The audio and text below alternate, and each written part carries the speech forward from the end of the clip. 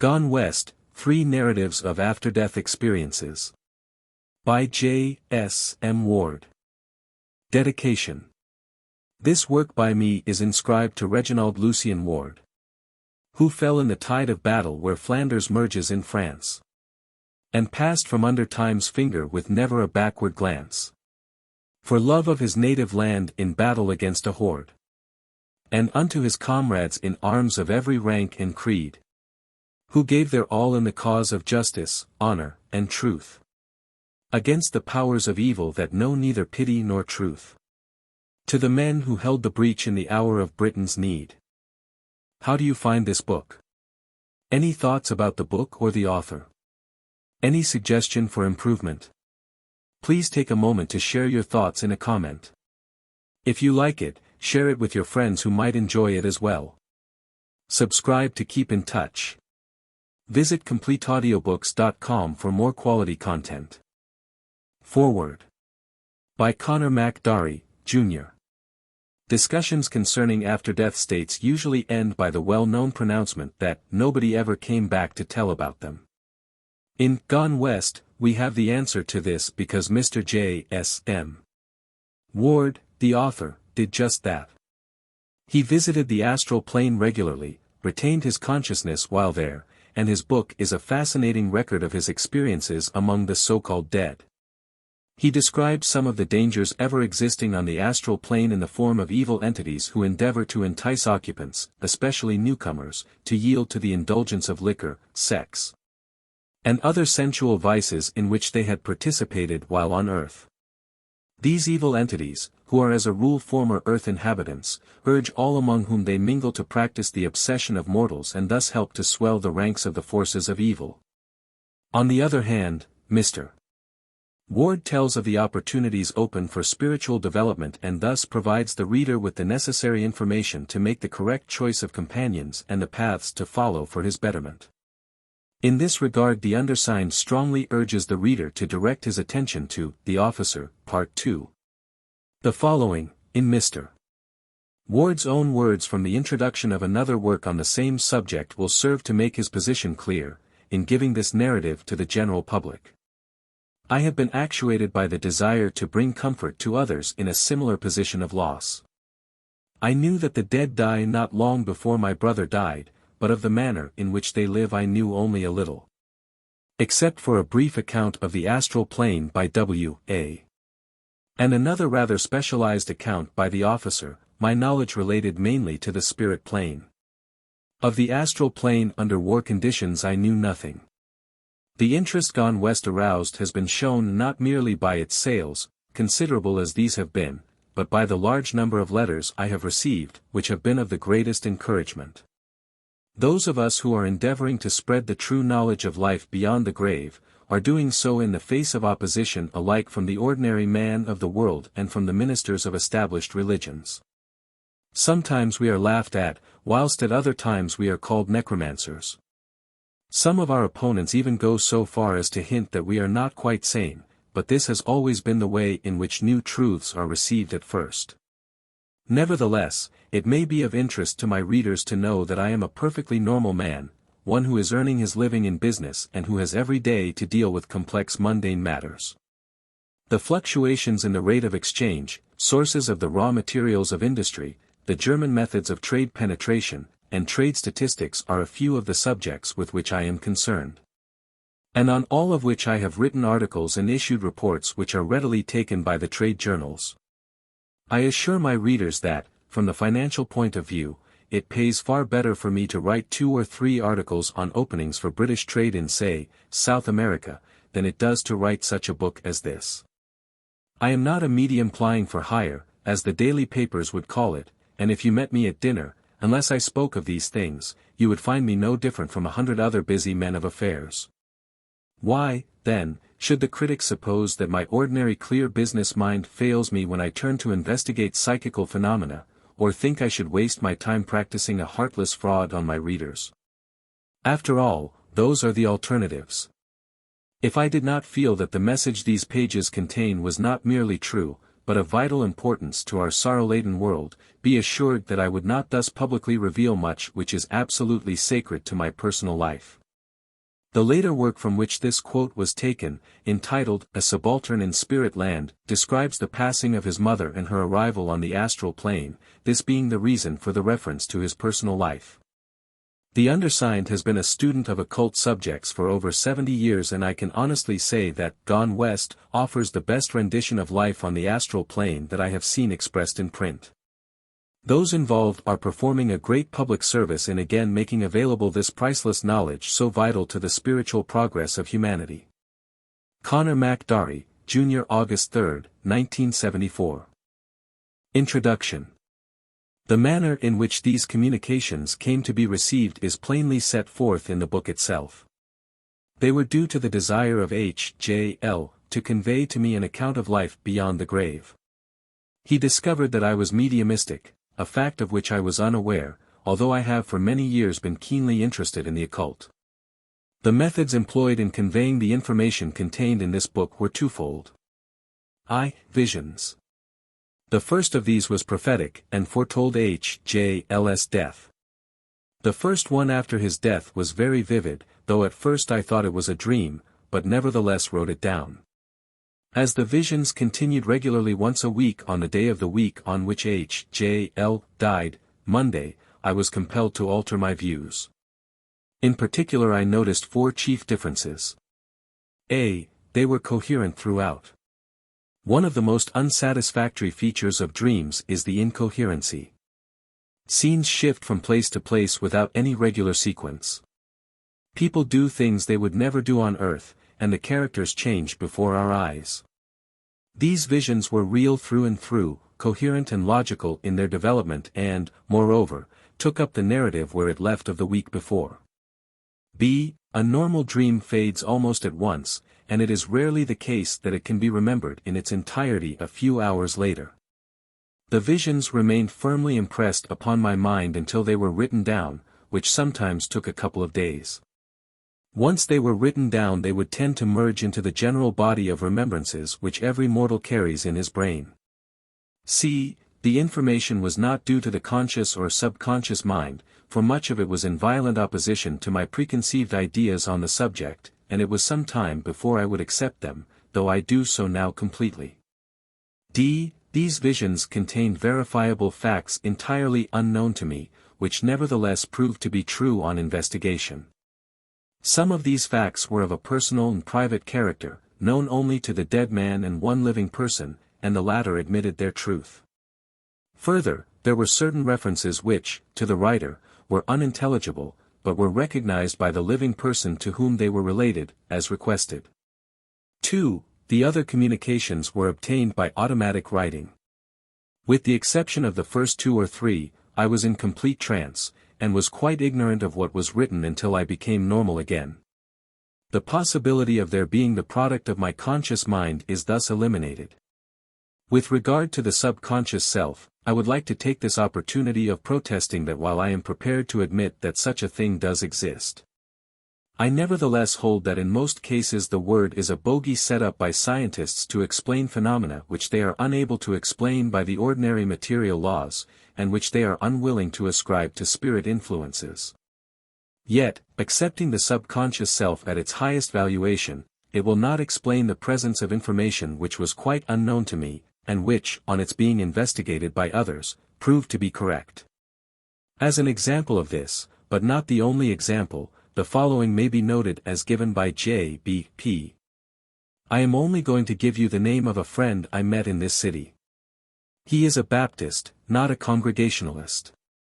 His name is Richard Gresham Barker, born October 20, 1807, was Sheriff of Nottingham and a colliery manager at Babington, near Notts.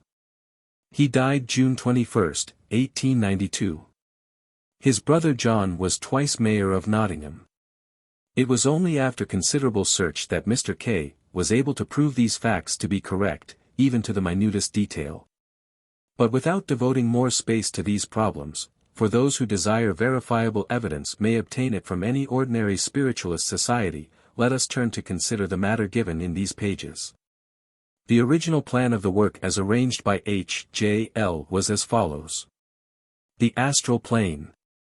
A. As seen by a bad man, viz. The officer. b. as seen by an average man of the world, viz. W.A. The spirit plane, divided into 1. Hell, or the realm of unbelief, related by the officer. 2. The realm of half-belief, related by H.J.L.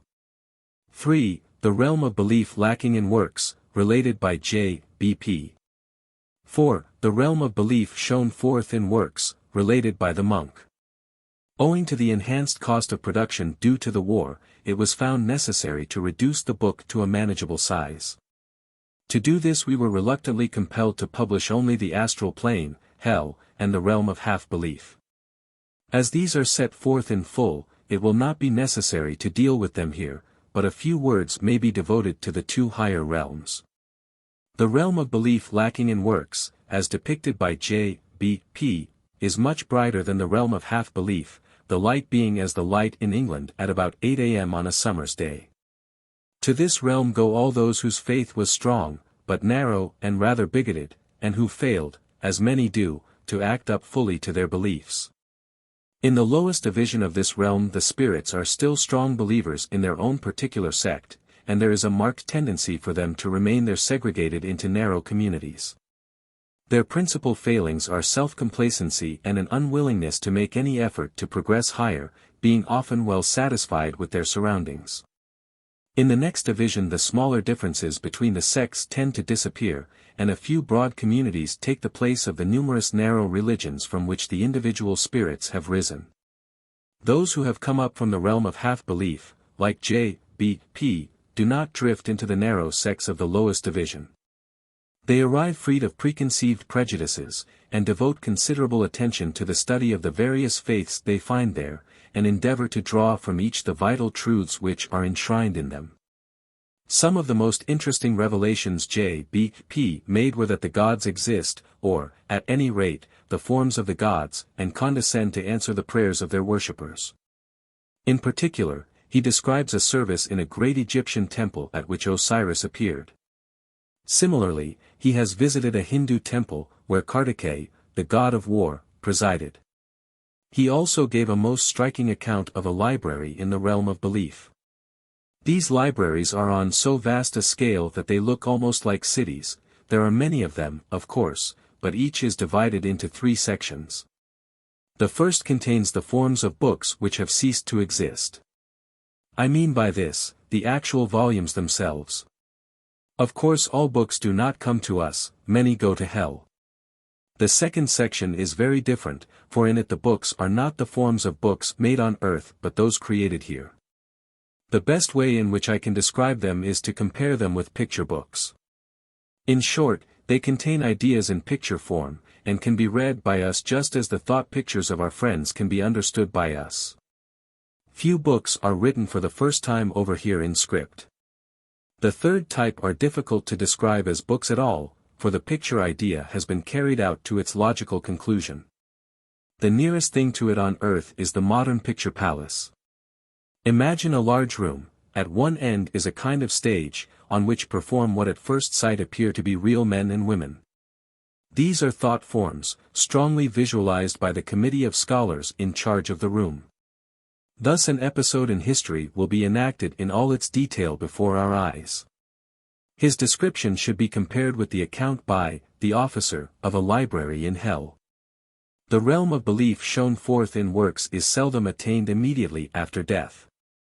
Thus to reach it a man must have been not only endowed with a strong faith, but must have risen above any narrowness of spirit, and, moreover, have lived a life full of love of his fellow men. His faith must have been shown forth in good works. Indeed, those who so attain it may well be considered to have been saints on earth. To this realm the spirits after death rise, but often by slow degrees, and once there, must remain a very considerable period. The light there is as the tropical sun at midday, and less advanced spirits would be unable to bear it. The development of the various religious beliefs towards unity is set forth plainly in the plan contained in this work, but it should be borne in mind that this unity is attained not by watering down all faiths to one nebulous creed, but by the absorption into one community of all the facets of truth which each faith held, while what is false is shed. The spirits in this plane devote themselves very largely to helping their fellow men, especially in hell, and continuously journey down to that place to save those who are in bondage.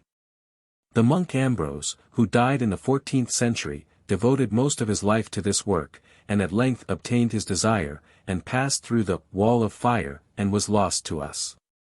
Animal lovers will be glad to know that his faithful dog followed him through the wall of fire. With him passed also the spirit of a woman whom he had always loved, but being a monk could never marry on earth.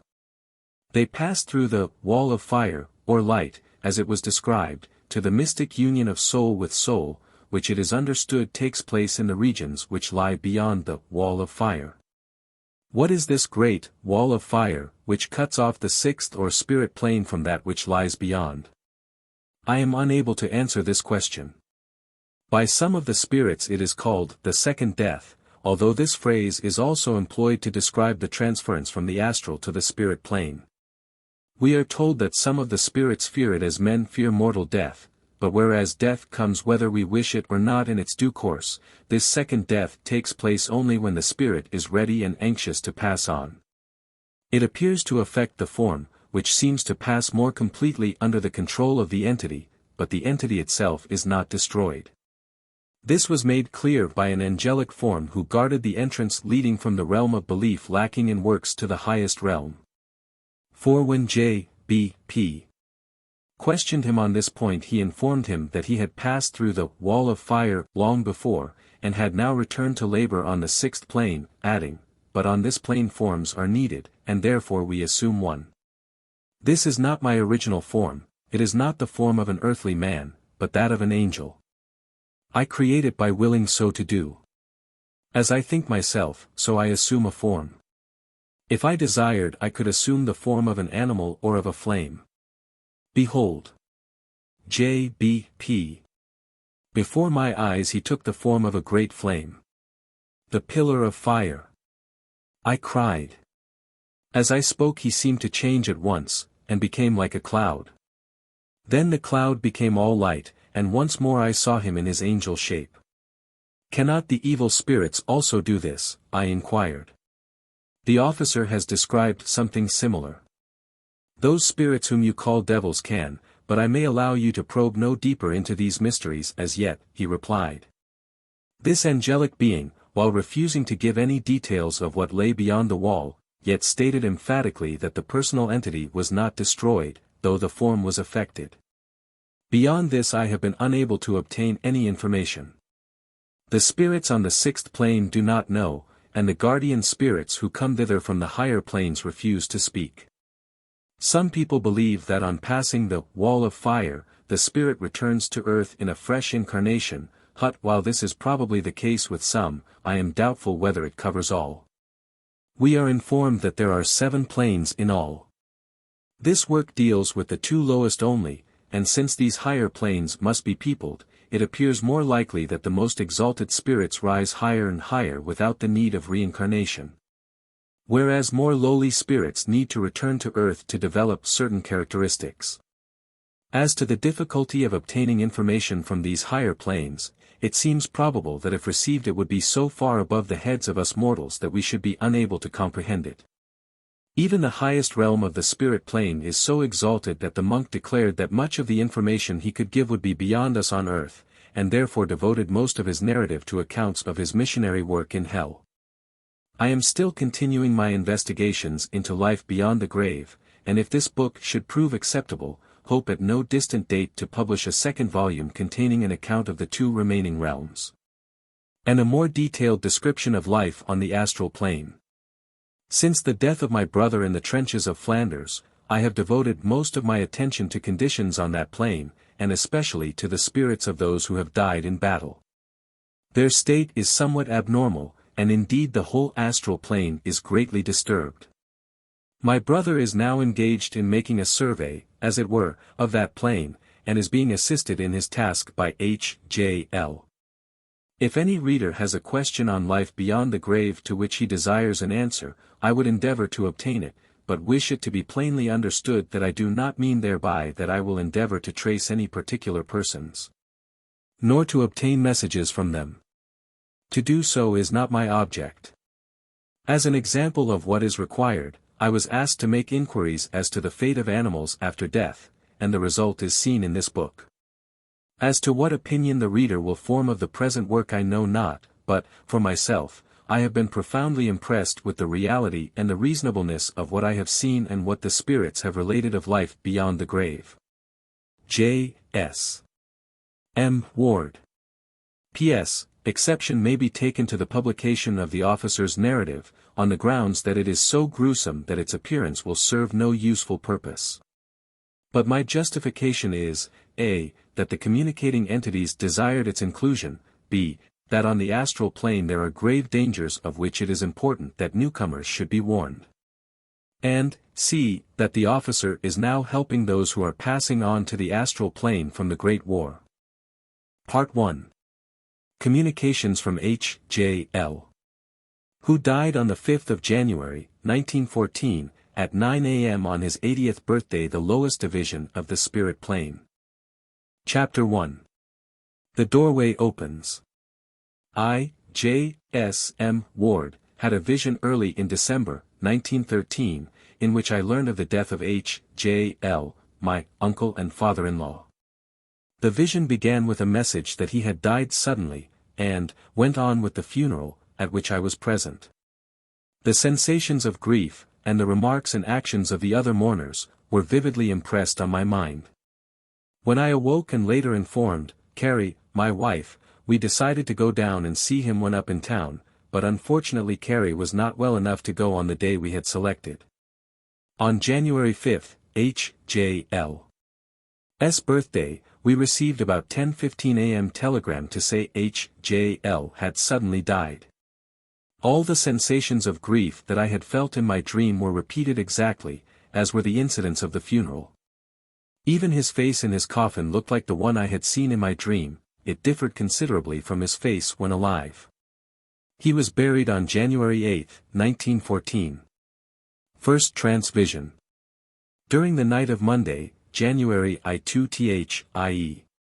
1 week after his death on January 5, at 9 a.m. I dreamt I saw Uncle like, and yet unlike, he was before he died, something between what I remember him as before, and what he looked like after death.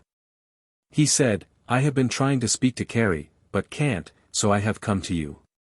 Tell her I am alive, more alive than before I died, that I am mentally clearer than I was for some time before I died. But here I have had to set to work to learn, as if I were a child again, much of what I should have learnt on earth. I am with those who did just believe, but had not much real belief. Tell Carrie this. It was lucky for me that I did believe to a certain extent, as otherwise I should have been with the set who are below us, i.e. those who did not believe. I used to say it did not matter much what a man believed, but I am learning I was wrong. It makes a big difference, at any rate at starting. The set above us are those who believed but did not fully act up to their beliefs. J.W. What do you mean by these sets? H.J.L. After I died I found we joined that set of people to which we naturally belong. That is, those who hold the same sort of belief or unbelief. We have a teacher, somewhat like the angels of the parsons, but they, the teachers. Ed. Don't look a bit like the silly pictures you usually see. This teacher instructs us in what we are lacking, and when that lack has been made good, we move on to the next set, which includes many more different people than our own. We get very bored with meeting only those who think exactly like we did. There is much more variety in the next set. J.W. What is that set? H.J.L. Those who believed, but did not fully act up to their beliefs. J.W. Is there heaven, hell, and purgatory? H.J.L. I do not know whether there is a hell. You see, I know nothing at all save about my own set, and the ones above and below. There are plenty of old friends I expected to see and have not. But, of course, they may be and probably are only in another set. Those who did not believe are in the set below, after a time they come to us. As to purgatory, that corresponds roughly to where we all are. Only it's more a place of learning than of punishment. Still, We are punished, because I can't help regretting the time I wasted on Earth which would have got me into a more congenial set. We all, strange to say, are rather lonely here. We are too much alike to be companions, and want to get on, so as to meet our old friends, who, we believe, are in other sets. I am learning, but it's slow work. I feel like a schoolboy again. It's funny, I died on my birthday and was really born here on it. J.W. Did you know anything of your funeral? H.J.L. Yes, I saw myself lying dead, and saw you come and look at me. Be sure and tell Carrie what, I said. That it saves a lot of time if you do believe, and that we do live after death. I am very glad I believed as much as I did, and I wish I had believed more. J.W. Would you go back if you could? H.J.L. No, certainly not. I am much happier here. I am making progress. However, I must be off now. It seems a funny thing to say to a schoolmaster, but I have to begin my schooling all over again. End of vision. J.W. Second vision. January 20th, 1914. During the night of January 19th, 1914, I again dreamt in a trance that I saw H.J.L. J.W. How are things going on with you? H.J.L. Well, but slowly. J.W. We wanted to ask you some questions. H.J.L. Fire away. I don't know that I shall be able to answer them. J.W. Where are you? Do you come to me from somewhere else? H.J.L. Not exactly. I am here all the time, our world impinges on yours. I hate similes, but I can best explain it by one. You know those Pepper's ghosts? Well, it is as if we were thrown on to your stage, our scenery, and our characters walking about you, but unseen by you. Just as a real man on such a stage would not see the phantoms which surrounded him, but the audience sees both him and them.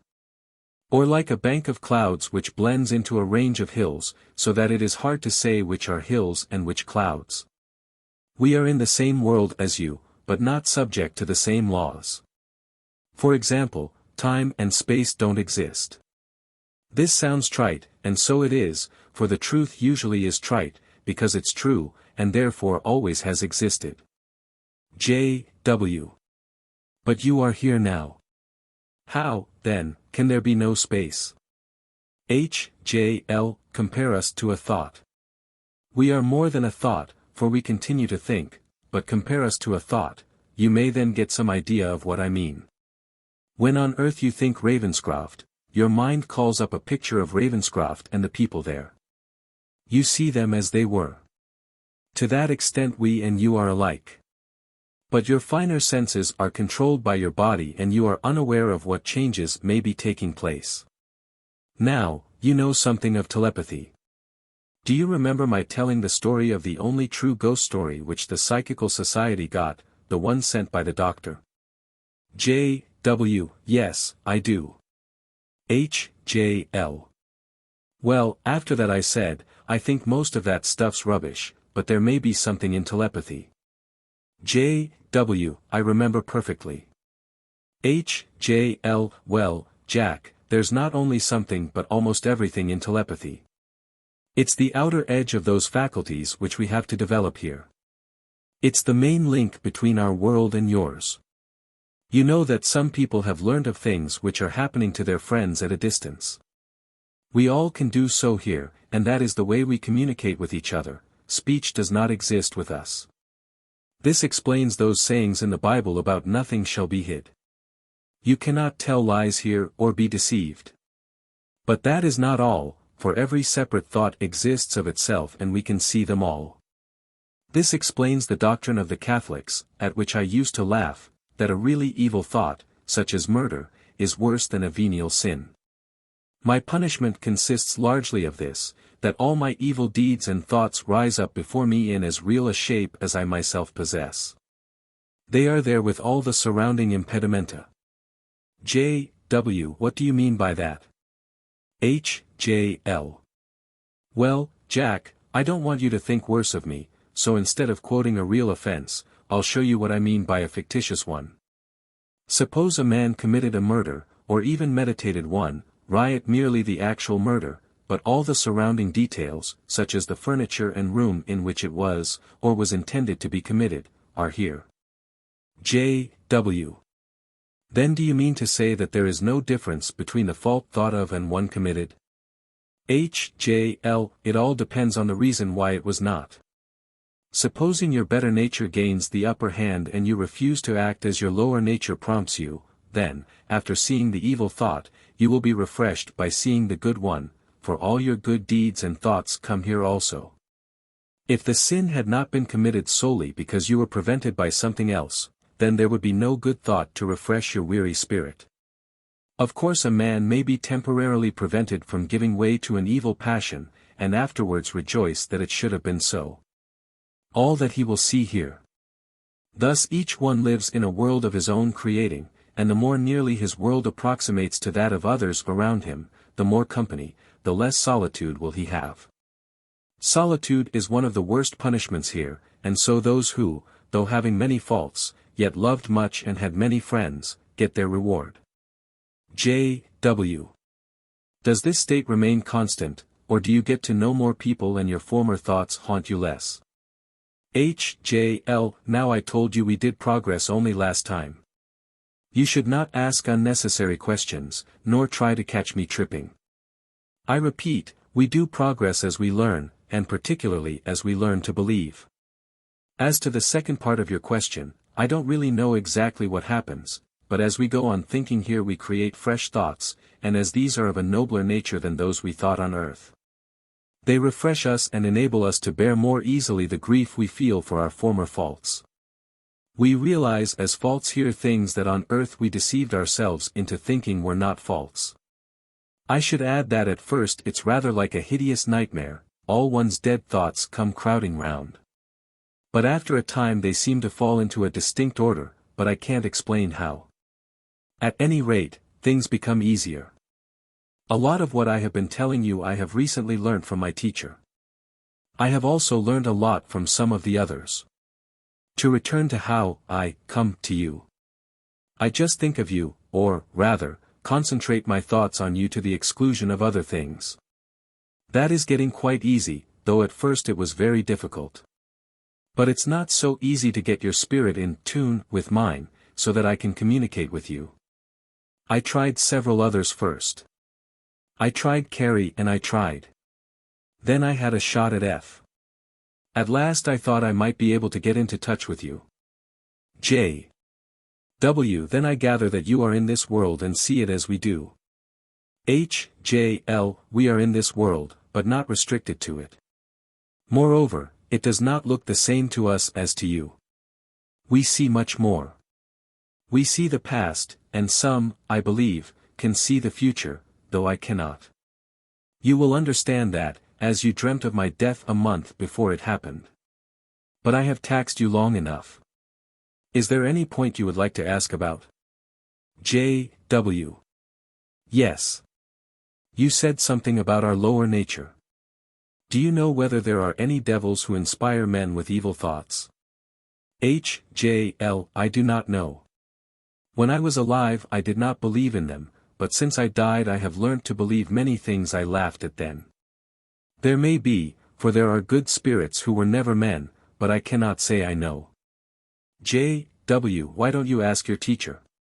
H. J. L. If you were teaching a boy Euclid, and he suddenly asked you a question about some event in history, would you not tell him to wait till the history lesson came? Well, it's the same here. There is so much to learn that I must wait till I come to each thing in its proper place.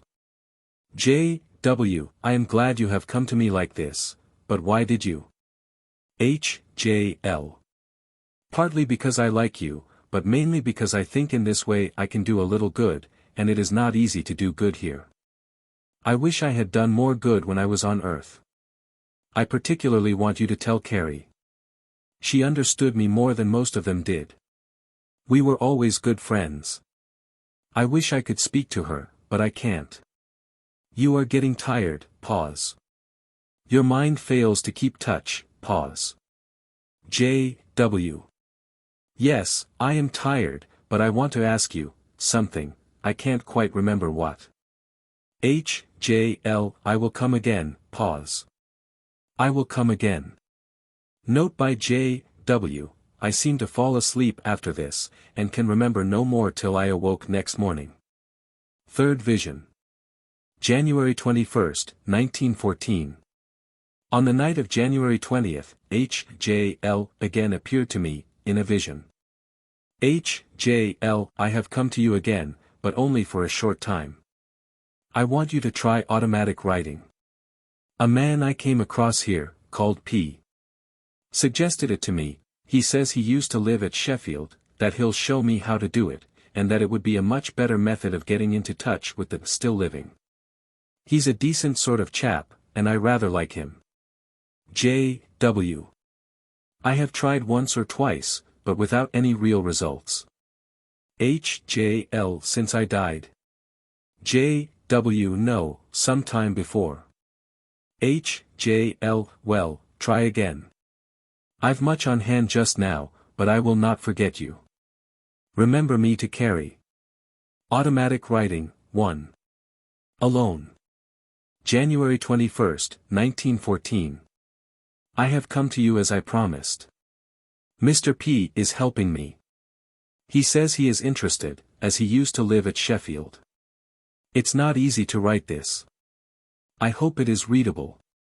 I shan't write any more now. H.J.L. Chapter 2. Introduction of The Officer. Automatic Letter, 2. January 22nd. In preparation for this, these questions were written down by me on a piece of paper. I was in semi-trance during this and last letters. Questions. 1. Do you not miss your chess and other recreations? 2. Any class distinctions? 3. Do you recognize ancestors or relations or well-known historical personages? Letter. I don't miss my chess because I can still play it. Games, entailing bodily skill we cannot enjoy, since we have no bodies, but those entailing mental skill are not in the same position. Chess is entirely a mental amusement, so we do play it with our minds or thoughts. I have just been playing with Lasker. Point 1, he beat me, but it was a good game. He just managed to get the opposition. We do not, most of us, want bodily pleasures here, but those who do cannot have them. It's for the most part the younger men. We older ones, of the genus sapiens homo, had got tired of most of that sort of thing long before we died. Those who do crave for it are being punished for liking that sort of thing too much. Luckily for me, I was an old man, and I never cared much for most of that kind of amusement. As to question 2, of course there are no class distinctions as such. There are no Tories here, perhaps because there's no plunder, too, but at the same time lack of education in the widest sense results in something which at first sight rather looks like classes, that is, men who think and believe alike each fall into sets. The richer classes, who are more cultured, shall we say, are generally in different groups from the poor. We'll answer number 3 at another time. Goodbye. H.J.L. January 24th, 1914.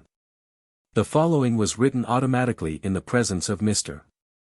and Mrs. K, at their house. I was in complete trance in this and all future letters. J.W. Questions. 1. What part of the world was Mr. P in when he passed over? 2. What do you mean by believe? Believe what? 3. Can you recognize ancestors, relations, historical characters? Letter 1. I am here. As to question number 1, I will find out and answer in a minute. About no. 3. I have not met any historical characters here, but we can, and as we get on into the higher group or set we shall do so. Mr. P says he died in the Far East, Japan. Point 3. I am getting on quite well now and will come to you on Monday next. I have met a man who has just come up to us from the set below. He is a most interesting chap. He was a thorough scoundrel before he died, and has been telling me some of his experiences since then. He says he has been through an awful time, and so I'll ask him more about it. I gather he has committed about all the offenses there are. About question 2, I mean belief generally, belief in a future life and God, and in fact, belief. The first thing to do is to believe something. It does not so much matter what, so long as you believe. A nigger believing in a fetish is better than a man who believes nothing at all. Believe. I will write again presently. The conditions are better than any before. You need a rest. Try again in half an hour. H.J.L. Witnessed, in autograph, K. January 24, 1914. 6:30. We waited half an hour. This time no questions were asked. Letter 2. I have come. Learn as much as you can on earth and so save delay afterwards. Now about myself. That man I spoke of is near me. He was a man of good position. Had been an army officer and was turned out for disgraceful conduct. He married a girl and robbed her of her money. Left her behind when he went to India. Seduced a girl there and got her money, murdered a native. They found out about the girl but not about the native. Kicked out of the army. Returned to England. There went in for bogus company promoting. Robbed dozens of poor people of their money. Finally came under the law. Got 5 years. While in prison his wife brought an action for divorce and won it. When he came out, set up as a card sharper. Was discovered and turned out of the various clubs to which he belonged. Then he got in with a young fellow who had a new invention. Ran him for a time, finally murdered him and stole the invention. Got it accepted, and as he was going to sign the agreement was knocked down by a motor bus in the Strand and killed. It was one of the first motor buses invented. He wants to take control. Shall let him for a minute. Note by Ed. Here the style of writing quite changed and the writing itself was done at a great pace. Mr. and Mrs. K. declared that the medium's whole demeanor changed and became excited. Stranger. I am taking control, but can't manage it properly. I am not doing this for fun. I've been a beast all my life, and if I can do anything to make amends I want to. Shall sometimes. I cannot do this properly yet. I have been a miserable failure all my life, but if Mr. L. will help, as he has promised, shall doubtless make progress. He wants to take control now. H.J.L. again. I am afraid he rather exhausted you. I am rather a tyro, but of course he is worse, as he has not had the calming influence of our teacher. He has only just got out of the worst torments, so is disturbed in spirit. Our calmer atmosphere will doubtless make his stuff much more readable. But he was so anxious to do some good at last that I had to let him try. He shall give you his experiences another time. They will be quite different from mine. He has been much longer here. He died in 1905. So written in text as if he had paused to inquire, ed. Says it was one of the first motor omnibuses that ever plied. Just his luck. I have taken up almost all the time about him, so will now close. H.J.L. Ended about 7.30. The following question had been written down by Mr. K. Will the officer give his name? Letter 3. As you have probably gathered, several friends are now helping us, but I have now sent away the officer. He exhausts you too much. Besides, a man helping me here has told me we must be careful, as he has only just got into our set and so might break loose if he comes in touch with Earth too often. He means well, but the spirit is weak. However, we will see no harm comes of it. I have not met any old friends here, and so am a bit lonely, but am making friends with several men. One went up to the next set. He has promised to come and visit us sometimes, and so I hope to be able to report to you something of the set above us.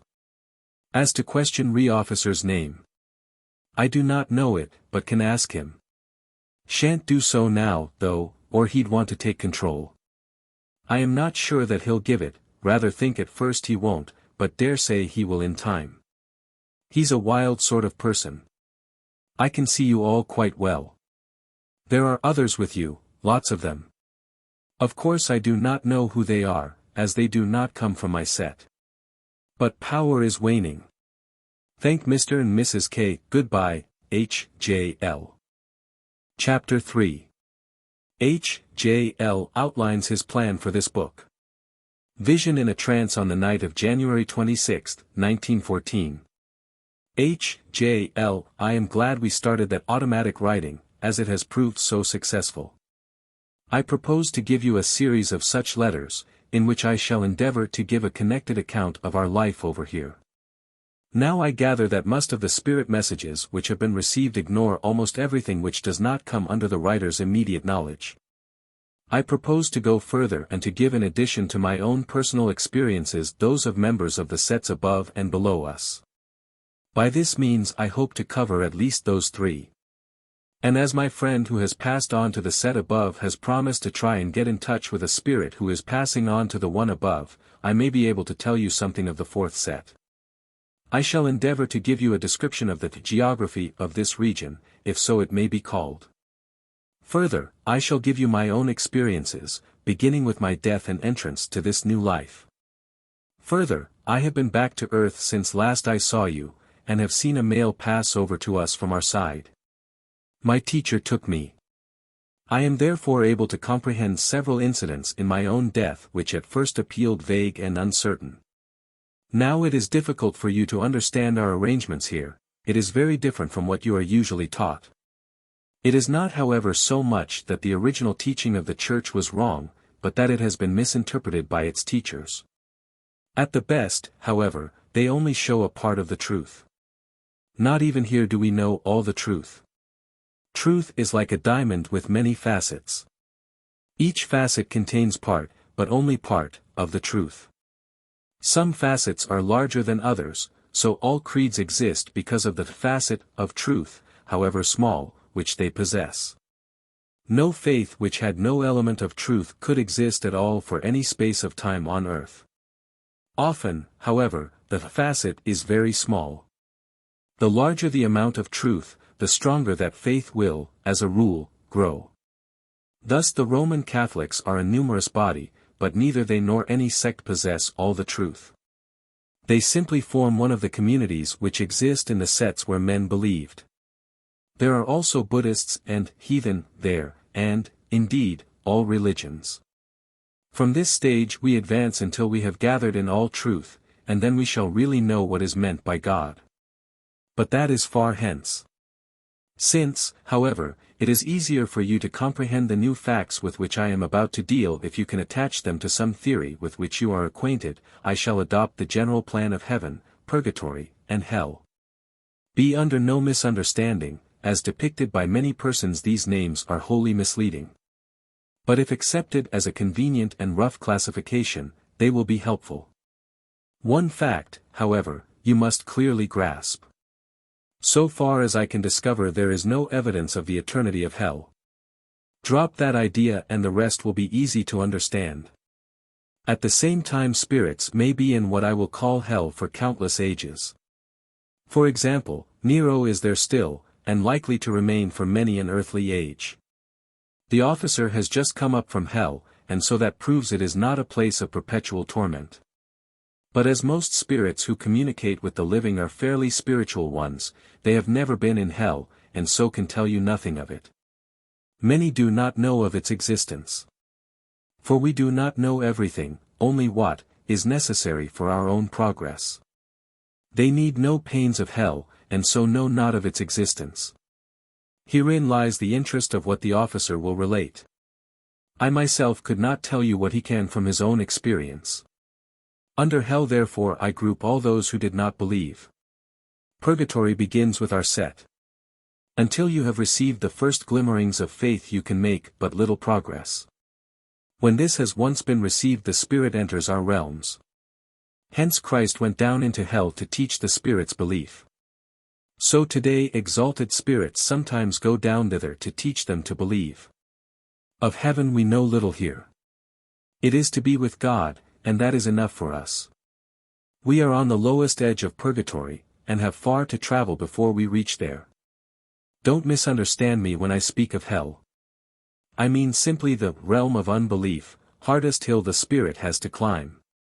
When that is surmounted the slope is easier. When speaking of purgatory you must not think we are unhappy. True, we suffer, but so long as we are progressing we are happy. Our sufferings merely purge away the earthy dross which would drag us down. Another fact that may come as a surprise to you is that we can still fall into sin, or at any rate slip back instead of making steady progress. It is no case of rest and fall asleep.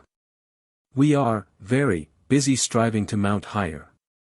But for us there is little temptation to carnal sin, of that we are free. But the unfortunate beings in hell are still subject to their temptations, and to their own harm can sometimes gratify them. Of that more anon. Now a word to yourself.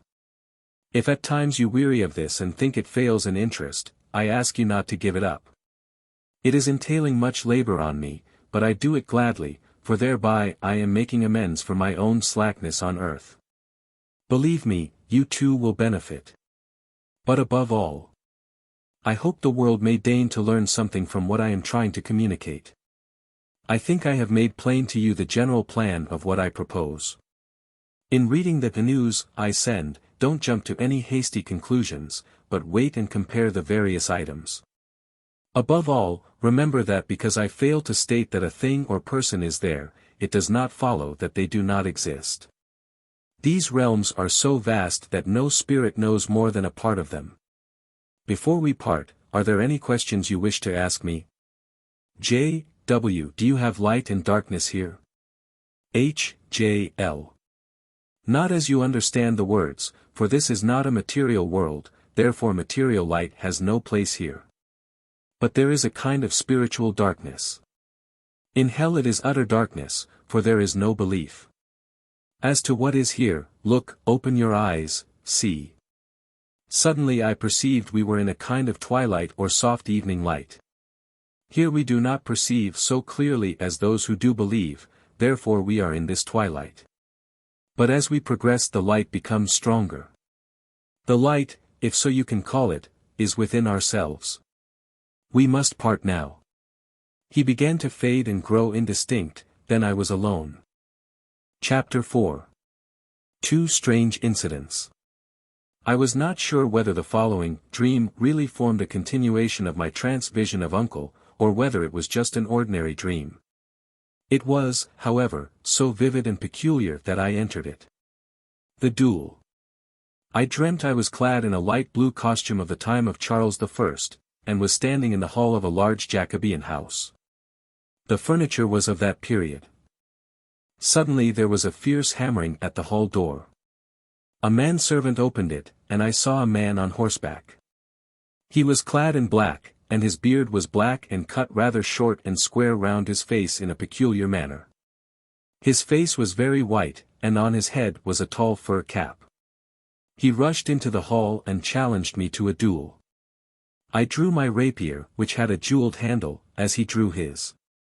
He then snatched up a short sword or long dagger, broad towards the hilt, but with a fine point, and with this parried the thrust from my rapier.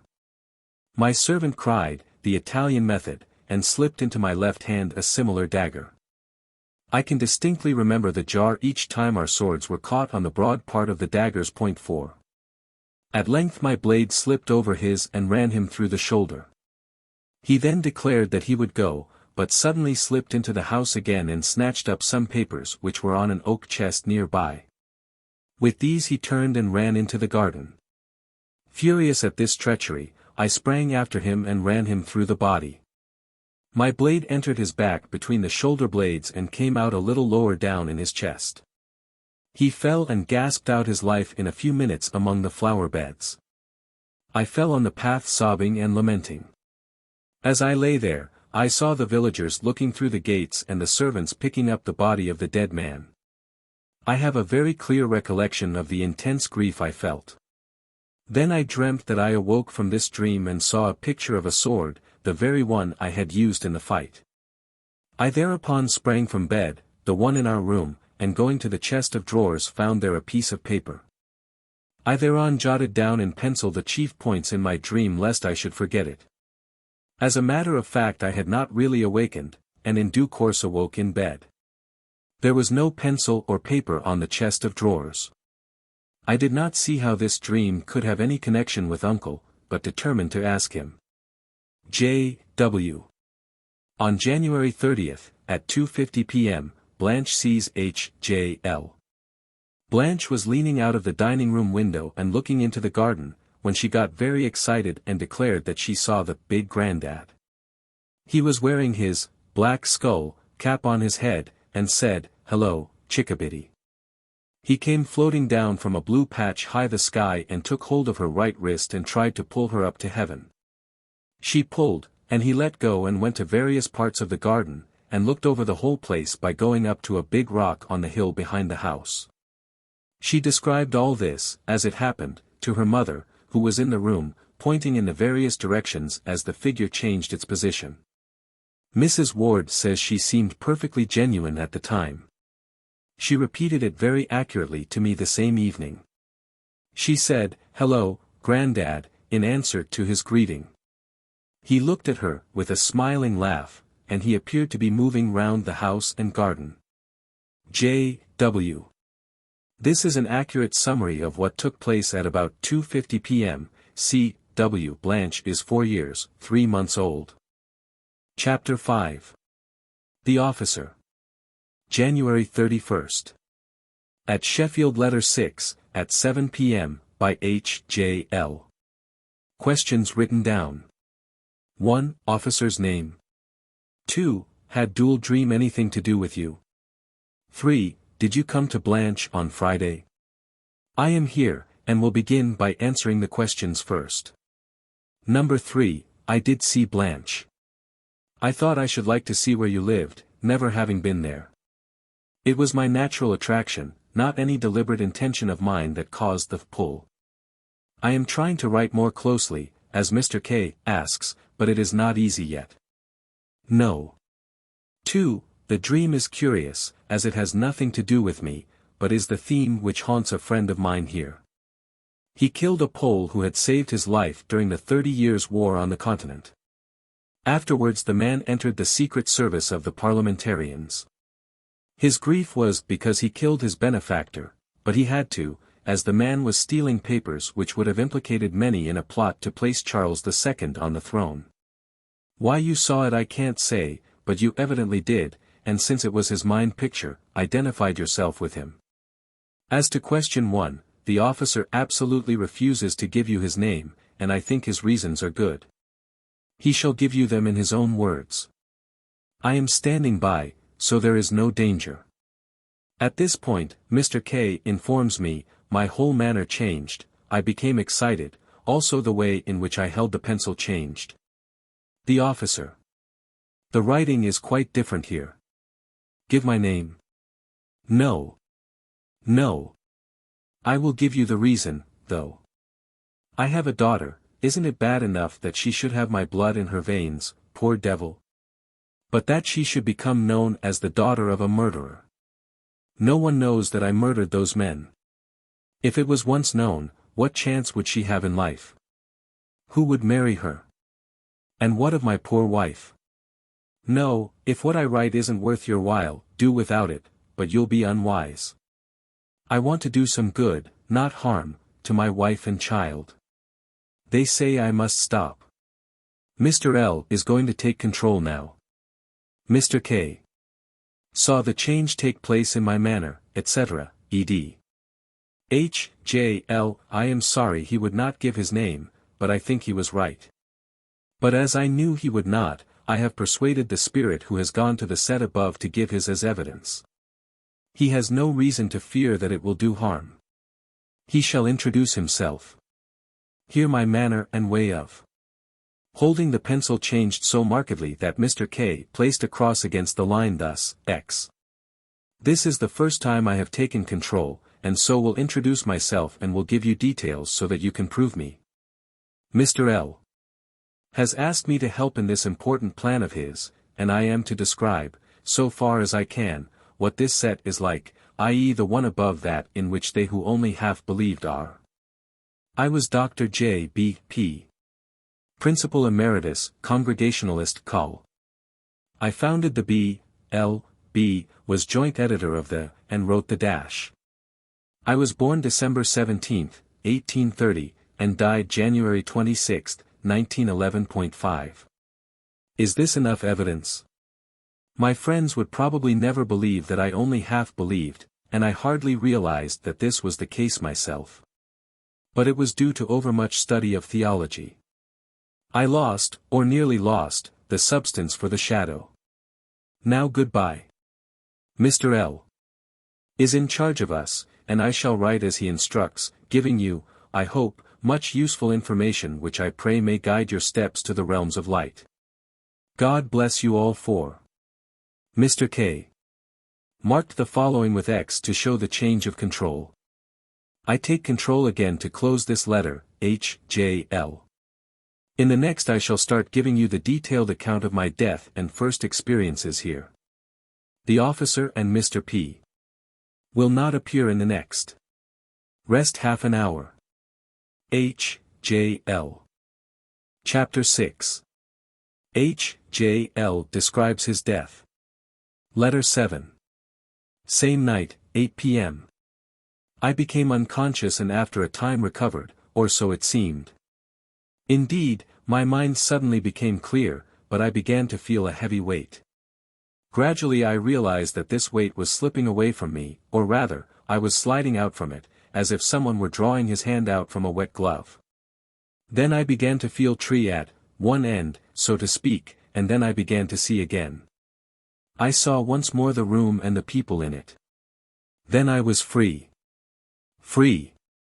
I saw myself lying stretched out on the bed, and from my mouth came, as it were, a cord of light. It vibrated for a moment, then snapped, and from my mouth came away. At that moment someone said, I think he has gone, or if they did not say it, they thought it. Then I realized what I looked like for the first time. How different from what I had always seen in my looking-glass. But was it I? It looked so strange. But even as I looked I was aware of an awful feeling of cold. Mr. K. and the others say that while the next few lines were being written, I exhibited all the signs of suffering intense cold. I shivered and moaned, cold, cold, most piteously. Cold. Cold. Piercing feeling of cold. It pierced me through and through. Nothing I can write can give you any idea of that cold. The icy blast pierced me as no earthly wind ever did or can. I was a naked soul, no body, nothing to give me warmth. I shuddered and shivered like this for many a seeming age. Suddenly it seemed to grow a little less. I was aware of a presence. How can I describe him, this glorious being? Then I could hardly grasp any clear idea, but having since been in his company constantly, I can describe him a little better. Even now he seemed to change every moment. At one instant I seem to know him well, at another he changes and I can get no clear idea of his face or form. He shimmers and shines and flashes, and seems as if he were made of fire. His robes, his face, his whole form is as it were fire. Yet that word gives but a faint idea, nor would the word light be any nearer. All color, too, is there. This glorious one is my teacher. Hardly had I perceived him, when the whole room in which I stood and the people who were there seemed to dissolve and fade away. Lo! I was in the most exquisite scenery imaginable. Every lovely spot I had over-visited was there, and countless others which I had never seen, beautiful rolling hills clothed with grass and trees, real trees, yes, and animals and even butterflies. Flowers, too, of every description, not only English wild and garden flowers, but all manner of foreign plants, orchids and so forth, the like of which I never saw on earth. Nor did they seem strange or out of place, nor yet the sight of tropical palms and English oaks growing side by side. On earth it would certainly have seemed so, but here it appeared quite natural. Where am I? I thought, and no sooner had the idea entered my mind, if indeed one can use the word, than that a shining one seemed to answer. You are in the land of after death. Are you surprised that there are trees and animals here, and even grass? Know that here comes every thought which you have ever thought, soon also you shall know that is so, to your sorrow, and, further, here come also the spiritual forms of all that ever lived. Thus is our spirit world built up and thus it constantly increases. All that lives, no matter how humble it be, comes here of itself. All thoughts come here. Hence you recognize many beauty spots you knew on earth. Hence also the palm and the oak, and the orchid which you never saw. You have much to learn. Do all thoughts live, I cried, or thought? Even as the idea formed, the whole scene was blotted out from my perception. A horror seemed to grip me. Mr. K, etc., declare that here I again began to exhibit signs of acute anguish, dead. Like a hideous nightmare, on every side visions seemed to press me round. They weighed me down. I, who but a moment before had seemed so light, now seemed to be crushed under an intolerable weight. I saw them not with mortal eyes, I perceived them with my whole being. I call them visions, but they were in real bodily form, like tableaus, moving and acting again before me all my past. My past deeds crowded before me, not in any order, but like a dream, all at once. Oh! The anguish as once more rose up deeds long since forgotten. Little or great, nothing was now forgotten. At last, after what seemed countless ages, an inspiration seemed to seize me, and I prayed. I had not done so for years and years, but now I prayed, O God, help me, and as I prayed, really prayed, slowly the wild chaos began as it were to sort itself out. It, as it were, took a kind of chronological order, and the scenes took the form, as it were, of a street which stretched far away, far beyond my ken, and they will go on increasing as I progress till they reach to the judgment seat of God. And among them I saw many visions which came as a relief to my tired soul, little acts of kindness which I had long forgotten, times when I had resisted temptation. So I found, as it were, my location. H.J.L. Witness, K.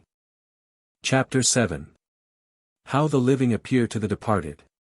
Vision in Trance on the night of February 2 ND 1914. H.J.L. Ask your friends to keep a watchful eye on you from the time that the officer takes control till the time when I resume it, particularly during the periods of rest. Pay careful heed to these points, as there are certain risks which must be faced in this kind of work. You are quite safe so long as you obey my instructions to the letter. You will receive a letter 6 from Mr. K. Tomorrow, Tuesday, confirming the details regarding Dr. K, so I trust you are now quite satisfied. With regard to what the officer writes, I can promise you every word is true, but he, too, only speaks of what he knows. There may be depths below that to which he sank, and doubtless other spirits have not all had the same experience, though in hell. What he will tell you explains much of the common forms of occult phenomena, i.e. death portents, haunted houses, plaguing, and so forth. Don't be afraid, we will stand by you, and so long as you obey my instructions you will be all right. Have you any questions? J.W. When you are doing the automatic writing, can you see those who are present? H.J.L. Yes, but they look rather different to what they do to you. We see them as they are, not as they seem to be.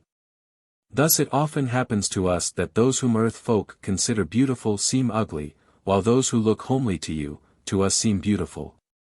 As a rule, we see the souls rather than the bodies. The bodies are there like a gray mass, as in the Röntgen ray photos the bones show through the flesh. If we greatly wish we can sometimes see the bodies, but even still the people cannot deceive us into thinking them beautiful when they are not. Their spiritual ugliness shows through their physical beauty. We see, too, all the spirits who have been attracted round, whether they are good spirits or evil, for some people and places have the power of attracting spirits, sometimes good and sometimes evil. Now I must return to my task here. H.J.L.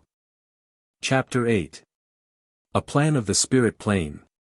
Sixth Transvision of H.J.L., by J.W.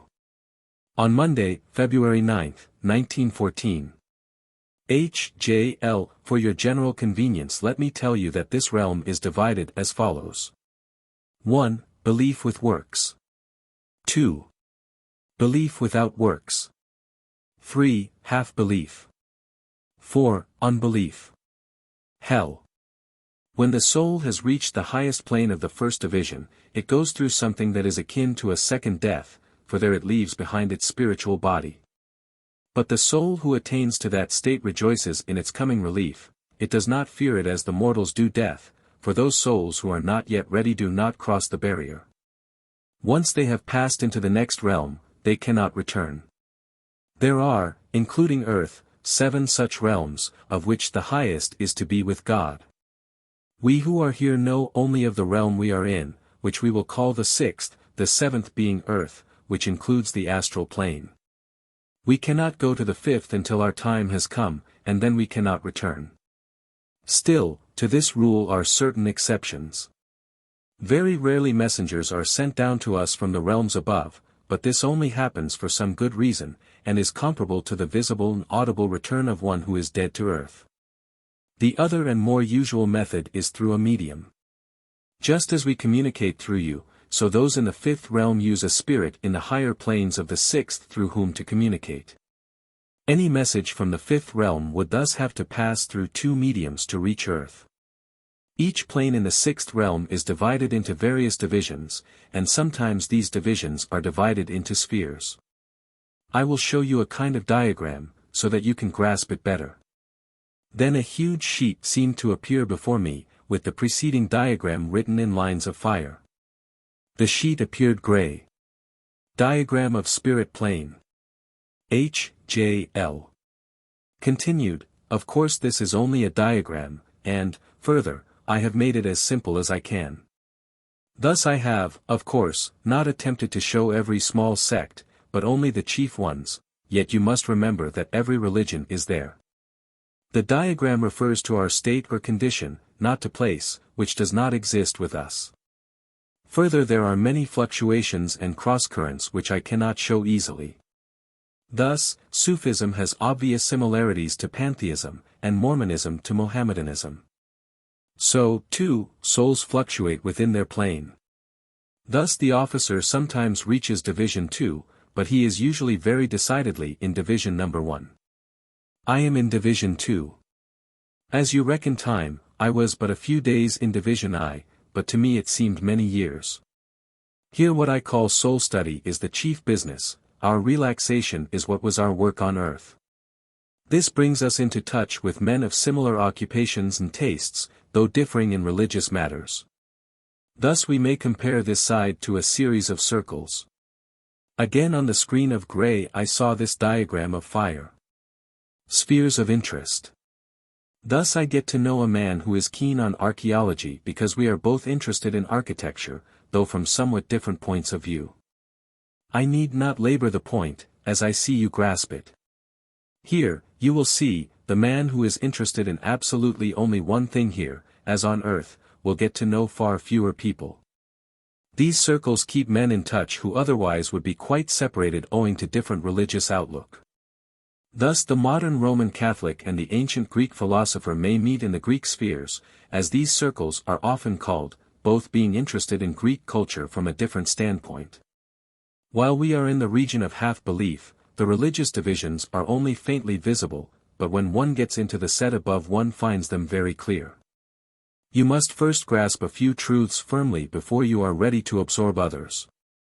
Each sect grows towards the others as men progress, because while they retain the vital truth which has called them into existence, all religions lose their errors as the believer mounts higher towards God, who is himself truth. A point that may not be quite clear is that in Division 3 of our set the first messengers start. These go, down for the most part, as far as the schools they are not the glorious ones of fire who go down into hell itself. They come from far above. The risk for our people would be too great. Even in the schools the earth pull is so strong that the messengers cast back their own progress for many earthly years. The babe schools are for those children who died too young to learn anything. They learn to believe, and as recreations they learn what you call work, only it is, of course, on a higher plane. No need to learn to read or write, for example. J.W. Who teaches them? H.J.L. From Division 3 go down many women who for some reason were never mothers on earth. Thus they satisfy the primal instinct of women. Also schoolmasters and parsons go there. Often they go down for what you would call a space of time, and then return to their work in Division 3, for teaching is not work here, but recreation. Now do not turn my diagrams into a cast iron system. Remember there is far more flux here than on earth. Now I have told you enough for the time being. Is there anything you wish to say? J.W. What is the purpose of the school for those who have progressed, and why is it that this school is separate from that for the babes? H.J.L. They must get some vague ideas before they can even half believe. As yet they simply have a vague longing to believe. They must also learn to realize the evilness of the scenes which rise up before them from their former life. They are like babes in knowledge, and must learn. But you would not have them mix with the innocent babes, would you? Now goodbye. Chapter 9. The Passing of a Saint. Letter from H.J.L. February 14th. I have taken control. I have been to see a death from this side. My guide took me. We entered a room, I cannot explain exactly how, but we simply found ourselves there. It was a large, airy room, nicely but not very expensively furnished. Outside there was a garden, but, being winter, of course there was not much life in it. On the bed was an old man about 70 years, a parson. My guide spoke. This was a faithful minister of the truth as far as he knew it, one of those souls who come straight to the realm of belief, in the land where men believed and acted up to their beliefs.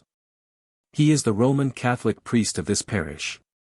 Over his bed hung a sister of mercy, and beside him knelt a priest, who was giving him extreme unction.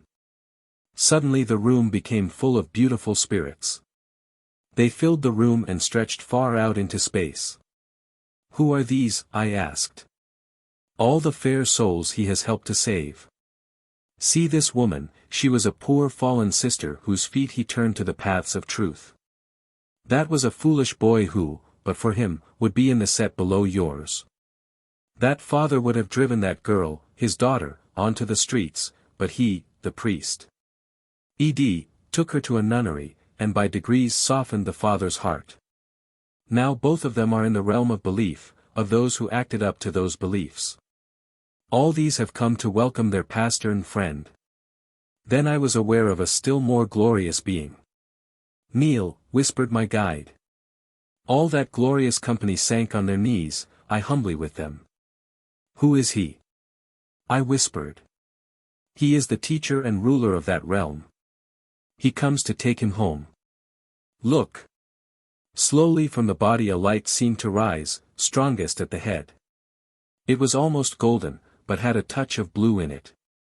Gradually it seemed to take the form of a head and shoulders, and slowly I saw this figure of light draw out from its fleshy covering.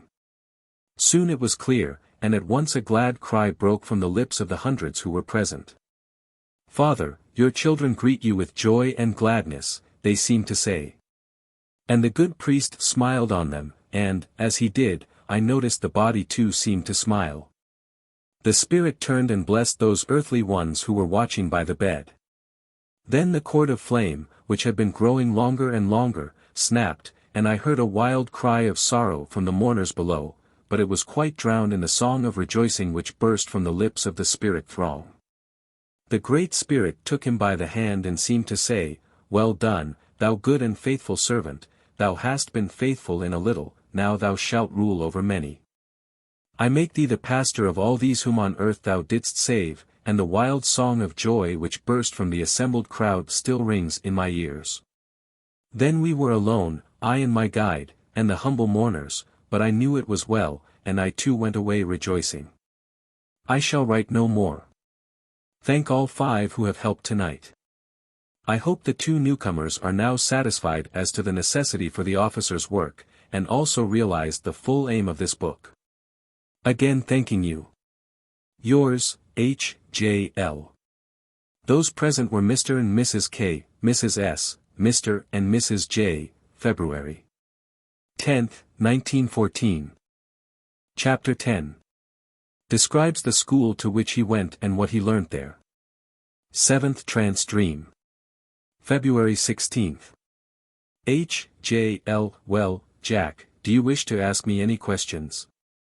J. W. What has happened to that beautiful tract of country you spoke of when you had just died? H. J. L. Open your eyes. Then it seemed as if my eyes were opened and behold. I was in the most lovely country. The light was of the kind one sees on a summer evening. Over the distant horizon the red glow of sunset was just visible, tinging the hilltops and reflected in the water of many streams and lakelets. We were standing side by side in an avenue of trees, tall and splendid. I saw H. J. L. quite plainly. He was not dressed in the clothes I had seen him in when he had appeared clairvoyantly, i.e. earthly, but in long flowing robes of white which seemed as if they were really part of his body in some mysterious way. A soft faint light seemed to come out from his body, impossible to describe. Looking again at the landscape, it seemed to me to contain everything beautiful of natural scenery. The view grows wider, I perceive lakes and snow-capped mountains, rushing rivers, and lo! Beyond all, the sea. But over all was a soft evening light. Do you have day and night here? I asked him. No. The light conies from ourselves, though, indeed, there is that mysterious red glow. It is the light of God, of faith, of truth, which reaches us but goes no further. The higher we go the brighter it becomes, till at length it is all in all. In hell there is no light either from faith or the individuals there. The real light by which we perceive things is within ourselves. The light you see I hardly realize. It is more comparable to the other effects of the landscape than light by which we can perceive. We seated ourselves on the soft grass under an oak tree, and below us I could see palms and tropical birds mingling with the ordinary English scenery. Tell me what happened, I asked, after the visions had sorted themselves out as you told me they did in your letter. H. J. L. On either side the street of visions stretched as far as I could see, impinging on the landscape, which nevertheless I began to perceive again. Suddenly my teacher and guide stood beside me. Come with me, he said, and led me clean through one of my visions, into the country beyond. How to explain exactly what happened to my visions, I know not. But though they always haunt me, are with me even at the present moment, though unseen by you, yet they gradually fell into the background as it were. We walked across the fields and down the slope of a hill, and as we did so, I saw the roof of a splendid building. What is that? I asked. The school to which you are going. School. I'm not a child. I cried. Indeed you are, an absolute child in matters of faith. Look how small you are. As he spoke I realized that he had become tall, but could not realize that I was small. We now stood before the portals of the building, surely the most magnificent and beautiful school which was ever conceived. Soon I was taken into a classroom, for so I must needs call it, for lack of a better name, and saw a number of boys. Boys. No, they were men, but strangely immature, though they looked like little miniature adults. Then I saw their master or instructor.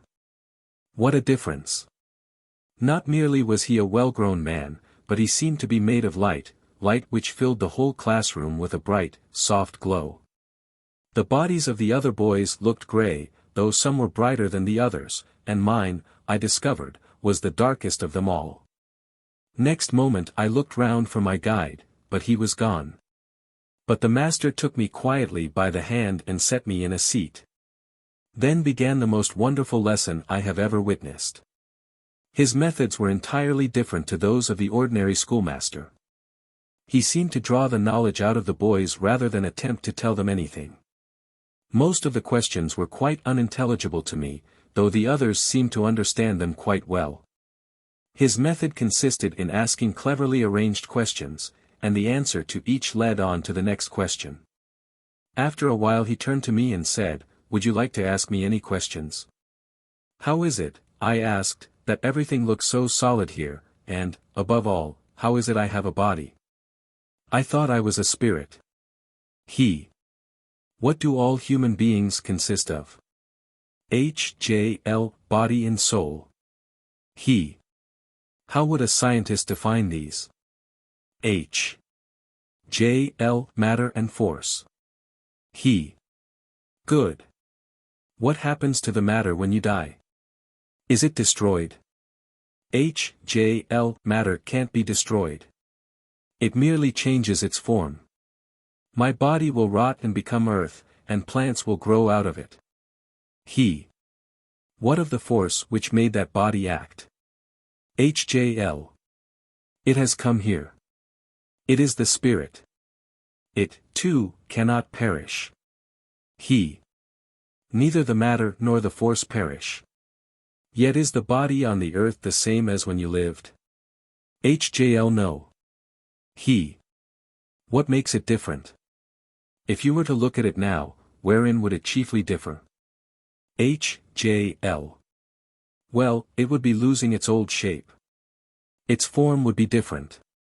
He. "The form would have gone.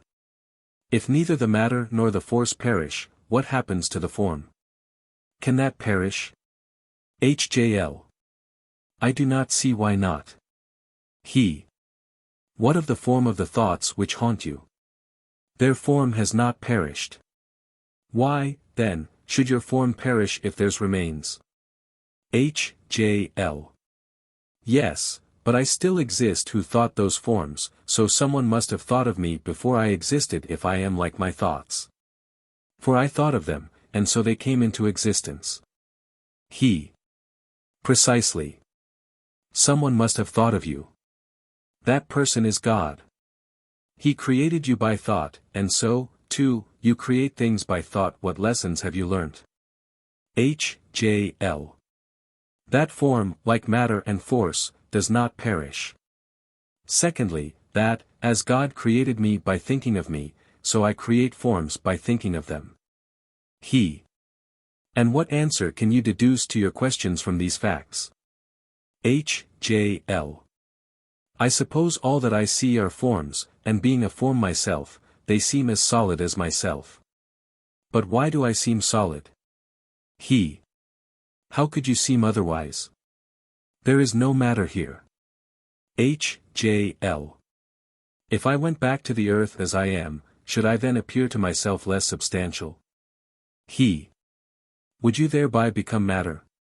H.J.L. "No. You mean unless one becomes matter oneself, one would only seem form and force, not matter."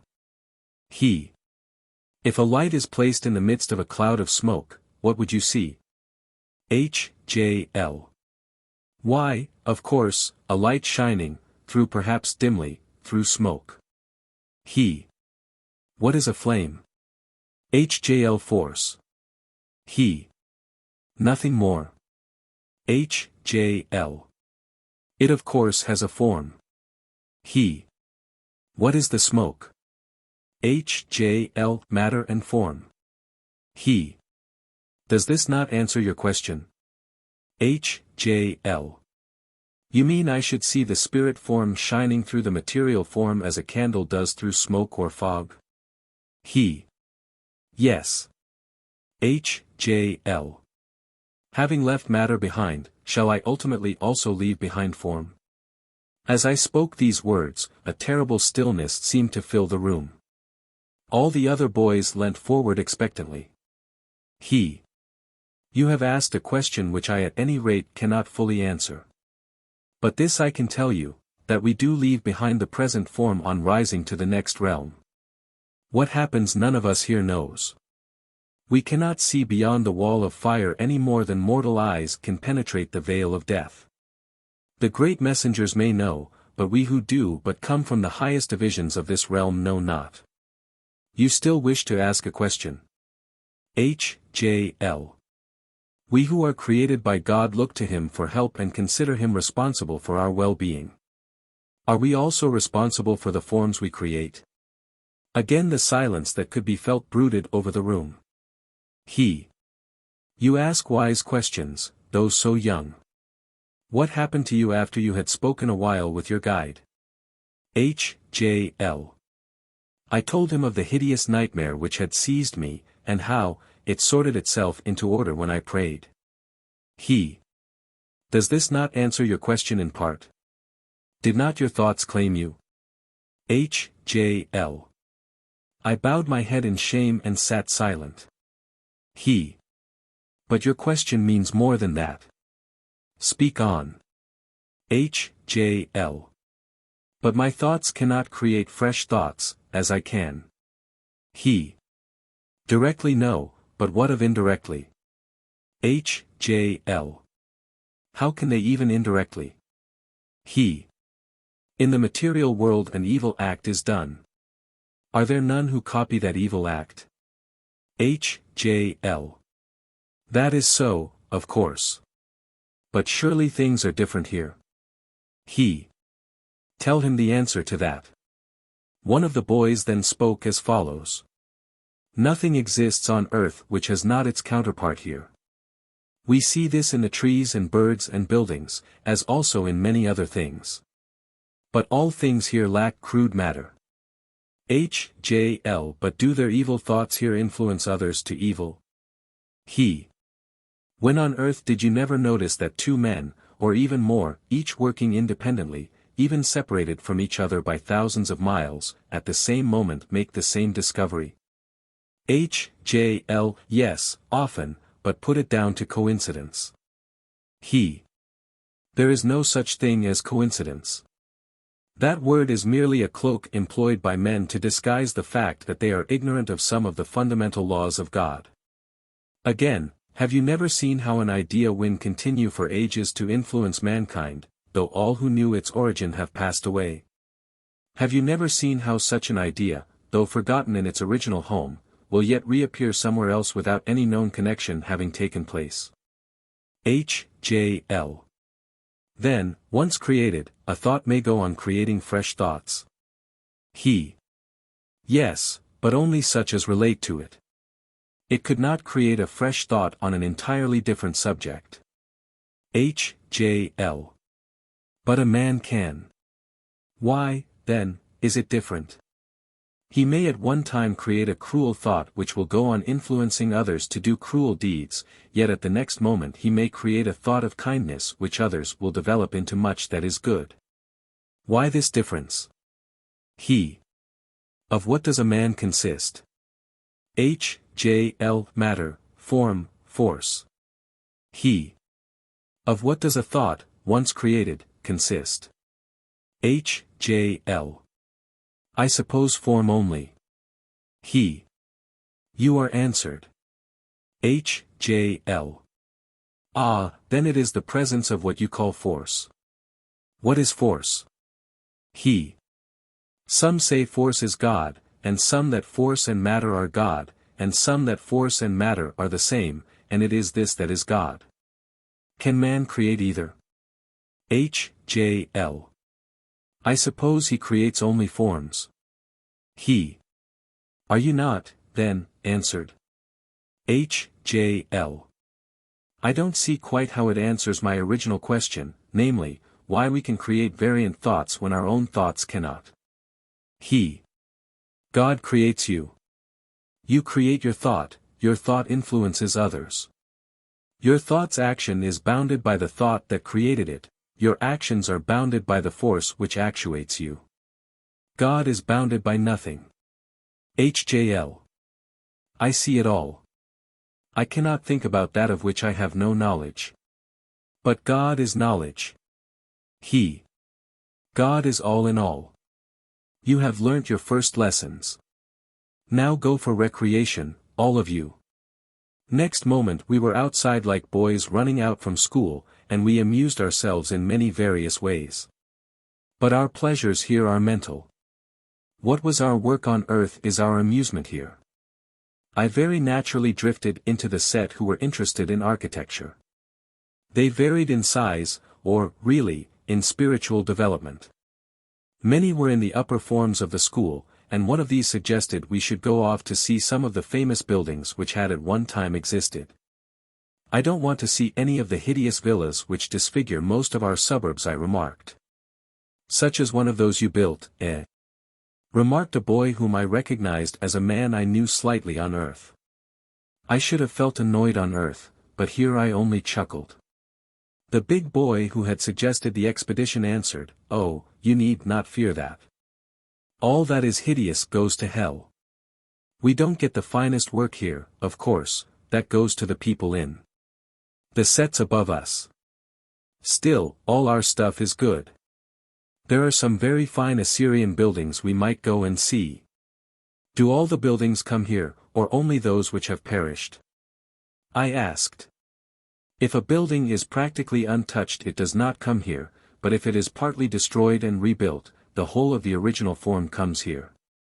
You see, the alterations have given it a new form which may in due course also come here. That's part of the interest of it.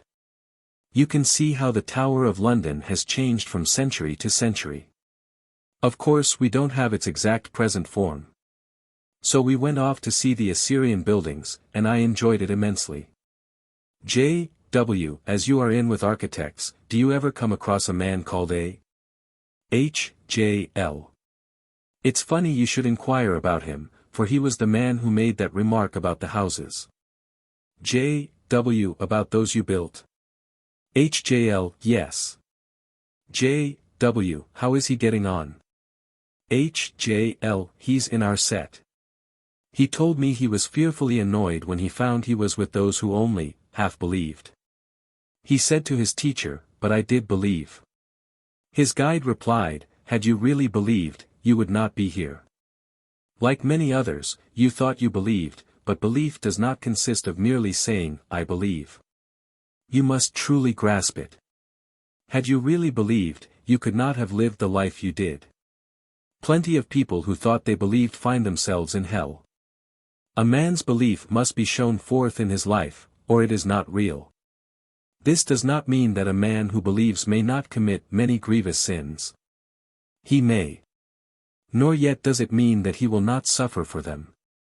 We are responsible for every thought and act, but still, belief must be real before it counts.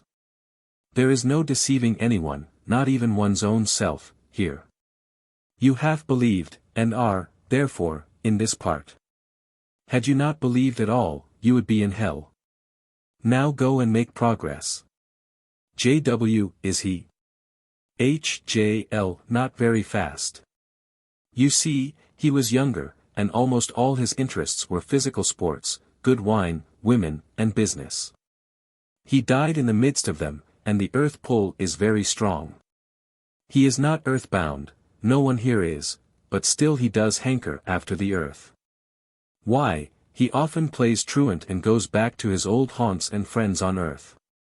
It's not with the same desires as the earthbound go, hoping to be able to enjoy their old lusts, but with a kind of affection for old friends and places. I am really very sorry, for it throws him back terribly, and he's a very nice fellow.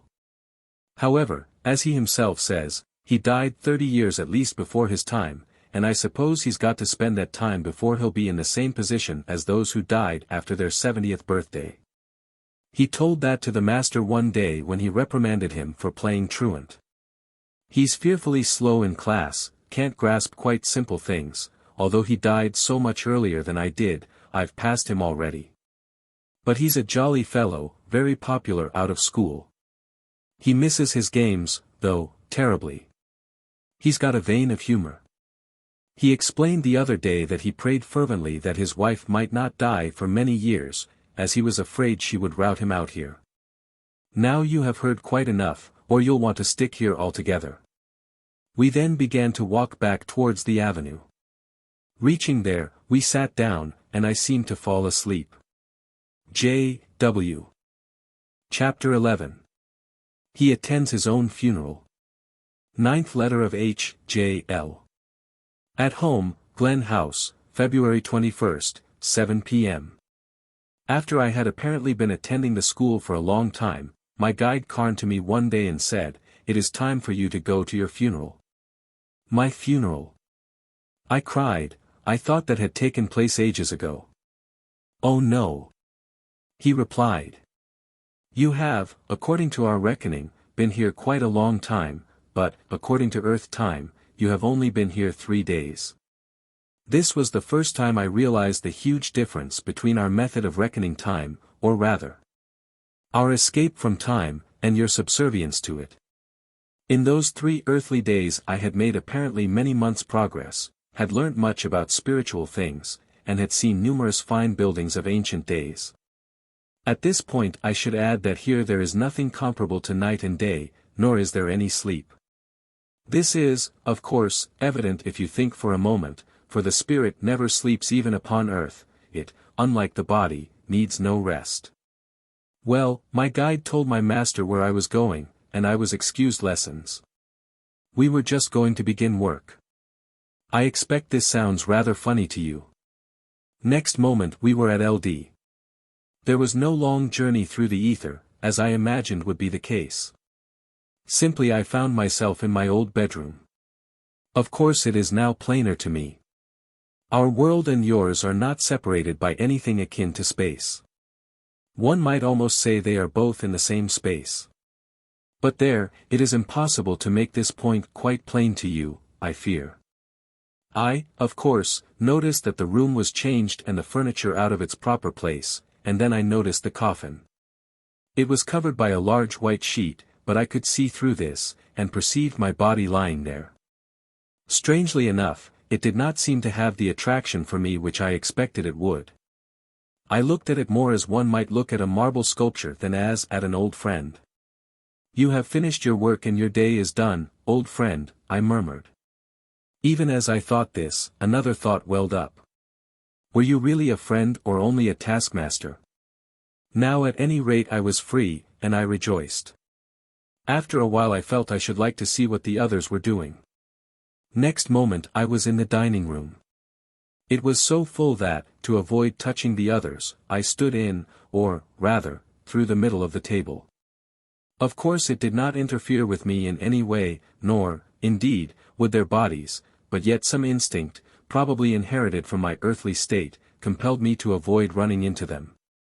I saw them all, U, G, D, M, and Miss P. There did not seem to be much to learn there, so I drifted into the drawing room, where my wife was, but soon drifted out. To tell the truth, I rather felt as if I was in the way, and wondered vaguely why I had been taken from school, where I was every day learning something new and interesting, to see these vacuities.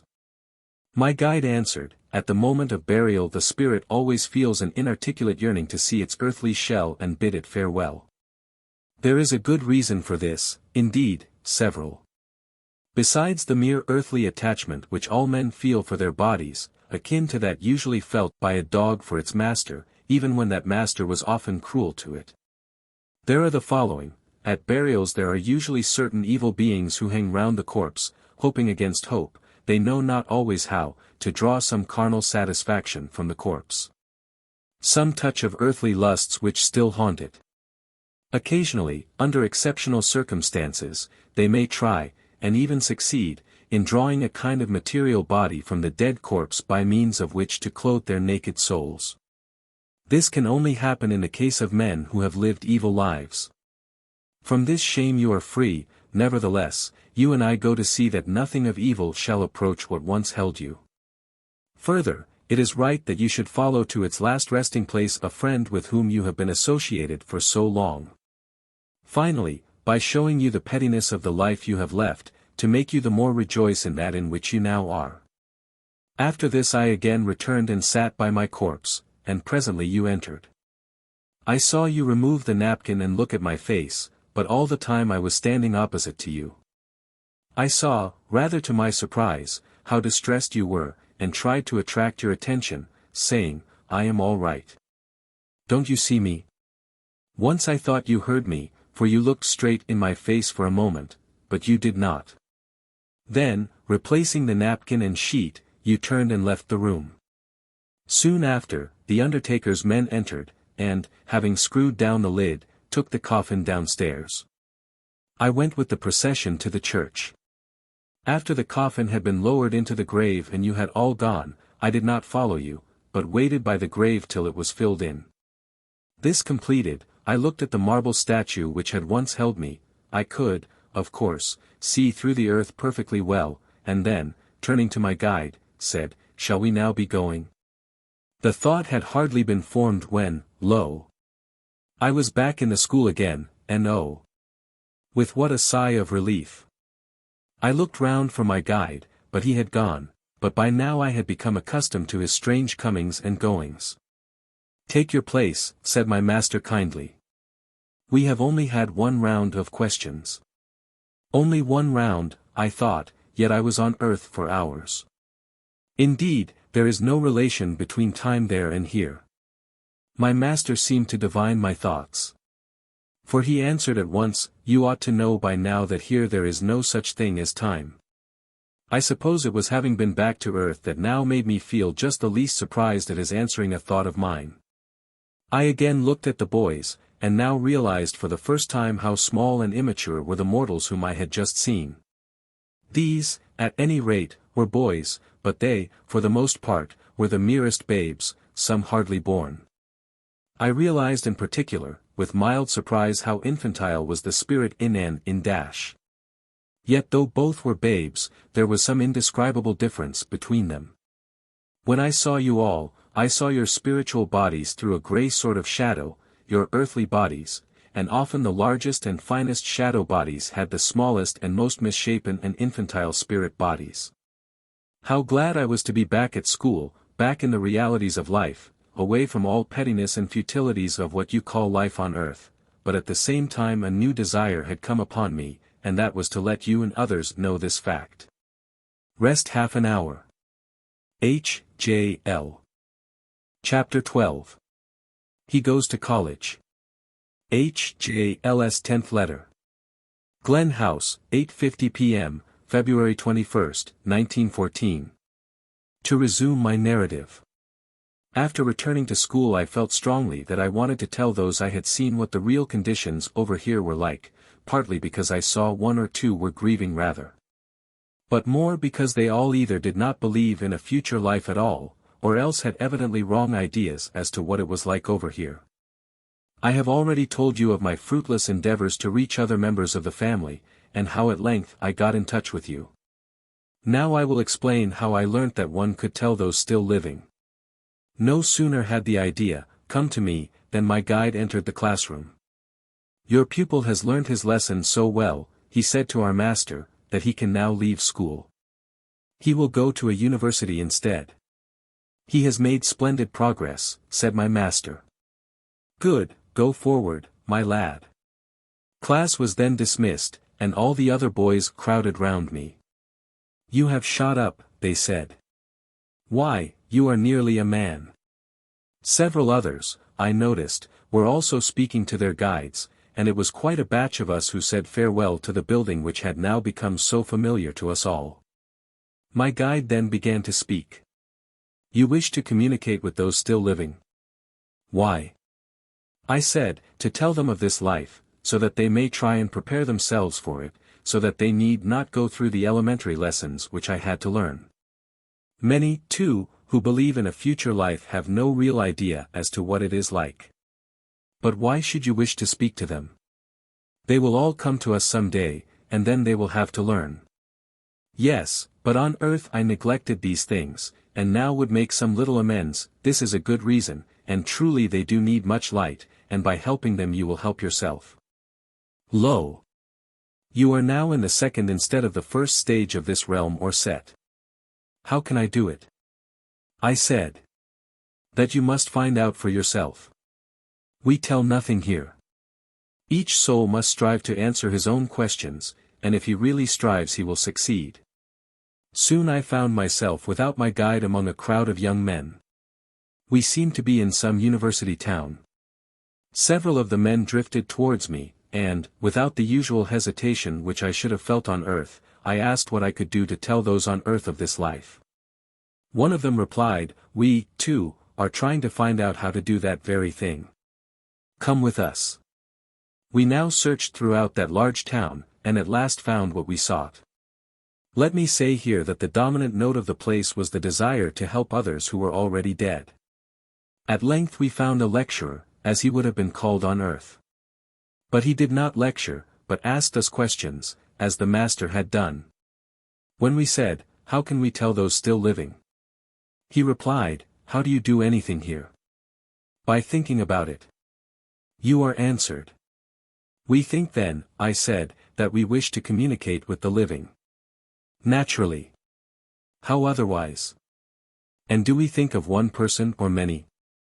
"Which you please, but which is easier, to think of one person or many persons?" "One," we all cried together. "Are there any other questions?" he asked. We had none then, so we went together to a sort of private study and there all concentrated our thoughts on this great matter. It sounds very simple to say, think of something, but in practice we found it terribly hard to concentrate on one sole thought. Other ideas would come floating in. We seemed to try this for weeks and weeks, but at length one man did get through. This encouraged us. Another who had been trying for some time said, "I wonder if the man I am thinking about is not receptive." This started a long discussion, and we all agreed that probably it would be easier to get in touch with those who were not too materialistic. So, as we could not always tell who were the most materialistic, we decided to make such a list, and work through them by degrees. You know the rest. At length I got you. That night I seemed specially drawn towards earth, I think now because it was just a week since I had died. I gradually became aware of the fact that I was drawing closer to you than I had yet done to the others, but it was not till you went to bed that I really got in touch with you. This taught me how to work, and, once started, things went easier. Finally, I met P., who told me how to try automatic writing. Yours, H.J.L. Chapter 13. Animals on the Spirit Plane. Trance vision or conversation during night of February 23rd. I, J. W., found myself seated by the edge of a beautiful lake. It reminded me at one time of Coniston, but next moment it seemed more like Lake Lucerne. H.J.L. was by me. "Do you," I said, "have houses to live in?" "Yes," he replied. "I at present am living in college." "Is it like any college which still exists?" "I think," he replied, "that it is old Queen's College, Oxford, which was pulled down to make way for the present classical building." J. W. Did you know of the Requiem Mass which my father held for you on the day of the funeral? H. J. L. Yes, but I did not know that it was on the same day. I knew of it what appeared to be some time before. That service was of far more use to me than the funeral service. It is strange that so many Christians devote all their attention to the body, which knows and cares nothing about what is going on, and entirely neglect the spirit, which is often in great need of help. I was going through one of those terrible days, of course they are not days, but I know no other name to give them for you, when my former deeds crowded upon me on every side. These days come on me even still. They are part of my punishment, and are sent to enable me to repent. I, of course, could not go to school, and was there overwhelmed with misery, when, lo! a bright flame seemed to force its way through my nightmare visions and dissolve them. Slowly in their place there came a vision of a church with an altar on which were candles and a cross, and before it was a priest. I recognized him as your father and, further, saw you kneeling there. But though you two were the only mortals, you were not alone. Who they were who knelt beside you I cannot say, but certainly the whole church, not merely the side chapel, was full of worshippers who had come from our side. No words of mine can express the joy that this sight filled me with. Firstly, I rejoiced that there were at least some on earth who really cared and believed enough to pray for me, and the thought and the words of the service filled me with a wonderful peace. But even beyond this came the inspiring thought that hundreds of others who had come here before, had possibly trodden the same hard road as I was treading, were interested in my progress and prayed for me. Oh Jack, I never knew how much good might be hidden in that wonderful contradictory old national church of ours. Tennyson must have received some inspiration from this side when he retained in his Morte d'Arthur those closing lines of Mallory, clean contradictory as they must have been to the ideas of the mid-Victorians, pray for my soul. You know the rest, don't you? J.W. Yes, well. By the by, as animals come here, have you seen anything of old Molly? Carrie's dog. H.J.L. Oh yes. She often comes to me, as there is no one else here she knows, I think. There she is. J. W. Where? I can't see her. H.J.L. Here she comes. As he spoke, Molly came rushing out of a small wood close by. She looked somewhat younger than when she died and had quite lost her hump, but otherwise there seemed no change. She jumped and capered about, first round H.J.L. and then round me, wagging her tail and barking with excitement. I made her walk on her hind legs as she used to do. Presently she curled up beside H.J.L. If animals survive in this state, I asked, what becomes of them when the frontier of this plane is reached? Do they, too, go on to the fifth plane? H.J.L. That is one of the points we are investigating. I have particularly asked P. to inquire in his division.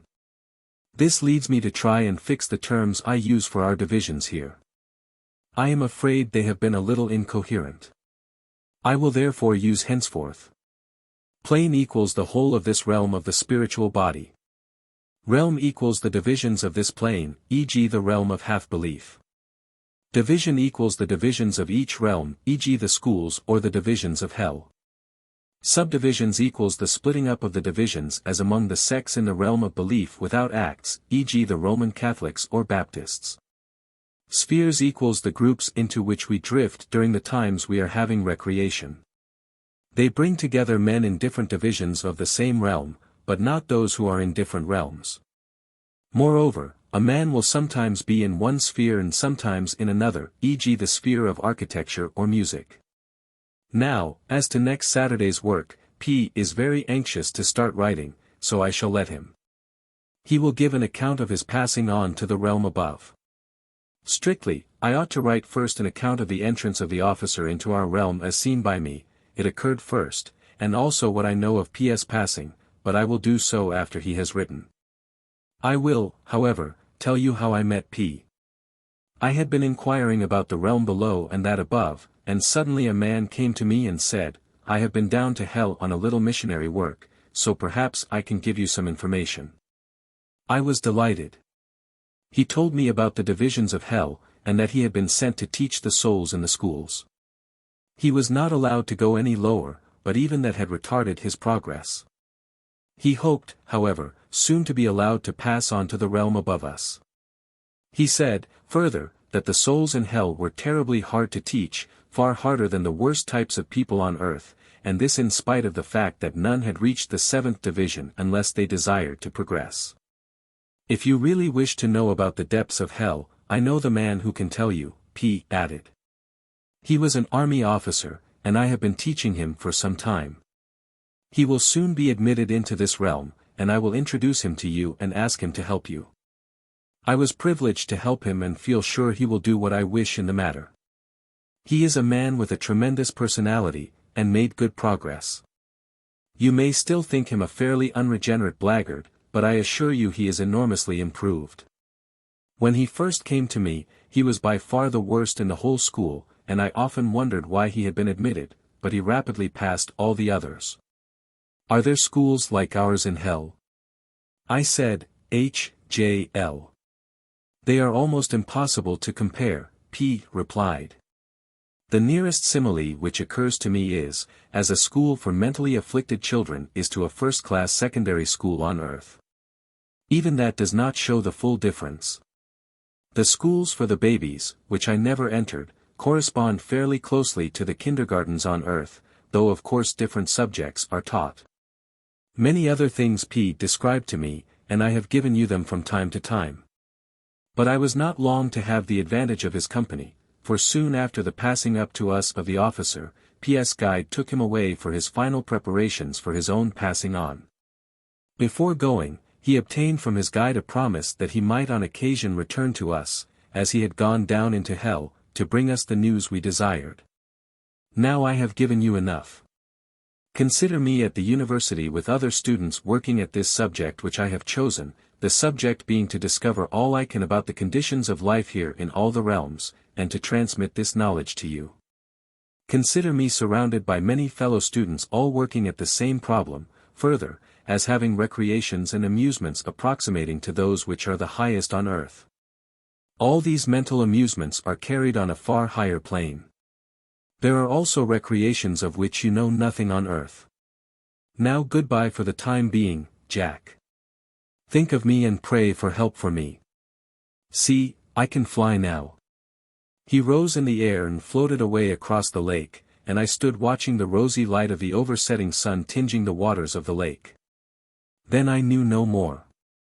J.W. Chapter 14. Little Blanche sees H.J.L. Blanche sees H.J.L. February 26th. C.W. and Blanche were in the drawing room at 7 p.m., and B. wandered up to the window and looked out at the sky from the darkened room. The sky was covered with stars. She exclaimed, "I see the big granddad crossing the sky. He's got a candle or torch in his hand with a star for the light. He keeps moving backwards and forwards. Now he has gone into a room and is learning something. He has a book." Immediately after she said, "I can see him coming along again. A little girl is following him, like Betty, a 6-year-old cousin, only she has reddish hair. 7 She has a doll in her hand. Now he's talking to her and holding her hand. Earlier she said, 'He pulled me, I felt him.' Some time later, about 7:45, C.W. and she went out in the garden to see the stars. She then said, 'There is the big granddad, he has picked a bunch of stars. They are flowers to him. He's putting them in a vase.'" Chapter 15. How H.J.L. met the officer. Trance Vision and Conversation. March 2, 1914. During these I seemed to be transferred to another country or plane of existence. I found myself seated by the side of a river, and beside me was H.J.L. "Carrie wants to know," I began, "whether you can take off the clothes and, laying them aside, get into others. Do you understand my meaning? Of course I perceive the idea in your mind. The clothes are made into their present form by my will. When I wish them to assume another shape, e.g. when I am on the earth plane and wish them to resemble my former earth clothes, they do so. I don't take them off and change them as you do on earth. Our clothes do not wear out, of course. They remain as we think them, and if we want to change them we think the change, and there are the new clothes. J.W. Blanche said she saw you picking stars, which were flowers to you. Was this so? H.J.L. I often pick flowers, and I suppose they looked as bright as stars to her, and she mixed them up with the stars, which she saw with her mortal sight, as distinct from her spiritual sight, with which she sees me. J.W. Do you know who the little red-beaded girl is? H.J.L. She has just come here, and I happened to see her looking rather lonely, and so began to interest myself in her. She's gone up to the girls' schools here. J.W. Oh, then they don't have coeducation.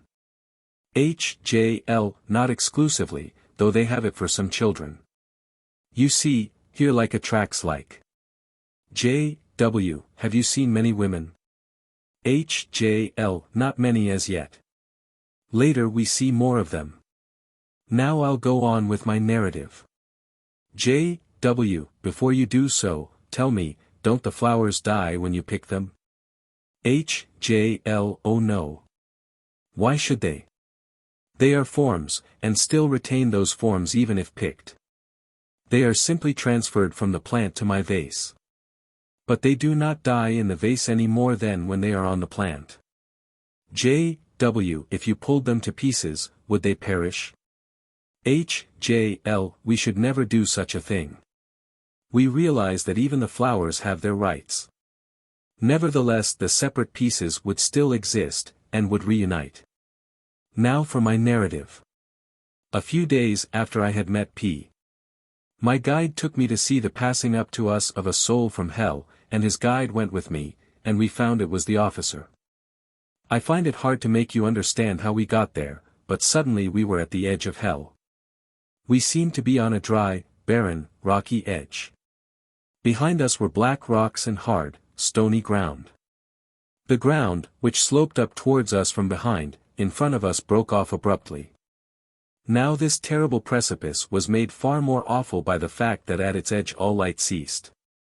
The light seemed to become tiny particles of mist, and at the very edge these seemed to pile themselves up into a great wall against the darkness.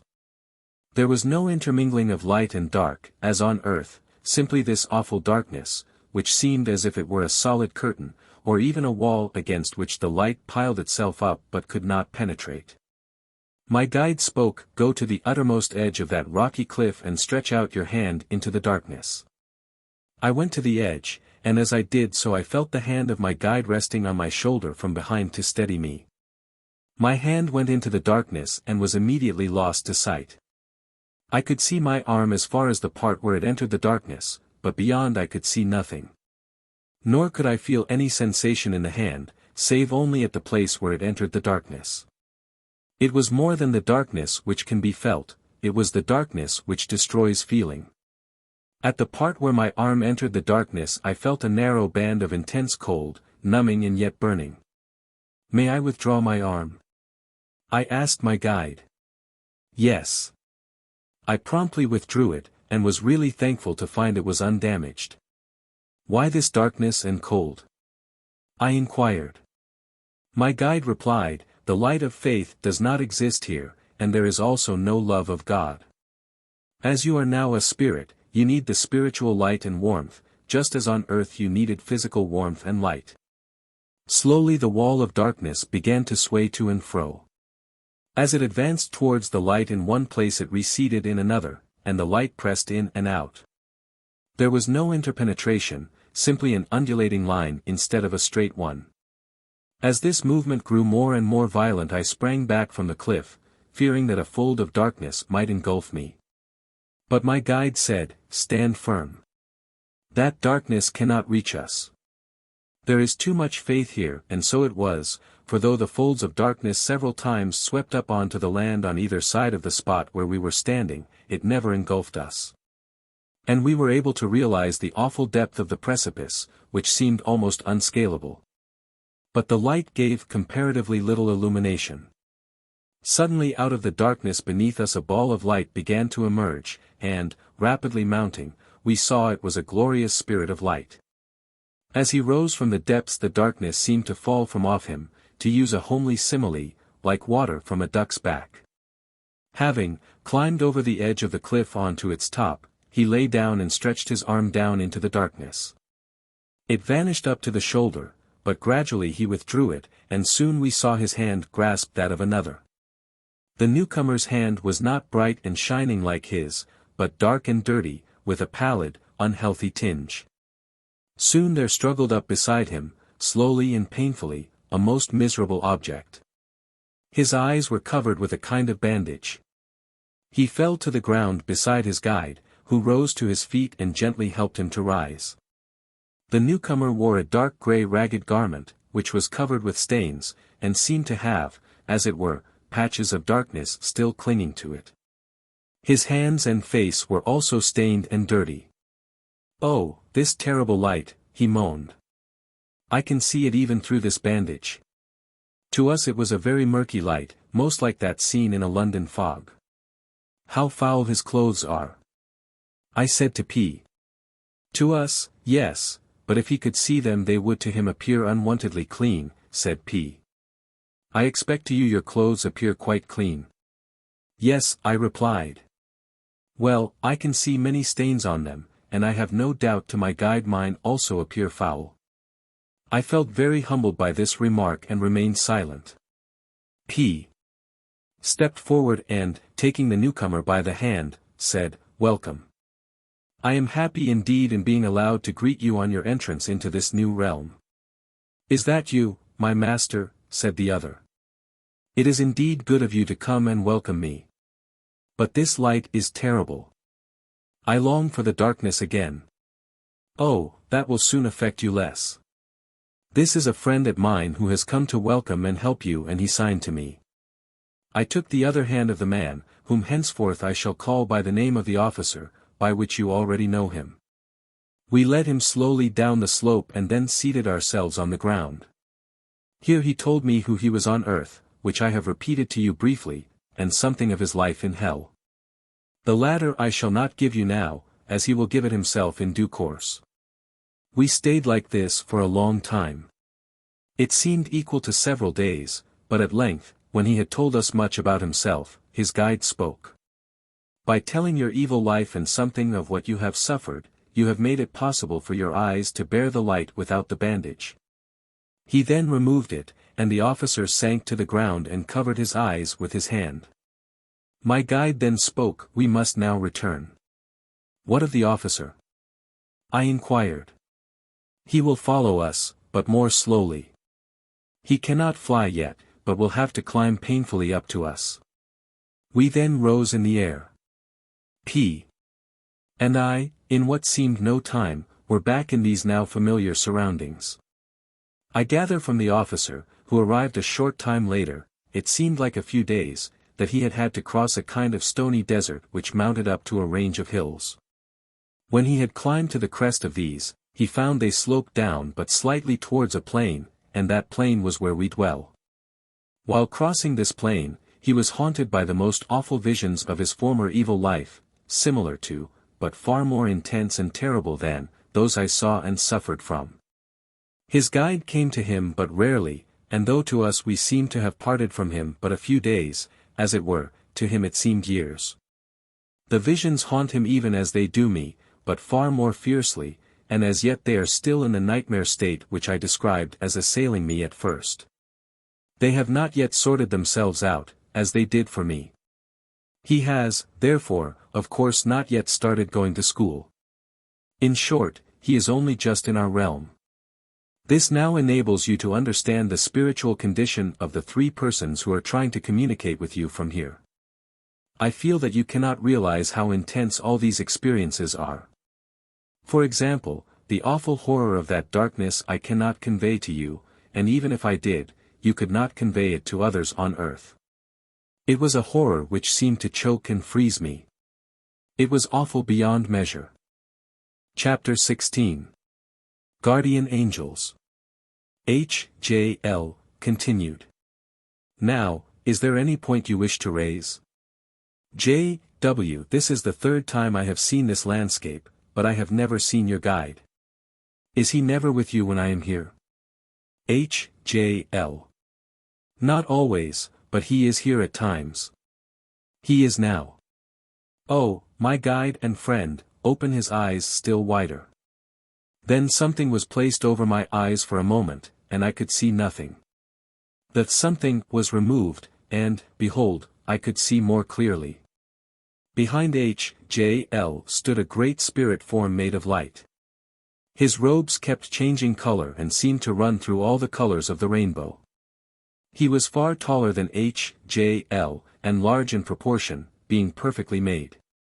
He was at least 3 times as large as H.J.L., and his face was more beautiful than any Greek sculpture, strong, noble, well-cut features, there was nothing feminine about it. Yet it was a kind, as well as a strong face. It was a face that was neither old nor young. Nor did it seem to have color, e.g. brown hair, as we understand it, but rather to be a figure of golden light. Yet there was both hair on the head and beard, majestic and flowing. No words can describe the majesty and beauty of this being. I can quite understand whence the ancients drew their inspirations for their gods.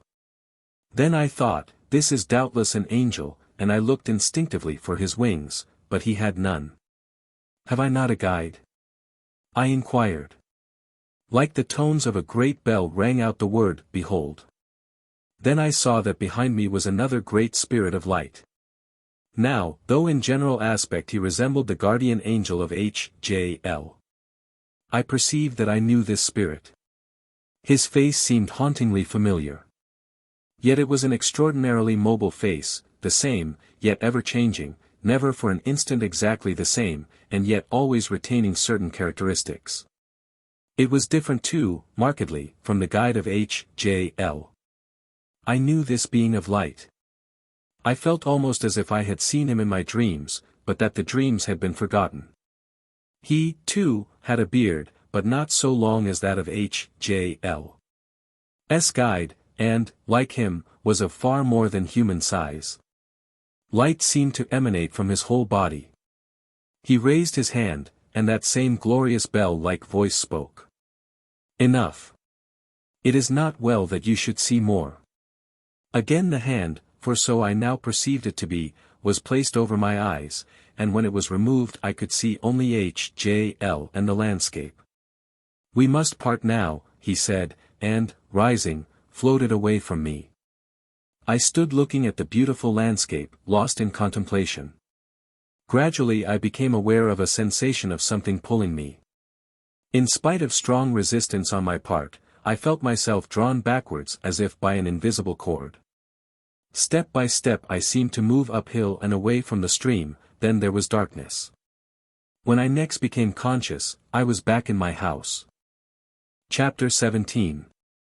Blanche sees H.J.L. and Molly. Clairvoyant appearance of H.J.L. to Blanche and J.W. at 6 p.m., March 3. While at tea Blanche suddenly said, "Why, there's Grandad." "Show him to me," I said. "I can't see him."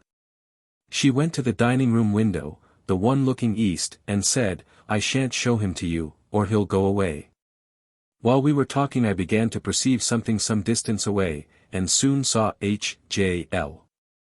I asked Blanche what she saw, as I saw him. She said he was in a room typing, that Rosie Dawn, the little girl, was playing on the floor. Now she's going out at the door carrying her doll. "Why, there's a brown poodle with her." "Yes," I said, "it's Molly." "Don't you recognize her?" "Yes, it's Molly, mother," she cried. The vision grew faint and faded away. I saw exactly the same as she did, but H.J.L. had his back towards me, and was certainly doing something with his hands, but I don't think it was typewriting. The child had seen her other grandfather typing, and not knowing what H.J.L. was doing, interpreted his action by that of my father's. This vision was different from other appearances to me of H.J.L. It was at a distance, and appeared, as she said, to be in the sky. All others have been near to me. Only on Monday I had said to C.W., "I wish I could be present next time B. says she sees anything." I think this was the answer. Chapter 18. Men are self-judged. Trance conversation with H.J.L. during night of March 9. I found myself in a forest glade, and seated beside me was H.J.L. He said, "I think it would be as well at this point to clear up once and for all the exact relationship of faith and works. Faith must be shown forth in works. If a man really believes the teaching of Christ, for example, he will strive to follow it out in his life. A man who says with his lips that he believes that teaching and then goes on day by day breaking all the moral laws that Christianity teaches is simply a humbug. I do not mean by this the man who, though he strives, often gives way to temptation. For that man there is the realm which I call the realm of belief without acts. But I do mean the hundreds of professing Christians who make no attempt to carry out Christ's teaching, the men who go to church regularly on Sunday and spend the week in cheating and lying and so forth. These go to hell. They have not believed, and their evil life proves it. J.W. Wherein, then, does this differ from being judged solely by our acts? H.J.L. Firstly, the word judged is misused. It implies that someone outside ourselves judges us. This is not so. we stand self-condemned. Our spirit cannot rise to higher realms than those for which it has fitted itself. There is no necessity to enforce any law, for the law is self-acting. I shall make this point plain if I answer your question. The difference lies in this. Suppose a complete materialist, one who neither believes in God nor in a future life, and one who does his best to dissuade others from believing in these essentials. This man may be a real philanthropist, actuated by a noble desire to promote the material well-being of his fellow men. This man dies. How can he come even to the realm of half-belief? His spiritual body has never been developed. He could not bear the light. He must develop this spiritual body and lose the materialistic ideas before he can possibly come to us. No hard judge dooms him to hell. He goes there naturally of his own accord. Like attracts like. His lack of faith bars him out from all realms in which faith is an essential element of existence. He goes therefore to Division 5 of hell. But, though there was no love of God, there was of his fellow men, and this will save him from sinking lower and help him to desire to rise. Once the desire to progress in spiritual matters does appear, that progress will probably be sure and continuous, but unfortunately the materialistic mind remains materialistic after death. Often it denies that it is dead, and considers its psychic or its spiritual body to be a physical body, so that it is still alive on earth. Even when it realizes it has passed through death, it may still deny there is a God and refuse to listen to any who could teach it. Thus it will remain in hell. Nevertheless, the number of good materialists is far smaller than most people would suppose. Even on earth many a man who outwardly poses as a materialist in his heart of hearts really believes and comes to our realm. Further, after death such a man usually remains for a considerable time in his psychic body, and the conditions of life on that plane, i.e. the astral, soon convinces most men of some at least of the most elementary spiritual truths. While on the subject of the psychic body, let me draw your attention to the fact that you have misunderstood the seventh plane in my chart. You have understood it as the earth on which you are now living.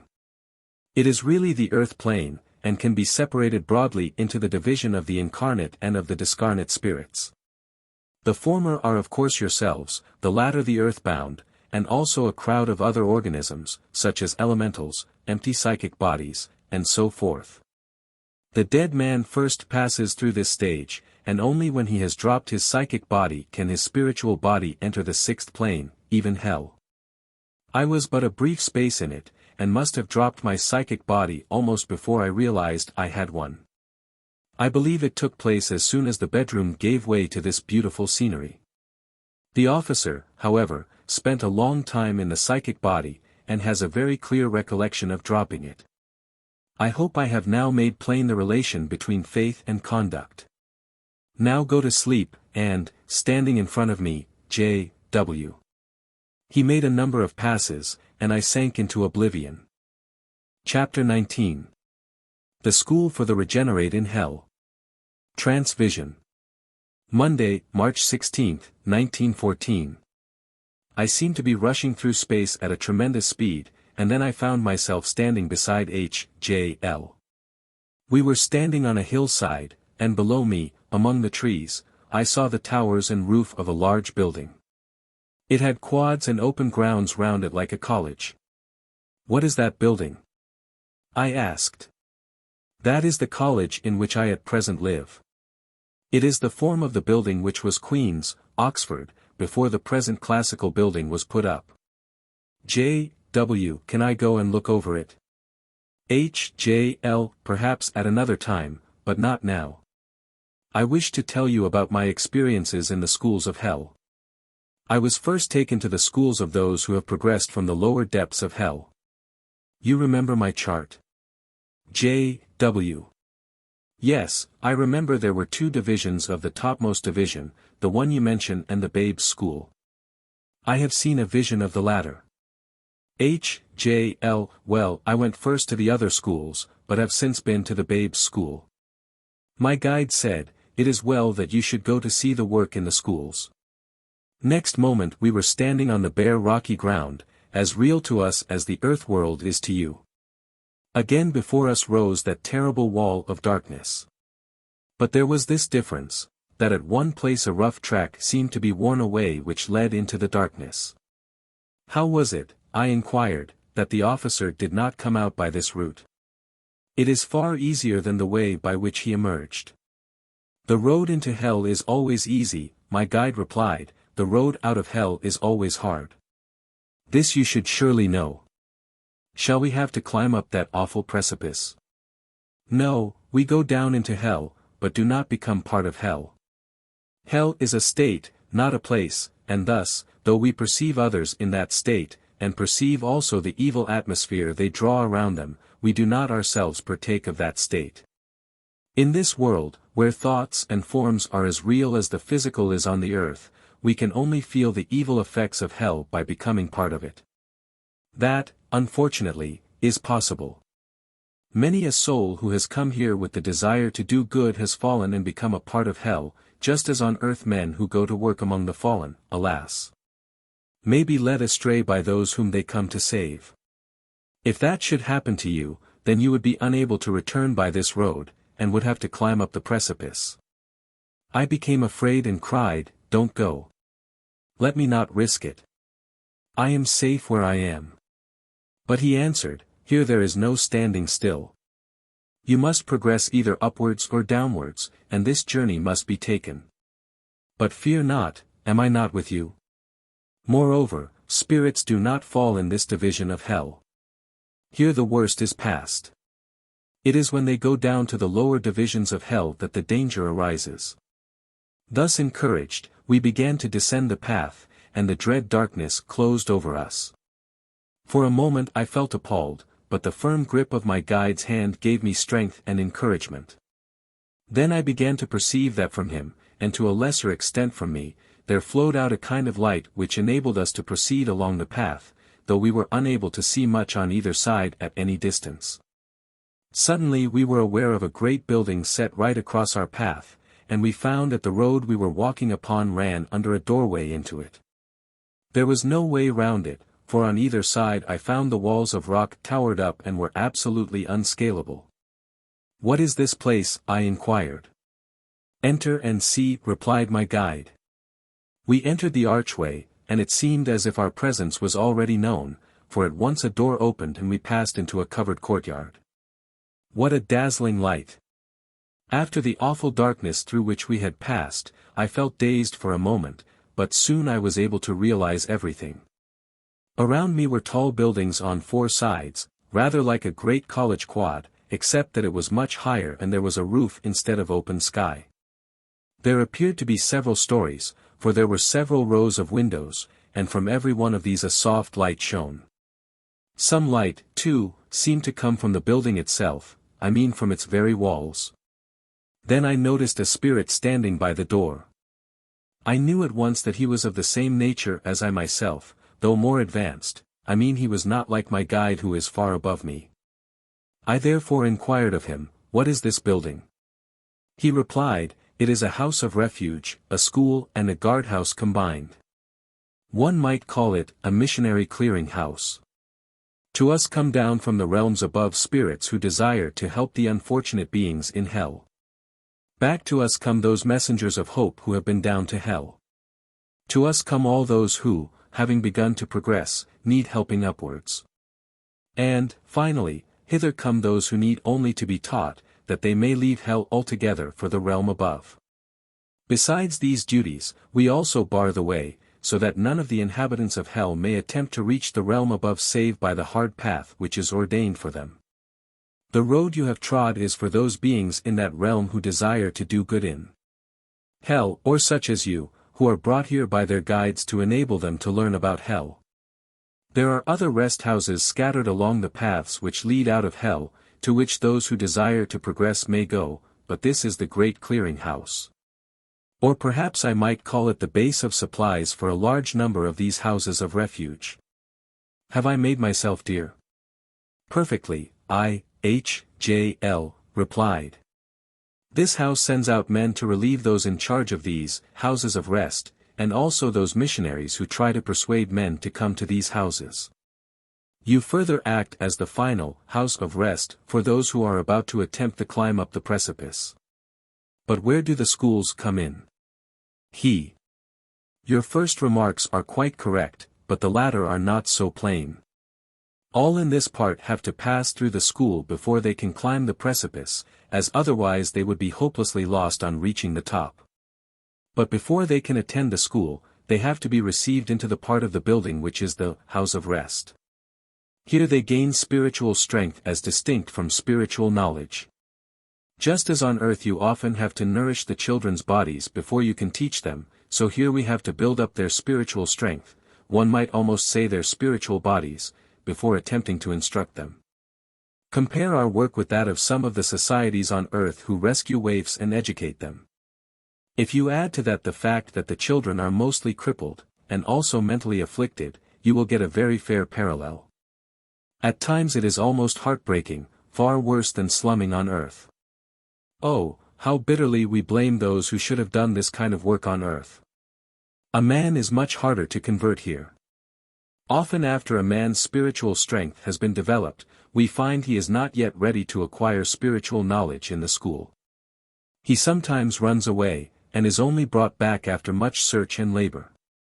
Often, alas, he sinks back for a time into his old ways, and returns to one of the lower divisions of hell. Others we have to send out on journeys, and employ them in various ways till they are ready to learn. H.J.L. May I go into the house of rest and see what it is like for myself? I inquired. My guide replied, instead of the man at the door, not yet, but you shall at another time. We will now enter the school.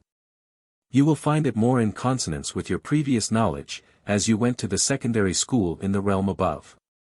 The house of rest would be so unlike anything of which you are as yet aware that you would miss many things which would be of value.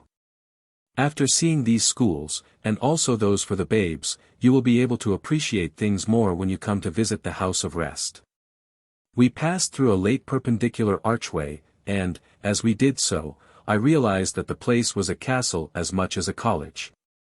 Indeed, I found that there were no external windows at all, for these would have admitted only darkness, which is here more than the absence of light, being in itself a tangible thing.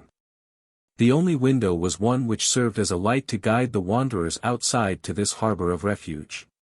The way this light was trimmed will astonish you. The room into which it opened was the private chapel of the men and women, for there were women here, who ministered in this place. It was distinct from the chapel for the school or the one for the house of rest. This window was behind the altar, and on earth would have been called the east window. It had, however, no stained, but merely white transparent glass. Before this altar the service of the Holy Communion was always being offered up. No sooner was one service ended than a new priest began a new service, and a fresh body of worshippers took up the responses. Thus ever, there goes up prayer for the salvation of those in hell.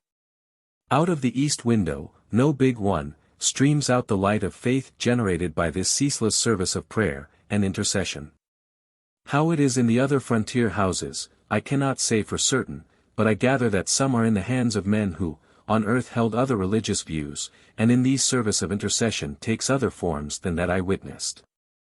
Like attracts like, you see, and my guide naturally took me to the house in which I should find the system most in consonance with that to which I more or less belonged on earth.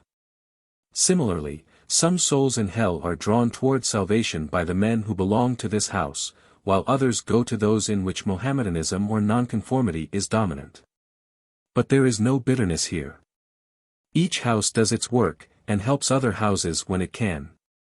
Thus, if a Mohammedan or nonconformist missionary were to find a man and help him, if he saw that that man's spiritual development would be quicker if he went to the house belonging to the church people, he would take him there. So, too, with the church missionaries. Moreover, this transference of rescued is constantly taking place. We do not worry about our religious, save the word, differences here. They still exist to a limited degree, but we know that as we mount higher all that is false will fade, while only the truth will remain. So we go quietly on our way. This light shining from this solitary window at the top of the building is a beacon of hope far down into hell. All the houses of rest, even the little ones scattered lower down in hell, each has its beacon thus kept ever burning. Having entered the building, we passed down a passage and through a door into a classroom. This was filled with light from the teacher, but what shall I say of the pupils? Picture the lowest and most degraded men reduced to the size of tiny children. Imagine them misshapen and idiots for the most part, with a low, cunning expression on their wizened faces. This will give you but a faint idea of what I saw. They were ever trying to play some stupid trick or other either on their neighbors or on the master. In addition to him, there were two other spirits who stood behind the form while he taught from the front. These three were needed, firstly, to keep the room sufficiently light, for from each of the children there seemed to exude a kind of darkness which appeared to be burnt up by the light. Further, they were needed to keep the pupils under control. They did this solely by a kind of hypnotic power, by the exercise of their will and of their mentality. If for a moment they relaxed their concentration, at once several of the boys broke out into disorder. This work must be very wearying, I said to my guide. It is, he replied. The teachers have to be relieved after a very short spell. That is why so large a number of spirits are needed even in this single institution. Are the girls taught separately? I inquired. Yes, nearly always. They need women, and these need men. Further, we do not find it wise to let the sexes mix much here. These are not innocent babes, you must remember. Though they have the spiritual development of children, they have the memories of vicious men and women. In the school for the real babes, women almost always teach and tend them, and we make practically no distinction between the two sexes. Just then 3 fresh teachers came in and took the place of those who were in the room when we entered. We waited for the new lesson to begin. At once a perfect pandemonium broke out, due to the withdrawal of one group of mental influences, but almost at once the newcomers by the simple power of their will had reduced the rebels to submission. There is no room for weak disciplinarians here, I remarked. You mean for men of weak will? No, and there is very little room for them anywhere over here. If a soul is weak-willed when it comes, it has to develop its will power at once. It will make no real progress till it does. That is one of our most difficult problems in these schools. Most of these fallen ones are pitiably weak-willed, though passionate enough. Then the lesson began. It was similar in its methods to that under which I learnt at my school, but what a difference in the subject matter. The truths their instructor tried to teach them were the simple, elementary, and obvious truths which we learn when we are children on earth. To these unfortunate creatures, however, they seemed terribly hard. Patiently he went over the same things again and again, but many seemed quite unable to grasp any ideas at all. It must take an endless age to teach some of these, I said to my guide. Almost endless, he replied. There are some who have been here for thousands of years as you reckon time. They have even lost their memories. But what good does it do if they are so hopeless as that? All the time, he replied, they are learning discipline, and that is much. Sooner or later they will learn other things. There is always hope, and time, what is it? It is an invention of men on earth which, fortunately, has never reached here. This is some of the finest work done in this land of the undying, but it is very exacting work. We will now visit the girls' class. Really, of course, they are degraded women who are striving to make progress, but they are harder to control than the boys. As he spoke we left the room, and, passing along several long passages, came to another classroom. On entering this, I found it was a class of girls, with 3 women teachers. But I had hardly time to take it all in before a tremendous uproar broke out, and several little girls rushed up to me. Now, although I usually like children, I felt an instinctive shrinking from these vicious women in their immature bodies. I felt there was nothing really childlike in them. I tried to shake them off, but they clung so close that I thought I should never be able to get away from them. But the schoolmistresses, having by now reduced the others to order, at length fetched away those who were clinging to me. You see how strong still their old vicious habits are, and how weak their wills. Your entrance has completely upset them merely because you are a man. It is terrible, I replied. But how do you manage to keep them here at all? Do you do it by force? For their wills are so weak that they cannot possibly keep even to the idea of progressing for long.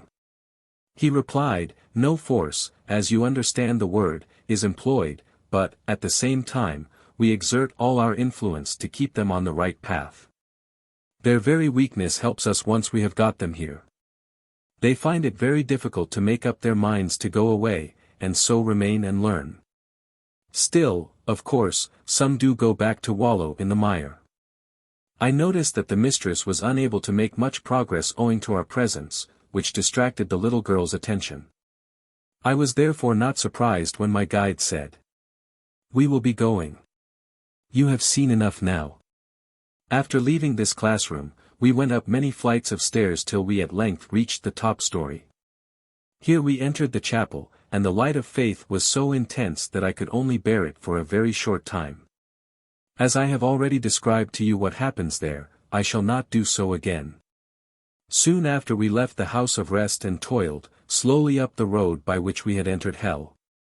Once back on the ground above and out of that horrible darkness, we rested for but a short time, and then seemed to be wafted through the air in an instant back to this part of our realm. "Now," said H.J.L., "I must be leaving you." He rose and floated away, and gradually the landscape became dark and indistinct. Then I sank into oblivion. Chapter 20. He visits the school for the babes who knew not faith. Letter from H.J.L. March 21, 1914. A short time after the visit to the school of those who are progressing, I was taken to the school of the babes. Again I went down a kind of road with my guide into the darkness, and as before found a building right across it. On entering this I found a courtyard, not so high as the other one, but much larger. In it were all manner of trees and flowers, and a pretty sparkling fountain. Here numbers of children were playing about. These were far different from those I had seen before. Their young baby faces corresponded to their immature bodies. They were like earth children for the most part, and, not like those men in the form of children whom I had seen on my last visit to hell. These were they who had never sinned, but not having any knowledge of God or faith, have to learn of these, and as they learn their little spiritual bodies develop until it is time for them to pass on to the realm of half-belief. When they go to the secondary schools. Rosy Dawn is an example, and well known to you. Now this school was under the control of Sister Maria, who has often spoken through you, and as she has given you many details, I shall not repeat them, only adding what I consider necessary to complete the picture. I should add that I had particularly asked to be taken to this school rather than any other, as Rosy Dawn had come from it, and also Sister Maria. On entering one of several doors which opened into the quad, I found we were in a kind of creche, where all the immature and premature children went. How soon may it be said that a soul comes into existence when a child is conceived? I inquired. It is evidently not at birth. My guide replied, even I cannot tell you the precise moment when the soul enters the fleshy home which clothes it, but it is extraordinarily early. As soon as the germ has definitely ceased to be a germ and has begun to grow into a human body, a soul enters it. But we do not know how God performs this wonder. That is hid, even from us to whom much is plain. Of this at least you can be sure, that long before the child quickens, a soul has become enshrined in it. I now directed my attention to the scene around me, and saw that the creche was full of gentle, sweet-faced women who watched over the little immature atoms. We passed to other rooms, and found that in each new one the babes were more advanced than in the last. At length we reached a long room with a table down the middle. This was the one you saw in the mirror, and I gathered it was the top form of the school. Here I met Sister Maria, whom I greatly liked, but found she was so much more spiritual than I that it was difficult to keep in touch with her. "Do you have a chapel with continuous service?" I asked. "Oh yes," she replied. "Work and pray. You know the old monastic proverb. My guide spoke. There is no arrangement here for the light from the chapel being sent out like a beacon, as in the other house. This is not a house of refuge, and no lost souls from hell come here to pollute this happy spot. The children are born here by their guides or guardian angels, who, though they have no work to do on earth, yet have the same sort of work as any of us here. Generally, if possible, a relative of the dead child is brought, if suitable, to mother it, but, alas, many have no such relatives here. They, the relatives, are often too evil to be permitted to help. No evil thing is admitted within these walls, although it stands in hell. Here, you see, there is no need to have separate religious houses. These children carry no preconceived ideas of religion with them, and have nothing to unlearn. This is but one of the many points in which they differ from the others. Hence here we find Roman Catholics, churchmen, and nonconformists all joining in the good work. And who are the women who do this work? Except those who are related to the children, they are those who, loving children much, yet for some reason had none, or lost them in early childhood. I perceive that even these children had their little naughty ways as on earth, though to a less degree. My guide said, this must be so. If they were incapable of evil, where would free will be? But it will never develop to any considerable extent here, and soon will vanish as they progress. You, too, can sin after death, but whereas theirs is the seed of evil, yours is the fruit, and now difficult to destroy. Now let us away. So again I scaled the path which leads out of hell. Goodbye. H.J.L. Chapter 21. He visits the great house of refuge in hell. Transvision and conversation during night of March 23, 1914. I found myself standing beside H.J.L. on an expanse of open down. He said, I have recently been to see the house of refuge. You will remember that I was not allowed to see over that at first. J.W. Yes, I remember perfectly. H.J.L. Well, having come down through the darkness by a road such as those I have previously described, but not the same as either, I entered the roofed, in courtyard as before. There was a school here also, but this time I crossed the quad at an angle, and passing under a classical or Renaissance doorway, entered a passage. I should say that this building was in the Renaissance, not the perpendicular, style. From the passage we passed through a door into a large room which was empty save for a few couches and a table in the center. My guide spoke. This room forms the anteroom for the school. Those spirits who are ready to be taken in are admitted here. They are often very weak, and at first are placed under the guidance and control of a special teacher. He or she watches over them for the whole time, and only after a while are they deemed sufficiently strong to attend the proper classes. They need individual attention at first. Are they kept here for the whole time? No. This is the room which connects up school and refuge home. It's a sort of isolation ward. After a time, as soon as they are strong enough to get about properly, they are taken to a sort of study, one for each pupil and his teacher. See. He led me out of the room into the corridor and through a doorway opposite. Here I found a much smaller room, and in it was a bright male spirit and on a couch a small misshapen child. The bright spirit was playing on a harp a beautiful soothing hymn. Music soothes pain, and that unfortunate one is suffering terrible mental pain, said my guide.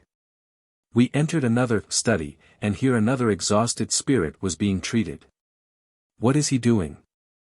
I asked, indicating the bright spirit who was making signs over the body of the patient. My guide replied, he is lending him some of his magnetic fluid. The patient is weak in willpower, and this spirit is treating him. The method is analogous to that of the magnetic healer on earth.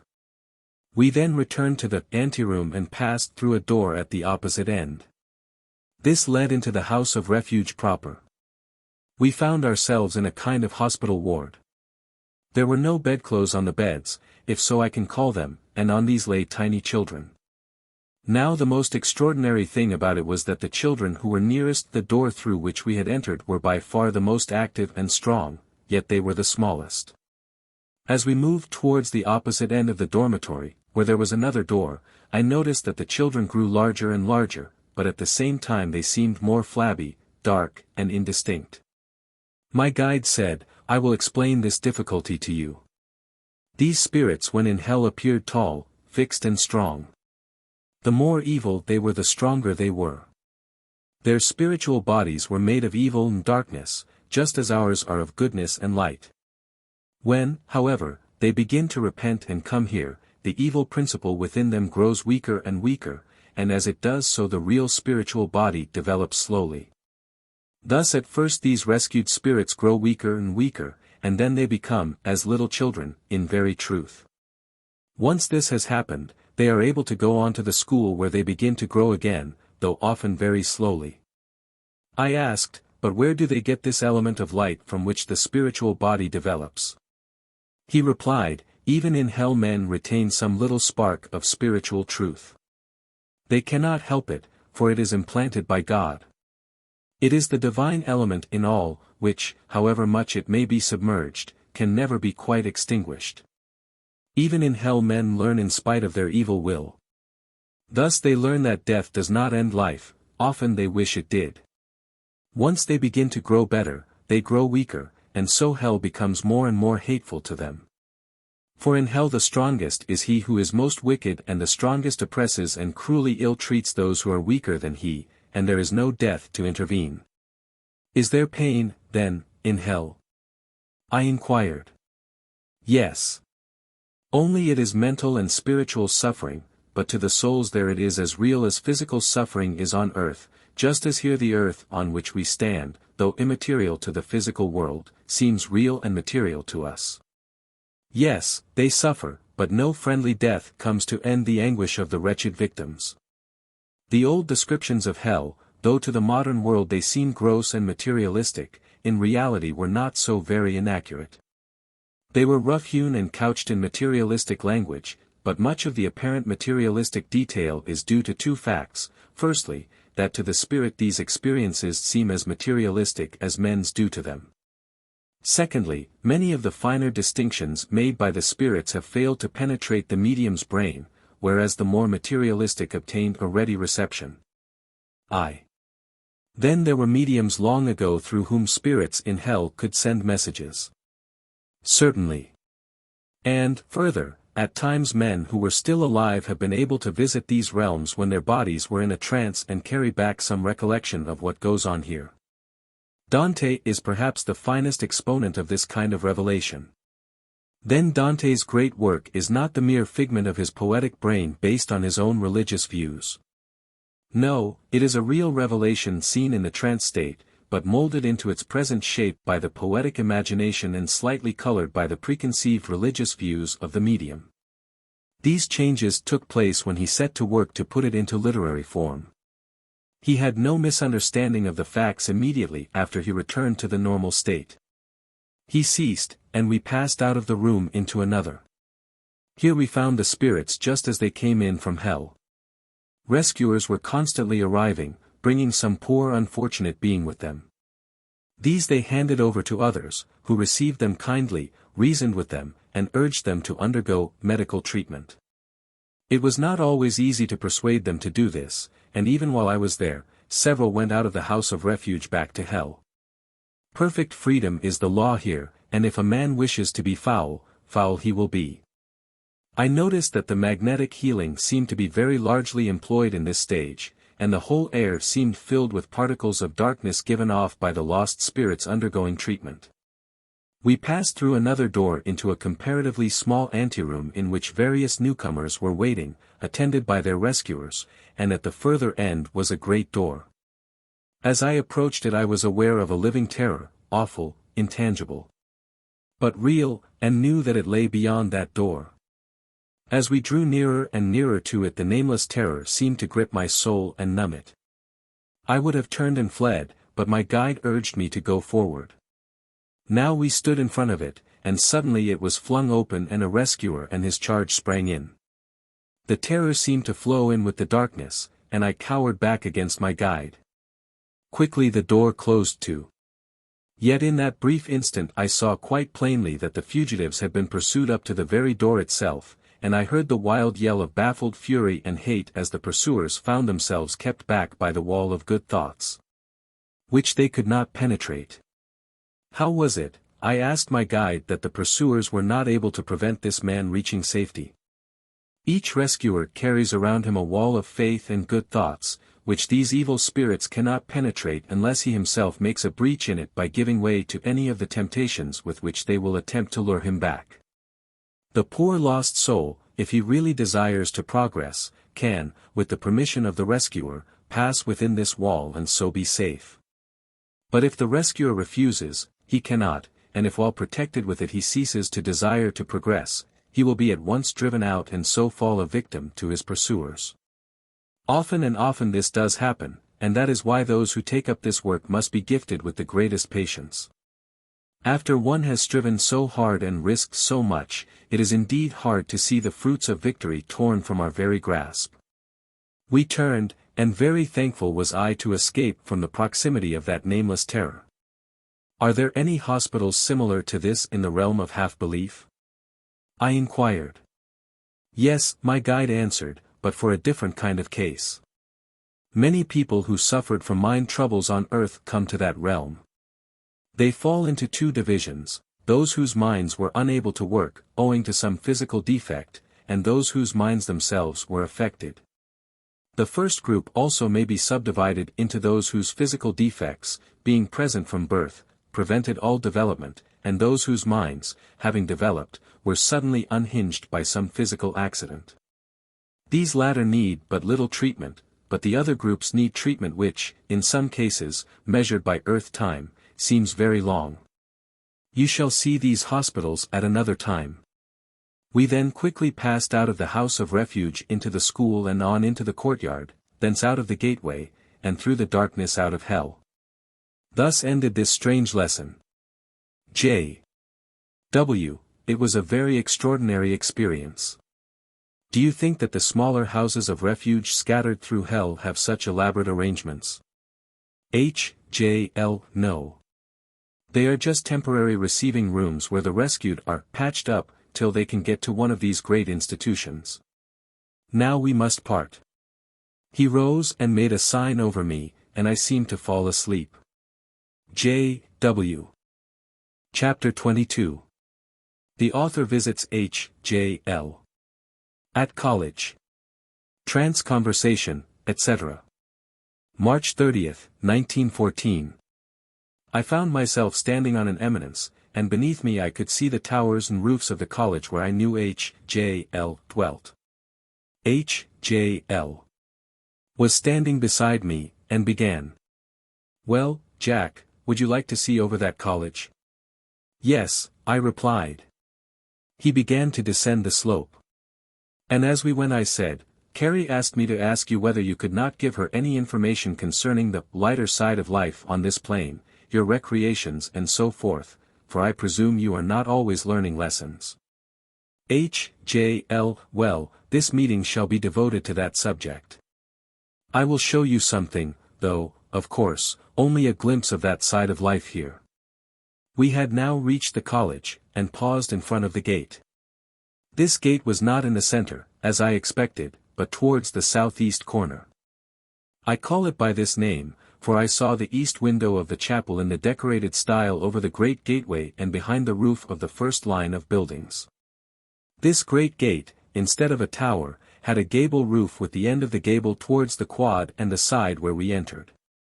The roof of the chapel was similarly high-pitched. The east window of the chapel was apparently in the decorated style, and over the great gateway were 3 long windows, the center one having a little tracery and 1 mullion. The entrance to the hall, instead of being high the middle of the line of buildings, was at the northwest corner. For the rest, I need not go into much detail, as in the main it followed the lines of the usual college building. Having passed through the gate, we crossed the quad at an angle and entered the hall. Chapter 23. Of their amusements and how the spirits inspire men on earth. This is a sort of club to which I belong, H.J.L. explained. Here I found a large number of men congregated. Some were playing chess, and I sat and watched several most brilliant games played by a man whom H.J.L. stated was Lasker. I doubt if I shall remember these games, I said. They are extraordinarily brilliant, but almost beyond me, even here, and I am sure they would be quite beyond my comprehension on earth. Don't worry about that, he replied. You are not intended to remember the actual games, but only the fact that we do play. After a time we went out and passed through the great gate. I am going to show you another amusement I enjoy, H.J.L. said. He took me along a regular street into a square which was built in the style of the early Renaissance. Passing through a door, I found we were in, what I can only designate by the name of, an architect's office. It, however, lacked the general air of untidiness usually prevalent in such places, and I noticed that models seemed to play a more important part in the production of designs here than they do on earth. There were, however, a certain number of drawings to be seen. My partner is away learning a new spiritual truth, so I can't introduce him to you.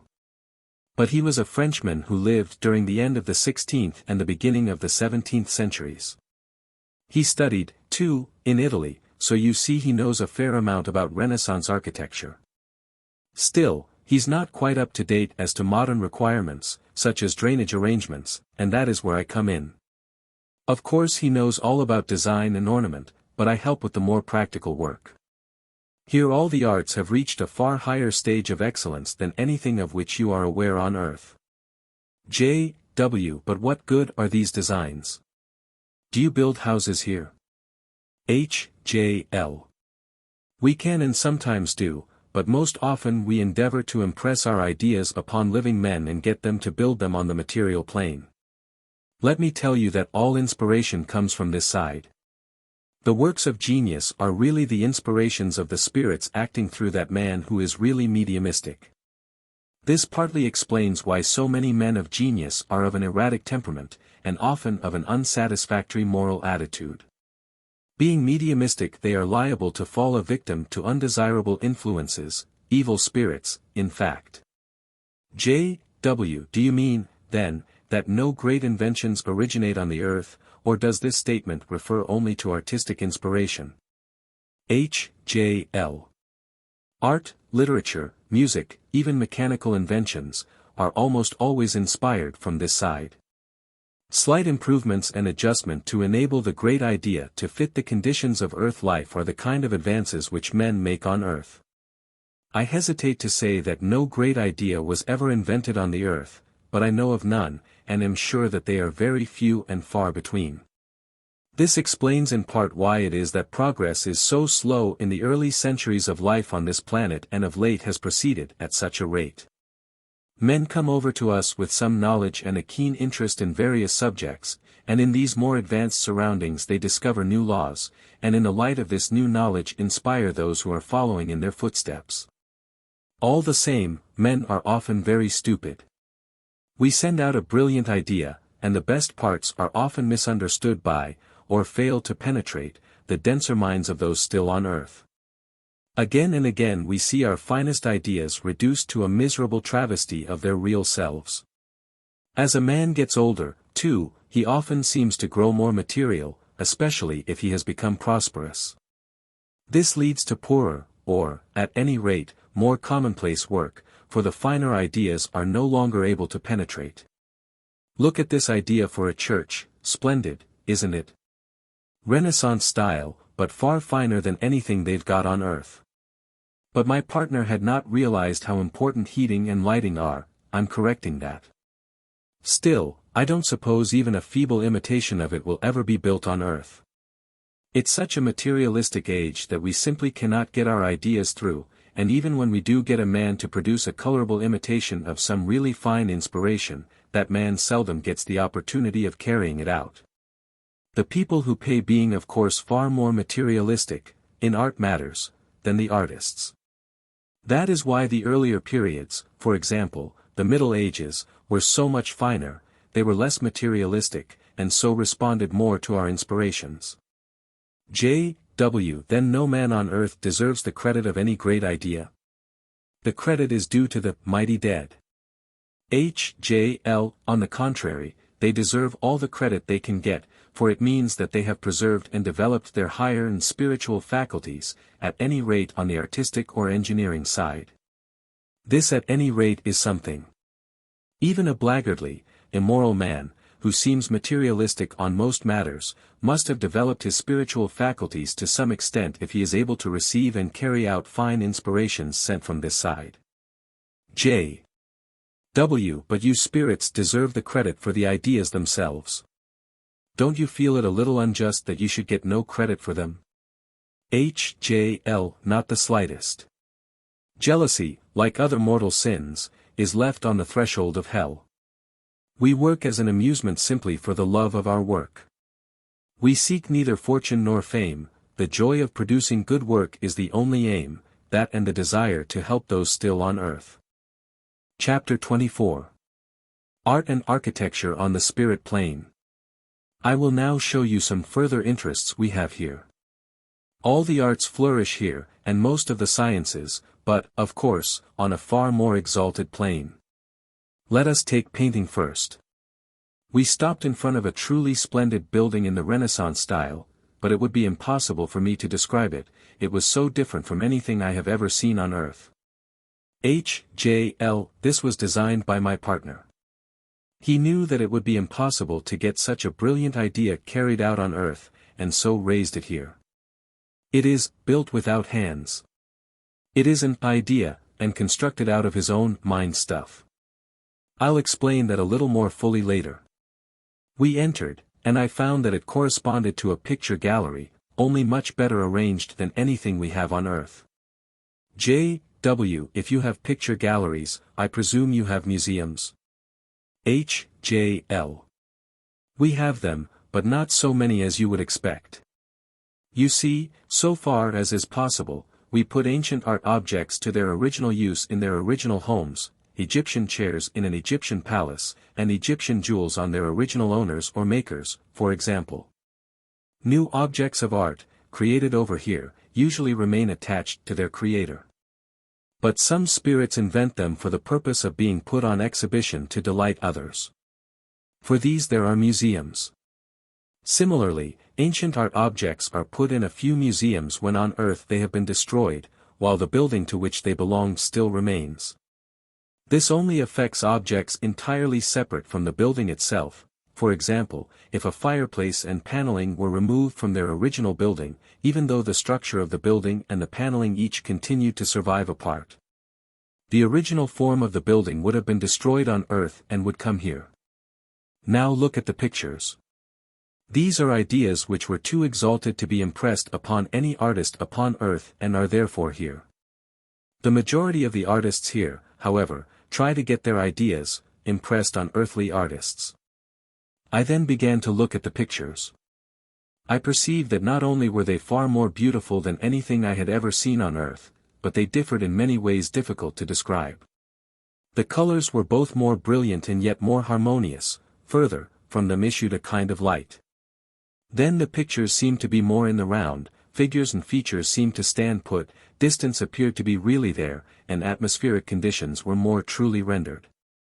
There were all kinds of subjects, landscapes, portraits, dramatic pieces, etc., but the most interesting and best works were those dealing with what, for lack of a better word, I will call the highest emotions. Thus there was one entitled The Divine Love. It depicted a marvelous spirit form, strong, yet gentle, just, yet merciful. It seemed to be watching over a multitude of human beings. Now these human beings were divisible into two main divisions, those still in the flesh, and those who had left their bodies. The difference was clear and unmistakable. Further, every single figure differed in looks. No two were alike, just as no two persons on earth are just alike. But though these things were beautiful, the truly marvelous thing about the whole picture was the expression on the face of the Great Spirit, and an atmosphere of divine love, which it is impossible to describe. After spending some time looking at these marvelous productions we left the gallery, and passing through a kind of park, entered another gallery. H.J.L. This is a sculpture gallery. Just as in architecture and painting, most artists try to get their ideas carried out on earth, but some prefer to produce them here. J.W. Are those figures made of real marble, or whence do you obtain the stone? H.J.L. We mold and make them out of our own mind stuff 5, which takes the form of marble or bronze, according as we conceive it. We may be said to build them up like a man does a clay model, but the clay is our own mind stuff. I can give you no better word. Look at this group. The artist thought it would look best in silver, and so you see it is in that metal. We wandered through these galleries filled with the most sublime conceptions, and which, like the pictures, defy description, and ultimately passed into a park which was likewise devoted to the display of sculpture. Here were placed monumental works into which architecture often entered. Fountains and sculptured arches, besides groups of every description, were placed among the most ideal surroundings of trees, lawns, and scenery. Water, I particularly noticed, played a large part in producing most beautiful effects. Chapter 25. Music and Drama. Now I will take you to the schools of music, said H.J.L. In these I saw men composing and playing magnificent symphonies, and one room I entered resembled a concert hall, on the stage of which a man was singing. If you have concert halls, I suppose you have other places of entertainment? I inquired. H.J.L. Certainly. We have theaters and so forth, only nothing pertaining to evil is acted here, that type of play goes to hell. Our plays here include all that was best and noblest on earth, together with the production of works composed here. Only good work comes here, the feeble stuff, even when not actively evil, sinks down to the upper divisions of hell. Of course we do not get the most superb spirit productions, these, being too advanced for us, are restricted to the divisions above us, in which, for the most part, they are produced. J.W. But what of works like the plays of Shakespeare? These are fine and exalted in many ways, but there are parts which are distinctly coarse and even immoral. H.J.L. That difficulty is met by recasting the offending parts. The author himself in this case, Shakespeare, has recast these parts. In place of the evil parts, passages of far finer poetry and sentiment have been substituted. Indeed, most are agreed that the new parts not only fit into the old most perfectly, but often give a meaning to parts that before were crude or hard to understand. J.W. Then Shakespeare did write the plays? It was not Bacon. H.J.L. Of course not, but Shakespeare wrote them under inspiration from a band of spirits, who have since passed on still higher. The very passages of an undesirable nature are those which Shakespeare himself put in to fill blanks where he had failed to grasp the higher inspirations sent him. You must understand, however, that it is the portrayal of evil in an attractive light which is impossible here, but when enacted to show its terrible consequences it becomes right, proper, and beneficial. Thus we constantly act Othello, and it is only a few coarse phrases which have been deleted. The plot, terrible as it is, yet is a good one, for it teaches a valuable lesson. We do not, however, go to the theater to learn such simple spiritual lessons as that. We have learnt these before we reach this realm, but to see one of the finest plays ever given to the world enacted before our eyes. It also does good in that it reminds us of the temptations which beset our fellow men on earth, and the terrors of hell for those who fall. This latter prepares us for a sense of pity for those unfortunates who languish in hell. These latter considerations, however, are subsidiary. They are, first and foremost, recreations. J.W. How do you act the women's parts, for I ha seen none here? H.J.L. Oh, there are plenty of women here. Look. He led me into a room in which several women were practicing singing in chorus. Very beautifully they sang, but he hurried me away quickly, and we were soon in a kind of park, walking beside a river. He resumed the conversation. Yes, there are plenty of women here, but the sexes do not mix much in these realms. At first they are separated almost completely.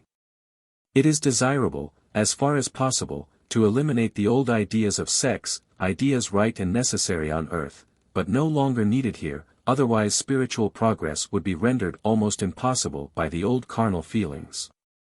Thus it is, of course, true that here there is no marrying and giving in marriage.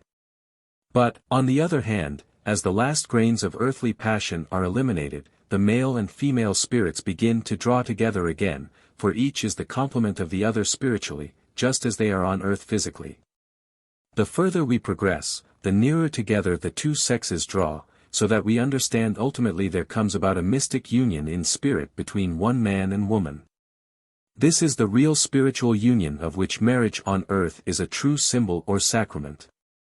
This consummation, this blending of two spirit entities, so that each becomes part of the other and yet retains its own individuality, cannot be fully understood even by us, much less by you. The earth marriage at its highest and best does give you some faint idea of what we really mean. This spiritual marriage, if so I can call it, takes place at a stage far above us. It may be in the fifth plane, or even higher. At least this is certain, it does not take place on our plane. Nevertheless, as we progress, we mingle more and more, first, with members of our own sex, and then with members of the other sex. It does not necessarily follow that we always marry spiritually the same woman as we did on earth, but we do marry someone who is our complement. J.W. Life here seems to be very much like life on earth. H.J.L. Like, yet different. Very like earth life at its noblest and best. But here there is no sickness or sin, neither evil nor pain enter here. These are left behind on the threshold of hell. There is still some sorrow and repentance for sins now past, but sin, as on earth you understand the word, can come to us no more. Lack of knowledge there is, and therefore complete satisfaction and rest are, not to be found here, for one must progress. But deliberate opposition to the will of God is a thing of the past. Nothing that is ugly or evil, low or false, can survive here. Therefore, if any amusement is founded on evil, be it ever so intellectual, it is not found here. So, too, purely physical amusements cannot be indulged in, since we no longer have physical bodies. Chapter 26. Introduction to W.A. Where are you taking me now? I inquired. H.J.L. To see my private study and to introduce you to A., who wishes to send a message by you to M. And, after that, to the officer who wishes to go on with his description of what he went through in hell. J.W. But I have already been here a great while. Surely I ought to be getting back to my body, otherwise Carrie may wake up and find me unable to move. H.J.L. It is perfectly all right. Though you appear to have been here a long time, you must realize that there is no real connection between time on earth and here. I don't suppose you have been absent from your body for half an hour as you reckon time on earth. I will see that you are sent back in plenty of time. We passed beneath the great gate of the college, and, turning to the right, passed through an arch and up a flight of stairs. We entered a room, which I at once recognized as the one in which I had seen H.J.L. when Blanche also saw him. It was very similar to a room in a college. There was no fire, and a strange thought occurred to me. Do you have to clean out rooms and dust them here, and, if so, do you have servants to do that sort of work? H.J.L. There is no dirt here, nor do we have any means of producing artificial warmth. The latter would be impossible to produce if we needed it, for heat and cold are of course spiritual, not physical, things here. It follows that there is no need for servants, since there is neither dirt to clear away nor food to prepare, neither do we sleep. All the drudgery of work has vanished with our physical bodies. Now let me introduce you to Mr. A. I saw what appeared to be a very small boy, but on his shoulders was the head of a grown-up man. It was not that it was large as on the cartoons one sees, but that it had a mustache and the expression of a man. His face was ruddy, nose rather fleshy at the end, hair ordinary brown. The face was inclined to be broad, and the body was distinctly stout, though not to an inordinate extent. I had never met A. But we greeted each other with much cordiality, and he said, I asked Mr. L. to let me see you next time you came to visit us, as I wish to send a message to M. I replied, I shall be delighted to do my best to give her any message you choose to send. But first tell me how you are getting on here. He answered, well, I'm making progress, but it's very slow work. You see, I never developed my spiritual side. I devoted all my attention to my physical and material well-being. Then, too, my friendships with women did not do me any real good, as you can guess. He then proceeded to give me certain private messages. These I have not published. After giving them, he left us. When he had gone, I said to H.J.L. He looks just like a child, except for his face.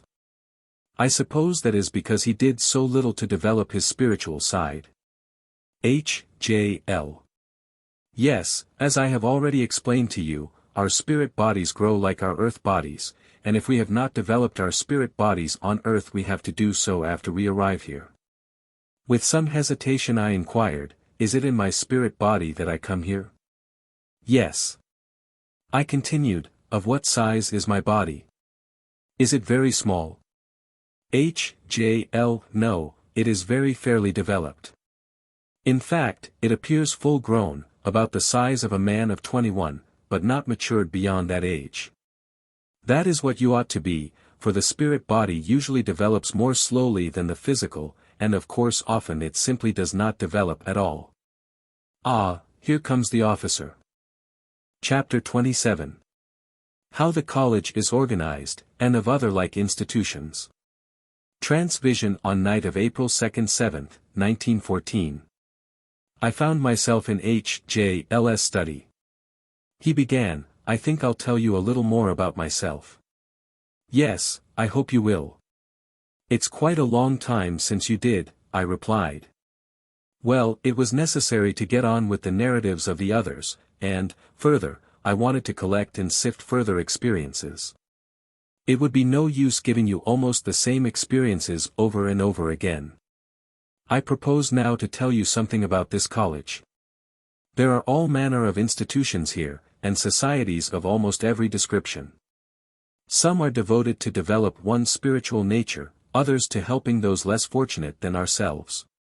Some, again, are composed of kindred spirits bent on making new discoveries in the same subjects as interested them when on earth, while a fourth group devote their attention to inspiring men with new facts they have discovered or developed here.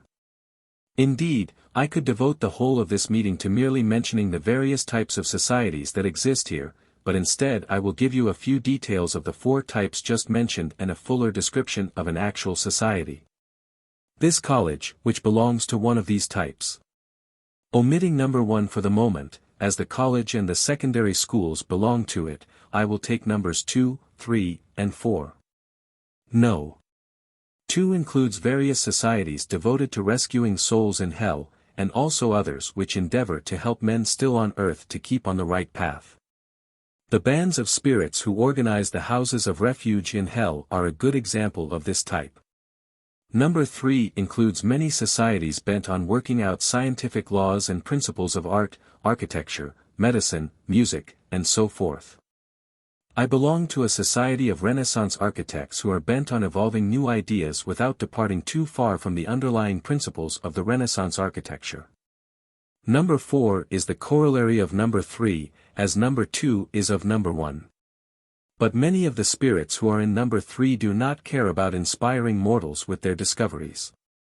Sometimes this is because they are simply no longer interested in the earth. But often it is because they have discovered by painful experience that either their ideas become but the merest travesty of the original when impressed upon the minds of men, or, far worse, they are taken and devoted to evil instead of to useful purposes. Thus good ideas of art are extremely liable to suffer the former fate, while scientific or engineering ideas, being in some measure more mundane, are often properly grasped, but at the same time turned to evil uses by the perverse nature of men. Thus it is that a large body of spirits refuse absolutely to pass on their discoveries to men. The result is that many societies belonging to Group 3 impose the rule that no discovery made by any member of the society while a member may be communicated either to a mortal or to any spirit who is a member of any society in Group 4. Not all societies, however, impose this rule, but leave it to the choice of the member whether or not he shall belong to a society in Group 4. All, however, abstain, as societies, from inspiring men. This work is left in the hands of Group 4. I may as well add that medical societies are particularly numerous in Group 4. J.W. Do you always belong to a society if you wish to inspire? Can't individuals do this work quite as well by themselves? H.J.L. It could be done, but not as well. In practice we find that it is better to have a society, though often quite a small one. Now about this college. It is under the control of a master, who has a second in command. Then, to assist them, there is a committee with a chairman. J.W. Like a Freemason's lodge, a master, senior and junior warden.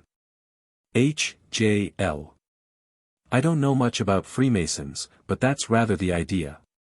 The members of this college consist of 3 divisions, and we are promoted from the first to the second, and from the second to the third, according as we learn the great spiritual truths. From the third or highest division the committee is elected.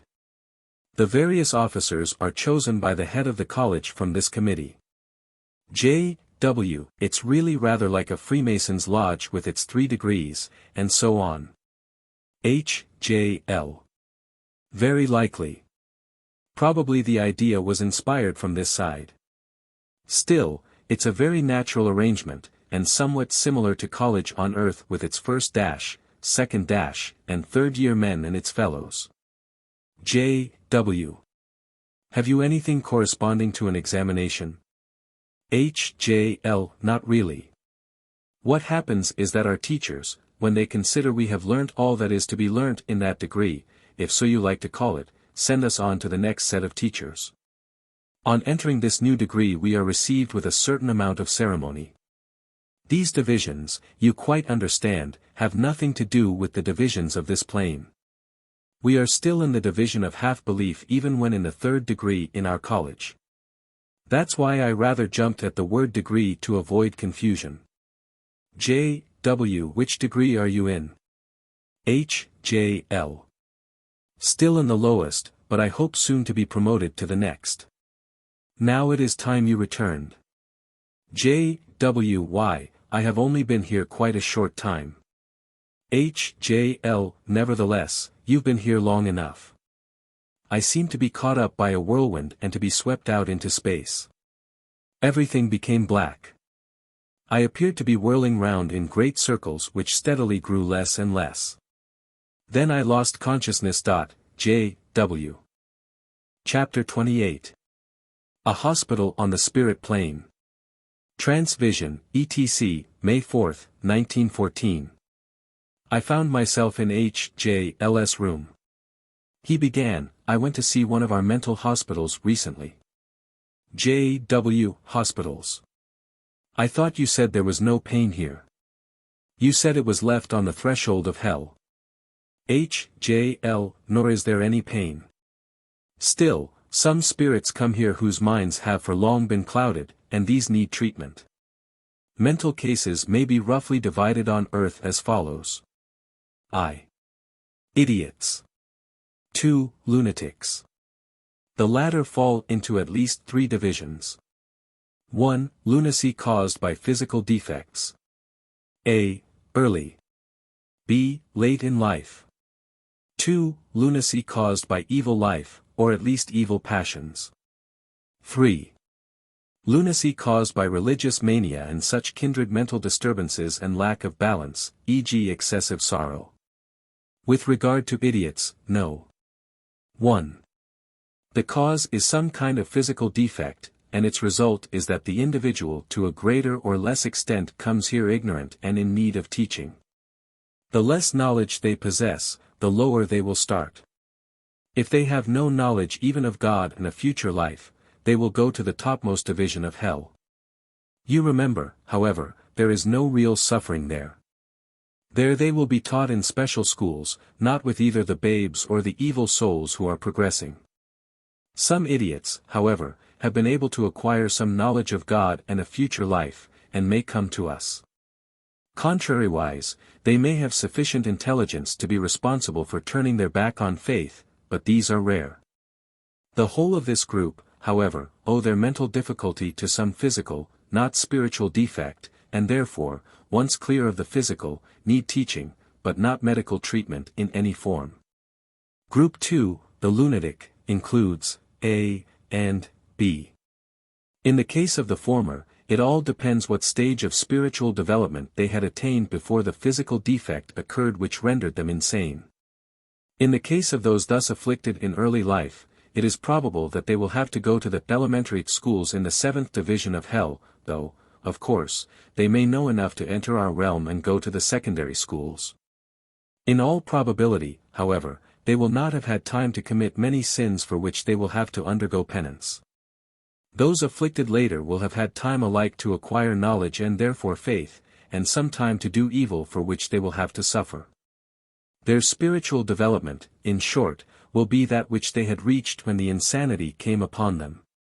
Of course many so-called lunatics, even when lunacy is due solely to a physical defect or injuries, are not completely lacking in responsibility for their deeds. Often only part of the brain is affected, and in that case they may appear normal except on 1 or 2 points. These shades of insanity are settled automatically. The spirit feels no need of remorse for offenses it had no intention of committing, and for which it cannot be responsible. It, of course, regrets any evil that may have been caused by its being unable to control its body, just as a motorist would grieve if his motor ran away and hurt someone.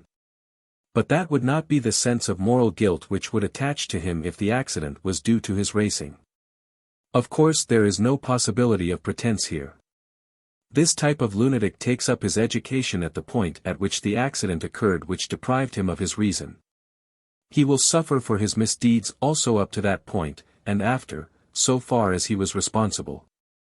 Mental treatment will not be necessary generally in these cases, merely education.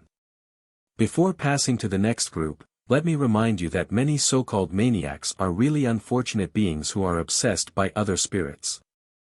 For the crimes committed by these through the maniac's physical organism, the unfortunate man is, of course, not responsible directly. He may, however, have to suffer here for them indirectly, in so far as it was his evil life that allowed an evil spirit to take control. When the responsibility goes so far as invoking evil spirits to aid him in his nefarious purposes, as did the ancient wizards, the moral guilt is tremendous. This is indeed one of the worst crimes possible, for which mental derangement is but the commencement of retribution. This type of obsession naturally leads us to consider the cases 2 and 3. 2. Lunacy caused by evil life or at least passion. This group very largely goes to hell, but of course not all. It is these latter who chiefly need treatment in our hospitals as well as ordinary education. Spiritual pride and even commonplace conceit are potent factors for rendering people insane as well as the more obvious vices, such as drink and lust. These sufferers must not be confused with the cases of obsession just mentioned. No. 3 are often very difficult cases with which to deal. Of course the simpler forms soon right themselves. Thus sorrow soon loses its sting here, and any physical defects caused by it are left behind with the body. Very little treatment would be necessary in such a case. On the other hand, religious mania is often very difficult to eliminate. It is none the easier because such persons are often strong believers, and would ordinarily go to that realm. They have, however, to come to the hospital in our realm and there remain till cured. It would be useless for them to go to the realm of belief without acts, for they would be utterly incapable of seeing any good in any other religion until the religious mania and its attendant evils have been eradicated. Then, of course, they go to their natural realm of existence. Without spending any more of your time discussing these matters, I will now proceed to describe one of these hospitals. I was taken thither by a man who during life had been a great mental specialist. The building was placed amid the most beautiful surroundings, which seemed to breathe an atmosphere of peace and rest. I mentioned this impression to my friend the doctor, who replied, "Quite so, quiet, soothing surroundings are the first essentials for dealing with any kind of mental disorder. The gardens surrounding the hospital contained broad stretches of lawn interspersed with beautiful woods, and everywhere the soft notes of rippling or falling water were faintly audible. Ever and anon through the trees I caught the glint of water tinged with the evening glow which is ever present here. Amid these woods, walking about the lawns and boating on the lakes, I saw many of the patients. Passing along a handsome avenue, we at length came in sight of the hospital. It was a splendid building in the Renaissance style, with verandas along the front, and was surrounded upon all sides by velvety lawns and flower beds. Numerous basins with fountains playing and statues of various kinds decorated the lawns. A woman, seated on a low stool, was playing a harp, while reclining on couches round her were many patients of both sexes.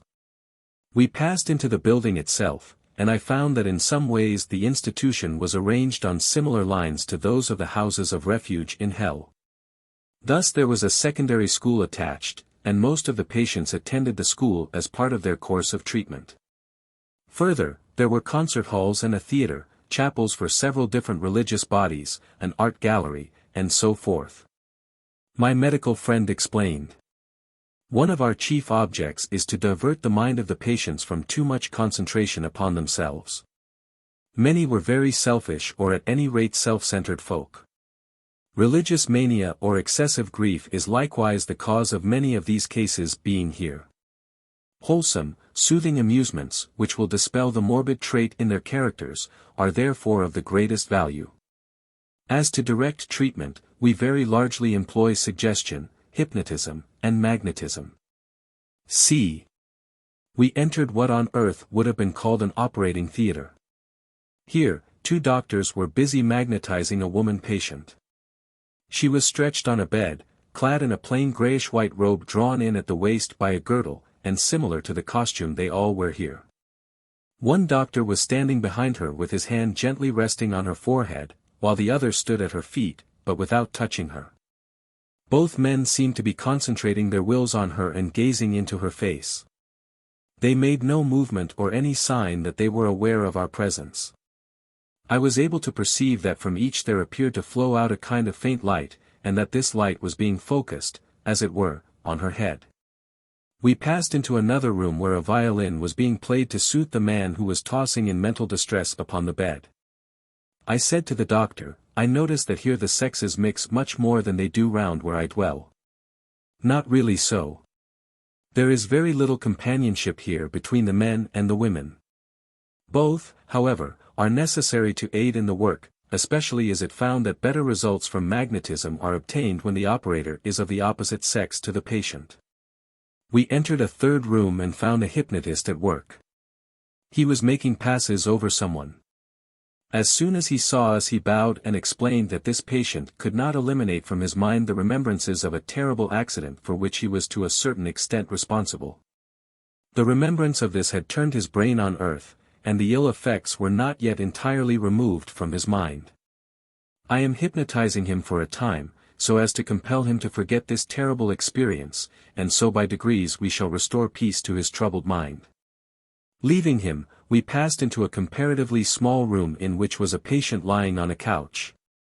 My medical friend said, "This is a strange case, and shows how strong is the power of the mind and even the remembrance of the body after death." This woman's mental affliction in life took the form of a belief that she was a cripple unable to walk. There was nothing organically wrong, yet by degrees, as this hallucination grew upon her, she became crippled and misshapen even as she is now.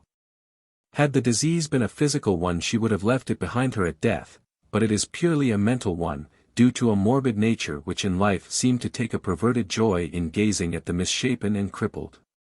This she did not from any motive of sorrow or wish to help the sufferers, but out of a morbid curiosity. For the rest, however, she was neither a total unbeliever nor yet evil by nature. Few cases such as this come to us here. They are, I understand, more common in hell. J.L. inquired, "How do you treat her?" He. Mainly by magnetism and mental suggestion. We are striving to prove to her that her spiritual body need not reproduce the defects of the physical one. Most spirits readily grasp that fact, but her mind has become so overclouded that she cannot as yet grasp it. However, even the most obstinate cases soon yield to treatment here. What does seem to take a long time is the education which is afterwards necessary. We passed through other rooms, through long wards and into lecture rooms where doctors were giving lectures on medical subjects. J.L. inquired of my friend whether there was not an operating theatre as in an earthly hospital. "Oh dear, no," he replied. "We have got long past those clumsy methods here. Of course, some operations are required on earth owing to the material nature of a physical body, although there are far more operations than are really necessary. Here, however, the spirit body yields to and needs much subtler methods. The only place you find anything approaching an operating theatre is in hell." I shuddered at the horror of the idea underlying those simple words. It would take me too long to give you any further details of this wonderful hospital, but perhaps I should say that I was surprised to find how large a part religious services played in the treatment. We don't attend religious services to any large extent in this realm, that is our principal duty in the next realm, but services formed quite a marked feature of the treatment, I perceived. And in this it approximated to the house of refuge in hell and to the ordinary course of life in the realm of belief without acts. Many of the services, I noticed, had quite an elaborate ritual, and evidently were designed expressly with the object of helping forward the mental healing of the patients who attended. A shadowy prototype on earth was that funny old service of touching and healing in the prayer book in the days of Queen Anne. Outside in the grounds we separated, and after thanking my medical friend, I returned here. Chapter 29. Neither will they be persuaded though one rose from the dead. J.W. May we publish the names and details for identification given by P. Re himself and Barber. H.J.L. With regard to P. and Barber, I think there is no harm in giving the details about the latter. It was meant as a piece of conclusive evidence, and I think most would agree it is. With regard to P, matters are a little different. He feels it rather a hindrance already to keep sufficiently in touch with earth matters to send you his experiences, and does not want to do anything which might draw him back still further into earth conditions. If the details he has given were published, being a well-known man, you would have a number of carping, or at any rate inquisitive, persons constantly sending tests and expecting them to be answered.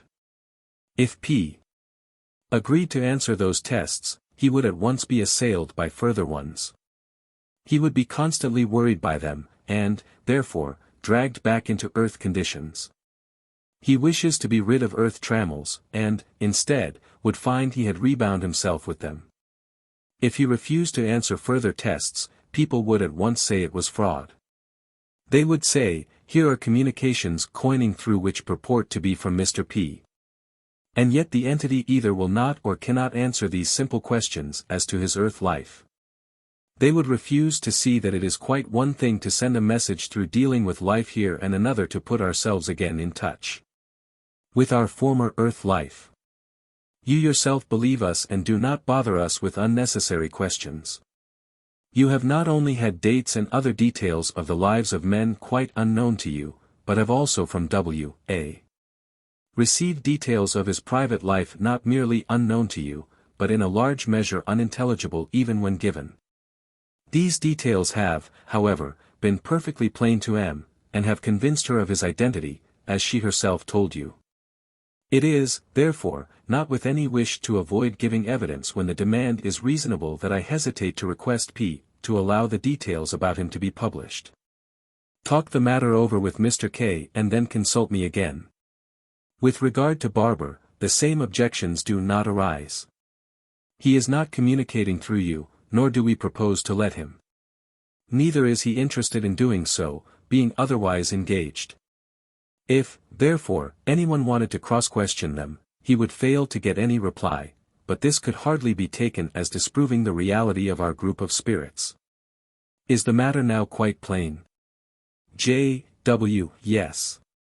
Still, I am sorry. If P.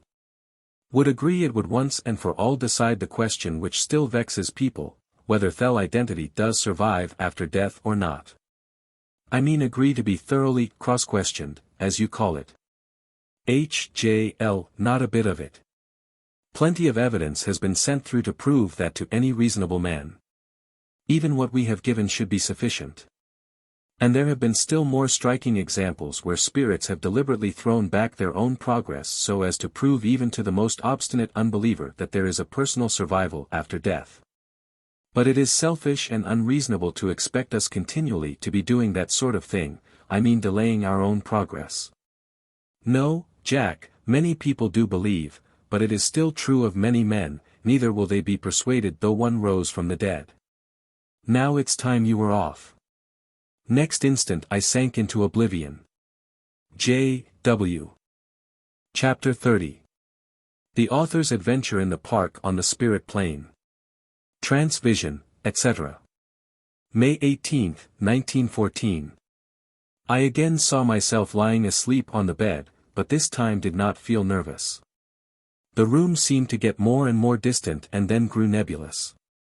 I seemed to be enveloped in a mist, and gradually this mist took shape and form, became solid, and lo! The landscape with which I was now familiar. Before me was stretched a beautiful tract of country bathed in a soft evening light. I floated down onto a grassy hill and saw below me in the valley the town in which H.J.L. now lived. Soon I was able to pick out the roofs of the college and turned my steps in that direction. The route I took led me through a beautiful wood, amid the branches of whose trees birds were singing merrily. As I drew nearer the town I saw the park with statuary and the sculpture gallery which I had seen before. I began to walk through the park, and I noticed how sweetly the flowers smelt. Large numbers of spirits were constantly passing me, and several gazed at me intently, as if they felt I was in some way different. At length 2 young men stopped and said, "Who are you, and are you dead? You do not look quite like one of us, and yet if you are not dead how come you here?" I replied, "No, I'm not dead, but somehow I have developed in such a way recently since my father-in-law died that I am able to come and visit him here and even carry away a remembrance of what I see." "Well, that's very funny. I wish I'd been able to do that," said one of them, "when I was alive. Can you visit any other planes of existence besides these?" The other inquired. "No," I replied, "but I meet others who have been selected by my father-in-law, and these give me accounts of their experiences in hell and in the plane above this, and also in the astral plane." "You're jolly lucky," the taller of the 2, who had spoken first, cried. "We know practically nothing of either hell or the plane above, though, of course, we do know something of the astral plane. You might tell us something about them. Come, let us sit down by this fountain."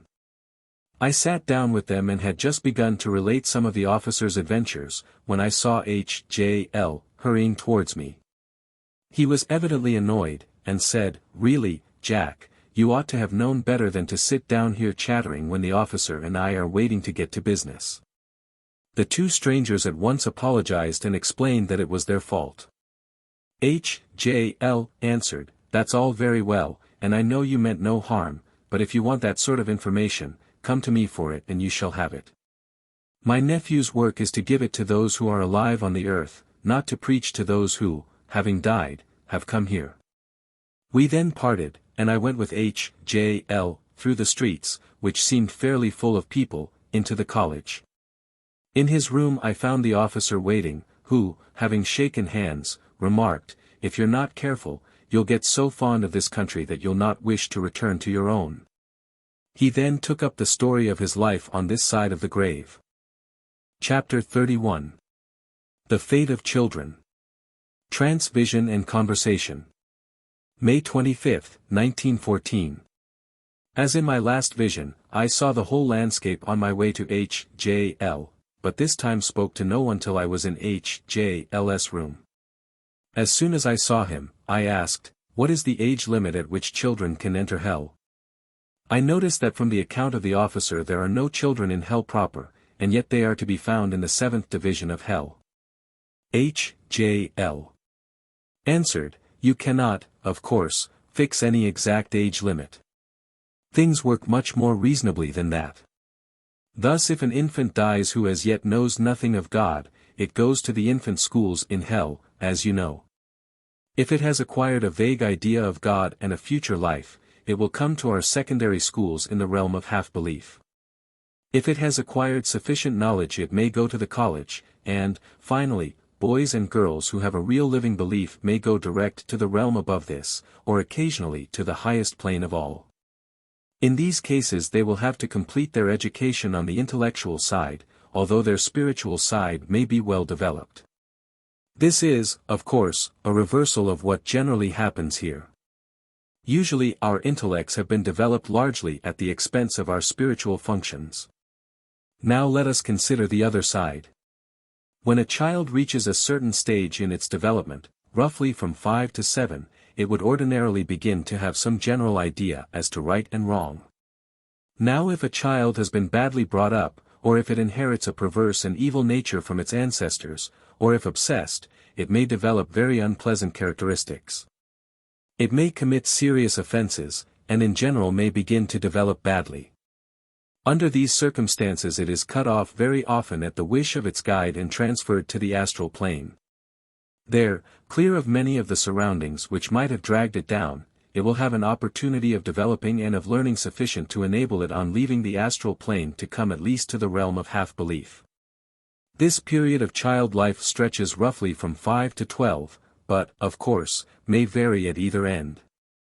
The third stage is when they are ceasing to be children and becoming adults, especially in the matter of sex. This is a very critical age, and many children unfortunately choose the downward instead of the upward path. The tendency is still, however, for the final decision to be left for the astral plane. And I must remind you that to a certain extent this is always the case. In the case, however, of an adult hardened in sin, the astral simply continues in its new life, repeating the sins of the former. But a youth who has started on the downward path, being less hardened, is more likely to be checked by the shock of death. Further, he is hardly likely to have had time to drive away his guardian angel in the way that a hardened sinner has. Thus even a thoroughly vicious youth will probably see the folly of his ways as soon as he reaches the astral plane, and the vicious habits, not yet being firmly rooted, will be easier to eradicate. On the other hand, if he rejects this second chance and falls into the type of sins represented by obsessing, he will sooner or later be hurled out of his astral body into hell. But when that day comes he or she will no longer be a child, probably not in years, certainly not in spiritual development. Thus you see how it comes about that there are no children in hell. J.W. But there are vicious children of 5 or 6. H.J.L. Not many. They may be spoilt, thoughtless, and selfish, but there are few who are really vicious. Further, they too will realize the wickedness of their faults on coming over and seeing them visualize, as we all do. If not sufficiently spiritual to pass straight on to us, they will remain on the astral plane and there learn wisdom. If, however, they do not learn wisdom, they will learn folly, but even that will take time to work out its full course, and only when they have become too gross and wicked for the astral plane will they drop to hell. They will have ceased to be children when that happens. But it is seldom that a young child does grow worse on the astral plane. They nearly all improve, and, moreover, the bulk of young children are too spiritual to remain even there, but come almost at once either to the elementary schools in the top division of hell or else to us. But here's the officer. Chapter 32. Of Animals, and How They Converse with Men. Trance Vision and Conversation. June 1, 1914. I found myself floating over my body, and then began to whirl away into space. I seemed to pass through the ceiling into the open air, but yet was able to look right into my bedroom. Then the room became misty and vanished. I seemed to be whirling on and on amid clouds and mists, and it seemed a long journey, but at length the mists began to take form. At first these were fantastic in shape, some like castles and cliffs, others like dragons and monsters, then fairy cities, minarets, and cupolas. At length these vanished, and, as the mists rolled away, I saw a vast landscape stretching away beneath me. First I saw high mountains and arid deserts, and, beyond these, a great wall of darkness. I appeared to be traveling away from this wall of darkness, and gradually the landscape became less forbidding. The Rocky Mountains became clothed with forests, the deserts covered with grass.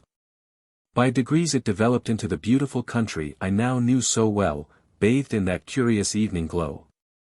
Concentrating my mind on Old Queen's College, I seemed to increase the speed of my flight. Almost for a moment I found myself actually in H.J.L.'s room. "Oh, boss," I said, "what do animals, such as fowl, which spend their whole life on earth hunting for food, do on this plane? They can have no occupation."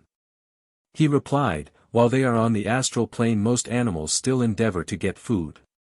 They go on grubbing about for it, and it is only by degrees that they learn that any food they appear to find is but a delusion, and that, in fact, they do not need it.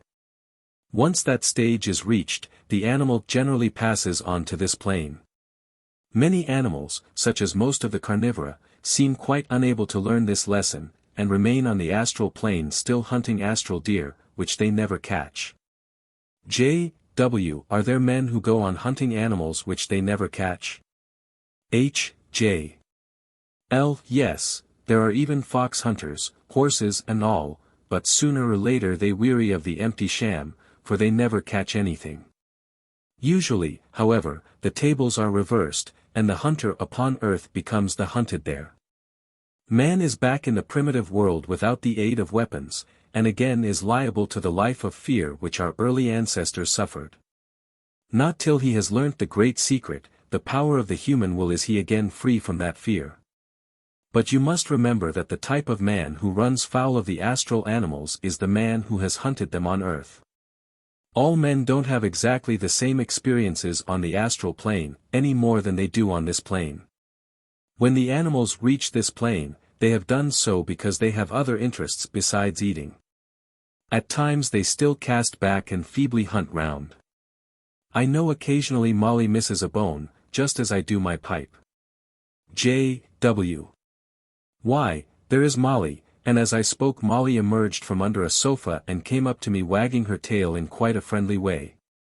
H.J.L. continued.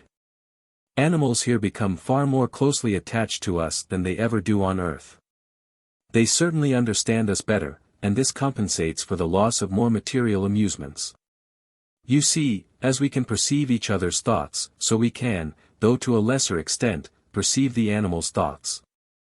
They, too, visualize, but the difference lies in this: the average animal, not having learnt to think clearly, as we have, can only visualize a muddled sort of idea. But they tend to improve. Of course their ideas, at the best, are very simple. Still, it creates a bond of sympathy which is largely absent on earth. Now just look at Molly's thought. J.W. looked intently, but could perceive nothing at first. I can't see anything. Perhaps she is not thinking of anything in particular. H.J.L. On the contrary, she is thinking very deeply for a dog. That's why I thought you'd be able to see it, though, of course, you have not had any practice in developing that faculty. However, try again. Empty your mind of all personal thoughts and concentrate it on Molly. Fix your eyes on the tip of her nose. I laughed at the last sentence, but followed all his instructions. After a moment the whole room seemed to fade away, including even the dog herself, and in its place was a kind of light which grew into a picture similar to the clairvoyant pictures one sees in the crystal. And then I saw Carrie sitting in the boat at Weybridge, and Molly herself seated in the prow. The boat moved out of the boathouse into the river, and Carrie, who was wearing a white jersey, was rowing. There was no one else in the boat. Then the vision changed, and I saw Molly and Carrie seated in the garden at Weybridge. Tea was brought out, and Molly proceeded to lie down for a piece of cake. Then H.J.L.'s voice broke in, "Well, Jack, you could see her thoughts that time." J.W. Yes, but how did you know I could? H.J.L. Because I could see both your thoughts and hers, and they corresponded. We get fairly expert in reading people's thoughts here, but of course you are new to it. Well, I think that answers your question fairly well. You can easily understand that the more closely associated with man an animal is, the more it will develop. The more it develops, the more complicated will be the ideas which it will be able to remember or understand, and so communication between men and animals will become easier. For example, that thought of Molly's was fairly complicated. Many animals would have managed nothing more than a face of their mistress. If we wish to communicate an idea to an animal, we have to think of some very simple idea. Now watch. I'm going to think of Blanche. At once Molly jumped up and wagged her tail, and I perceived she was looking at the boss. Between both of them appeared a vision of Blanche about 2 years old, but whereas H.J.L. saw her in the garden at L, Molly only saw B. With no particular background. I knew this because Blanche stood out very clearly, while the garden at L was much fainter, and I knew, by instinct, that this was because Molly had grasped the idea of Blanche, but not the more complicated idea of at L. Then it vanished, and H.J.L. said, yes, she got the first idea all right, but not did grasp that I meant at L. I dare say if you were to think of her at G, she'd grasp that all right. The remembrance of G, in connection with Blanche would be so much clearer to her. I tried, and at once Molly got very excited, jumped up on her hind legs, and began to walk towards me. At the same time I saw the vision of Blanche on the tennis lawn at G, and the background was nearly, though not quite, as clear as Blanche. In short, Molly had perceived practically the whole idea I had desired to convey. Then it faded again, and Molly retired once more under the sofa. H.J.L. How high the most intelligent animals can travel with us I can't say, but you will see that there are possibilities of development for them here lacking on Earth. Of course, by telepathy even on Earth, animals are often able to read our thoughts to a limited extent, but it is generally in the matter of the cruder passions, such as fear of them or dislike. Further, they are often helped even in these cases by involuntary movements of our own. I think, however, that we've said enough on this subject for tonight. If you think over carefully what I have just told you, you will realize its importance more fully. If, then, any point requires further elucidation, why, ask me again. J.W. Thanks. By the by, how are we communicating now? We appear to be talking. H.J.L. By telepathy.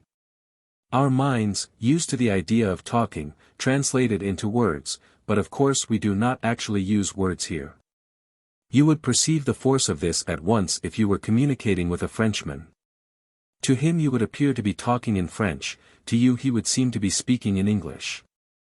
It is only when we get on to the earth plane and try to communicate through a medium that we have to employ actual language. Then, if we wished to speak to foreigners and did not know the language, we should have to learn it. This can be done, but I do not propose to go into exactly how just at the present moment.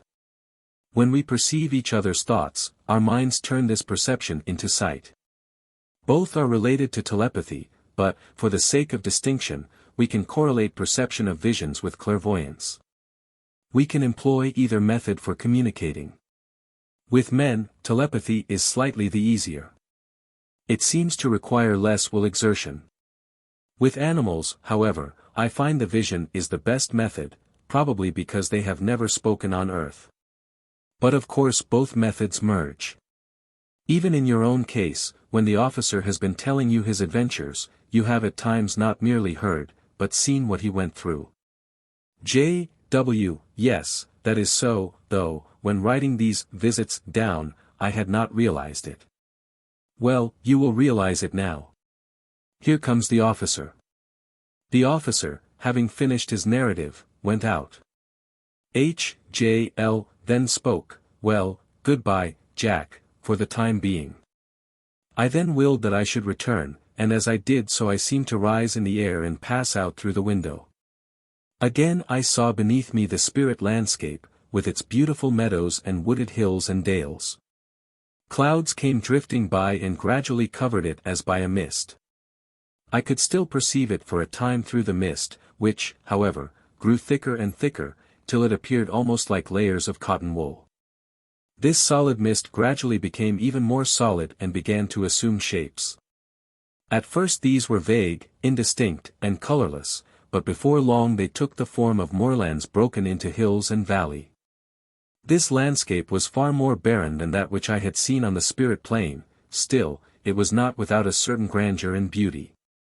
Then by degrees color came into the landscape, though slowly. I seemed to be rushing above this country at a great pace, while at the same time drawing nearer to the earth. Speed! Speed! I noticed that the light was becoming stronger, and gradually I realized I was passing down the Rivlin Valley from the direction of the moors. Faster and faster I whirled, and Glen House appeared to spring up and rush to meet me. I seemed to pass clean through the walls of the room and pirouette round the bed. Then I seemed to strike something with great force and lost consciousness. J.W. Chapter 33. The Astral and Spirit Planes Compared. Trance Visit. Monday night, June 15th. As before, I felt myself traveling through space and saw the Earth landscape change for that of the spirit realms. On entering H.J.L.'s room I asked him, "What do you consider is the exact difference between a man on the astral plane and one on the spiritual?" H.J.L. I understand what you mean. On the astral plane we are still to a certain extent material. We have, as it were, an etherealized material body. The astral plane consists of particles of very fine matter, much more etherealized, of course, than the gross atoms of the earth, but still matter. They stand somewhat in the same relations to the ordinary physical world that gases do to solids on earth. This material body, being so ethereal, is of course much more completely dominated by the spirit for good or evil. It is the same thing with the astral landscape. In the spirit plane, however, matter has, for all intents and purposes, been left behind. It is with our forms that we clothe our souls, and the landscape and the buildings which you see now before you are the forms of those things when on earth. Thus it is when we wish to become visible even to the clairvoyant upon earth we usually have to clothe ourselves with a temporary astral form, just as, to make ourselves visible to ordinary folk, we have to materialize a temporary physical body. Mind you, there are clairvoyants who can see into the sixth plane, you are one, but most clairvoyants cannot. Even when a clairvoyant can, better results are often obtained by our clothing ourselves with an astral form. J.W. In dreams do we come to the astral or to the spiritual plane, or sometimes to one and sometimes to the other? H.J.L. Dreams are of many orders. Some are purely the invention of the human brain. They may be little more than the thoughts of the day worked over and redigest by the brain at night, or they may be pure fiction, similar to the stories children tell themselves for amusement. The very materialistic have dreams of these two orders, and most people at times have some of these, but many persons enter the astral plane in what they think are dreams, and a few, but very few, enter the spirit plane. You do so, but the reason is that you are mediumistic, and, still more important, because I call you. Very few have such a privilege, and even those who do seldom bring away so clear a recollection. We help you to remember, but it is true that experiences on the spirit plane, appertaining to the spirit as they do, seem to remain attached to the spirit and are more vivid than those of the astral plane, which, being more akin to earth life, become distorted as the astral reunites with the physical. It is as if the physical brain attempted to explain astral phenomena by physical laws and largely failed, but recognized the hopelessness of trying to do so with the spiritual. Far more people get on to the astral plans in their sleep. They come wandering along the fringe of it, as it were, often apparently half-dazed, as if their connection with their bodies rendered them only partly conscious of the astral world in which they moved. The astral body, of course, is often unable to leave the physical body owing to the gross and material life such people live, and even when it can get out of the physical it cannot or dare not go any distance from it. But perhaps you would like to see some of these visitors to the edge of the astral plane? J.W. I should, but what of the officer? H.J.L.O. I'll tell him not to come. He appeared to concentrate his thoughts for a moment, and as I watched him I saw the face of the officer visualize before him and then fade away again. HJL, now we will go to the plane where the worlds meet. First I shall have to clothe myself with an astral body, however. J.W. And what of me?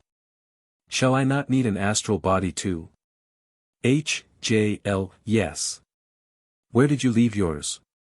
J.W. I don't know. Do you think it will be with my physical?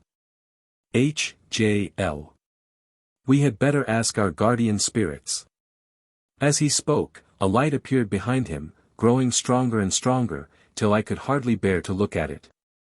As it grew stronger, it took the form of the glorious spirit I had seen before overshadowing H.J.L. Like a silver trumpet he spoke. Return and fetch from your bed your astral body. Chapter 34. A visit with H.J.L. To the astral plane. The dreamers. At once I seemed to be caught up in strong hands and whirled away into space.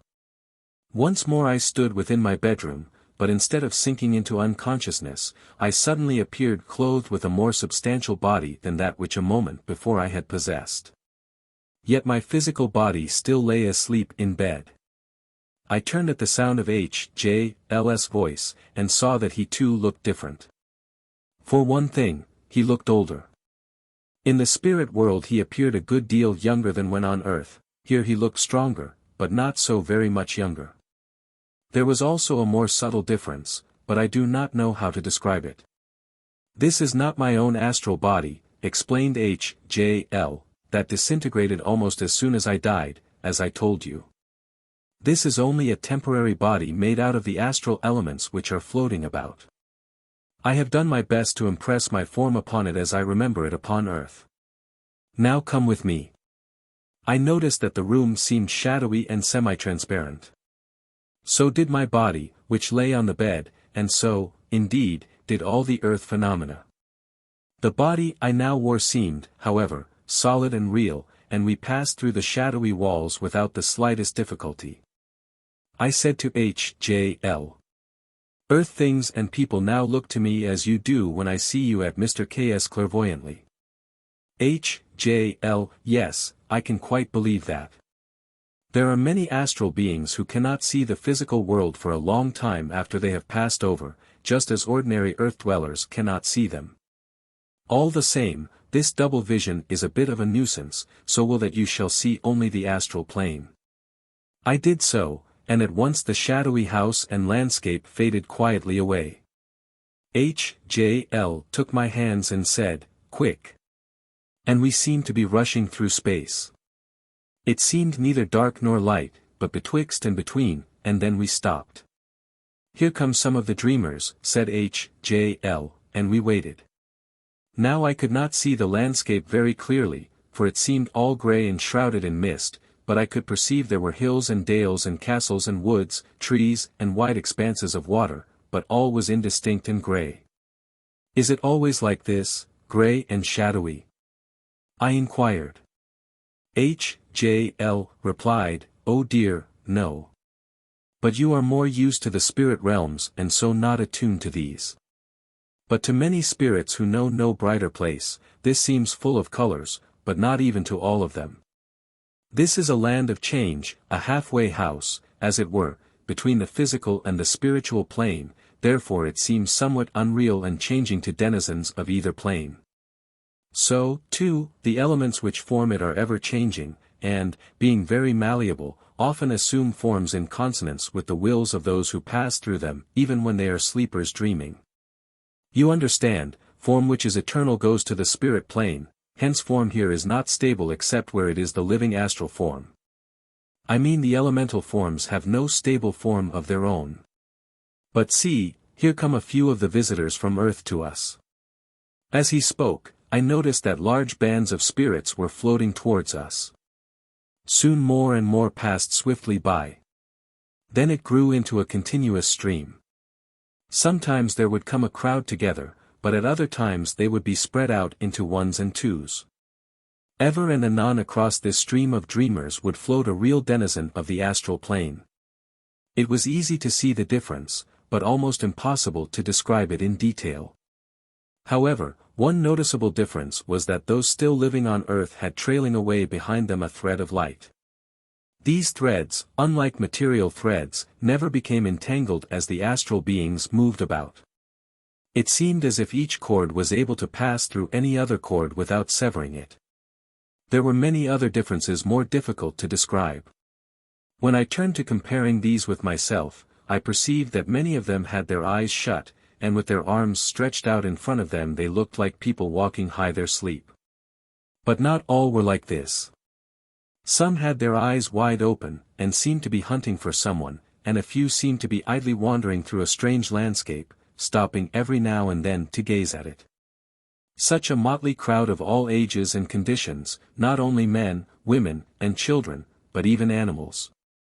I saw a dog among the visitors, who caught sight of a rabbit, and at once gave chase.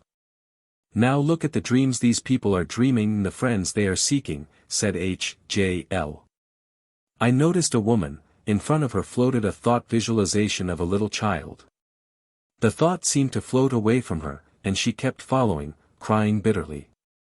Then suddenly the real astral form of the child came running up, and in a moment the thought child was shattered, but the mother gave a glad cry and flung out her arms towards the astral and took it in her arms.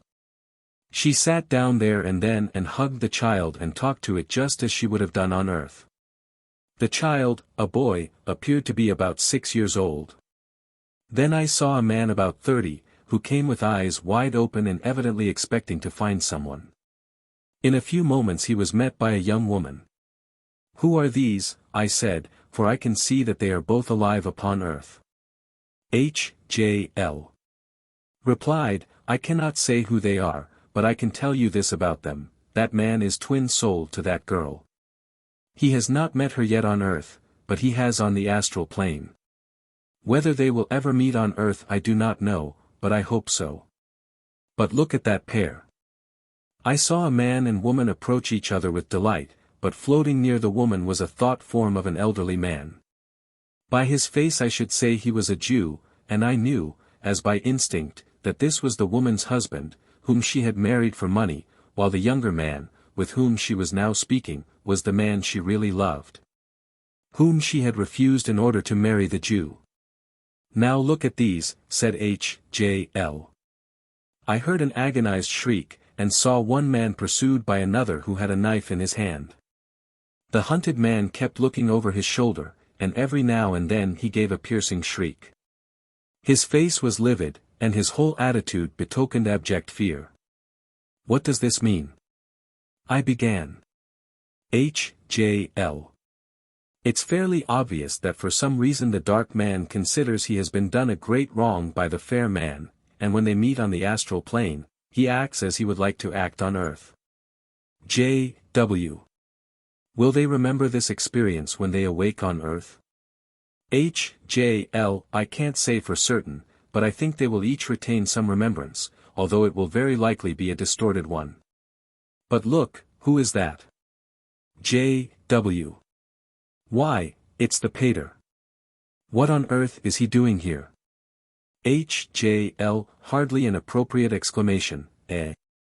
But why shouldn't your father come here? He's just dreaming like everyone else. Perhaps he'll recognize you. But he went past, busily engaged in seeking for someone, and never seemed to see me, and as he passed I saw the thought form of his father floating before him. Will he meet his father here? I inquired. H.J.L. Not very likely. Old Horatio is very comfortable in the division of faith without acts and not likely to come out here often. My father disappeared among the crowd, and as for a moment there was a lull in the throng that were continually sweeping by us, I turned again to H.J.L. and said, "Does place exist on the astral plane in the same way as it does on Earth?" H.J.L. To a certain extent, for not only have we, as you see, an astral landscape, but that landscape tends to correlate with the surface of the physical world. Thus, at the present minute we are near London, that is why there is such a crowd of spirits. But though the landscape tends to correlate, our astral bodies are not bounded by time and space in the same way as they are on Earth. We can rush from one part of the Earth to another in next to no time. Nor do the astral landscapes exactly correspond to landscapes on Earth, for there are, as it were, many layers of astral landscape. Because the same district at various periods of the Earth's history will present very different aspects, as, for example, the site of London has not only held prehistoric forest, but at times it has been covered by the ocean itself. J.W. This landscape, so far as I can see it, is not the same as the one in which London now stands. H.J.L. Of course, but it is some not very ancient past landscape. But see who comes here. J.W. Why, it's Carrie. The whole family seems to be here. H.J.L. Oh no, they are not, but all the same a very large number of people do come night after night on to the astral plane. There are some people who have a regular and continuous life here, just as they have on Earth, only when they awake, as a rule, they remember nothing of it. The astral day ends for them with falling asleep, just as the physical day does, and it is seldom that a very clear recollection of either state is carried into the other. More, however, is remembered by the astral memory than by the physical. Still, there are people who are alive on Earth, yet when they are here they have no recollection of it and imagine they live here only. Such people often don't even know when they die, but are surprised when they don't fall asleep. Most astrals, however, do keep some remembrance of their Earth life, and may come here with fixed recollections of some Earth friend whom they desire to find. Many people also occasionally remember in a distorted manner fragments of their experiences here. There are also some who seldom, if ever, come here till death. They are so materialistic that the astral cannot escape from the physical. Gross feeders and heavy drinkers in particular chain their astral bodies to their physical, but I am going to speak to Carrie. See, she is seeking me. He made his way through the passing dreamers to where Carrie was standing, looking round as if seeking someone. I could see her thought visualization, and it was of her father as she remembered him sitting in his armchair in the dining room at L. She herself was clad in a long white dress of simple cut, but not precisely like anything I have ever seen her wear on Earth. As soon as she saw him, she hastened towards him with delight. "How are you getting on, boss? It's such an age since I saw you." H.J.L. Yes, it is. I'm glad you came here tonight. I'm right enough, but what do you think of the revelations we are sending through? She looked puzzled and said, "What revelations? I don't remember any." H.J.L. Oh, nonsense, yes, you do, only you are still half asleep. Wake up. The ones we are sending through by Jack. By the by, here is Jack. Carrie then noticed me for the first time. I, though I had seen her from the first, had not obtruded my presence, wishing her to devote her time to H.J.L. "Why, what are you doing here?" she began. "Come to that," I replied, "what are you?" "But, indeed, in my case it's my usual Monday night's excursion, and this time boss has brought me to see you folk who enter the astral plane. I wonder whether you'll remember having met me when you awake." H.J.L. It's not very likely. If she remembers anything at all it will probably be me, as that was the thought visualization which came here with her. Well, Carrie, do you recollect now? C.W. Yes, I do remember vaguely, but like in a dream. But how are you yourself? I have not seen you for a long time. H.J.L. Well, very well, nothing at all wrong. Never better in all my life. I wouldn't be back on your pokey, silly, shadowy Earth for anything you could give. I'm hoping, though, that a few old friends will join me soon from your side. C.W. Whose house is that? As she spoke I noticed rather a nice house in the late Georgian style. It had a small garden in front, and we found it had a much larger one behind. H.J.L. Oh, that's the astral form of some house which has just been pulled down. It won't remain long. The astrals of inanimate objects don't last long unless someone takes possession of them and so links them with his personality. Let us go inside. C.W.Y., it's completely furnished, said Carrie as we entered. H.J.L. So it is. That's rather peculiar here, though on the spiritual plane where the forms come it's the rule rather than the exception. I think it must have been burnt down and everything destroyed. Yes, I'm sure it was, for see, some of the pictures are missing. Look at the blanks on the wall. Why, there is even the cord, too, hanging to the nails from which they hung. Someone evidently slashed through the cords with a knife and carried out a few of the best pictures. They didn't save much, though. As he spoke, the boss sat down in an easy chair by the fireplace in a room which had evidently been the dining room. A very comfortable house, he commented, plain, perhaps, but substantial. If I were still in the astral body I'd take possession of it. Carrie. Let's go into the garden. So she and I passed out through a door in the dining room down a short flight of steps into the garden. A few moments after the boss appeared in the doorway, carrying on his shoulder a small leather-covered trunk. On reaching us, he placed it on the ground, raised the lid, and drew out a book. There, Carrie, fancy finding that here. C.W. Why, it's your old book, How to Make a House Healthy and Comfortable. H.J.L. Yes. I thought the house seemed very well brought up to date. Its owner was evidently a sensible man. I.J.W. was mildly amused at the obvious pleasure H.J.L. felt on discovering that the owner of the house had appreciated his book, but at that moment Carrie broke in, as we re-entered the room, I'm feeling rather tired, so I will be off to bed. I looked in surprise at H.J.L. who, however, appeared to take no notice of my inquiring look, but said, well, goodbye, then, for the present. Come again soon. I am always glad to see you, you know, and will take care to be here when you do come. Carrie then went out of the room, and as soon as she was out of sight, I noticed that the astral wall completely shut out astral figures. He said, you were surprised that she said she was tired. What she really felt was the call of her physical to her astral body, but that was the easiest way for her to explain it. To most astrals still living on Earth the change back from the astral to physical conditions seems like falling asleep. Now it is time you two were returning. See how the crowds who were hurrying outwards are now going back. We looked out of the front door, and, sure enough, the dreamers seemed all to be moving back towards the direction from which they had come. Faster and faster they hurried by, and among them my father again repassed me with a disappointed look upon his face. He had not found the one he was seeking. Fewer and fewer they grew, and I noticed the so-called dead bidding farewells, often with bitter tears, to those they loved and who were returning to the waking world.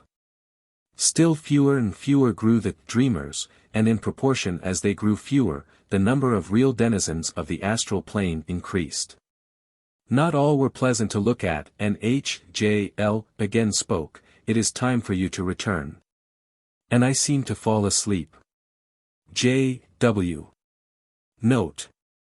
C.W. remembered a considerable part of this meeting, but not all, and thought it was a dream. Chapter 35. The Influence of the War Cloud. Transvision. July 27, 1914. On reaching the college in which H.J.L. lived, I asked him, Boss, do you think this storm cloud which has arisen in Europe will lead to war? Things begin to look rather black. H.J.L. I am afraid it will. Of course I am not closely in touch with the earth plane, but here men are saying that the astral plane is in a state of absolute chaos. All the evil spirits are crowding up there and are doing their best to precipitate war. Here we are beyond all that turmoil, but we are filled with strange forebodings. The next few days will, I think, decide it, but I have never made any pretensions to prophetic powers. Our work is drawing rapidly to its close, and it is well, for if there is war our little band of workers will certainly be dispersed. They will have different work to do. You are not well yourself. I can see, unless you are better by next week, it would be as well for you not to make any attempt to come here till you are all right again. When in sound health these excursions into the unknown can do you no harm, but when ill you need all your vitality to fight the disease. In any case, you will not be able to do any automatic writing during the month you are lecturing at Cambridge. I do not propose that you should have an interview with the officer tonight. In the first place, you are not well enough to stand a lengthy stay here, and, secondly, the officer is in a very excited condition owing to the war cloud. He longs to be able to rejoin his old regiment, but several spirits have taken him in hand and are trying to calm him. We don't want all our good work flung away, and in that way he can do no good. There is a field of activity open to him, which we shall point out in due course. Just now, however, he's like a tiger that has scented blood, and it is largely his extraordinary behavior, coupled with what appears to be happening on the astral plane, that makes me fear for the worst. Now, goodbye. Take care of yourself and get well as soon as you can. The book must be finished off before you leave for Burma. So I returned to the earth plane, and noticed how tired I was as I re-entered my body. J.W. Note.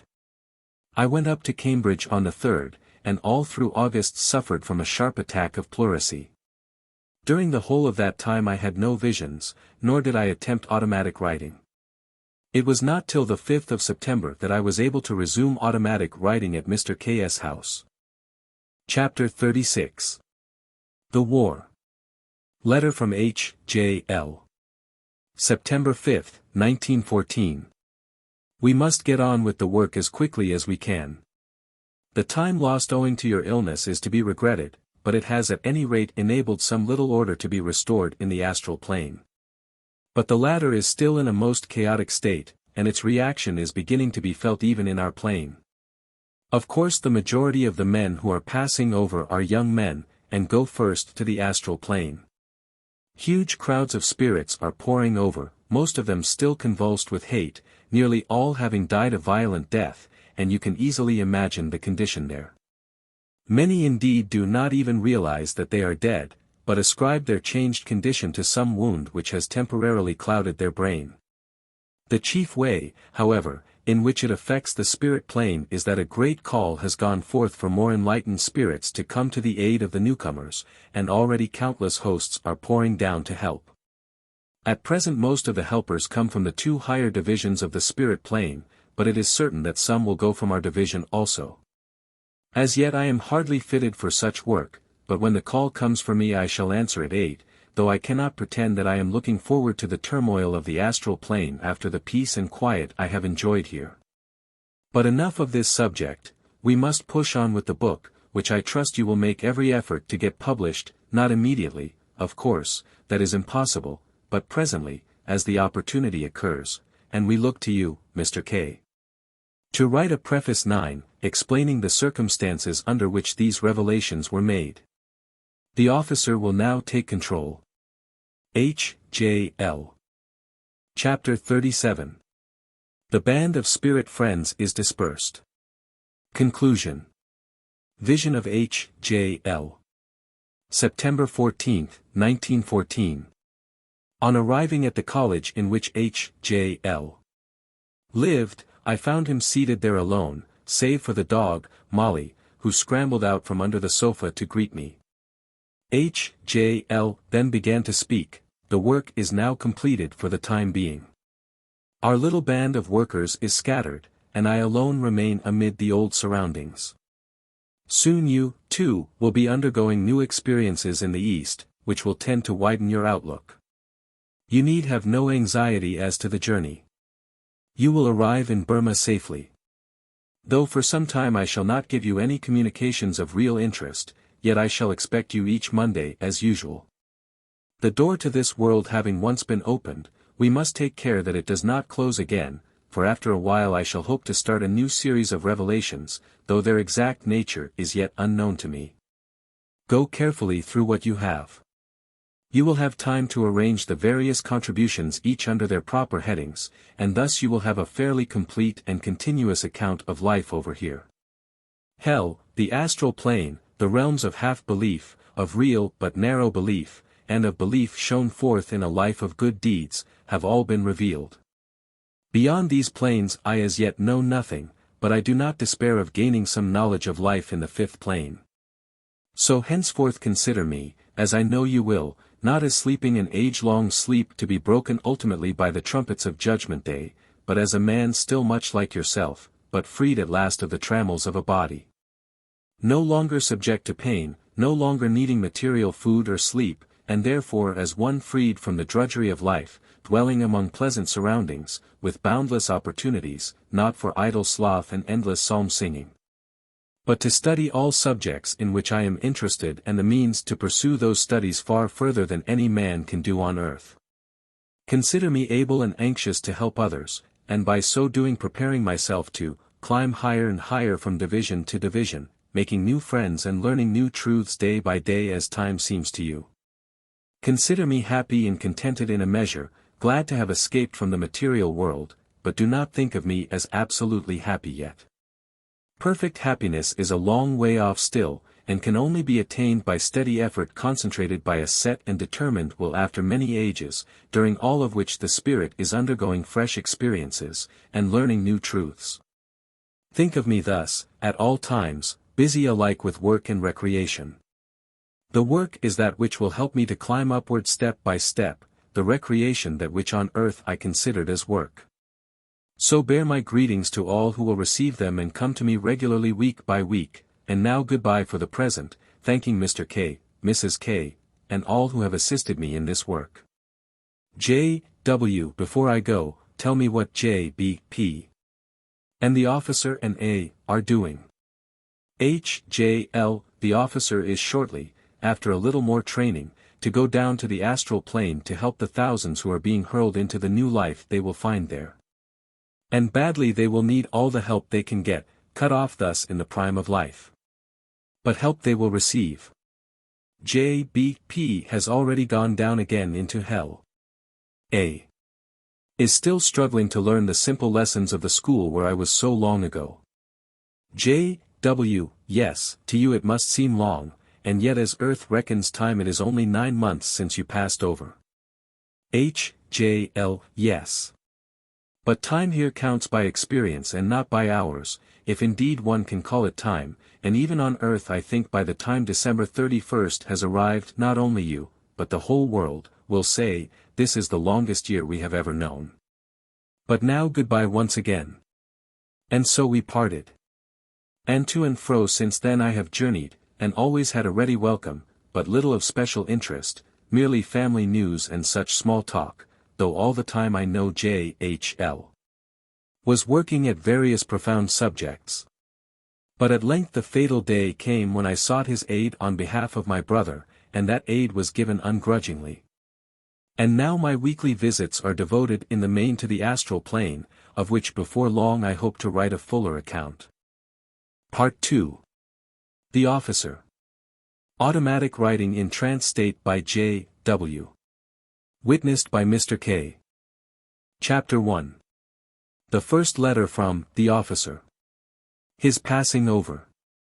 For an account of his life on earth, Ch. J. L., January 24, 1914, page 14.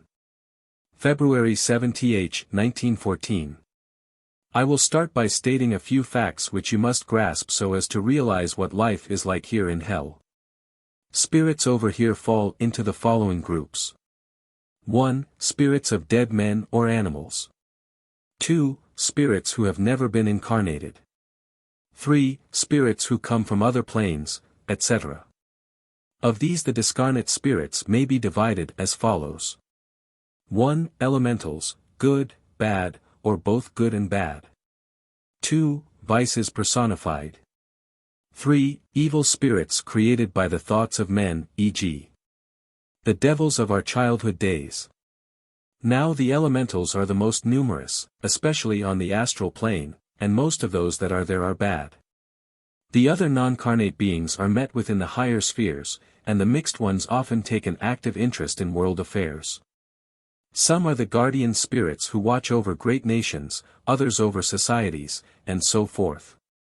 This explains the fact that England as a nation has a distinct personality, quite distinct from that of any or all the separate individuals who form it. Now I hope these first remarks will enable you to get some idea of the type of beings other than men we meet here. They are not much in evidence in the set of half-belief, but the higher types, of whom I, as yet, alas, know little, reappear in the higher sets.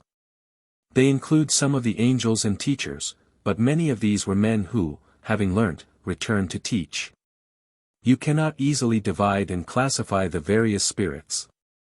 I will now start an account of my death. I was walking along the Strand when a beastly motorbus knocked me down and ran over me. I should have seen it, only I admit I had been having rather a number of glasses of whiskey and was not quite myself. Now the funny part is this: after the accident I got up, felt a little shaken, and, seeing a crowd gathering, decided to hurry on to the office where I was to sign the agreement for that patent. When I reached the door of the office I knocked, but to my surprise my hand seemed to go through. No one answered, so I tried to push open the door, and, next moment I found I had gone clean through. My word! I said, I'm more drunk than I thought. Wonder if I had better go on. However, seeing a flight of stairs, I went up them and knocked at the office door. Same result. Went through it. I found the man waiting at his desk and a clerk at a side table. I took off my hat and bowed, but the ill-mannered swab took no notice. I said, I've come to sign that agreement. But again he did not answer, and next moment, turning to his clerk, said, if that damned fool doesn't come in 10 minutes I shall go off to that other appointment.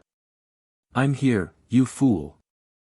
I shouted, but he took no notice, and in spite of everything I could do he at length got up and, after cursing me roundly for not coming, went out. I swore and cursed too, so at length I went out, saying to myself, he's more drunk than I am. Again I seemed to slip through the door, but as I did so I heard a fiendish chuckle, and, turning round, saw old Billy, a former pal of mine. Why, Billy, I said, thought you were dead. So I am, he replied. And so are you at last, old sport. You're dead at last. I thought we were never going to get you. You damned liar, I'm not dead, I'm quite alive, only rather drunk. Drunk, squealed Billy. Even when drunk you can't walk through doors, and aren't invisible. Why didn't that fellow see you if you were only drunk? Then suddenly I knew it was true, and immediately I wanted to go in search of my body. We had reached the street, and at that minute Billy saw a nice-looking girl. See that girl? He shouted to me. Yes, I replied, but you need not yell so. You fool, she can't hear us. I'm going after her. What's the use? I asked. She's not that sort. Chapter 2. First experiences on the astral plane. The drinking den. Second letter from the officer. He took me away I know not where, but it was into an awful darkness. Soon I was aware of a vast crowd of other spirits. Where am I? I cried to my guide. Where would you like to be? He asked. Whatever place you wish to go to you shall. I want a drink, I cried. Come along, he replied. We have one here who looks after all who thirst. In a moment I was aware of a howling mob, and over them presided a being.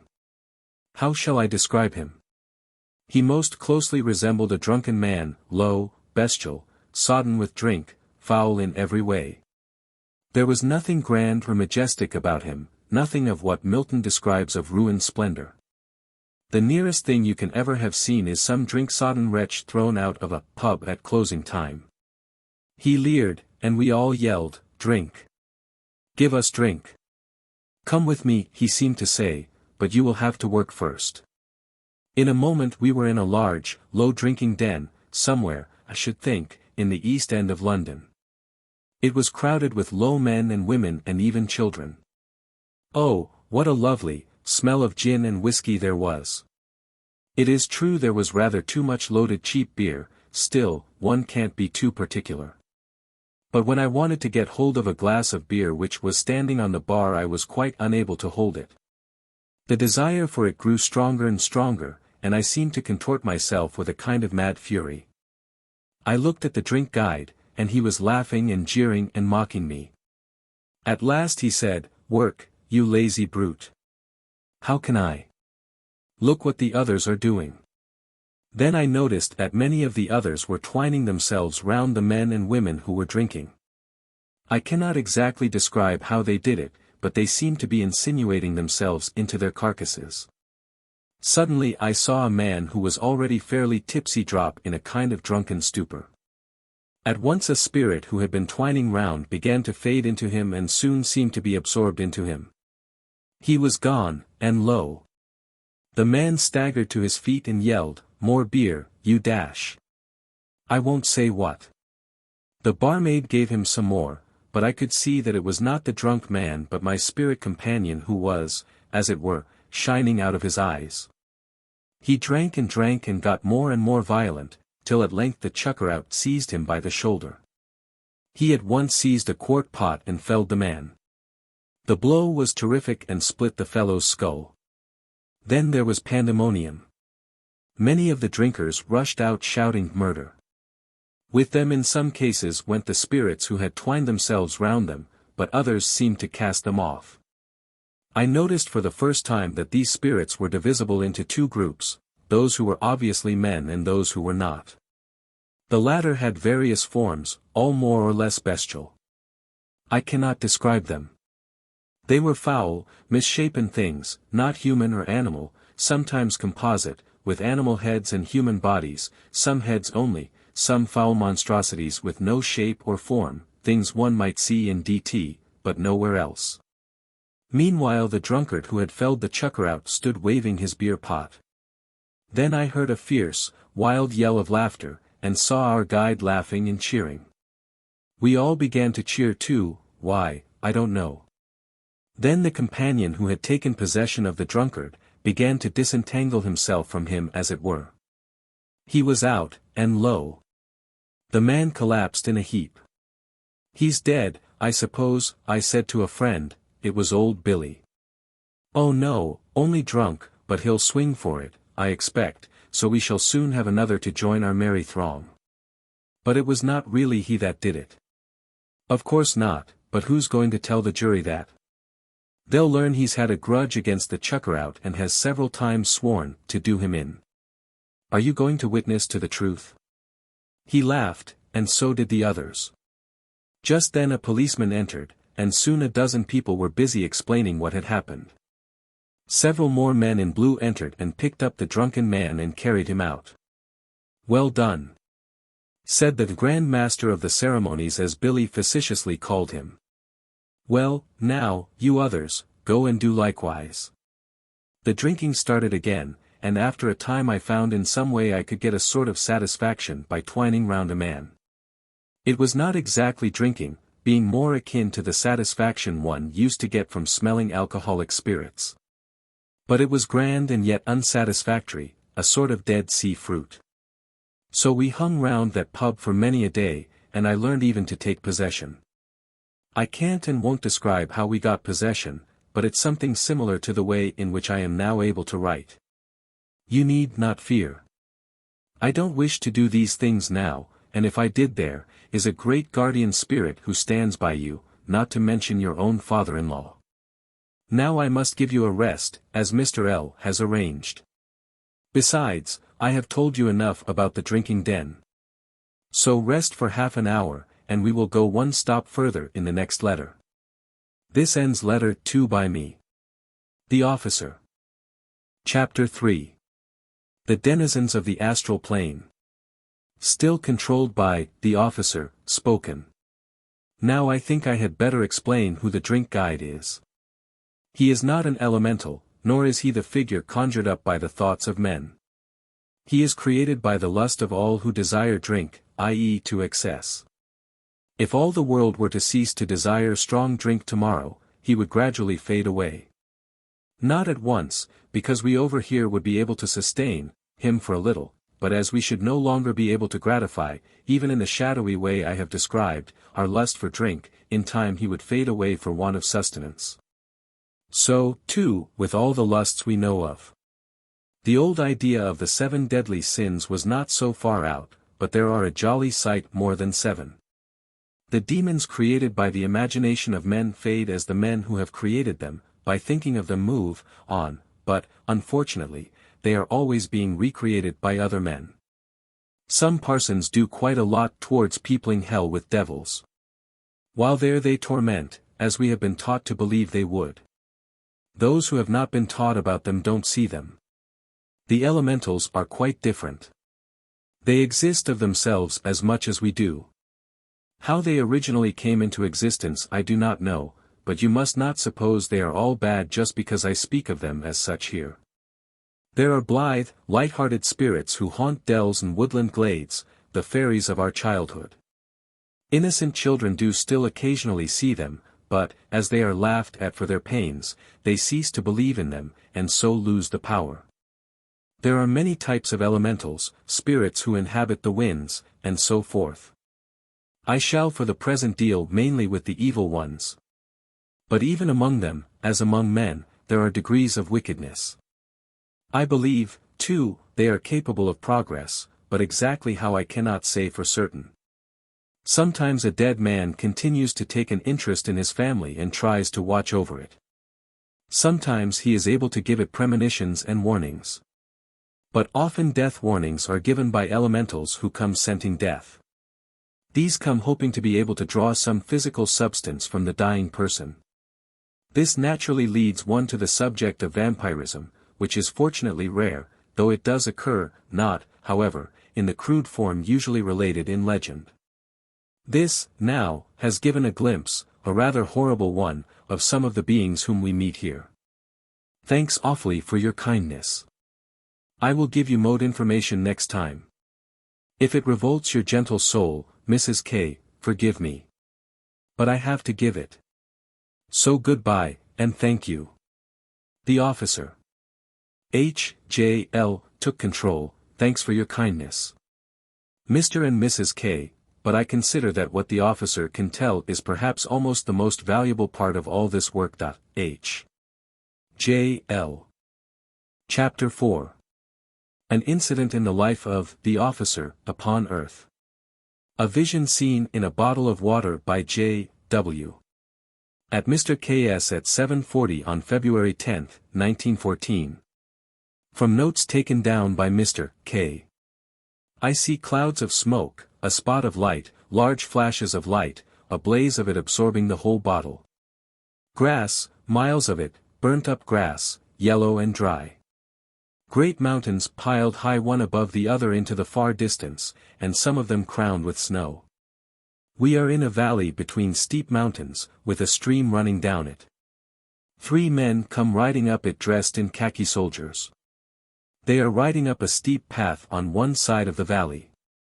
The flash of a gun, a man drops, another flash and the horse of the second man drops. The rider of the wounded horse gets up and seizes the bridle of the horse of the wounded man.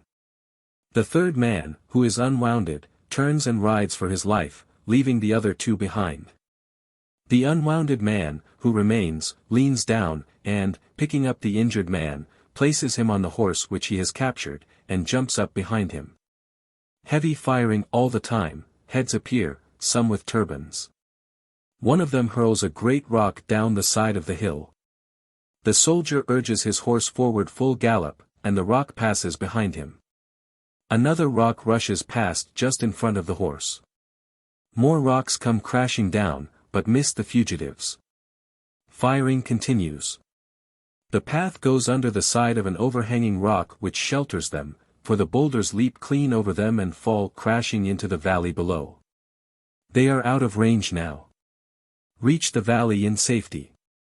Here the unwounded man meets the one who ran and hurls his revolver full in his face. The coward falls from his horse stunned. The man who rescued the wounded man is very clearly visible. He is about 40 years old, a sallow face much lined, a mustache and dark hair. He has hard blue eyes and an unpleasant mouth, and a rather hooked nose. He looks strong, but hard and ruthless. He rides on and meets a detachment of troops coming up the valley. They help him to dismount, and put the wounded man on a stretcher. Several officers shake hands with him. The troops advance rapidly. He goes with them. They sweep up the valley. A great cloud of dust blots them out. Can see them again. They are storming the hillside. Boulders are hurtling down the slope. Again the dust blots them out. Once more can see them. They are much higher up. They are storming the crest.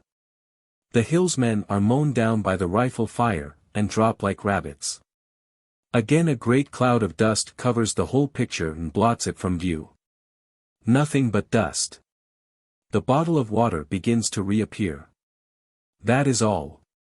Fourth letter from the officer, written automatically in trance, February 10, 1914. Anmar, K.S. House, 8 p.m. The officer. You must not expect anything very pleasant as yet from me. You want the truth, and you shall have it.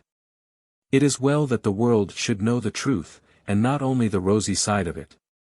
I told you of the drinking den, and before I go on further I had better describe and explain what the vision you saw means. It shows an incident in my early life. I rescued a man under fire when a cowardly skunk ran away. That was I. You hear nothing but bad about me, still, I had a few sparks of better things. Now to proceed with my story. I need not go through all our life here. Just as we went to a pub, we also went to a bad house. The great guide over lust is a spirit like a woman, but foul beyond compare, loathsome in every way. I will not go into details, but, as we could get a Dead Sea fruit satisfaction at the pub, so we can in like manner satisfy almost all our lusts. Satisfy, did I say? No, just the reverse. That is our punishment, the craving for what we want but cannot really attain. Oh, the hell of it. For all the while we are helping to drag down others. Oh, what fools these mortals are. Do you suppose you can give rein to evil and not suffer and not make others suffer? I think you had better rest for half an hour. Chapter 5. A Seance. Letter from the officer. March 7th. After a while I began to find that drink dens bored me a little. Then the dark spirit who acted as my guide said to me, "Shall we go to a seance?" "What for?" I inquired. "Well, much fun can be derived from some of them," he answered. "Nothing else?" I inquired. "Yes, if you are not careful to maintain the supply of semi-material elements which form this body you wear here, you'll find yourself losing it and dropping down to hell." "Am I not in hell now?" "No, you are still on the earth plane. You'd quickly feel the difference if you were in hell, really in hell." "I'll do anything to keep this body going," I cried. "Now explain matters to me. I once went to a seance.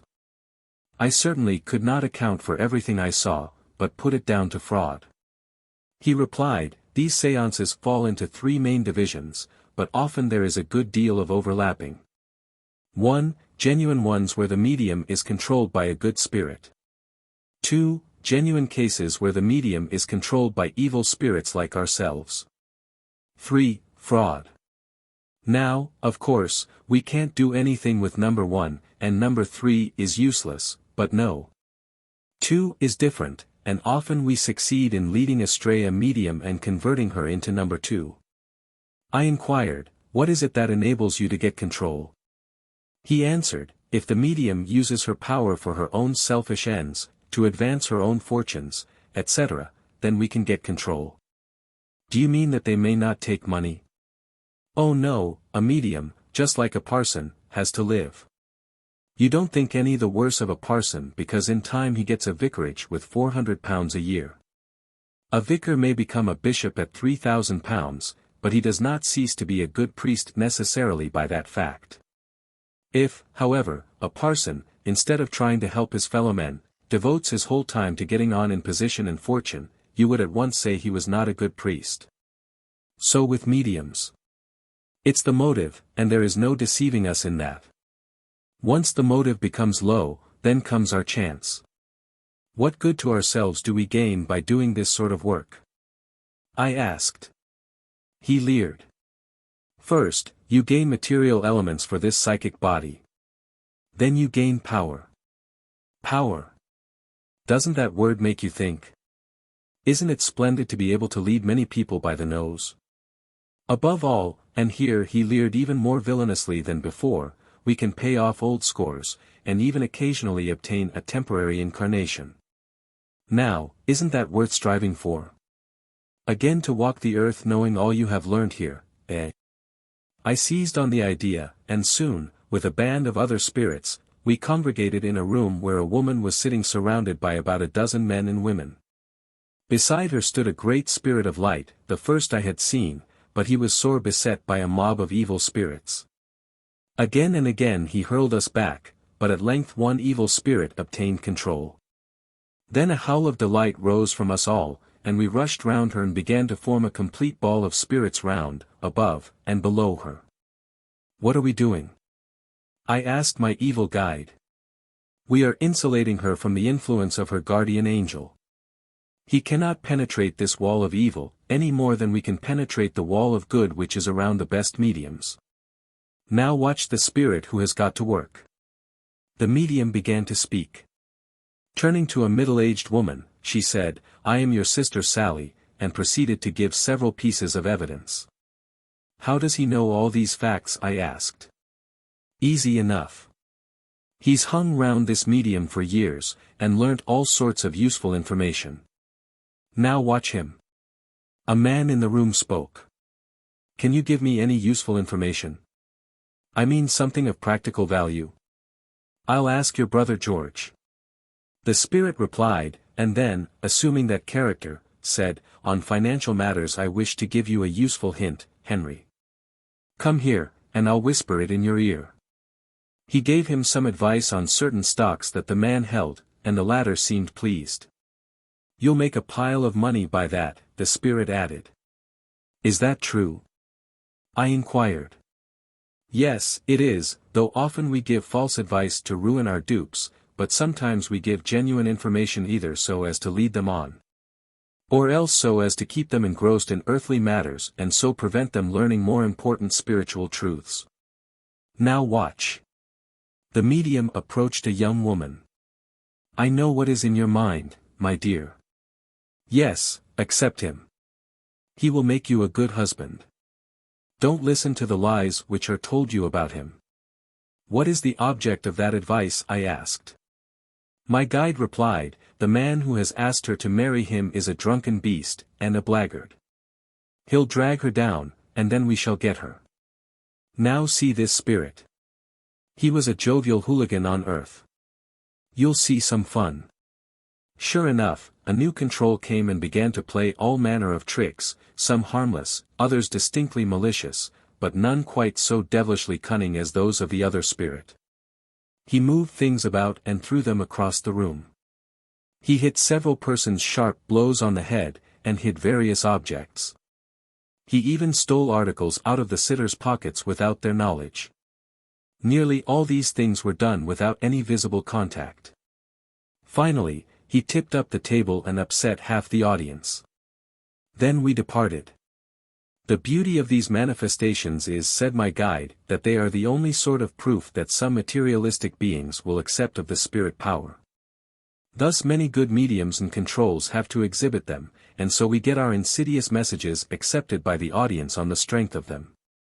Above all, they wreck the medium and give us power, and often incidentally bring discredit on these seances generally. We don't like genuine, good mediums and spiritualism generally. They teach and warn too much. Then we went away, but soon returned, and in my next I will show the result. From the above you will doubtless see why I am describing these seances, but there are other reasons. All that is put down here is for a reason, it's all planned out.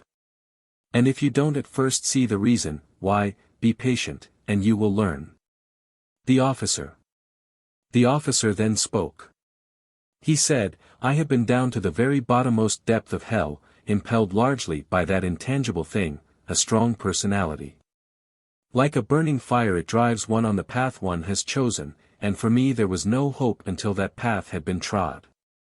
The personality made evil by an evil life remains evil after death, and the more probably will it go to the logical conclusion which its evil deeds naturally set up. You say, to know all is to forgive all, and he who has been to the bottom of hell may yet rise to the top. And the knowledge so acquired will be of far more value to himself and the world in general than the lesser knowledge acquired by a feebler soul who did no great evil and very little good. Being asked whether a soul could ever become annihilated by persistent refusal to repent, he said, it is obvious that a man could not be punished indefinitely for what took place in a finite period.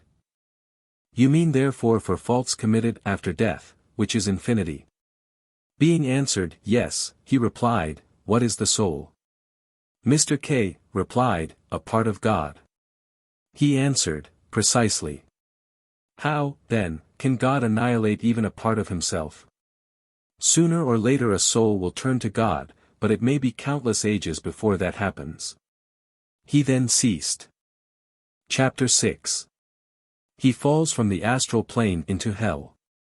Second letter from Officer, 9:50 p.m. Same date. One day, if so I can call it, when we went to one of the seances, I suddenly recognized an old enemy of mine. This man I hated. He had helped to bring about an exposure of my methods. I had learned to control one of these mediums, as described in my last letter. As soon as I saw him, a wild desire to be revenged arose in my mind. There were plenty of spirits at hand to suggest methods. One was that I should get hold of some hooligans and make them murder him, another, to wreck him financially, and so forth. But a far more ingenious method occurred after a while to me. I found that he had begun to dabble in the occult.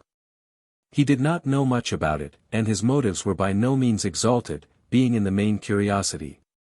I haunted him day by day and watched his every movement. Whenever an opportunity occurred, I did him an evil turn. If he played cards, I told his opponent what cards he held, and so he lost money. I put in men's minds a vague sense of suspicion and distrust concerning his most innocent acts. But this sort of thing was not the ultimate aim of my attentions. At last my chance came, as I knew it would.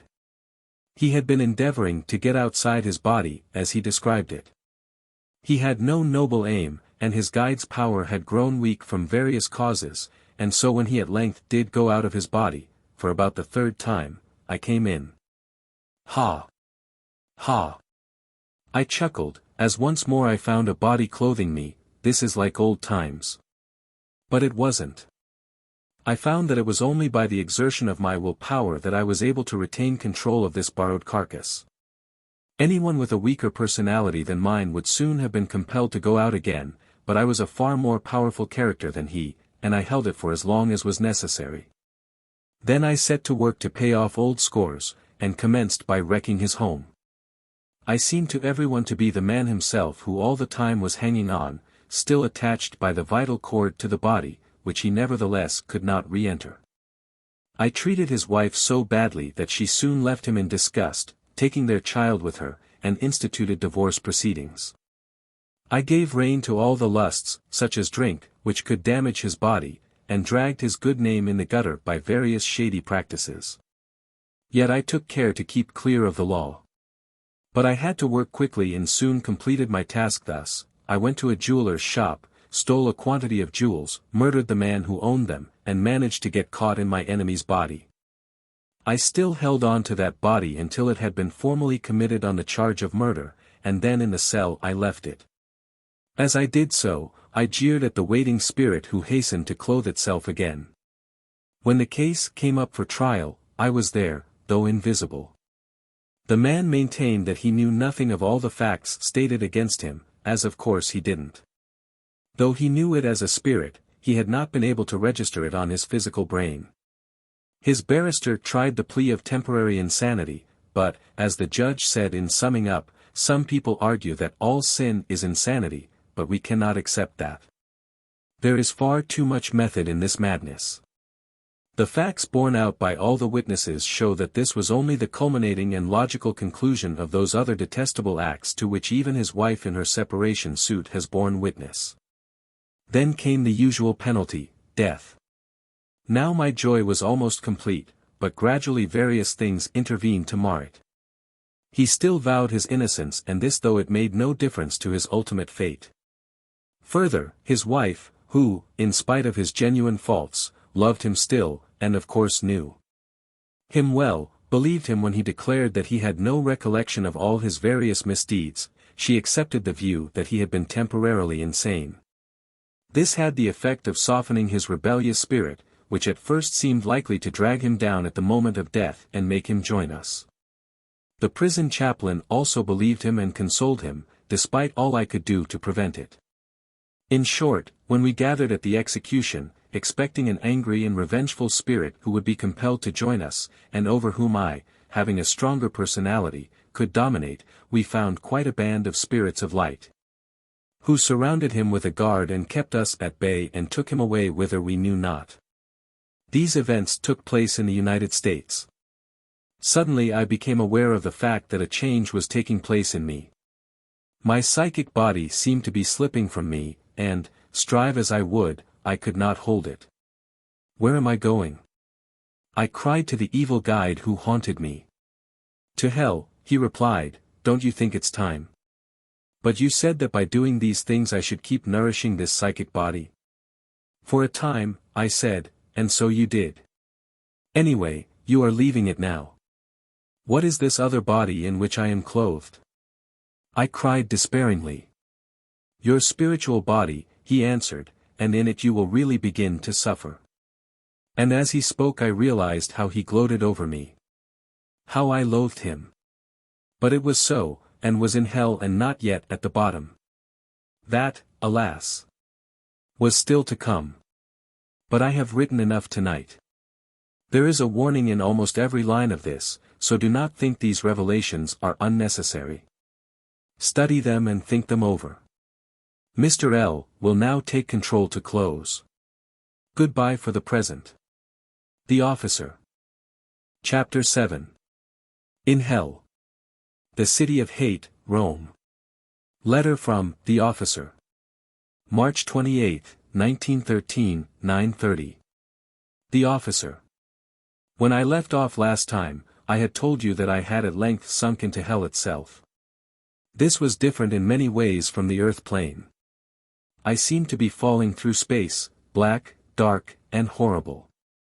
At length I reached what appeared to be firm ground, for I discovered a kind of path, and scrambling on to this made my way along it as best I could. Every now and then I slipped off into the horrible filth. All was utter darkness, and the marvel was that I got along at all.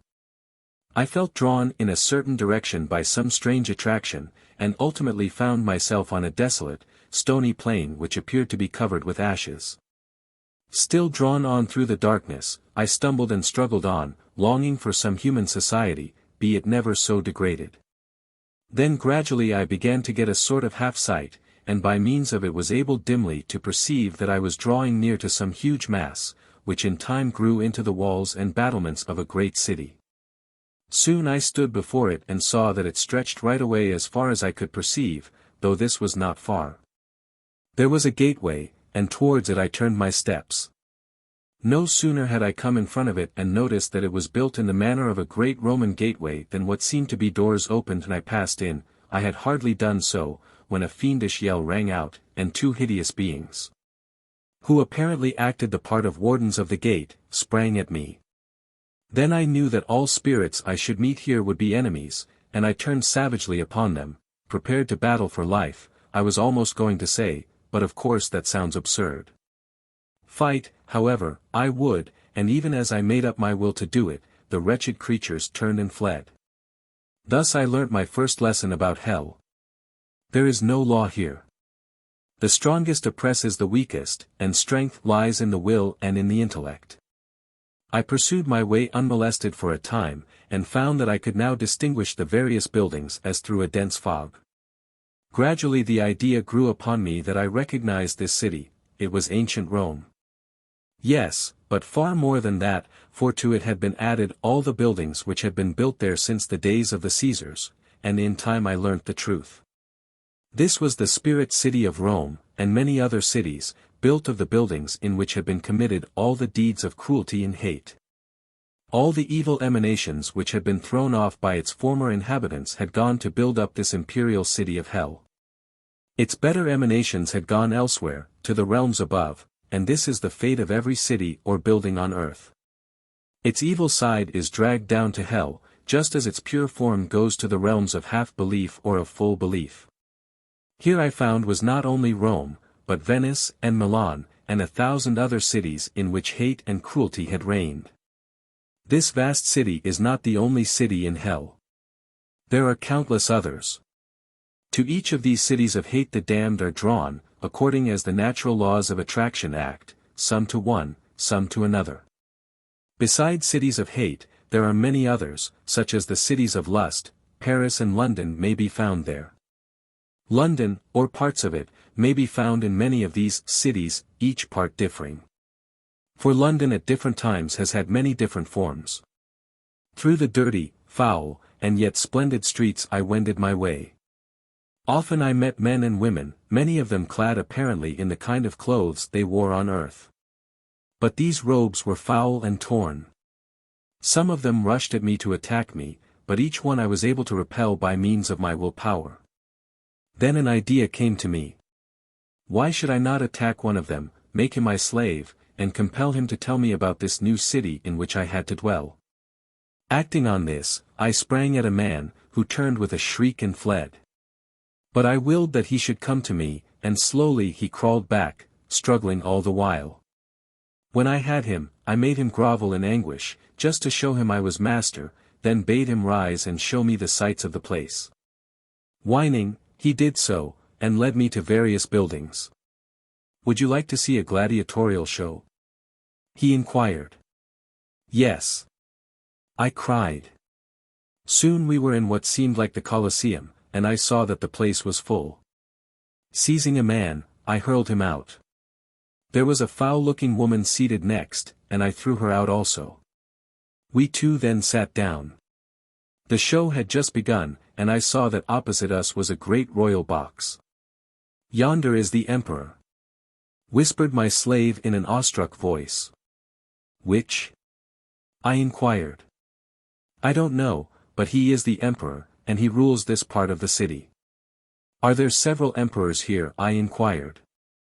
Yes, many, and kings and generals too. Don't they quarrel?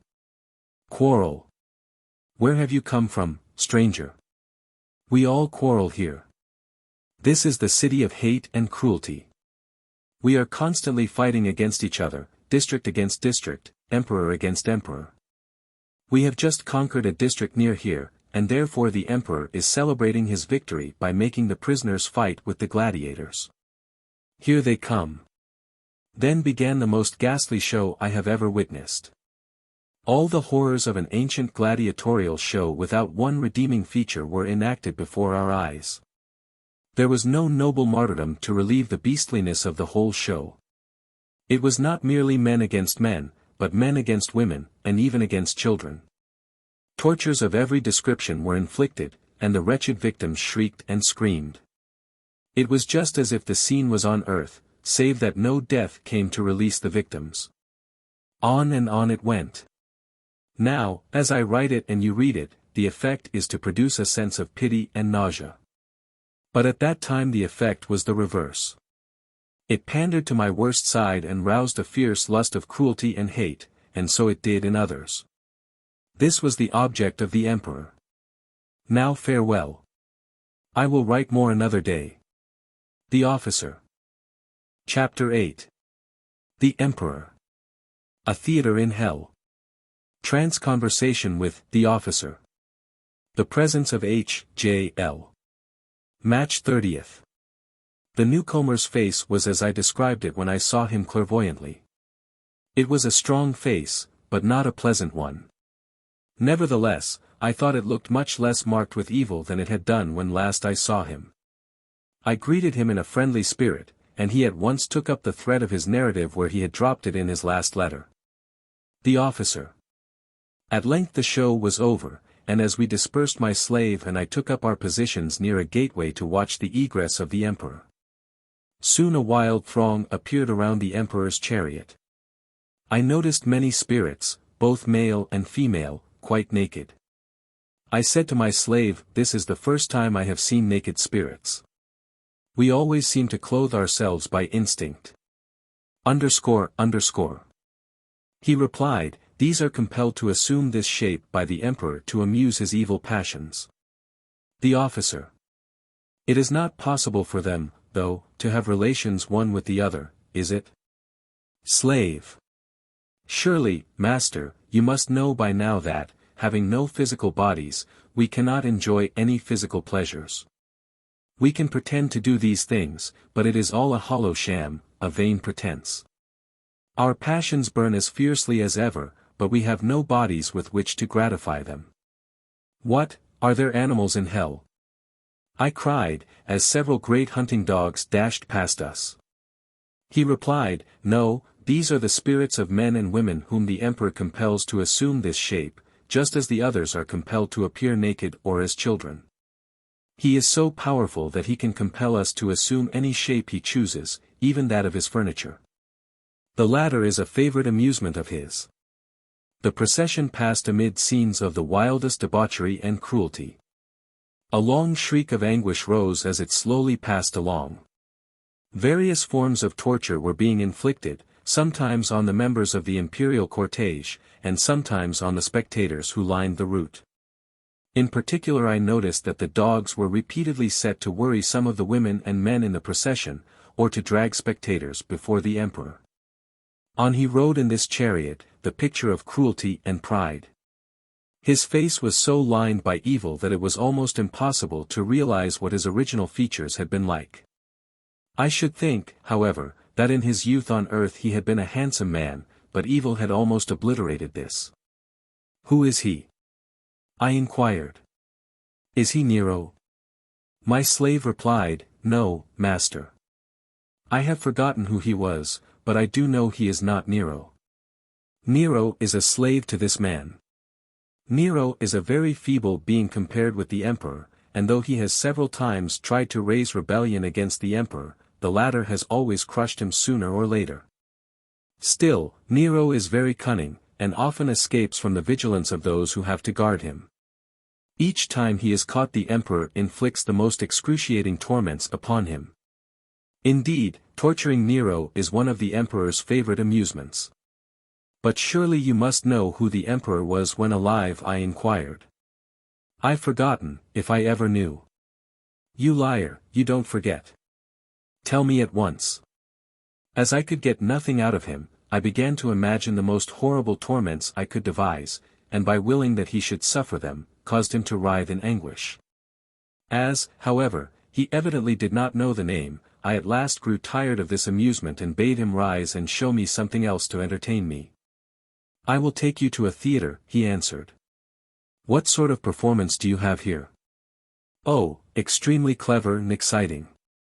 They deal with all the famous cases of hate and cruelty which have occurred on earth, and if possible our managers try to get the original persons to reenact the same scenes here as on earth." "Don't you have anything dealing with lust or drink?" "They come in as subsidiary parts of the plot, but this is the city of hate and cruelty, and, therefore, that is the dominant inspiration of all our plays here. In the cities of lust it is, of course, lust that dominates. Still, as the latter often produces cruelty, we see a fair number of representations of it and of other pleasant vices." "Are any fresh plays composed here?" "Not many, and those are but a reshuffling of the ideas which have been enacted on earth. However, there are plenty of real dramas of cruelty being enacted on earth every day, so we are never at a loss for a new play." "Nothing original ever comes out of hell, I suppose?" I inquired. "Nothing, so far as I know, but plenty of perversions and parodies from elsewhere." We now stood before the doors of a great theatre. We had walked some distance, and here the buildings seemed fairly modern. The theatre certainly was quite modern, but it looked dirty and neglected. The latter was, however, certainly not the case. On the contrary, people were hurrying through the doors in considerable numbers. We went with the crowd, and, once through the door, our ears were assailed by a fearful noise, due to the fact that almost everyone was quarreling with his next-door neighbor, either alleging that he had pushed him or that he had tried to rob him. Or for some other pretended reason. At the booking office a constant wrangle seemed to be in process between the booking clerk and each person who came demanding a seat. Annoyed by the continual row, I called up all my willpower and, despite the angry protests of the crowd, forced my way through to the booking office, dragging my slave with me. The latter, safe under my protection, did his best to hurt several of those we passed, and succeeded in catching a woman by the hair and throwing her on the ground, where the crowd ruthlessly trampled her underfoot. We made for the stalls, and on entering the theater proper I perceived that nearly half the audience was engaged in quarreling and fighting. Close by us in the stalls a man and woman were fighting. They had evidently been people of good social position on earth, and their clothes, though dirty and torn, had at one time been expensive and fashionable. Yet these two fought like any people from the slums might have done, and as we watched, the man, who was evidently the stronger-willed, dashed the woman to the ground between the seats. He deliberately stamped upon her and then sat down on his seat and used her body as a footstool, pounding her every now and then, if she attempted to rise. Seeing us, he signaled us to pass him, adding, "Don't mind her, just walk over her. I like to make a carpet of her, it does her good." To emphasize this he gave her a savage kick in the jaw. We walked across her to some seats beyond him which were vacant. It was a most extraordinary sensation, for her body, felt like real flesh and blood, and she squirmed and shrieked as if alive. Of course, she really did feel suffering similar to those she would have felt on earth under the circumstances, but though our actions here show forth our wills, it is our wills which inflict the pain. Seated next to us were two women. Handsome they must have been at one time, but they were rendered hideous by the expression of the most fiendish cruelty which overspread their faces. Their eyes were steel blue-gray, and the hair golden in hue. I surveyed them carefully for a minute or two, and then the one nearest to me, who said her name was Rose, spoke. "Well, I seem to fascinate you. What do you think of me?" I answered, "I think you were handsome once, but your cruelty has spoilt your looks. Still, one can't be too particular in hell. You'll do, and your friend also. I shall take you both." "Well, we've got to be consulted first," she replied, "and I don't intend to go with you." I seized her hands at once. "Down on your knees and place your neck beneath my heel," I hissed. For a brief moment she tried to resist, then fell groaning and sobbing at my feet, and did as I bade her. "Now sit back in your seat and remember you are my slave," I said, and then, addressing the other, continued, "What's your name?" "Violet." "Indeed, a pretty name like your companions, especially for such a cruel devil as you are. However, I'm more savage still, so you had better obey me at once. Down on your knees and do as Rose did." She did so without a murmur. After a little desultory conversation the curtain rose and the noise of quarreling gradually subsided as the plot unfolded itself. I do not propose to give you that plot. It suffices to say that though lust and vice of every description were there enacted in full detail before our eyes, it passed to its culminating point in the torture chamber of the Inquisition. My male slave, who had been sitting quietly up to now, here whispered, "We had better fly now, master." At the end of this scene the inquisitors invariably raid the audience and carry some of them on to the stage to torture them. Even as he ceased, the Grand Inquisitor stepped forward, and, pointing at him, cried, "Come here, wretched man." And the miserable creature, with livid terror written on his features, rose, and, as if drawn against his will, began to make his way out of his seat and towards the stage. I at once resented this, for he was my slave, and, once taken from me, I might not be able to recover him. It was an open assault on my domination, and I could not permit it. I rose at once. "Let that man alone, he is mine. If you want to torture someone fresh, torture yourself." A low shriek of excitement passed round the theatre as the audience scented a fierce battle. The chief inquisitor glared at me. "You are evidently a stranger here, or you would not dare to thus openly defy me.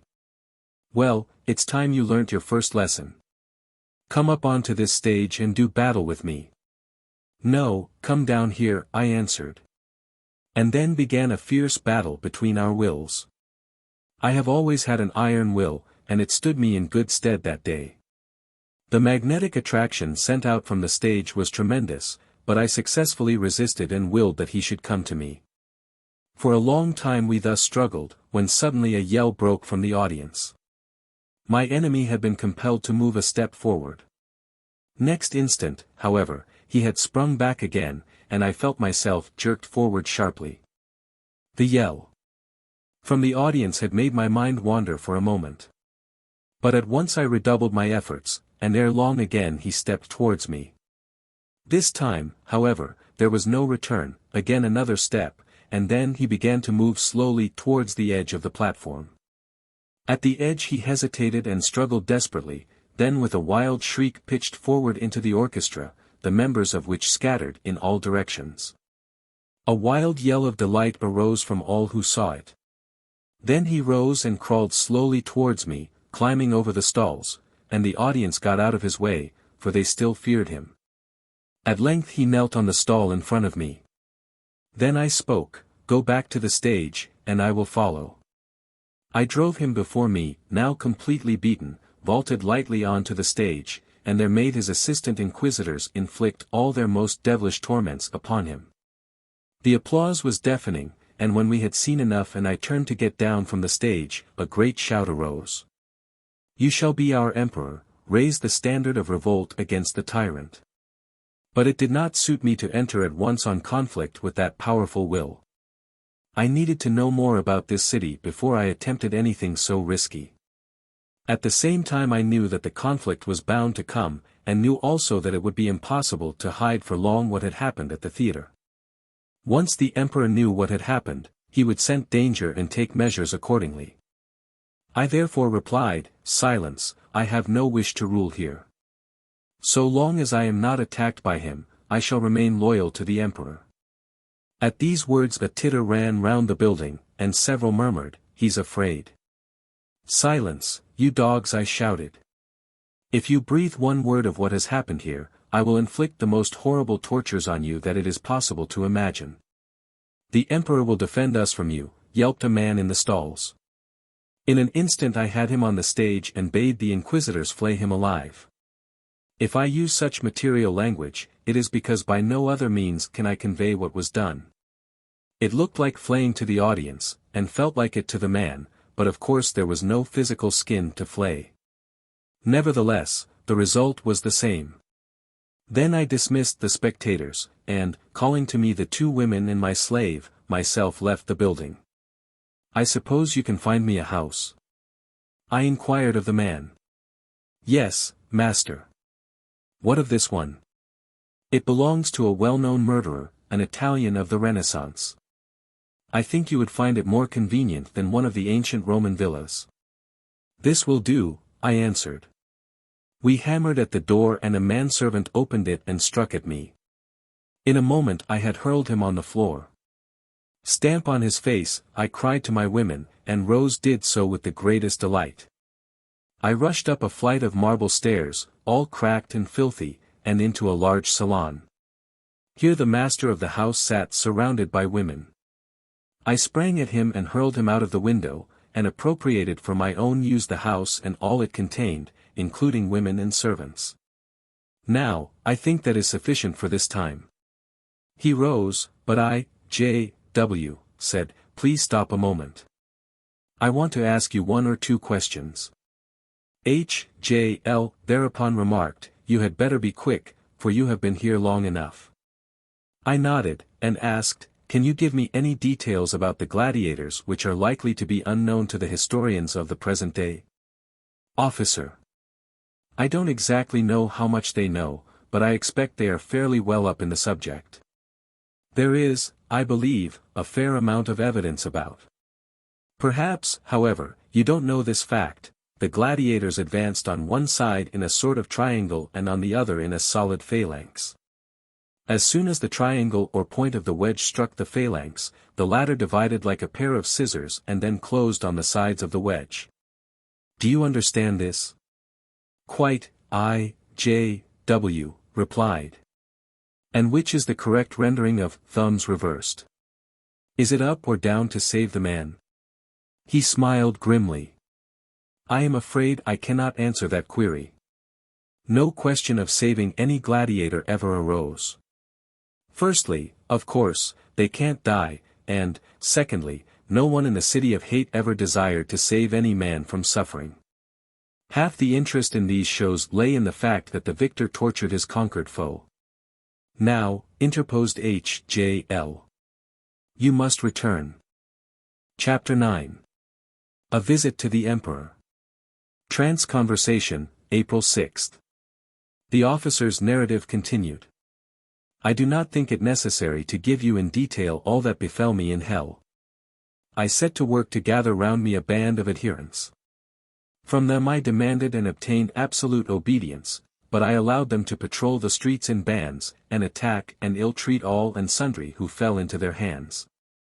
Large numbers of former brigands and pirates, together with soldiers of fortune belonging to every age and country, hastened to join my bands.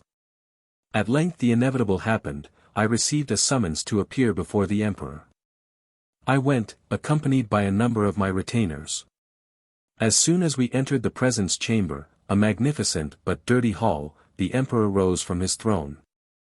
This was raised up on a dais approached by 3 semicircular steps.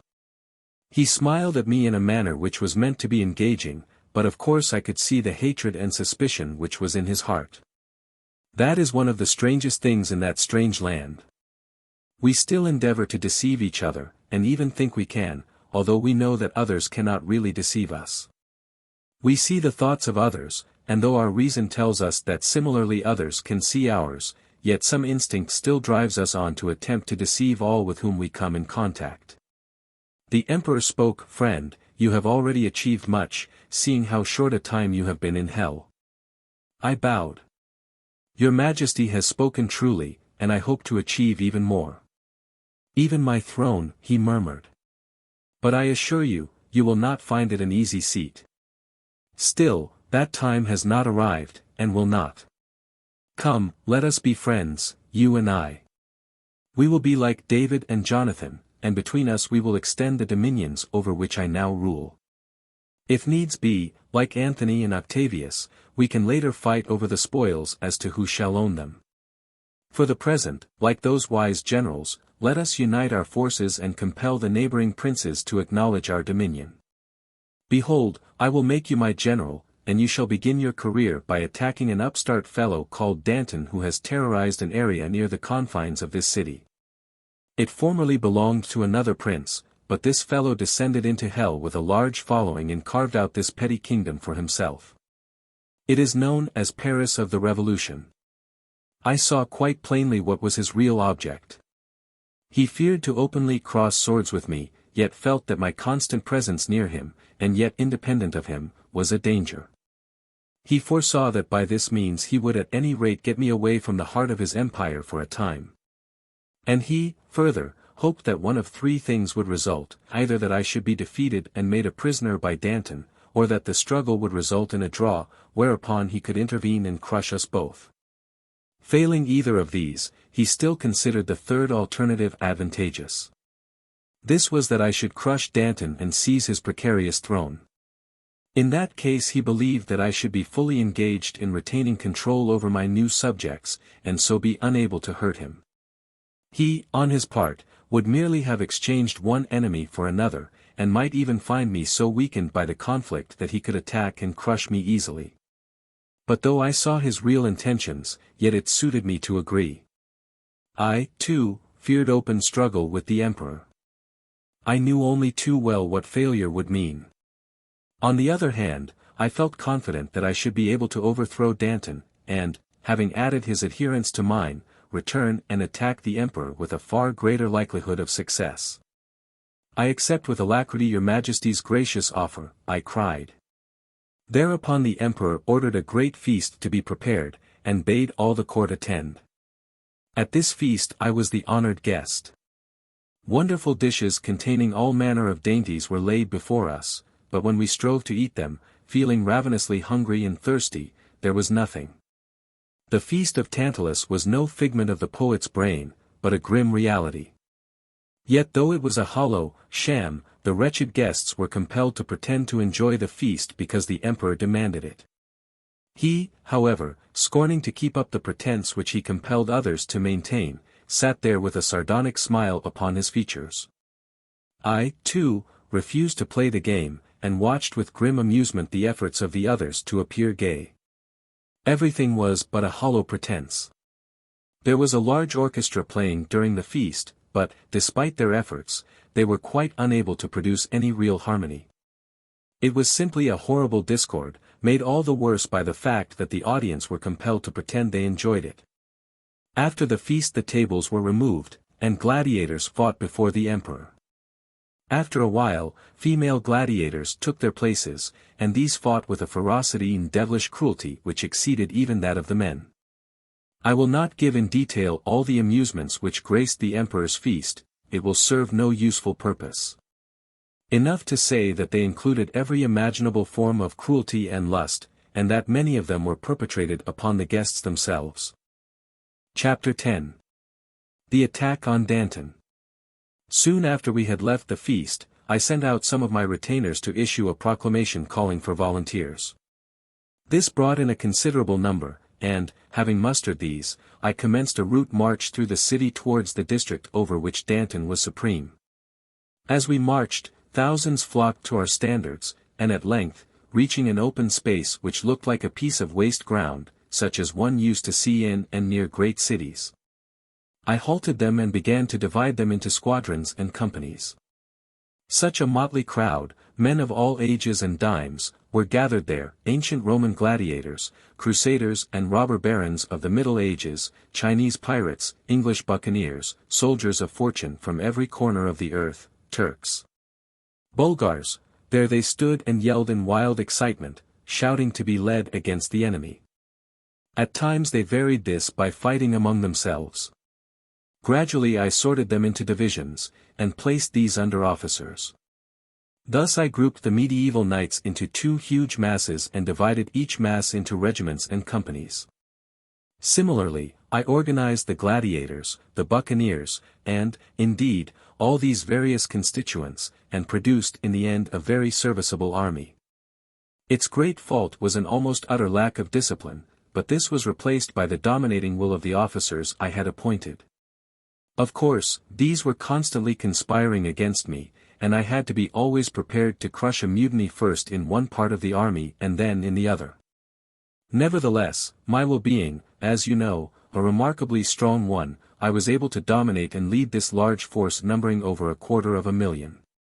We proceeded on our way, the troops acting, as they went, in the most approved style of the worst kind of soldiery, that is, they broke into the houses as they passed, plundering and ill-treating the inhabitants.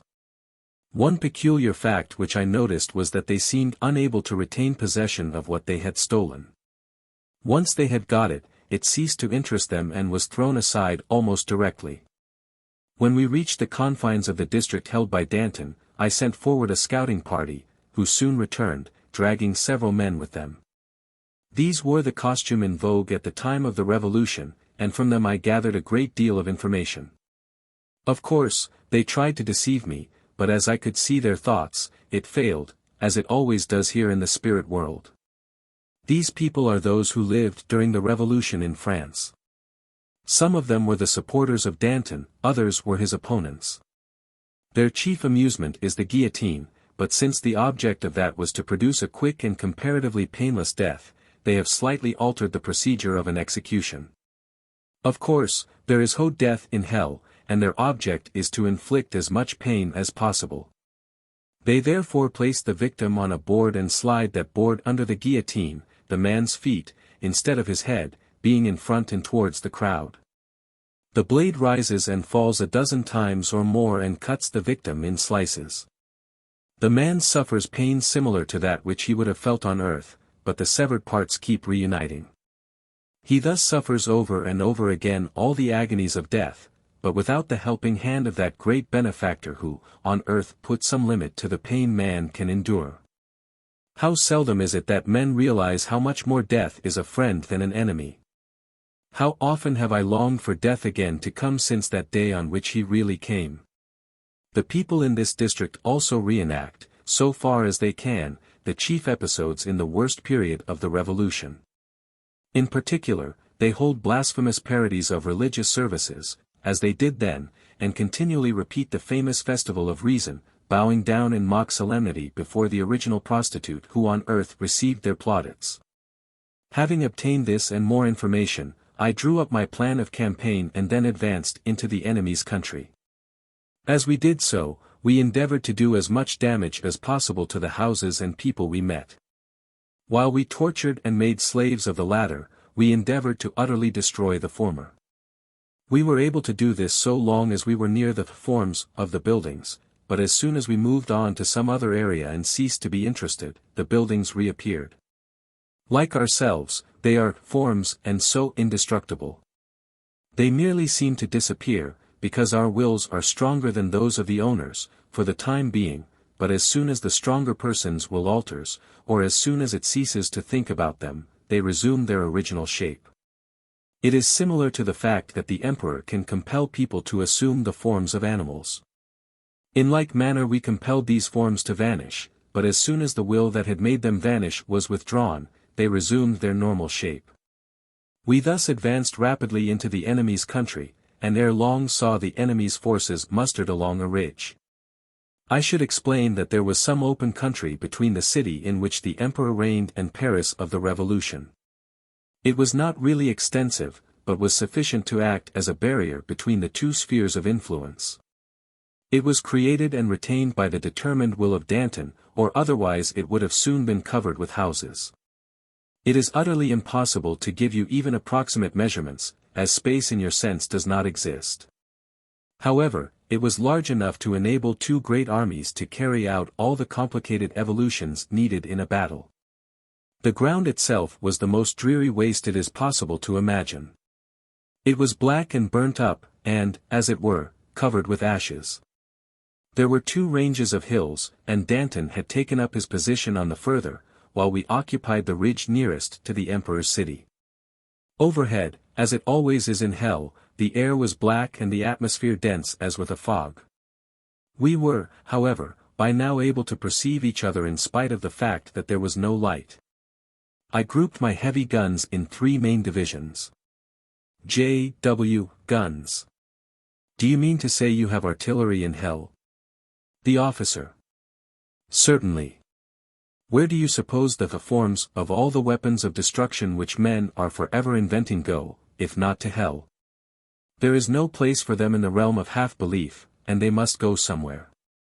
Well, they come to hell. Now, the really interesting feature about the matter lies in this. Men who on earth have never used rifles or, indeed, any modern weapons, are almost entirely unable to use them. These weapons are forms, and the pain which they inflict in hell is mental. It appears very similar to physical pain, for that is the easiest way for us to appreciate it. A man who on earth knew nothing of the effects of a rifle wound would here find it next to impossible to imagine it. He could certainly not impose that kind of pain on another, and he would not be easily susceptible to it as imagined by another. A man who on earth has heard how a bullet hurts will be able to impose that type of suffering on another, or realize it when another tries to impose it on him. But the man who can both inflict and suffer most keenly such pain is the man who has on earth actually undergone that particular kind of torment. Hence it comes about that often the most fiendish torturers here are those who were tortured on earth. If they die unforgiving, they are enabled by the very pains they have suffered to retaliate on their old oppressors to a most appalling degree. Is this matter quite plain? J.W. Yes, I think so. A parallel case on earth is to be found in hypnotism. I gather that a hypnotist can make his patient suffer sensations and pains according as he wills it. He can make him taste a piece of lemon placed not in his own but in the hypnotist's mouth. So, too, he can impose pain, especially pain associated with the nerves, and, contrariwise, can take away the pain which the patient is really feeling. The officer. Precisely, it is of course the same power, but it can only be used on the earth plane to a limited extent, because matter interferes. Still, by careful study and practice much more might be done on those lines than is. I should add, this power can be used both to help and to harm others. Many of the ceremonies of black magic are based on this principle.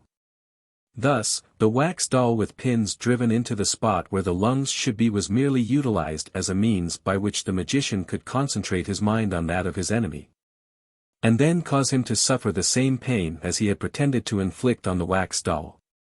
It was, of course, easier to cause the pain by producing disturbances in the mental, or, at any rate, the nervous system.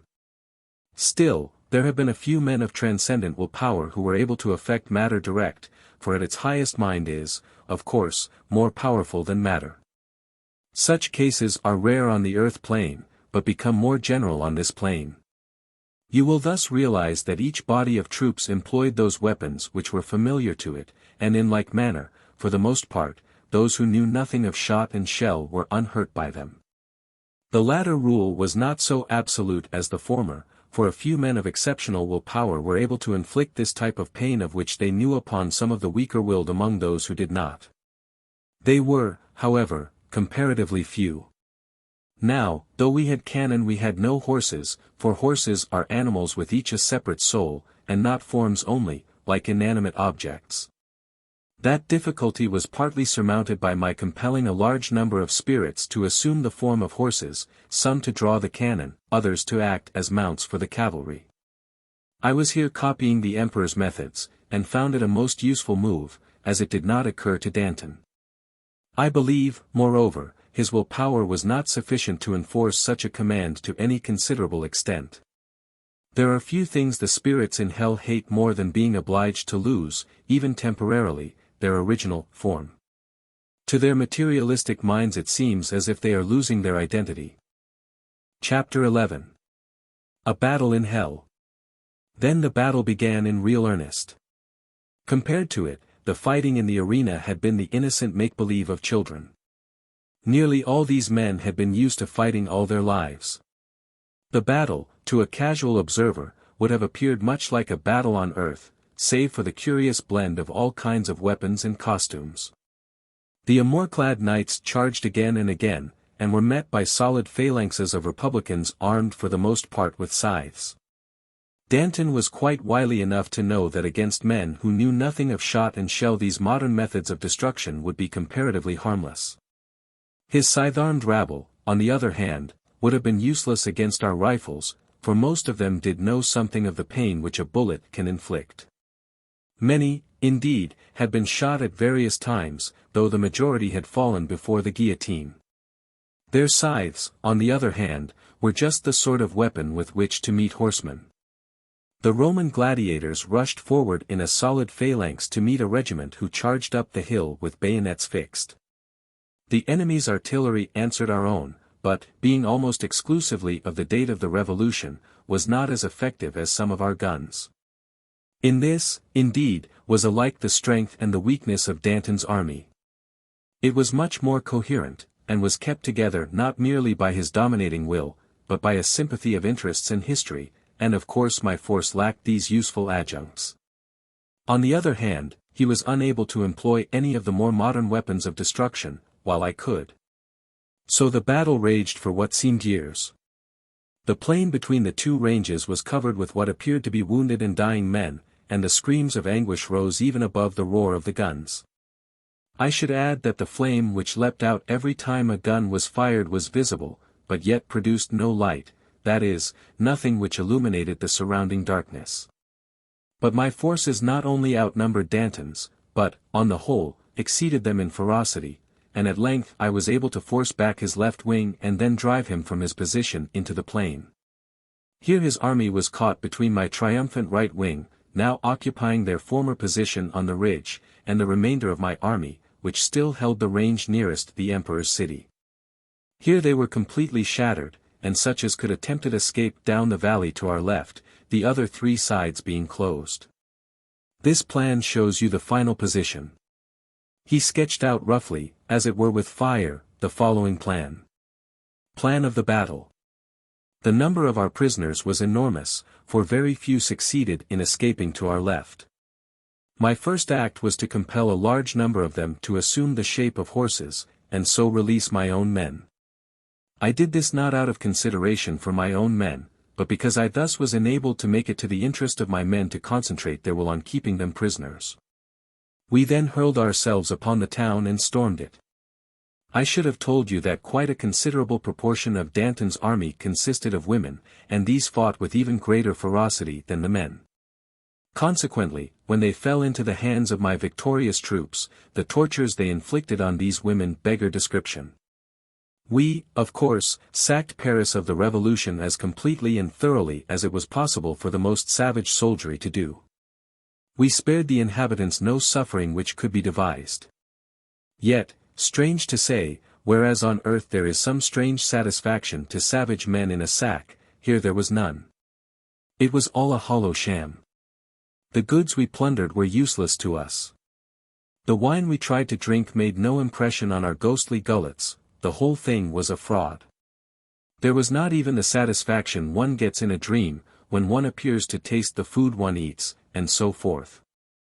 Even in our dreams we are still in touch with our physical bodies, and so can supply the full and proper interpretation. In hell, though we can still suffer pain, yet we cannot enjoy pleasure. That is the first great law in hell, if I could use the word law in a place which is essentially the negation of all law. I then set to work to establish myself on my new throne. I was surprised to find, however, that I had lost a considerable number of Danton's former subjects. I did not know it at the time, but I learnt afterwards that the overthrow of Danton had enabled some who had been growing weary of the sort of life they led to hope faintly for something better, and this once done, help was vouchsafed them to escape and begin the first steps towards progress. Thus out of the appalling nightmare of that battle arose the possibility of progress for a few. Such is often the case in hell, showing how wonderfully out of evil God is able even there to bring forth good. Now I think you have heard enough, and this will form a convenient place at which to close my narrative for the time being. H.J.L. then spoke. Yes, I think, Jack, it is time you were returning. Then I sank into unconsciousness. J.W. Chapter 12. A second visit to the Emperor. H.J.L. had hardly ceased greeting me when the officer entered the room. He began almost at once. Having established myself in my kingdom, I soon began to realize the terrors of kingship. Never for a single moment could I feel at peace. Rest there was none. Ever I had to be on the watch to suppress some revolt or defeat some ingenious plot. I felt like a hunted animal at bay, surrounded by a lot of snapping curs who were only watching for their chance when I was off my guard. Every diabolical cruelty I could devise I employed to terrorize my enemies, but it was of no avail. I could not kill them, and the only effect of my tortures was that they hated me the more. After a while I received a message from the Emperor congratulating me on my success, and inviting me to visit him. To refuse would have been to acknowledge that I was afraid of the Emperor. At the same time, my absence from the kingdom would be the signal, I knew, for a revolt. However, I decided to risk the latter danger and go and laugh in the Emperor's face. So I set out with a considerable guard. I was received with much pomp and splendor, or at least so it appeared. Really, of course, the whole show was a hollow fraud. The bands which played could only produce a discordant din. The tapestries which adorned the streets were dirty and tattered, the flowers which were strewed in my path were withered, and stank of rottenness. The pretty maids who preceded our procession were rendered hideous by the lines with which cruelty and lust had marked their faces. After meeting the Emperor's procession, we went together to witness a gladiatorial show. This finished, we proceeded to the palace, and there a great feast took place. It was the same empty show as all the rest. There was nothing real except what was vile. And how do you like the cares of kingship? Inquired the Emperor. Uneasy lies the head, eh? I laughed. It's better than being under your majesty, anyway. Very likely. Still, I fancy you must get a little bit tired of being ever on the watch. I know I do. When I want a change, I take a spell on Earth again. It's wonderfully restful and refreshing after the strenuous life one has to lead here. For once my curiosity was greater than my wisdom, and I cried, "But how do you manage to return to Earth? I thought once we had lost our astral bodies." "You are still a young man," he replied, "and have much to learn, but I am surprised you do not know that simple fact." He looked at me thoughtfully, and then continued, "If a spirit in hell makes an alliance with a mortal on earth, it is possible for the former to acquire, or at any rate borrow, for a short time, a temporary astral body. At times it is even possible for such a spirit to obtain for a short time a material body. Such men used to be known as wizards, and the women as witches, and the spirits they invoked were always regarded as devils. Of course, many of them were elementals, and a few may have been devils proper, but most of them were just human spirits, and not always bad ones either. Of course it's a risky business playing about with sorcerers. They always try to reduce the spirit in partnership with them to the position of their abject slave. Their wills, of course, are strong, and if the spirit be some rather weak, vicious fool, they can reduce him to a position of absolute subservience, at any rate for a time. But how can they enforce their commands? I cried. By the same methods by which you and I enforce ours, by the mere force of their wills. Just as we can inflict any kind of pain we choose on our subjects, so can these wizards on their spirit slaves. But, of course, with iron wills such as we have, the end always is that we can dominate the wizard and make him our slave. Then, indeed, for a short time we can have a glorious time. He rose, "Let us now go and witness the play which is to be performed in the private theatre," and he referred no more to the subject of magic. But what had been said made a profound impression upon my mind.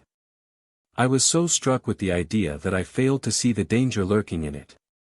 I have no doubt that the emperor raised the subject with the object of luring me into this danger, but I did not perceive it. I have often wondered how it was that I did not perceive it.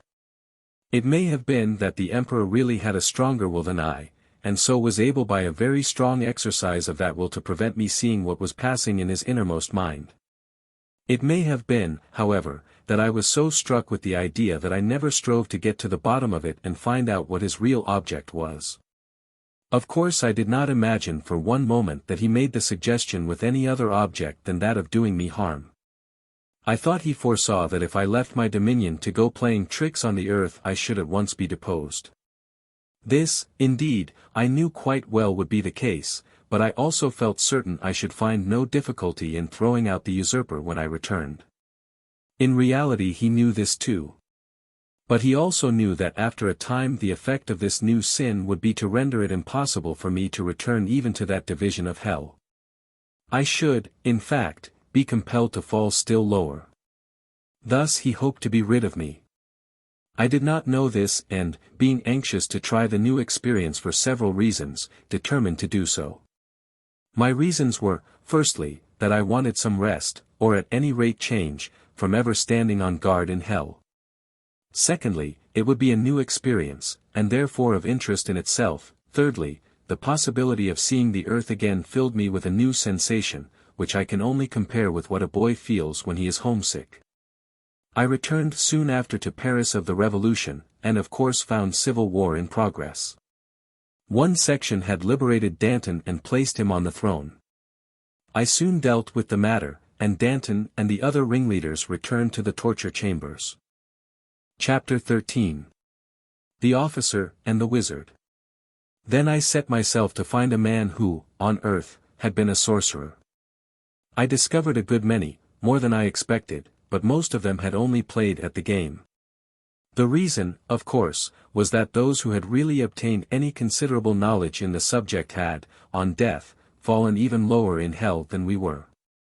I found one man, however, who had been associated with a far abler man who had fallen lower.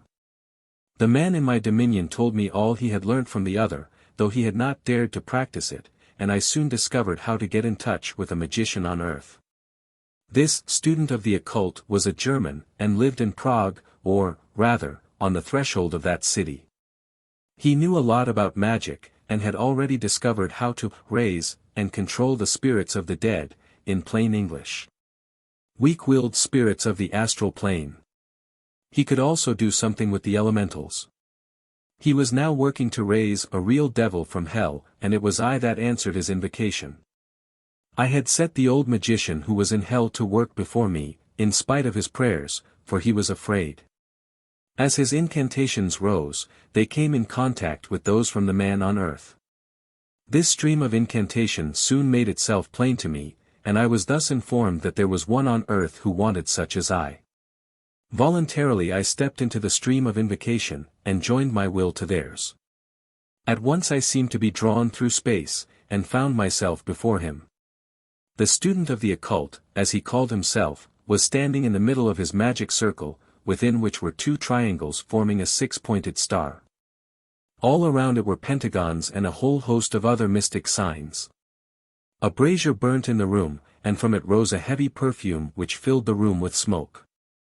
The room itself was perfectly dark, and appeared to be a cellar with walls of stone, and floor of the same material. There were some cases with mummies along one side of the wall, and a few articles of furniture. But the larger part of the room was completely bare. Now, though I could see him, he as yet could not see me, and continued his incantations. I began to will that he should see me. And then I perceived lying outside the circle, and at some little distance from it, a woman.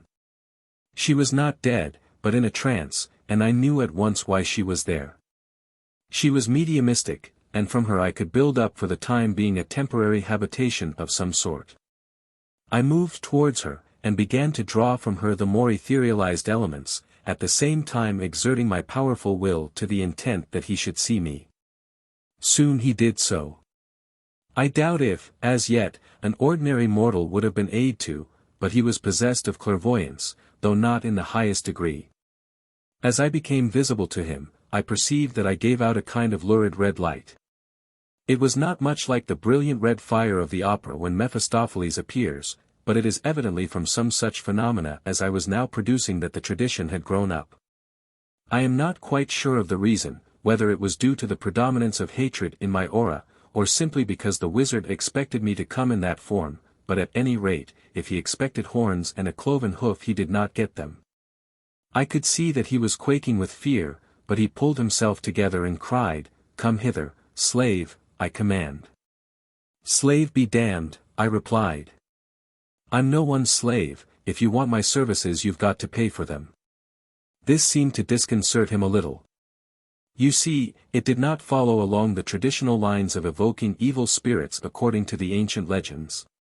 As a matter of fact, stories of these sort of things emanated almost solely from the mouth of the magician and were doubtless colored accordingly. After a few moments he said, "What is it that you demand?"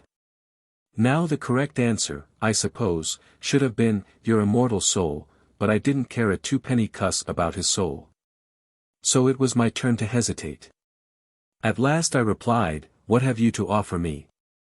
At once came the answer, "My soul." "That's no use to me, and in any case it's damned already." "No, I want something which will benefit me personally."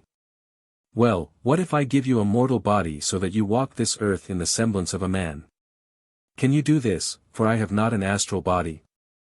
I inquired. "Nevertheless I can manufacture one for you and so enable you to obtain control of a physical one." And he spoke the truth, for by his knowledge of the occult he was able to draw around him a host of empty astral shells and of the lighter elementals. Seizing on one of the latter, I molded it into a semblance of my former self and found I had an astral body. Then, going over to the medium, I with his assistance built up a real material body. I gave a shout of delight. After all that nightmare of horror I was back on earth again. But even as I did so, I felt that it was but a temporary release. "Can I go outside?" I inquired. "I doubt it," he replied. "Still, you can try." I climbed up the stone stairs and came out into the broad daylight. The effect was magical as well as unpleasant. I seemed to dissolve, or at least my physical covering did. I hurried down into the cellar, and we had to start the materializing again. Well, I said, a body which melts in the sun is not much good. You'll have to do something better than that. You can always, he whispered, take control of someone, and with care this materialized kind of body will enable you to get about in the dark. In return for this, I agreed to help the magician in his plans. Chapter 14. The evil that they wrought. Gold, power, and revenge were the chief things he desired. At the same time he did not despise lesser advantages.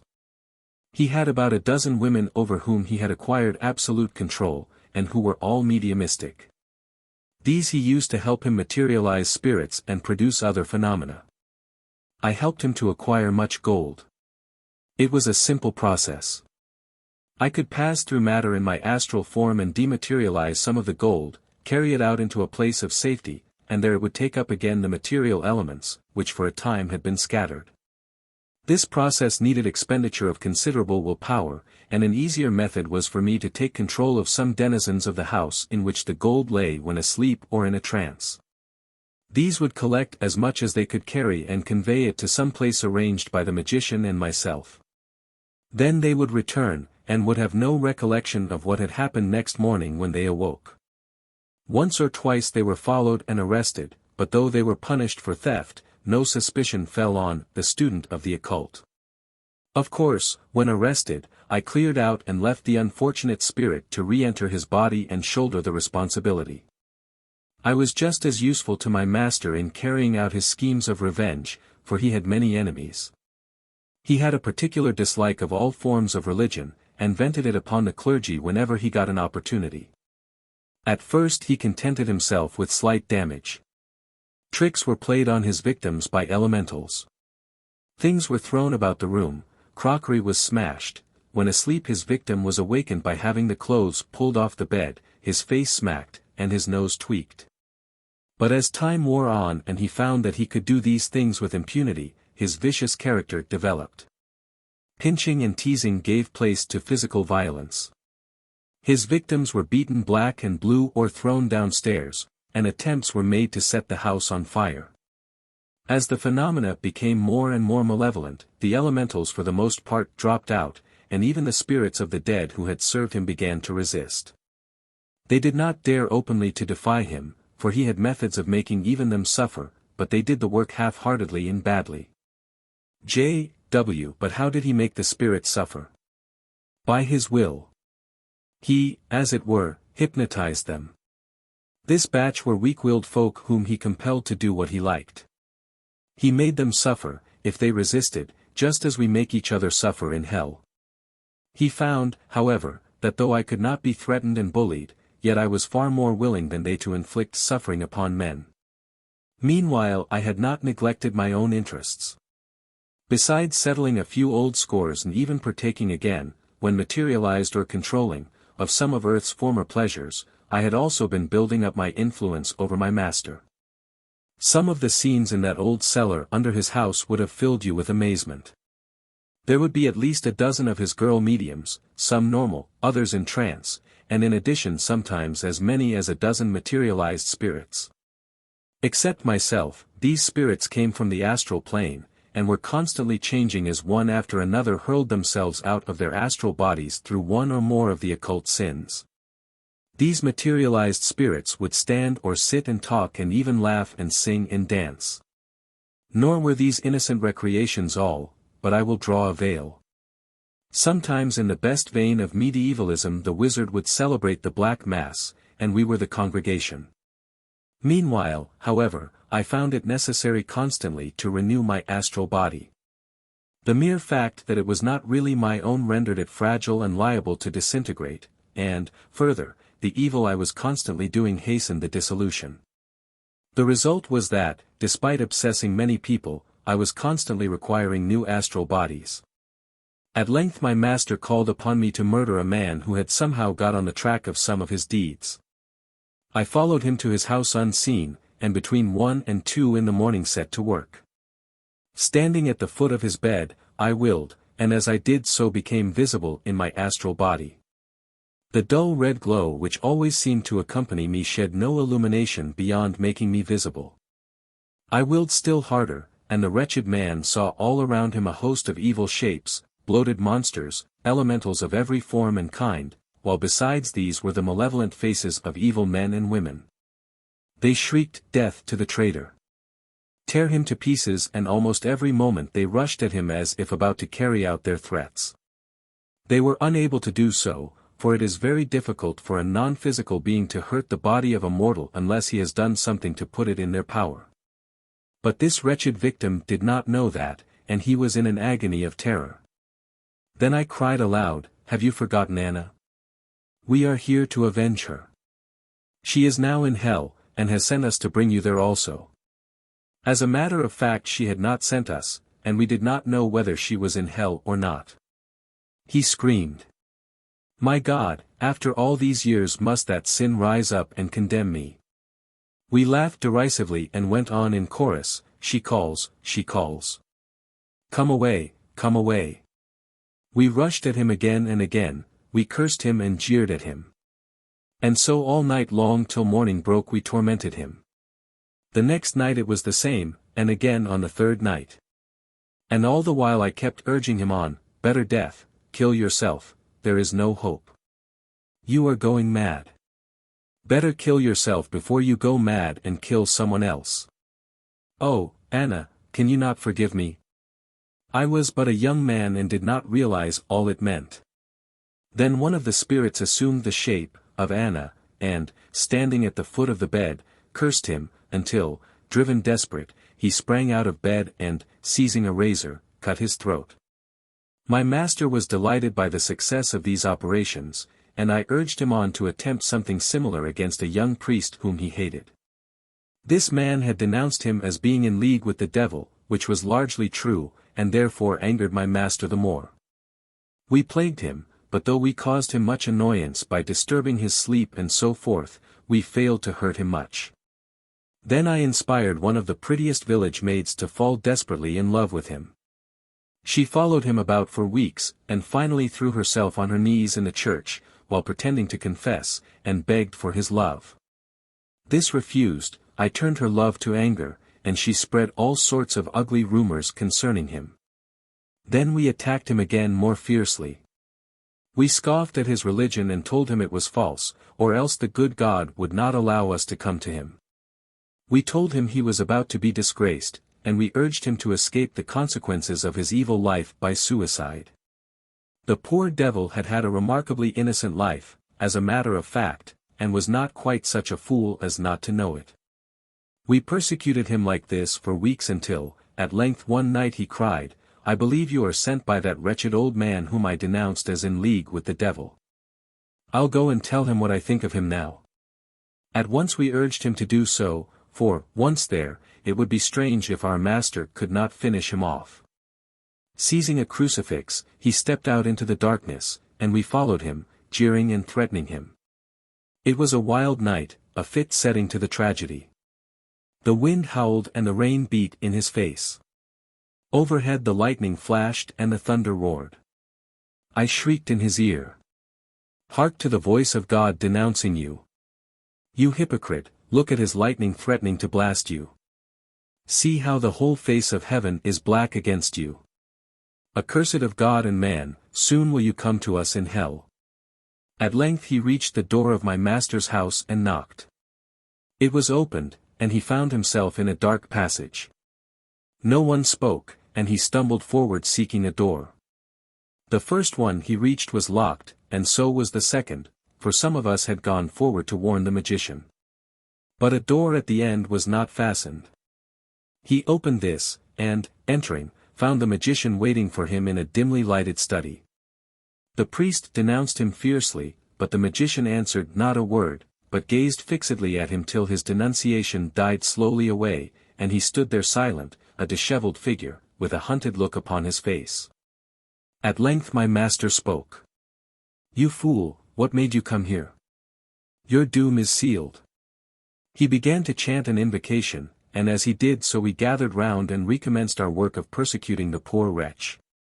Again the master spoke, "Tomorrow you will be denounced before the whole of your congregation. I have 2 women here who will bear witness that you seduced them and were in the habit of visiting them here. I caught you tonight, and it is because I have suspected you for some time and done my best to frustrate your evil designs that you have denounced me as in league with the evil one. It is false," he shrieked, "and you know it. I will deny it and tell the whole world of the evil spirits who obey your commands. And who will believe you? If they don't consider the story a lie, they will declare it is due to drink or madness. No, my fine fellow, you're done for. And it will be a nasty blow for religion too." While he was speaking he threw a heavy weight at the priest, which felled him to the ground. "Don't kill him yet," I urged. "Wait till he has been thoroughly discredited." "Not I," he replied. "I only intend to obtain some evidence of his guilt, a few trinkets which the 2 women can produce as evidence.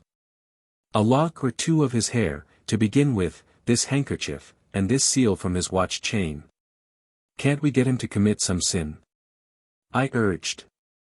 My master jumped at the idea, but, almost at the same moment, we were overwhelmed with a flood of light.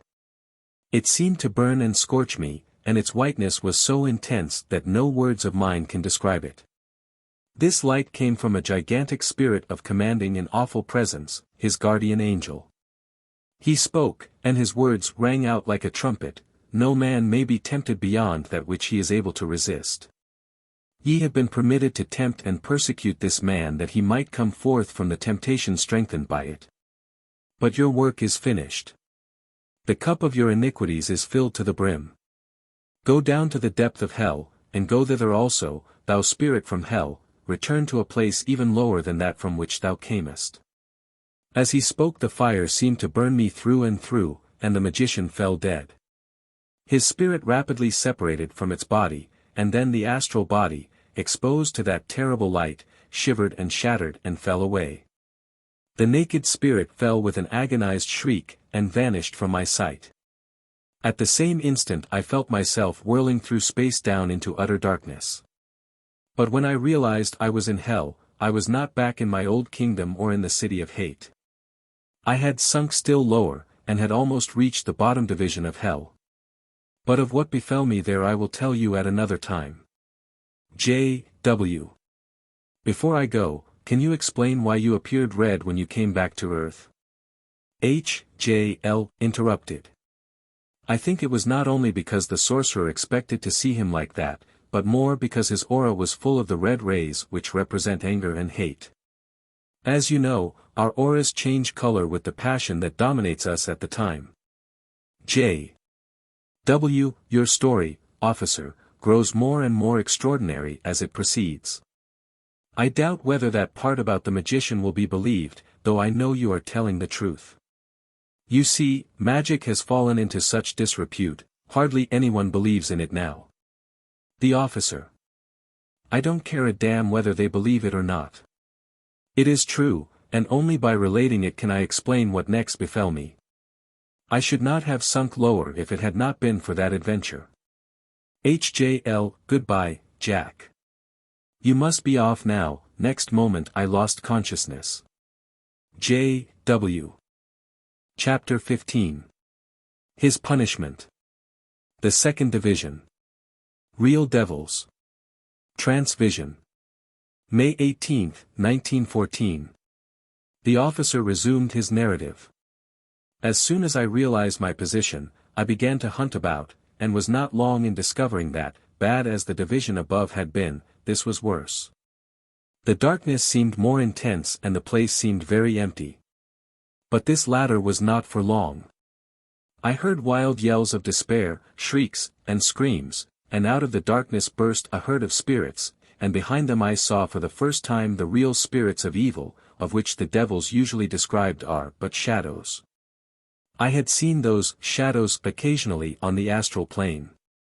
They were the figures formed by the imagination of those who had believed in them, but these were something different. They had not bats' wings, cloven hoofs, or horned heads, as usually depicted, though the devils formed by the imagination of men and found on the astral plane had them. These spirits, who had never been men, were some of the most appalling creatures it is possible to imagine. They were driving the herd of spirits before them, lashing at them with what were apparently whips. As they struck they cried out, "How like you, your master, the devil?" Then they shouted the most fearful blasphemies, and screamed, "Blaspheme, you swine, blaspheme. We are the real gods, the things you call gods are but figments of your brains." Even as they were shouting this they reached me, and one struck me across the face. Acting on the principle I had always followed, I turned upon him savagely, but this time it was no use. Again and again I was struck, and knew that at length I had found my master. I fell writhing to the ground beneath these savage blows, but at once someone plunged what appeared to be a goad into me, and I sprang up with a yell and rushed madly forward with the rest of the herd. Now began a period of awful terror. On and on we were hunted through these great dark spaces, without stay or intermission, till I began to feel as if all that was really I was being hammered out of me. We could not speak to each other. We simply stumbled and fell, got up again, ran on, heedless of each and all. There were men and women here side by side. Most wore clothes, though a few were stark naked. The clothes were of all ages and countries, and were mostly torn and ragged. We were able to perceive each other in the murky air, but we could not see the country through which we ran. We ran out of the darkness into the darkness, knowing nothing, caring nothing, if we could but escape from the whips of our masters. And behind us rose that wild chorus, "How like you, your master? Our burden is heavy, our reward small. On forever. There is no hope for you. You are damned forever. This is the unpardonable sin, for you have worshipped the devil instead of God. No, there is no God. Men do but beguile themselves when they say there is a God. There is no such thing as good except as the opposite of evil. Evil really exists, good does not. There is no such thing as a good man. Christ is a myth. We are the only beings who are real. Despair. Weep. Your good days are over. It were better for you if there had been no such thing as life after death. We served you in the world, now you must serve us in turn. These and constant other taunts and jeers greeted our ears the whole time. Most of what they said was lies, said to reduce us to utter despair, and the more dangerous because there was a certain modicum of truth in it. I soon found that I was quite unable to read what was in their minds, as I had been able to do with the men in the division above. They seemed, by the mere exercise of their wills, to be able to build up a wall round their thoughts which I was quite powerless to penetrate. At length I cried to one of the devils, "Is there no way by which I can become one of the drivers instead of one of the driven?" "Yes," he cried, as he lashed me in the face, "yes. If you will go back to the division above and bring down 100 spirits. It can easily be done. Make them believe in the devils and worship them. Have the black mass, and this will soon hurl them down." "How can I return to that division?" I inquired. "One of us will quickly show you the way, but think not that you will be able to escape us when there. No, we allow you to go to do our work, and we shall know at once if you try to escape us." Chapter 16. He undertakes to recruit for the devils. I was allowed to stop behind while the rest whirled on along their never-ceasing path. I looked at this malevolent being who had been deputed to guide me. He was far larger than I, and seemed made of darkness, if you can understand me. Never for 2 minutes did he look the same, not merely his face, but his whole form seemed to be constantly changing. He was robed in a long flowing robe of black. But even while I looked he became stark naked. Then he changed, and became like a goat, and even while I was struggling with my amazement he became a python. He next resumed his man's shape, man's, did I say? No. No man, however vile, looked as diabolical as this creature did. The face was hideous in the extreme. The eyes were oblong and glittered like a snake's, the nose was hooked like an eagle's beak, the mouth was full and armed with teeth which were pointed and almost like tusks. Malevolence and debauchery seemed stamped on his features, while his hands were almost like talons, they looked so bony. From his body darkness seemed to ooze. Again he changed and became a column of red flame, which yet gave no light, and from this awful flame came a voice, "Follow this way." We moved along thus, me and the moving column of flame. Presently out of the gloom I heard the sounds as of discordant chanting, and soon I saw what appeared to be a mountain, and, on approaching nearer, saw there was a cave, and in it many spirits. My guide assumed his semi-human form, and we entered the cave together.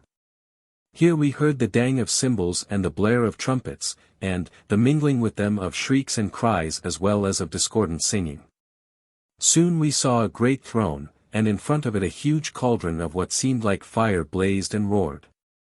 On the throne was seated a hideous monster, and into the cauldron they were flinging little boys and girls, who screamed as if they were really burning. Of course it felt like burning, you know. "Are those really children?"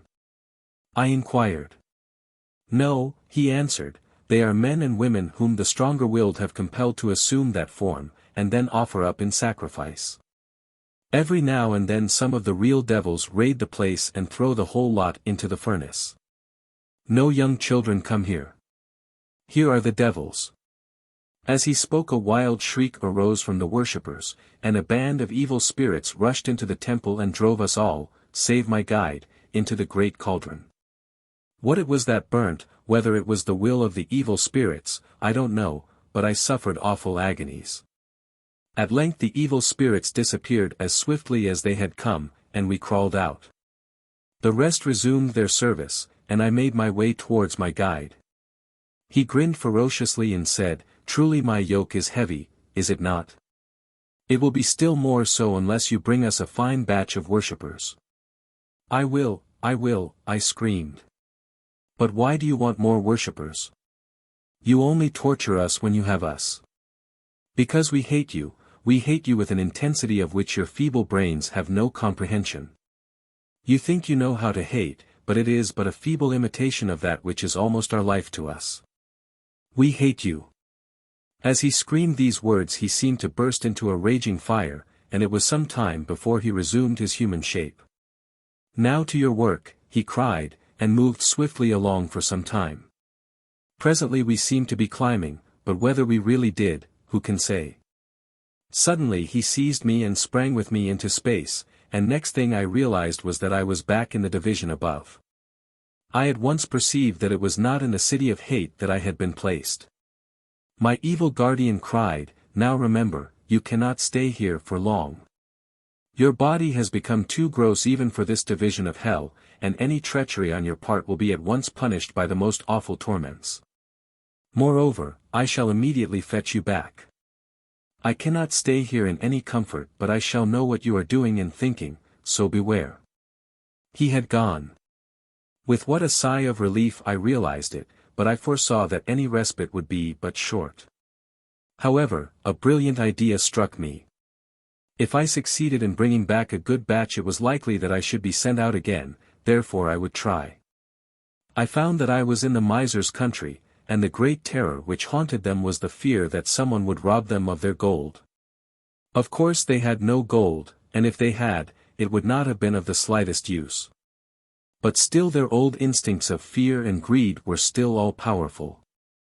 I soon found that I could work these vices to my advantage. To some I promised that if they would worship the devil he would give them as much gold as they wanted.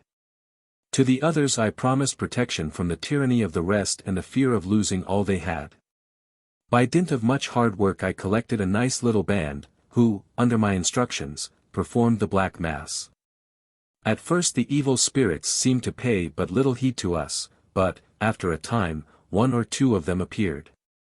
At length, at one of the services, I noticed a sensation of being dragged, and so did all the congregation. I knew at once what it meant, though the others did not. It meant that the spiritual connection had been formed, and we were about to fall to our own place. The feeling of attraction, almost akin to the law of gravity, grew stronger and stronger, and at length we seemed to be falling. The surroundings slipped away past us, the solid ground appeared to give way, and we fell. We had indeed become too gross for even the spiritual elements of hate to hold us, and the attraction of what we had made our God drew us towards it. Chapter 17. He falls into the lowest depth of hell. As soon as we reached the land of those accursed devils we were surrounded by them on every side. I looked now for my promised reward, but instead heard this from one of them. You have acted the part of a devil and lured men to destruction, but without even the excuse that we have. We are of a different order to men and hate them, but you are of their order and have not the excuse of hating them. You have betrayed your fellow men simply for your own selfish ends. It matters nothing to us, but if you imagine you can change a man into a devil simply by aping one, you are a fool as well as a knave. Our nature and yours is different. Back with the others, you cur. I slunk back among my victims, but only for an instant, for they, furious at my treachery, which, of course, they divined, instinctively hurled themselves upon me, and tried to tear me to pieces. Then succeeded a wild nightmare, in which the demons lashed us forward, and my victims strove to tear me to pieces.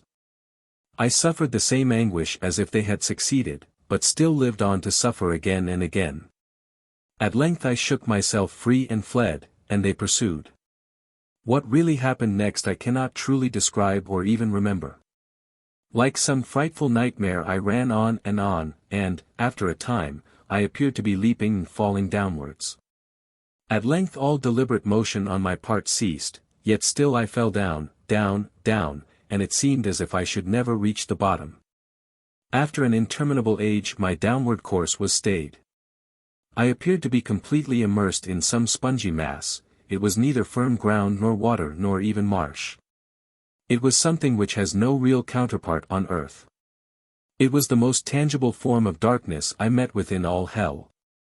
Of course all the darkness of hell is tangible to spirits from even this plane. This spongy fog gradually stopped my downward passage, but I felt no firm ground beneath my feet. The same spongy mass was above and below and around, as solid above my head as below my feet. There was no sound, no sight, nothing, absolute nothingness, solitude intolerable, black despair, misery unspeakable. I felt myself at last an utter outcast, yes, indeed an outcast, cast forth alike from the society of men and devils. This was the end of all my desperate striving against fate. Oh, that ghastly silence! Utter, absolute solitude. He ceased. Chapter 18. The Bottomless Pit.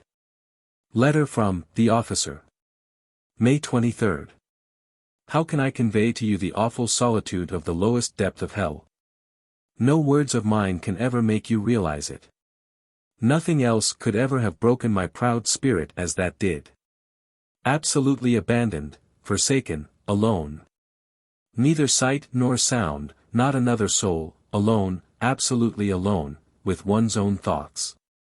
They rose before me and jibed and jeered all the evil that I had ever done. I did not repent then, I did not even feel remorse, but I felt a wild, hopeless despair. These thoughts seemed to take form and shriek at me, "You are damned. Look at us. We are the things which you have begotten. What right have you for hope?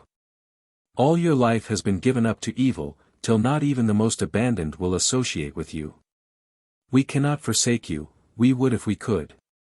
Then again came darkness. It seemed almost like annihilation. I opened my mouth to scream, but no sound came out. The darkness seemed to flow in and stop it. Their mouths shall be stopped with dust. I seemed vaguely to remember the phrase, but where it came from I did not care. Oh, that awful loneliness! I would have done anything to get back even to the whips of the evil spirits above, but it was not to be. Absolutely crushing silence. I cannot convey to you the awfulness of that solitude. You may think that the pains of the divisions above were worse, but it was not so. Ages seemed to pass, and those terrible words came ringing in my mind, "Damned eternally," then again Dante's words, "Abandon hope, all ye who enter here." Yes, all hope. I felt it, and so for what seemed endless ages, I suffered in solitude. Suddenly a phrase came into my mind, and I grasped its full meaning. My God, why hast thou forsaken me? He who hung upon the cross knew intuitively its awfulness and the despair of those who lay here. Forsaken of God, never till now had I understood the meaning of that sentence. It had seemed to me absurd, but now I saw as by a lightning flash he knew the sufferings of all, even those in the bottommost pit. Think what you please of the story of the crucifixion, I care not, but this I do know, that he knew of our sufferings and realized it, and he alone of all who trod this earth knew it while on it. As this thought sank in I did not at first attach any particular meaning to it, but as time wore on, it came to me that there must be some significance in it. If he intuitively knew our sufferings, he who is all-merciful must feel some shreds of pity for us. Doubtless he could not help us. As a tree falls, so shall it lie. Still, if he still lived anywhere and if I did, surely he would, he must feel pity for me. A new sensation grew by degrees. Why had I been such a fool? Why had I not tried by repentance to get out of hell? But there, what was the use? I was in hell and I could not, for hell is eternal. But I thought and thought. At any rate it was pleasanter to think of Christ than of other things. Why not go on thinking of him? I cannot say that I felt any genuine regret for my past life, but I began to feel that I had been a fool, I had wasted my chances. Well, I cried, I must pay the price. I shan't whine now, I never did on earth, and I'm not going to start now. But somehow that scene on Calvary seemed to haunt me. It came as a refreshing interlude amid my other thought pictures. Then there came a new thought. I remembered my mother, I wondered where she was. She died when I was quite young, but I remembered her, and could remember how she used to teach me to pray. What was it? I could not remember. Funny, I could remember everything else, but not those prayers. Strange. Well, I'd always heard that the damned could not pray, and I was damned. I did not realize it, but in a feeble sort of way I was praying, or at least yearning, after better things. This was the turning point. How I got out I will tell you later, but this was the first faint beginning. Now I win break off. I wanted to leave you with the tense of hope, not of hopelessness, for though I did not realize it, this was the beginning of better things. I had at last reached the bottom, and soon I would start on the upward path. I had gone the full course and had reached the lowest depths, and yet, his mighty arm was strong to save. Glory be to God on high. Indeed, there is no such thing as death, neither of the good nor bad, but perpetual hell would be death, for it means permanent separation from God. The Officer. Witnessed by K. May 23, 1914. Chapter 19. The First Upward Step. Transvision. May 25, 1914. The officer having sat down began at once. How long I remained in that awful solitude I have no idea, but it seemed like centuries. Anyway, at length an inspiration came to me, sent, I believe, from above in answer to my inarticulate prayers. It was, turn towards God. He can help you, and no one else can. Turn towards God. It was a new idea. My whole life had consisted in turning deliberately away from him. How could I turn towards him even now? Yet what would I not do to get out of this awful place? Again and again my mind reverted to the idea, but how could I go towards him? How could I get out of this awful spongy darkness? Besides, I was damned. Another idea flashed into my mind.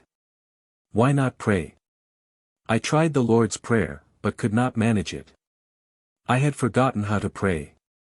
At length, like an inspiration, the words suddenly burst from my lips, O God, help me. Once spoken they came easier, and I repeated them again and again.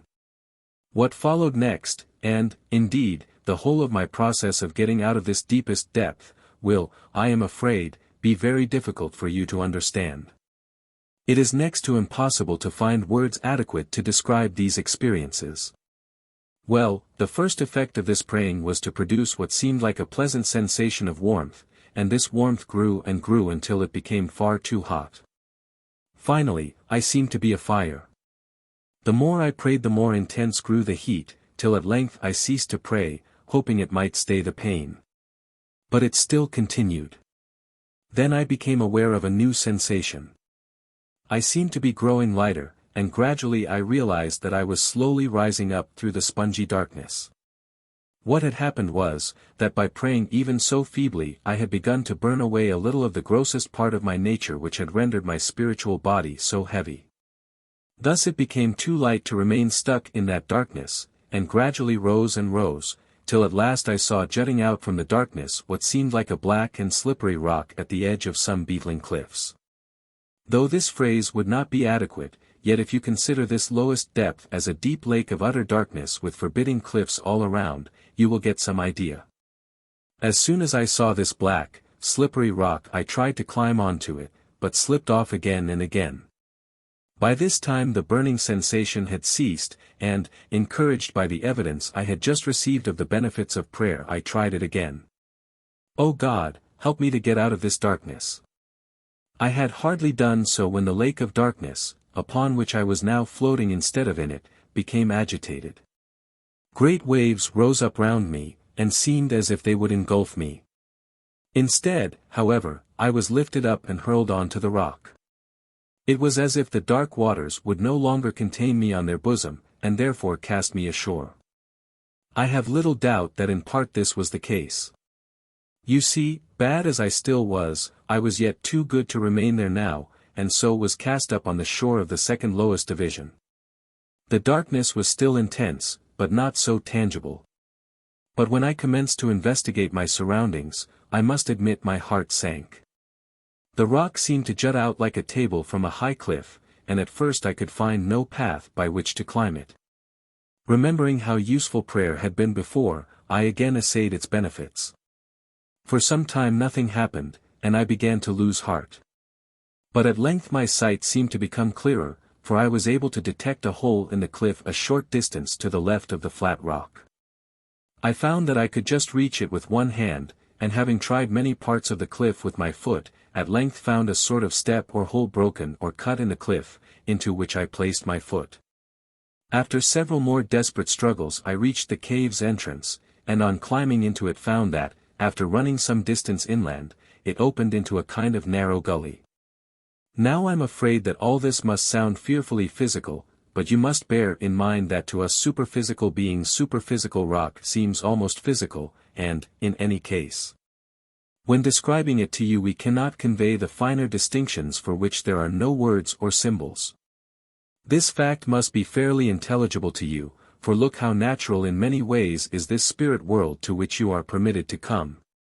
By means of infinite toil and effort I was able slowly to climb up this gully, and after a while reached a spot some way up the cliff. Here I found a ledge of rock which ran along the side of the cliff for some distance, and followed it. In due course this, too, ended, and I almost gave way to despair. Had I struggled so far only to fail at last? I crouched down and thought, but as I could discover no way out, I began to pray again, but without much hope. However, the mere action of praying seemed to soothe my troubled spirit, and at length, encouraged by it, I rose and again searched for a way out.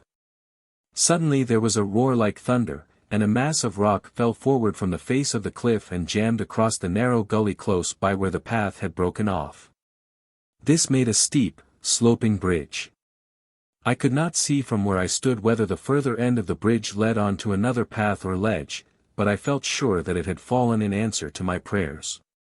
With infinite pains I scrambled on to this rough bridge. Several times I feared that I should pitch into the chasm below, but still I struggled on.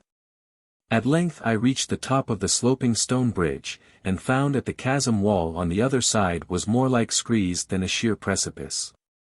Up this I painfully struggled, often slipping back, but still persevering. My iron will stood me in good stead in this predicament. At length it was done, and I crawled on to comparatively level ground, rough and bouldery though it was, with a sigh of relief.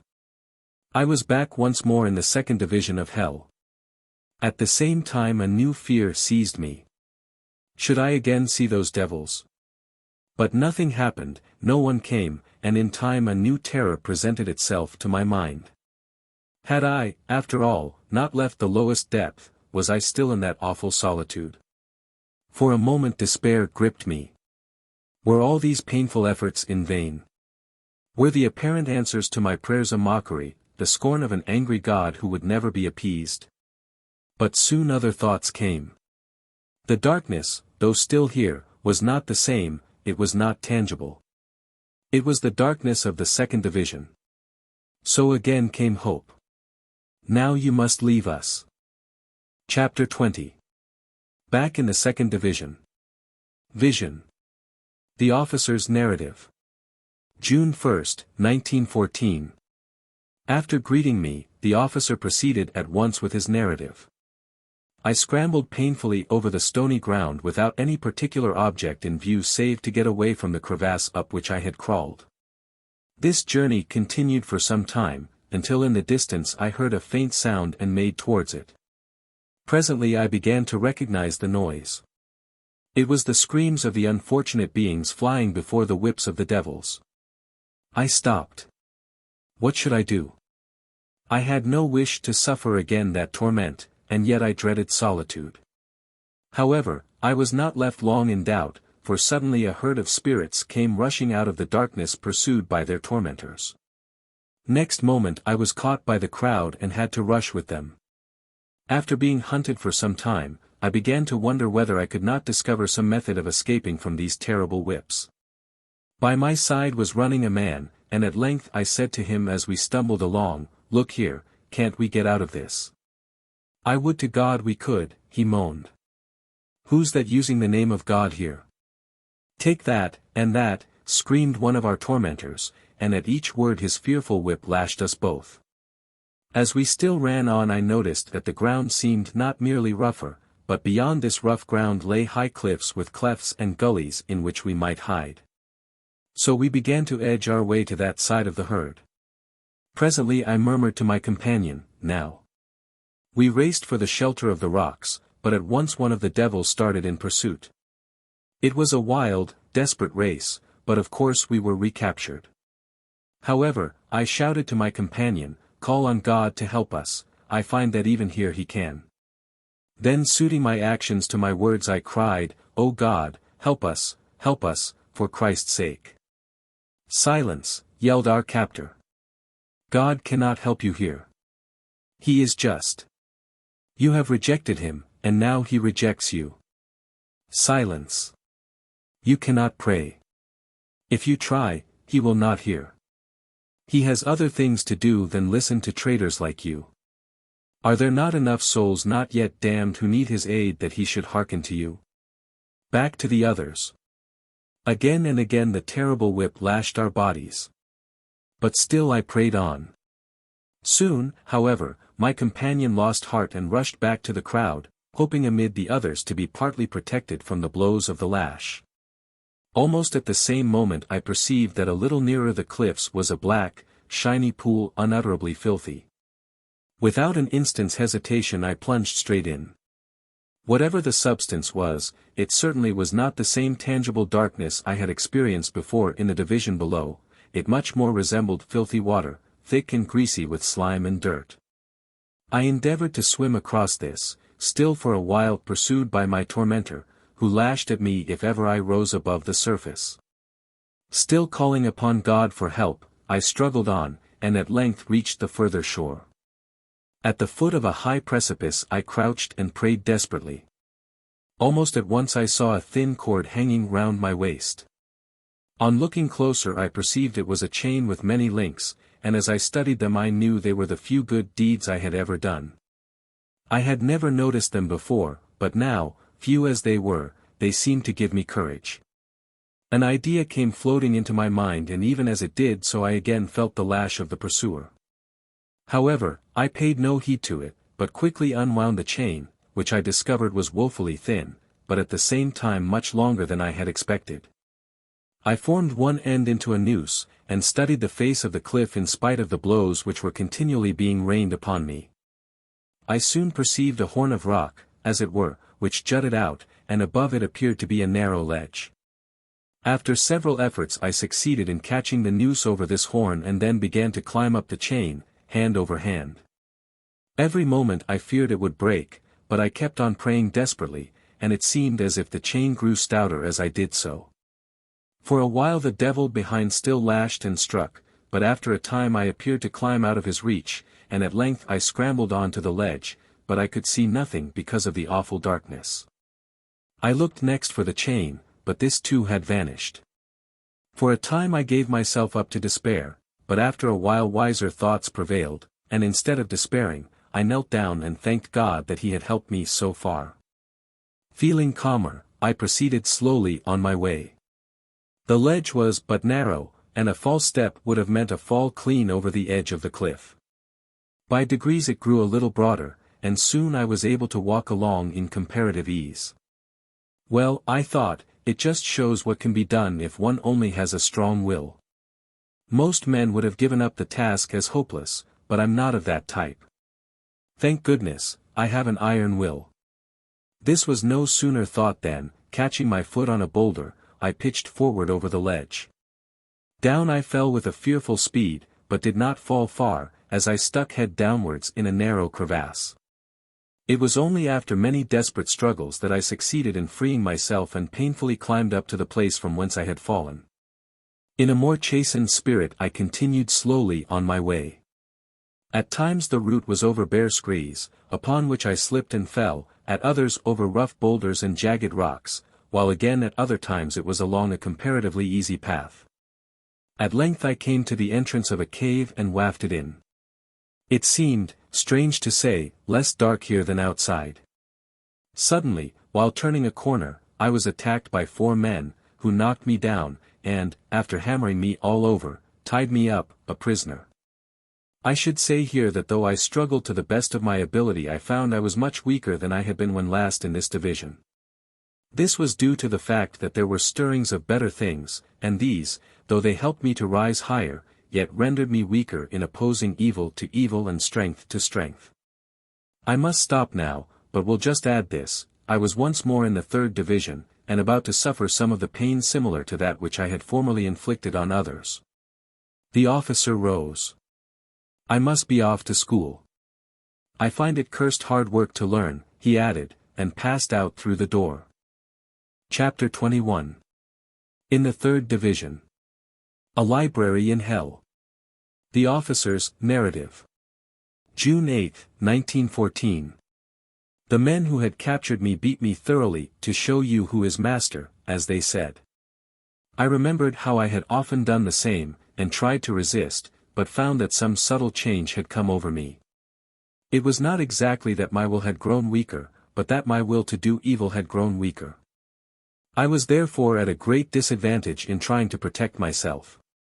The law was of course self-acting, but at the same time it tended to make me progress, for it rendered life very miserable, and begot a longing to escape.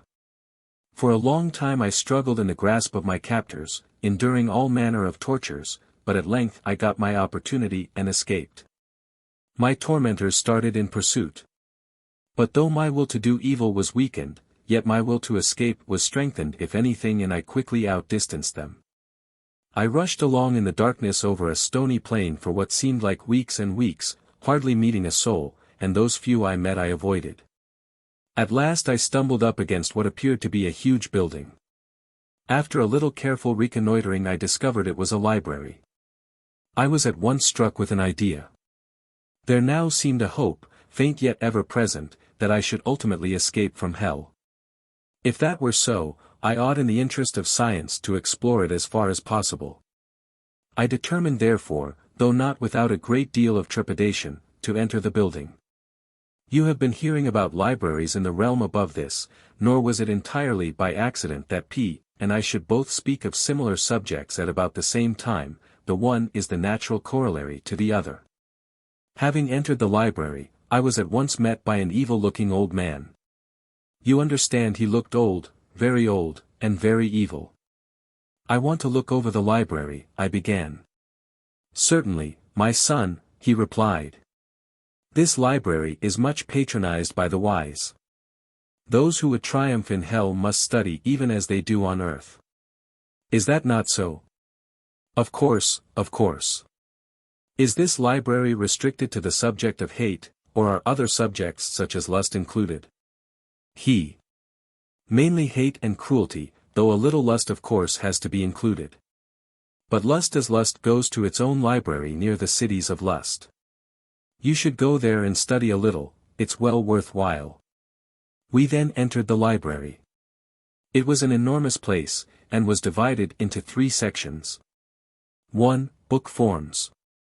2. Idea books. 3. Living thought visualizations. Among the forms were all books dealing with cruelty and hate for their own sake. I saw their shelves filled with the records of the Inquisition, books describing methods of poisoning your foes, books relating hideous crimes and savage tortures, histories of torture, so-called medical works, and so on. I looked at one of these medical works. What decides whether a book comes to hell or not? For example, this book is on vivisection. It's a French work. Do all books on that subject come here? He replied, no, indeed. It is all a case of the object of the work, and also the results it produces. With all books on vivisection, as with the thing itself, both object and result count. For example, believing he has a cure for some disease, a doctor inoculates some animals with that disease, tries his treatment, and afterwards publishes an account of his experiments. The sole object of that man has been to improve the well-being of his fellow men, and his book has that object. In such a case of course we should not get his book. But many men, especially on the continent, inflict torture on animals simply out of a morbid curiosity to see how pain works. As no useful object is served by these experiments, and the publication of them only incites others to do likewise, the books come here and so naturally do their authors.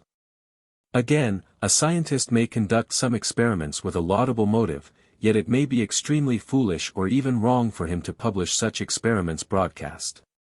Such a book will often lead others to perform similar experiments out of curiosity or the love of inflicting pain. Such a book comes here. I said, then I take it that most vivisectionists come here. He. Oh, we get quite a large number, but still not as many as you would expect. A good many of these men, though they seem a bit callous and are so, yet are genuinely moved by laudable, though often mistaken, motives. But still a very large number would come to us if it were not for the time they spend on the astral plane. You see, they usually fall victims to the vengeance of the animals they have tormented, and this and a clearer vision of the truth causes them to regret what they have done, and leads them to strive to make amends. How? Oh, by encouraging men on earth to found societies for the prevention of cruelty to animals and such nonsense.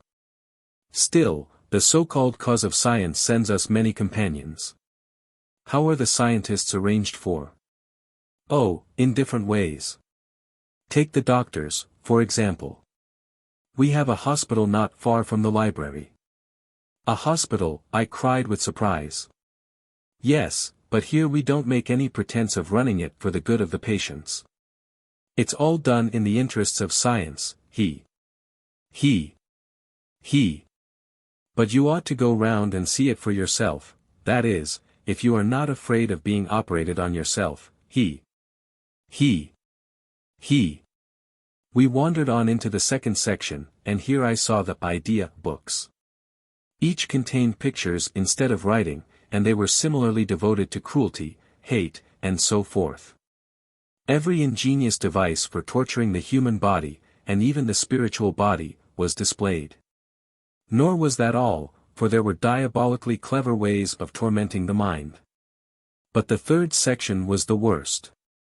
Here at the sides of the room were countless pictures, in which we could see the anguish of the victim as he was slowly tortured, while at the two ends of the room were stages upon which were enacted various diabolical torments. All these were acted before us. The attendant said, "These rooms are devoted to works which describe the best ways to torture persons and the exact effects of any particular kind of torture, or, as we call it, operation. You see, we cannot here inflict pain unless we understand the effect of that pain. Thus the more fully we understand a particular torment, the easier it is to make another suffer that pain if we are strong-willed enough to subdue him. Among the pictures I perceived many dealing with the vivisection of men, which were too horrible to describe. I discovered I was getting a bit squeamish as I looked at the atrocities. Still, it is only fair to say I had never been cruel for cruelty's sake, callous at times, very revengeful and entirely reckless. I certainly was, but not cruel simply for the sake of seeing others suffer. Chapter 22. A Hospital in Hell. After a while I left the library, and crossing a barren waste came to the so-called hospital. If the library had been gruesome, this place was a perfect nightmare. I passed through a gateway, and entered a large but dirty hall. This is rather different to a hospital on earth.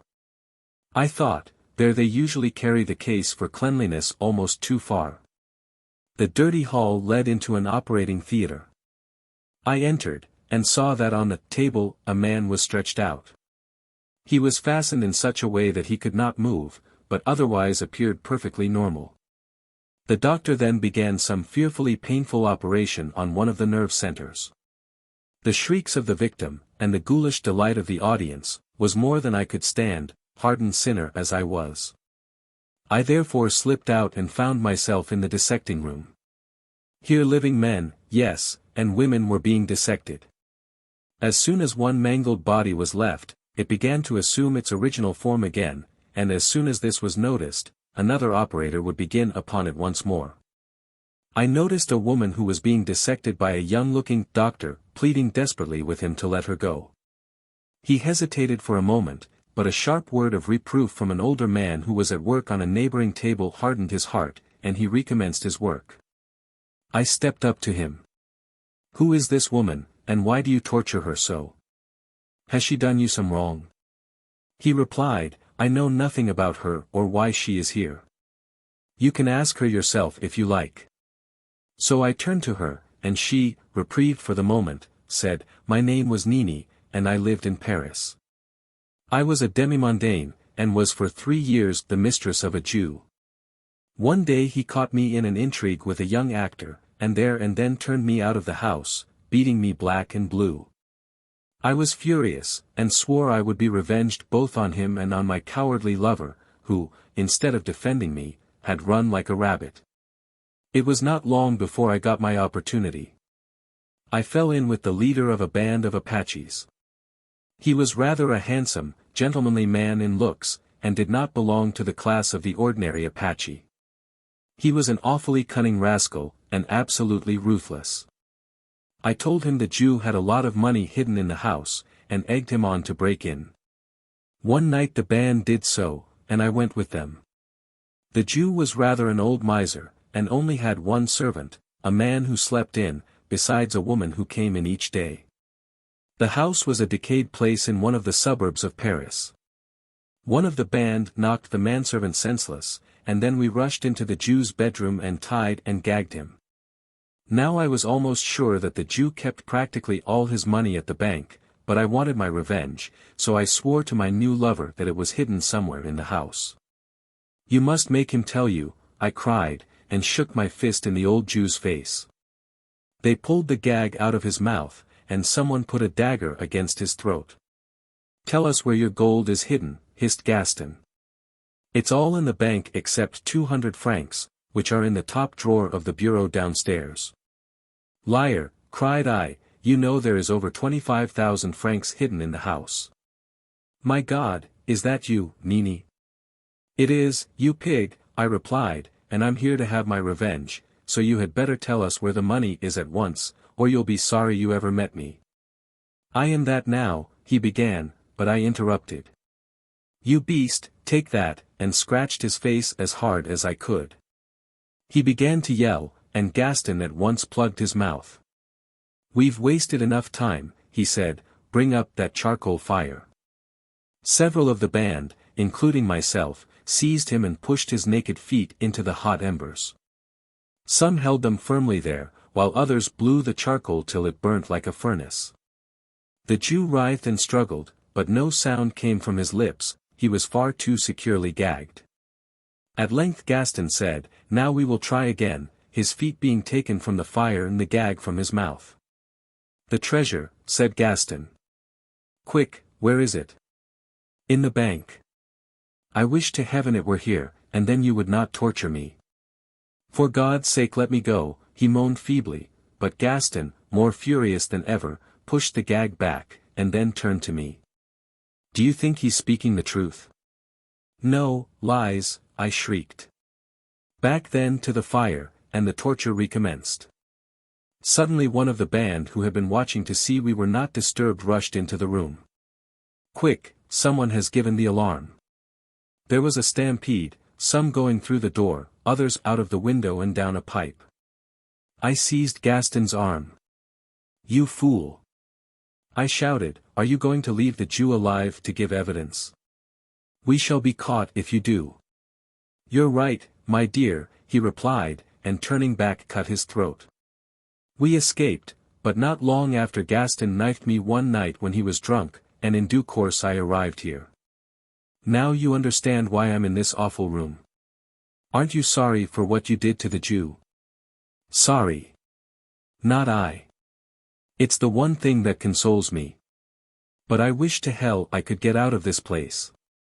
I turned to the young doctor. But what pleasure do you find in torturing her? It's true she's ugly now, her wickedness has made her so, still, she is a woman, and has done you personally no harm. Why do you do it? He replied, will you take her place? Not I. But still that's rather different from torturing her when she's done you no harm. What pleasure do you get out of it? Pleasure. I don't get any pleasure out of it. At first we do feel a kind of fiendish pleasure in seeing others suffer. Moreover, for a time the more wretched we grow the more we like to compel others to feel wretched. But after a time this mockery of a pleasure ceases, and we go on doing this sort of thing mechanically.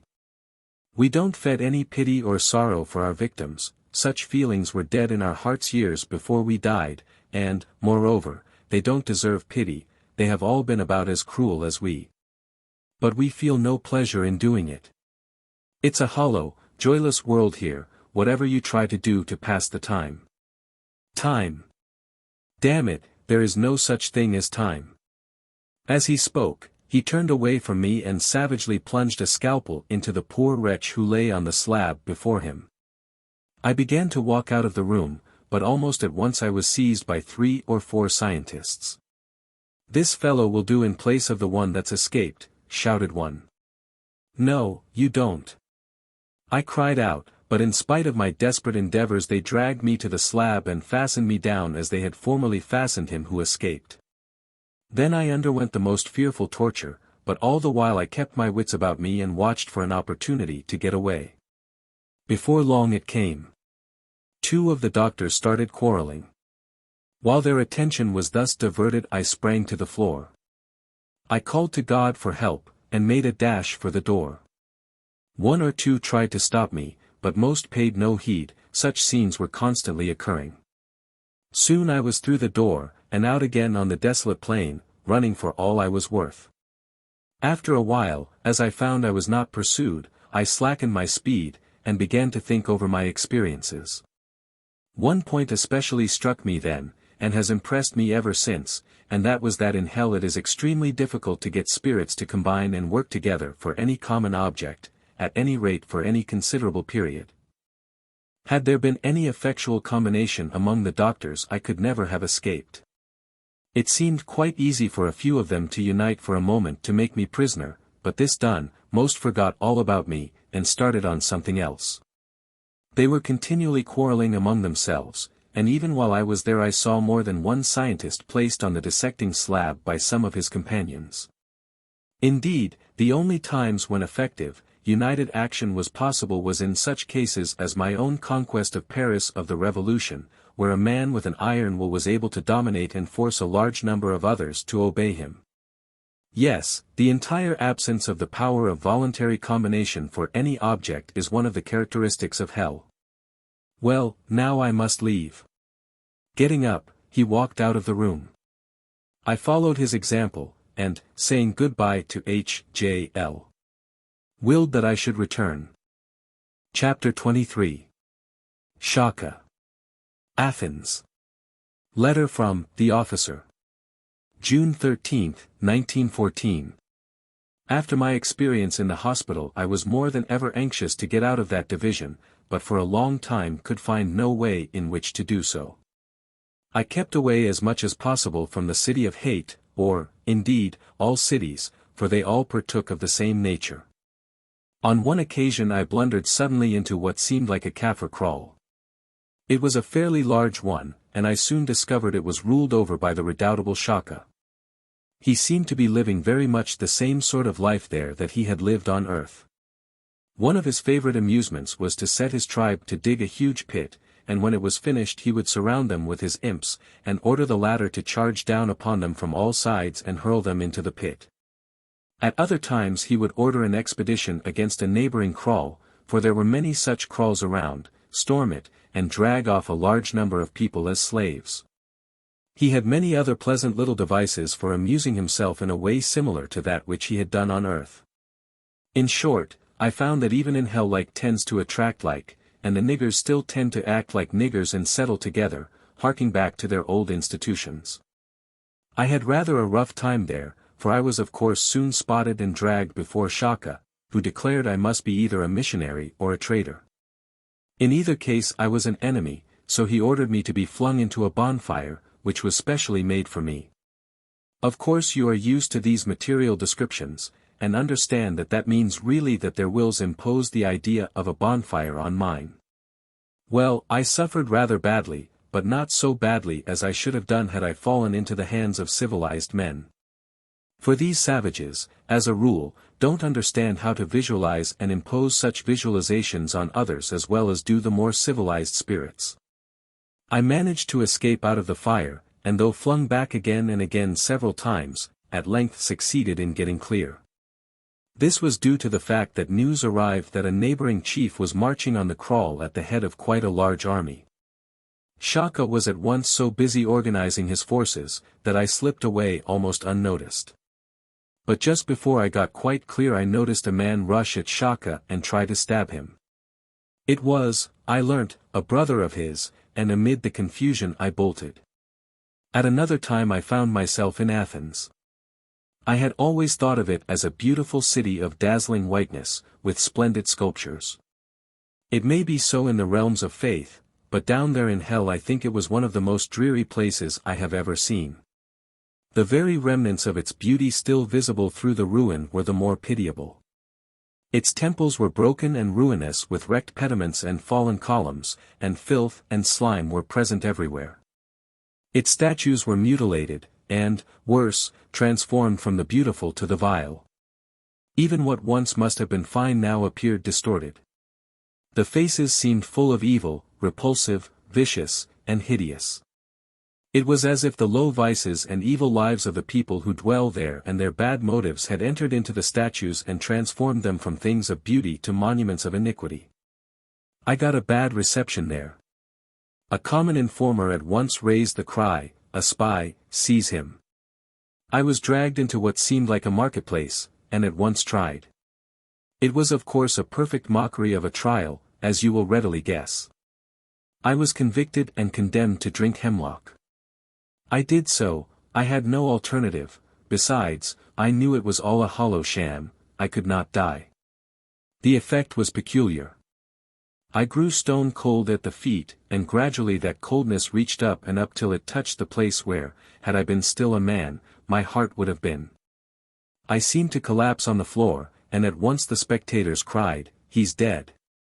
So they picked me up and carried me out through the city gates, threw me down, and went away.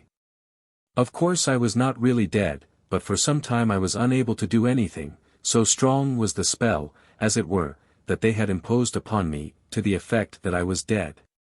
However, before long they found something else to think about, and forgot me. At once I found myself becoming normal, and rising up, hurried from the place. Chapter 24. The First Messenger of Light. By now I was about as sick of the division of hate as anyone could possibly be, and determined to make an effort to get out. I therefore knelt down on the stony ground and prayed. My God, how I prayed! At length an answer came, and in an unexpected manner. I saw coming towards me a light, yes, a real light. Not the horrible red glow which passes for fire down here, and has all the unpleasant effects without the pleasant ones. No, this was a real light, silvery, clear and pure, come down from the realms above. It drew nearer and nearer, and by degrees I perceived that the light came from a man, or was it an angel? Yes, I felt sure it must be an angel. I stretched forth my hands in longing prayer. But as he came nearer and nearer I felt an intense pain. It was the light, and it seemed to be eating into my soul. At length I could bear it no nearer, and cried out in agony, "Stop! Stop! For the love of God, stop! It burns! It burns!" Then came an answer like the notes of a silver trumpet, "You have called for help, and I have come to give it. But all progress entails a price, and the price you must pay is the burning away of the filth which encumbers your soul. If you remain here, you will suffer and keep on suffering till you do come. If you go with me, you will suffer only for a little while and will be progressing, and that means you will be going away from suffering, slowly, perhaps, but surely." I'll come," I sobbed, "I'm inured to pain by now. Lead on, and I will follow as well as I am able. O God, help thou my stumbling steps." "I will come no nearer," he answered, "but follow me. A light shines in the darkness, and now as then, the darkness comprehendeth it not." I will not now describe how he led me out of that division, it would take too long. Goodbye for the present. The Officer. Trance Visit. Monday night, June 22 ND 1914. As before, I left my body behind, and passing out of the physical landscape entered that of the spiritual plane. As soon as I reached H.J.L.'s room he said, "The officer is waiting to go on with his narrative." The latter at once began, I followed the messenger at a distance. We climbed up and up, over rugged mountain sides, until on reaching the crest of a line of naked, barren hills I found, stretching before us, a kind of vast marsh. Across the marsh ran a broken path, which every now and then seemed to vanish, only to reappear again.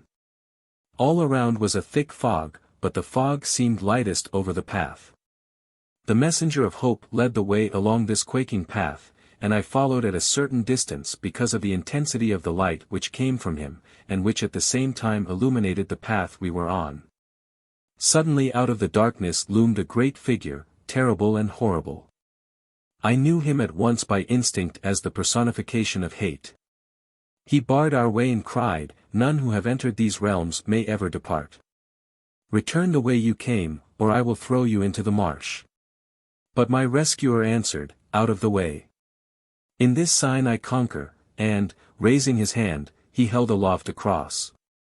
As he advanced the great spirit of evil, who was no man, but a being similar to the personification of drink, whom I had seen on the astral plane, shrank away, and at length, being driven off the path, hovered over the marsh.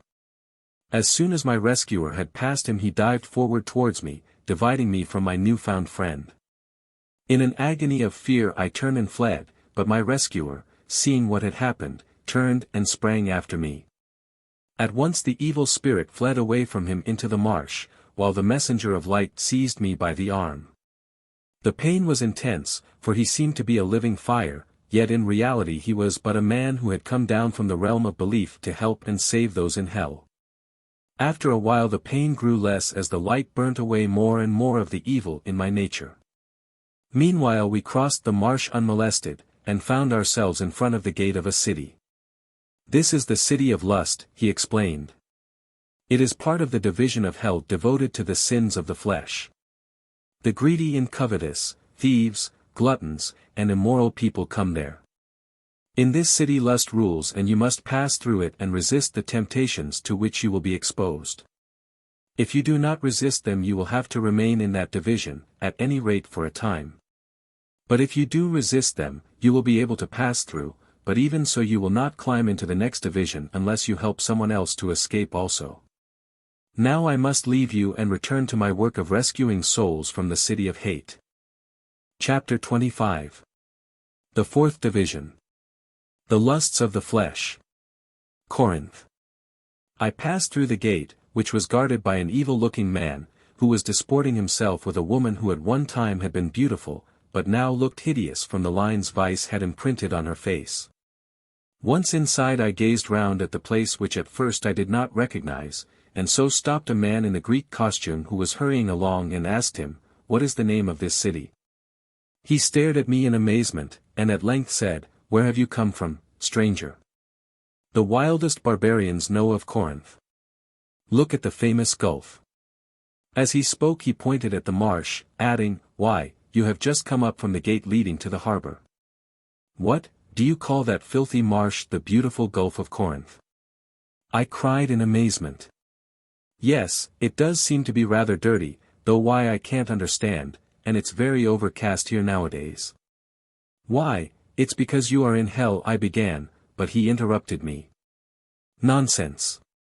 The truth of the matter is that we have displeased the gods by discovering the secret of eternal life. We never die here. I don't know how long I've lived, but it must be for thousands of years. I must admit I sometimes wish I could die. I get weary of it, weary of always trying to do the same things, and when one's done them, what does one get? They call it pleasure, pa." Remembering the advice of my former deliverer I said, "Why not try and escape? Come with me to a more congenial part." He laughed. "It's very plain you are a stranger, or you would not suggest such a foolish idea. If I left here I should die, and, after all, I don't want to do that. But you are dead, and, being dead, how can you die again? If I were dead, how could I be alive? You're a madman. Keep your mouth shut or the people will cast stones at you." Next moment he had gone, and I began to walk along what approximated to a street. Many of the buildings seemed to have collapsed, and all were filthy, but I could see that once they must have been fine, and were in the ancient Greek style. It's strange. I've seen while on earth many ruins, but they were not disfigured by the sense of squalor and sin which disfigured those in hell. The nearest thing I ever saw on earth to give one the same idea was certain suburbs which had fallen on evil days, and their fine houses had been turned into tenements for people of shady character. While I was cogitating over these matters the street, which had been practically empty, became full of women and men, who came running in a wild bacchanalian rout.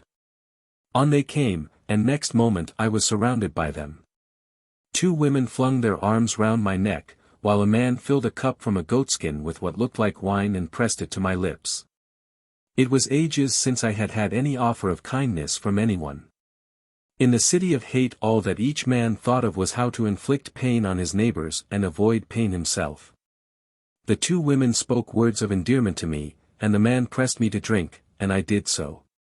At once there were wild shouts of delight, "He's one of us." The wine seemed sour and unpleasant, and instead of slaking my thirst only increased it. I drank more and more in a desperate effort to obtain satisfaction, but with no result. Along we went in a wild disorderly throng, and I leave you to guess the scenes which were enacted. Drink and lust reigned here, but not necessarily cruelty. True, occasionally cruel acts would be done here, and often lust would lead men on to cruelty. But the result of the latter was that the man was driven out by the people of Corinth as a disturber of the public peace, and compelled to go to the cities of hate. Occasional and sporadic acts of cruelty do not bring about exile. It is only when these became a regular part of a man's life that the pleasure-seeking populace becomes annoyed and ostracizes him. But though cruelty was not encouraged, drunkenness, gluttony, selfishness, and lust were, above all lust. I will not attempt to describe the abominations I witnessed there, but the whole object of the community was the encouragement of immorality in every form. Every woman was what on earth would have been called a prostitute, and every place of amusement harped on the same theme. But I will draw a veil. Your imagination must supply what I prefer to leave to it, only I will say that there was no satisfaction in anything we did. We seemed to be driven on by wild desire, but utterly unable to gratify it. Well, I drifted with the tide, forgetful in part of the advice of my rescuer, but more because my natural inclinations led me to long for my former amusements. Unsatisfactory as this existence was, it yet came as a great relief after the horrors I had seen and anguish I had suffered in the division below. I found that there were many other cities devoted to lust besides this version of Corinth, for, be it understood, there are other and nobler forms of Corinth in these realms of half-belief, and even in other divisions of hell. Of these other cities of lust, I visited a place that seemed like Paris and another like London. After a while I blundered into a part of the latter which seemed to be given over to thieves of various sorts. Here they stole from each other, but, strange to say, no sooner had they succeeded in stealing something from their neighbors than the thing stolen turned to dust. More and more weary I grew of this empty world where nothing we did brought any real satisfaction, and real aim in life there was none. This division was the first one in which I saw a church. It was run by a man who had started some weird sect on earth with the object of doing himself well at the expense of his dupes. He had made quite a good thing of it at first, but in time his unworthy object, together with his secretly vicious life, had been recognized by most of his followers, who therefore forsook him, but a few fools still continued to follow him. After death he had come here, and still tried to gather a congregation by means of his sophistries and extraordinary prophecies. He got one, too, of sorts, consisting in the main of thieves, forgers, bogus company promoters, and such like. I came across several former acquaintances, who seemed quite pleased to see me. The service was the strangest mockery of a service. It was simply a blasphemous parody, yet, strange to say, it was not so intentionally. Both preacher and congregation strove to say a proper service, but whatever they said seemed to become perverted as it was being uttered. The hymns and prayer became blasphemous mockeries or licentious songs. More and more weary I grew of the whole place and began to long for a means of escape. At length, as I was walking through a square in Paris, I saw a crowd standing round a man, jeering and laughing at him. On approaching him I saw how bright he was, and knew at once by that he must be one of the messengers. I stood among the jeering crowd and listened. The man was pleading with his hearers to remember how once as little children most of them had thought pure thoughts and dreamt of heaven.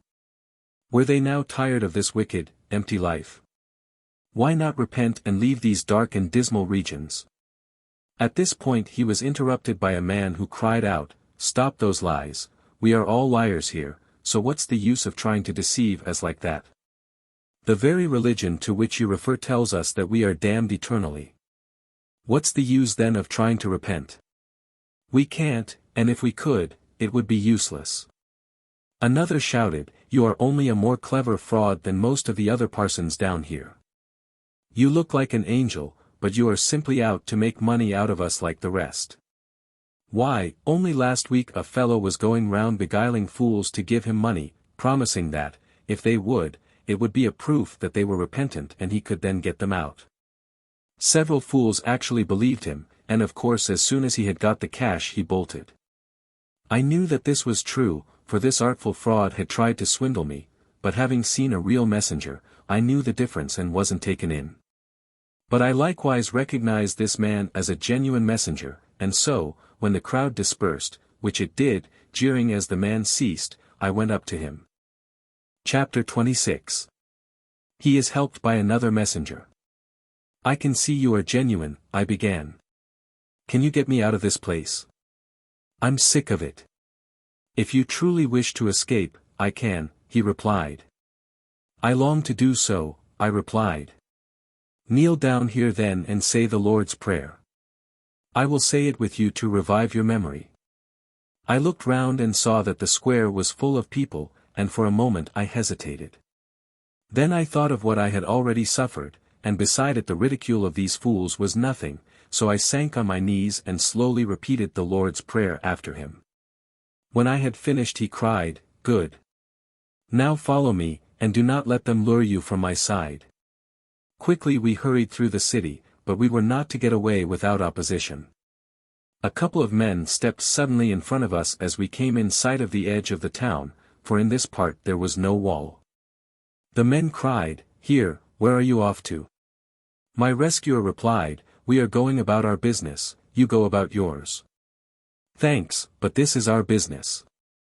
You are one of these pestilent fellows who are ever trying to persuade our friends and boon companions to desert us. We are sick of your pious humbug. Be off and leave him, or you'll be sorry for it. My rescuer raised his hand threateningly. Begone, you accursed spirits, out of my way. At once the two raised a shout, one of the enemy seize him. And immediately a crowd rushed together, which became more and more threatening. My rescuer drew himself together, and raising his hand concentrated his will. Out of my way in the name of God Most High. As he spoke he strode forward and I followed. The crowd fell back before us, and though they murmured and threatened, it seemed as if we should pass through without molestation, so greatly they feared the strong will of my rescuer. But just as I thought we were safely through, a woman sprang from the crowd and threw her arms round my neck. She was one whom I had ruined when on earth, and she came to claim me as her own. My rescuer seized her arms, untwined them from my neck, and threw her back into the crowd screaming. Then one of the two men who had previously barred our way sprang at my throat. I drew my will together and struck him to the ground. He sprang at me again, and this time his companion also followed suit. But my rescuer bent quickly forward and touched each of them on the arm, and they fell back shrieking, with the arm which had been touched withered as if by fire. Thoroughly cowed, the mob fell back, and we passed through safely. Soon we were out in the open country. Don't let there be any misunderstanding, I used the word to distinguish it from the town, but there was nothing country-like save the lack of houses. There were no trees, no grass, no birds singing, not a flower, nothing but hard rock and sand and stones. On we journeyed, and presently in the distance I saw a faint, star-like light. Is that another rescuer? I cried. No, he replied, that is a small mission center or rest house, and to it I am taking you. It stands at the edge of the barrier which separates this division from the one above, in which are to be found materialists for the most part. There I hope you will be able to rest for a short season and obtain strength to enable you to pass through the remaining divisions of hell up to the schools. Slowly the faint star grew stronger, and after a while I found we were following a path, narrow, but well beaten, as if by many passers-by. Who has beaten this path? I inquired. The messengers who pass to and fro rescuing the lost. You seem surprised, but for how many countless ages, as men on earth reckon time, and therefore how much longer to us who labor here, have the messengers come seeking the lost? Long before Christ came down to earth there were spirits laboring here. Was the land of after death organized very much as it is now even before the opening of the Christian era? Yes, save that more spirits as a rule had to pass through hell. The more primitive a man is at death as a general rule, the less will his spiritual side be developed. The less his spiritual side is developed, the longer he will be on the astral plane, and the more likely to pass for a time into hell. But there comes a point in the development of man when his intellect becomes developed at the expense of his spiritual side, and then sooner or later the advance of civilization will have a setback. Thus in the days of the Greeks and Romans the intellect outran the spiritual development, and so hell became crowded with men who refused to believe in God or a future life. The fall of that civilization, though for a time it threw back civilization, made it easier for men in the West to develop their spiritual side. At times I fear that a similar catastrophe may once more be necessary. But God is merciful, and we from this side are anxiously working to infuse new spiritual life into the world without the necessity of such a disaster. In early, primitive days the astral plane or hell held almost all who passed over for a long time. But this seems unjust, for they knew no better, I said. It was not unjust, it was simply a great natural law. Those whose whole lives were devoted to fighting and cruelty would naturally go on acting in the same way for a long time after death. It would only be after a long period spent on this side that they would begin to desire a different kind of life. All those who resisted the temptation to obsess would probably remain on the astral plane till they had developed sufficiently to pass upward to the spiritual plane. At the same time, the tendency to obsess among primitive people is very strong, and therefore many fall to hell. Is it the whole course of our life that fixes the particular division of hell into which we finally fall, or is it the type of obsession which we practice? Many old men pass almost at once to hell. They have outworn their astral bodies almost as much as they have their physical bodies. These will sink down to the division corresponding with that type of sin which has predominated in their lives, hate, lust, and so forth. But those who pass over an early or middle life have not yet worn out their astral bodies, nor completely developed their character. Their division is that which corresponds with the type of obsession which they have practiced. That is the worst type of obsession. I interrupted, I understand. In my own case I obsessed for drink, lust, and finally for revenge. The latter, being a more spiritual sin, dragged me down deeper than would the other two types of obsession. My rescuer continued, at the same time, the type of life a man has lived very largely decides the type of obsession which is likely to tempt him most. A lustful man, if he falls into obsessing, will probably do it for the purpose of satisfying his lust, and so will fall ultimately into the division in which lust predominates. But see, here is the mission center or rest house. As he spoke I saw a building plainly yet strongly built. The door was small, and windows there were none save at the top above the door. From this came the light we had steered by so far. My rescuer hammered at the door, and, as it opened, a flood of light poured out which blinded me for the time. My rescuer seemed to drag me forward, but I could see nothing, only I heard the door crash to behind me. Now, added the officer, I think it's time you returned. J.W. Chapter 27. He has to return to Corinth and rescue another soul. Transvision of J.W. June 29, 1914. Again I passed through the air from this plane of existence to that of the spirit plane. I found H.J.L. and the officer awaiting me in the room, and almost at once the latter resumed his narrative. I have no very clear idea of what took place in that temporary rest house, the light was so intense that I was practically blind while there. But at the same time I gained some rest. A feeling of peace and hope seemed to fill that building, utterly unlike the atmosphere in any of the ordinary buildings in hell. To me a man used to speak words of comfort and hope, and my spirit seemed to grow more quiet. Day after day I used to hear singing, real singing, sweet and beautiful. Oh!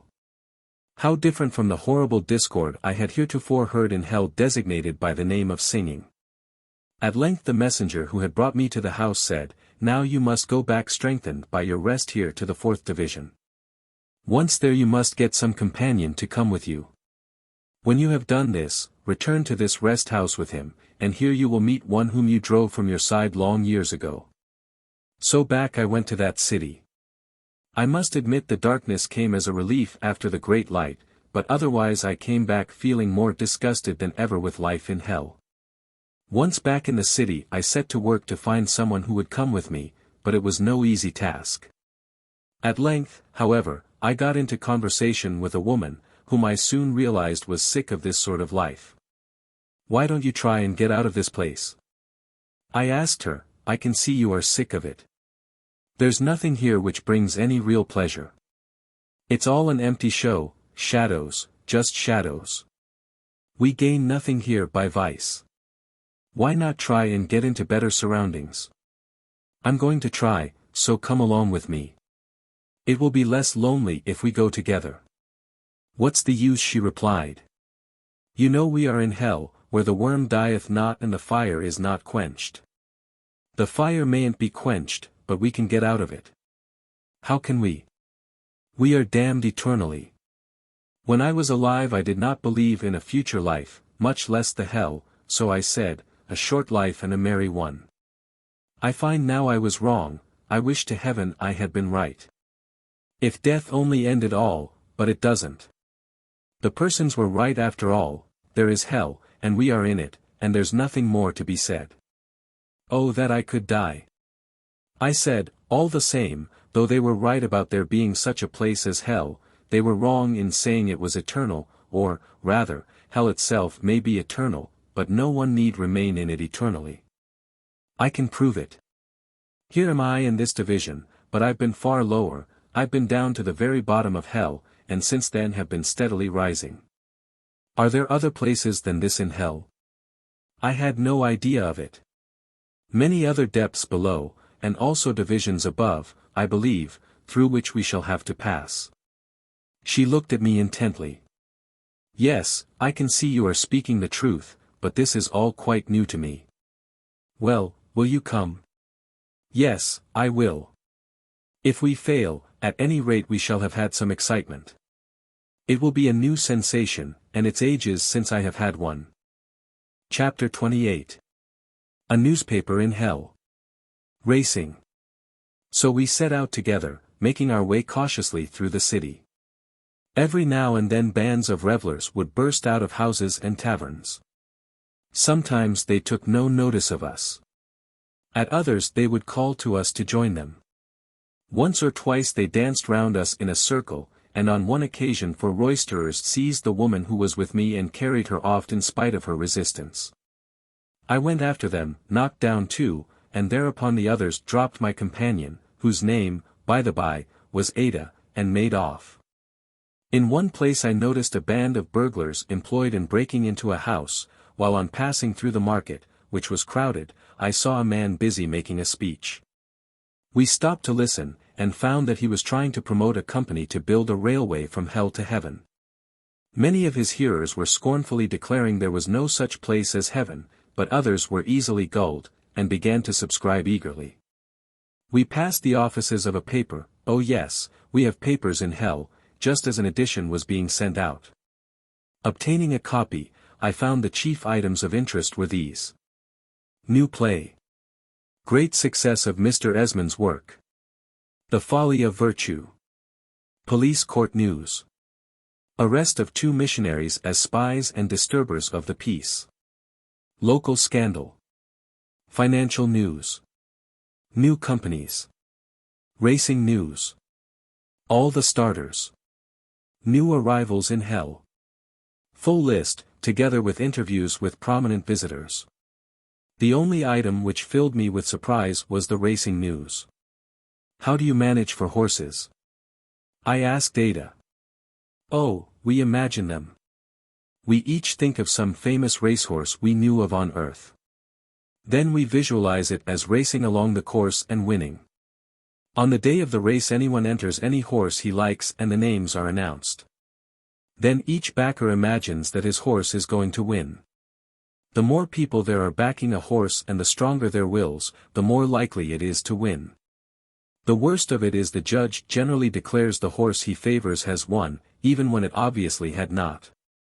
We see all the horses racing, and we see the one that has the strongest backing gradually pull ahead, but in spite of this the judge often declares that it has fouled another. I suppose that's often true. Oh, it usually is. You see, some of the backers are sure to devise a cunning underhand trick in their minds whereby they can outdistance other horses. In short, every horse will have fouled somewhere. But there's always a fearful row after a race, usually culminating in a free fight. We now had left the city behind, and Ada began to be very frightened. This loneliness is terrible, she whispered, it is awful. Let us go back. Nonsense, I replied, we haven't dragged so far to chuck up the sponge now. Come along. Look, there is the light. The faint star of light from the rest house seemed to revive her spirits. What a lovely star. I've never seen a star since I died, she murmured in an awestruck voice. How beautiful they were. Yes, let us go nearer to it. So slowly we drew nearer and nearer, and as the light grew, it seemed to bring us strength. At length it began to burn, and again she hesitated. This is very painful, and it seems to grow worse as we approach. Do you call this pain? Nonsense. You should go through what I have suffered, and then you'd know what pain is. This light is merely cleansing us, burning a little of the dirt out of our spiritual bodies. My example and my strength will help to keep her on the path, until at length we reached the door, and, on knocking, it opened to us. The light blinded us, but kind hands, which nevertheless seemed made of fire, helped us in. We were separated, and I found I was in a room which was much darker than the others. I was therefore able to see dimly, and perceived that the darkness was due to the fact that a window had been opened in the wall, and through it came in darkness in waves like the billows of the sea. Chapter 29. He meets his guardian angel at last. Then I heard a voice ringing through the darkness clear and strong. There was a musical note in it which reminded me of a trumpet. It spoke thus, "Son, I rejoice that at length you are drawing nearer to me. For many years you have driven me from your side, but I have never forgotten you, and I have prayed without ceasing that you should be led to turn towards God. Still for a while you will be unable to see me, the brightness of my visage would be too terrible for you to gaze on in your present state. Oh, Great Spirit, is it for this reason that it takes so long to come into the presence of God? It is indeed. How could any man pass straight into the presence of God's brightness? But now let us start upon the journey. Follow my voice, and as you progress gradually I shall become visible to you as you are able to bear the light." Then one of the messengers entered the room and led me through the rooms of light out by another door from that by which I had entered. Then a great distance off I saw a tiny star-like light, and from it seemed to come a voice, "Follow me, and I will lead you forth." So I followed that light through the darkness, and every now and then my guardian spirit, as I afterwards learnt to call him, spoke words of comfort and encouragement. Slowly and painfully I scaled the precipitous cliffs, often falling and stumbling, but still mounting higher. When I was about halfway up, the path ran along a narrow ledge, and on turning a corner of this I saw a great cave from whose mouth rushed out a band of spirits, but just as they seemed about to hurl me into the depths beneath, the star of light suddenly grew larger and brighter. It advanced towards me, and at once my assailants fled shrieking away. Once I was rescued, my guide returned to his original position, and I was glad, as the light had burned me, though to a less degree than it had my enemies. Presently I saw a great waterfall, which seemed to break right across my path. It was not beautiful as a waterfall is on earth, but seemed inky black, and the foam only appeared dirty and muddy instead of white. At first I despaired of being able to continue on this path, and sought out a track which would lead higher up the side of the cliff, but I could find none. On looking towards my guide I noticed he was standing close up against the edge of the waterfall, and as I watched he seemed to pass through it. On approaching nearer I found that the water fell clear of the ledge of rock in a kind of arch and went thundering down into the black chasm below. You may be surprised that there was any sound, since it was not material water. I cannot myself quite explain it, but I think seeing the waterfall I expected to hear the sound, and so imagined it. Anyway, the noise was like thunder as I approached it, and summoning up all my courage I crept along beneath the arch of water until I reached the other side. Now the path assumed more and more the shape of flights of steps, and in time it became obvious that these were not natural but built deliberately, and, moreover, that they were kept in constant repair. Till now I had hardly ventured to speak to my guide, but now I inquired, "Who is it who has built and kept in repair this path and stairway?" He replied, still from a distance, "Son, a band of noble spirits who keep a house of refuge whose beacon light is just becoming visible. They hold that house in relays, and while on duty there, one of their chief tasks is to keep guard over this path into the fourth realm of hell. Many of the spirits below band themselves together with the firm resolve to damage, and if possible destroy the various paths out of hell which the messengers have made. Are these spirits devils or men, and if the latter, why do they do it?" He answered, "Just men and women who, like many evil persons on earth, hate to see old companions leave them for the paths of rectitude. The beings you designate as devils are seldom found save in the lowest depth but one of hell. The vices personified are, however, found in each division to which they are appropriate. These upper realms of hell are almost entirely occupied by men." "Where do suicides go?" I inquired suddenly. "Usually to the realms of hate, but occasionally it may be to the fourth division. Many, however, expiate their offense on the astral plane." "Master." I began again. The light grows so bright that it begins to cast a faint beam across the path we are treading. Yes, my son, we are gradually approaching it, and, besides, those in the house of refuge know that we are struggling towards them, and therefore are praying for help for us. As they do so, the light, which is in reality simply their faith, grows stronger, and as they pray about us and think of us it is directed towards us. Gradually the light grew stronger and began to dazzle my eyes, but much of the very worst part of my character must have been burnt away, for I did not suffer so keenly as when approaching the last house. Now we stood at the top of the stairs, close by the door which barred my way completely. My guide had passed through it without the slightest difficulty. Apparently in answer to the message he had taken with him into the house, the door was opened, and kind hands led me into a covered courtyard, and thence into the house itself. The light of course blinded me now, but I learnt by degrees that this house differed in several particulars from the first one I had entered.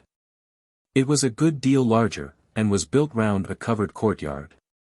Part of its duties was to guard the stairway to prevent it being damaged by the evil ones who dwell below, and also to see that no dwellers in the 5th division inadvertently wandered down into the 4th.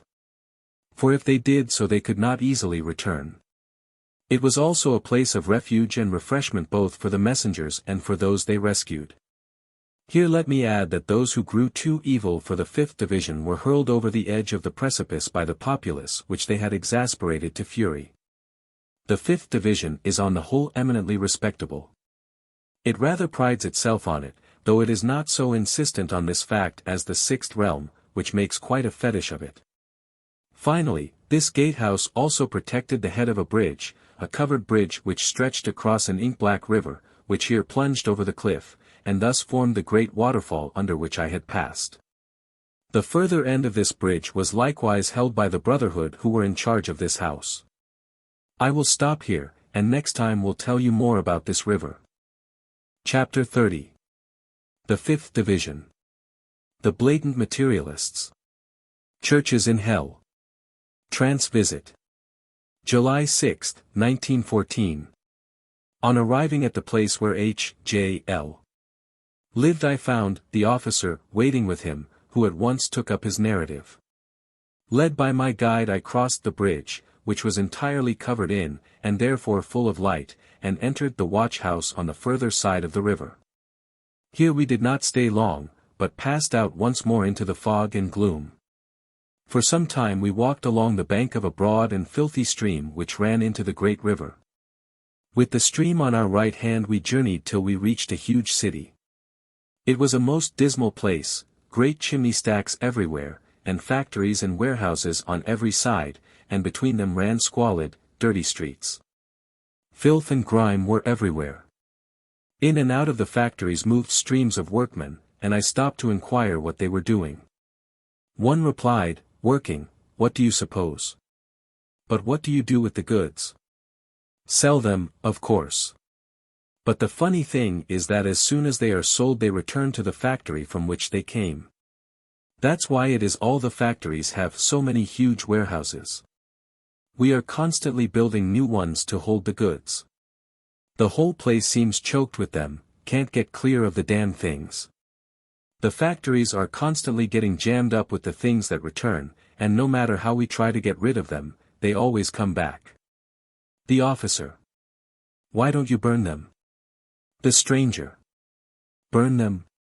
Why, we've burnt a dozen great warehouses at a time, but there they are again. Simply can't get rid of the beastly rubbish." The officer. "Why do you go on making the goods then?" The stranger. "We can't help it. We seem driven by some strange force. Compelled to work and work without ceasing. There's no rest. A strange, mad instinct seems to drive us on. When I was on earth I thought of nothing but my work. I worked hard, damned hard, day after day, and this is my reward. On and on and on, doing the same thing over and over again, without rest, for ever and ever and ever. I can't make it out." The officer. "I suppose you thought of nothing but your material interests when on earth, and so in hell you still go on in the same way." The stranger. Hell. There's no such place, or heaven either. The officer. Where are you, then? The stranger. I don't know, and don't care. Why, look what a number of churches and parsons there are here. But I've no time to stop talking to fools like you. I must get back to my work, and he entered the factory. I went on till I came to a large square, in which were no less than 3 churches. One belonged to the Church of England, another to the Roman Catholics, and a third to one of the nonconformist bodies. I went into the Anglican church, and I found a service in full swing. The parson was preaching rather a dry sermon. He harped on 2 themes by turn. 1, that people had no business to go to either of the other 2 churches, and should show more deference to himself as the representative of the national church. 2, that they should subscribe more generously to the church and, incidentally, to its vicar, and he glossed these 2 themes over by platitudes about social reform and helping the material well-being of their fellow creatures. Especially those whom he designated as the lower classes. Somehow this part of his theme rang very hollow.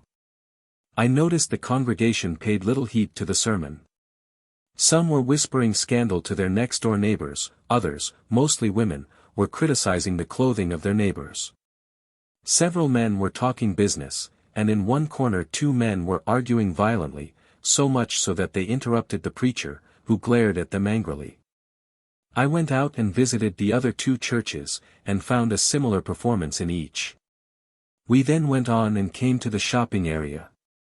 Here we found a similar state of affairs to that in the factories. People came to buy, but the money they gave for the goods returned to them, while the goods returned to the shops almost at once. I asked one shopkeeper where he got the things he tried to sell since the factories could not supply him. They came here with me. They are the things which were in my shop when I died. Here they stick till I'm sick and tired of seeing them. The officer, why don't you give up keeping a shop? What a ridiculous idea. What on earth should I do without my shop? Why, my whole life has been centered in selling things ever since I was a boy. He turned away in disgust, and began to serve a lady who wanted to buy a new hat, which returned to the shop a few minutes after she had taken it out. Then I went to the council chamber, and found a crowd of men wrangling about improving the town, but after listening for a long time, I came to the conclusion that, though they might talk forever, nothing would ever be done. I passed out of the town and came to open fields. I used the word to describe the place, but it looked more like a piece of waste ground covered with rubbish, and entirely bare of grass. Here there was a stand, and around the field was a dense crowd of people watching what appeared to be a football match, but though the players seemed to try and play, no goals were scored, and nothing really happened. While I was watching, one man walked off in disgust, and was promptly hooted by the crowd. He turned round savagely, and, after using a string of words which I will not repeat, said, "What's the use of playing here? One never scores a goal, and one does not even enjoy running after the ball as one used to do. I'm fed up with the whole thing." As he strode away I saw a bright stranger come up to him, and knew that soon another soul would escape from hell. Chapter 31. The Sleepers. We journeyed for some time till we came to a cave, and here I found quite a number of men fast asleep. Strive as I would, I could not wake them. This surprised me, for till then I had never seen anyone asleep in these realms. Having no bodies, we do not require sleep. I questioned my guardian angel, who now had drawn much nearer to me. He looked very sad as he replied, "Son, these were men who stoutly maintained that after death there was no life. They were strong-willed men who, had they believed, might have done much good. As it is they led many astray, and since they held this view so strongly they have, as it were, self-hypnotized themselves into a state of coma, from which it is very hard to rouse them. Here they lie, age after age, and while men whom the world considered far worse than they, and who had sunk far lower in hell, have been able to see the error of their ways and progress, they remain unconscious, and cannot learn. The officer, this is truly terrible, is there no way of waking them? My guide, after long ages the spell grows weak, then there come to them great messengers of light, who, after much striving, do succeed in breaking through their sleep and rousing them. At length we reached a place of deep chasms and beetling crags, and after wandering along at the base of a range of these cliffs we came in sight of a narrow, slippery stairway. As we did so suddenly a figure came hurtling through the air and fell to the ground in front of us. It sprang to its feet and fled away into the darkness, and was soon lost to sight among the crags and chasms. Who was that? I inquired of my guide. Some unfortunate creature who has offended against the traditions of the 6th Division. They pride themselves on their respectability there, and those who offend too deeply are hurled forth by the outraged inhabitants. Self-righteousness is the besetting sin there. They love to judge their neighbor and to spread scandal. But look, there is the light of the rest house, and soon you will be able to judge for yourself what manner of men dwell in the 6th Division of hell. How painful was the climb up that long, long flight of steps. But ever the beacon light grew stronger, till soon it illumined a path. Though the light hurt, yet I bore it stoically, and soon we entered the haven of refuge. Here I must stop, for it is time for you, J.W. to return. So having said goodbye to both, I, J.W. returned to Earth. Chapter 32. The 6th Division. A Church and its Vicar. Letter from the Officer. September 5, 1914. We stayed but a short time in this rest house, which was a large one, before continuing our journey. Once more the fog engulfed us, and we seemed to turn to the right, and soon I saw the grey mass of a city. This city had a high wall on the side overlooking the great precipice, and it was from one of the towers of the wall that the man we saw fall into the 5th Division of hell had been cast. The town consisted for the most part of modern-looking houses of the dreary, respectable type that one sees in many of the London suburbs. Some attempt was evidently made to keep the place moderately dim, and this was the 1st Division in which this had been attempted. Seeing a theatre, and asking my guide if I might enter it, he permitted me to do so, himself waiting outside. As I entered I saw one of the inhabitants of the city and spoke to him. He seemed slightly taken aback, and said, "We've not been introduced." "Oh, damn it, what does that matter?" I replied. "Please do not swear," he answered. I apologized, and then asked him what sort of plays were shown in this city. "All sorts, so long as they are not improper. We will not permit any suggestion of impropriety here. Nothing vulgar or immoral is permitted. All our plays and music halls are conducted on the best principles." That's the first time since I've been in hell that I've heard people object to impropriety. He looked pained. "I wish you would not use that word. There is no such place as hell, and certainly we are not in it." "Oh, don't talk nonsense," I began.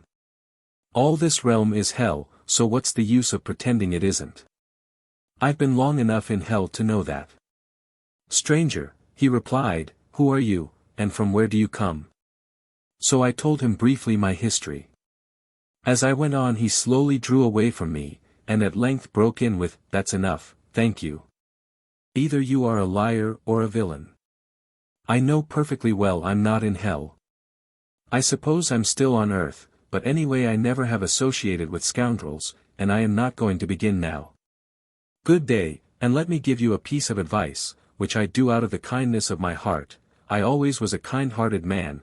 Don't tell that story to anyone else here, or they will have you thrown over the battlements," and he made off. I went into the theatre. A musical comedy was being performed. A poorer show I've hardly ever seen. The music was not absolutely discordant, as it is in the other divisions of hell, but it was feeble stuff. The very worst kind of so-called popular music. Plot there was none, and the whole show was so banal and trashy, that I cleared out at the end of the first scene. I noticed that the audience seemed as bored as I was, but nevertheless they stayed on. Next I tried a music hall which advertised outside that its show was a most refined entertainment. Funny without being vulgar. It certainly wasn't funny, and it certainly was, to my thinking, intensely vulgar, not indecent, but just vulgar. Low comedians of the worst type, vapid songs, silly aimless tricks, in short, absolute trash. On coming out, which I did very quickly, I came to a concert hall. Here at least, I thought, I may see something worth seeing, or at any rate hear it. But no, of all the banal twaddle I think that concert was the worst. I left as quickly as I could, and seeing a picture gallery, entered it without expecting much satisfaction, and was not disappointed. All the rubbishy pictures in the world seemed to have been gathered together and hung on the walls of this ugly, pretentious building. I then returned to my guide, who had, as it were, concealed his natural brightness, and, led by him, made my way through mean streets towards the center of the town. Here I entered a very ugly brick church built in the pseudo-Gothic style. A service was being conducted by a fat, slimy sort of parson, who seemed to mouth his words in a succulent, unctuous manner which irritated me intensely.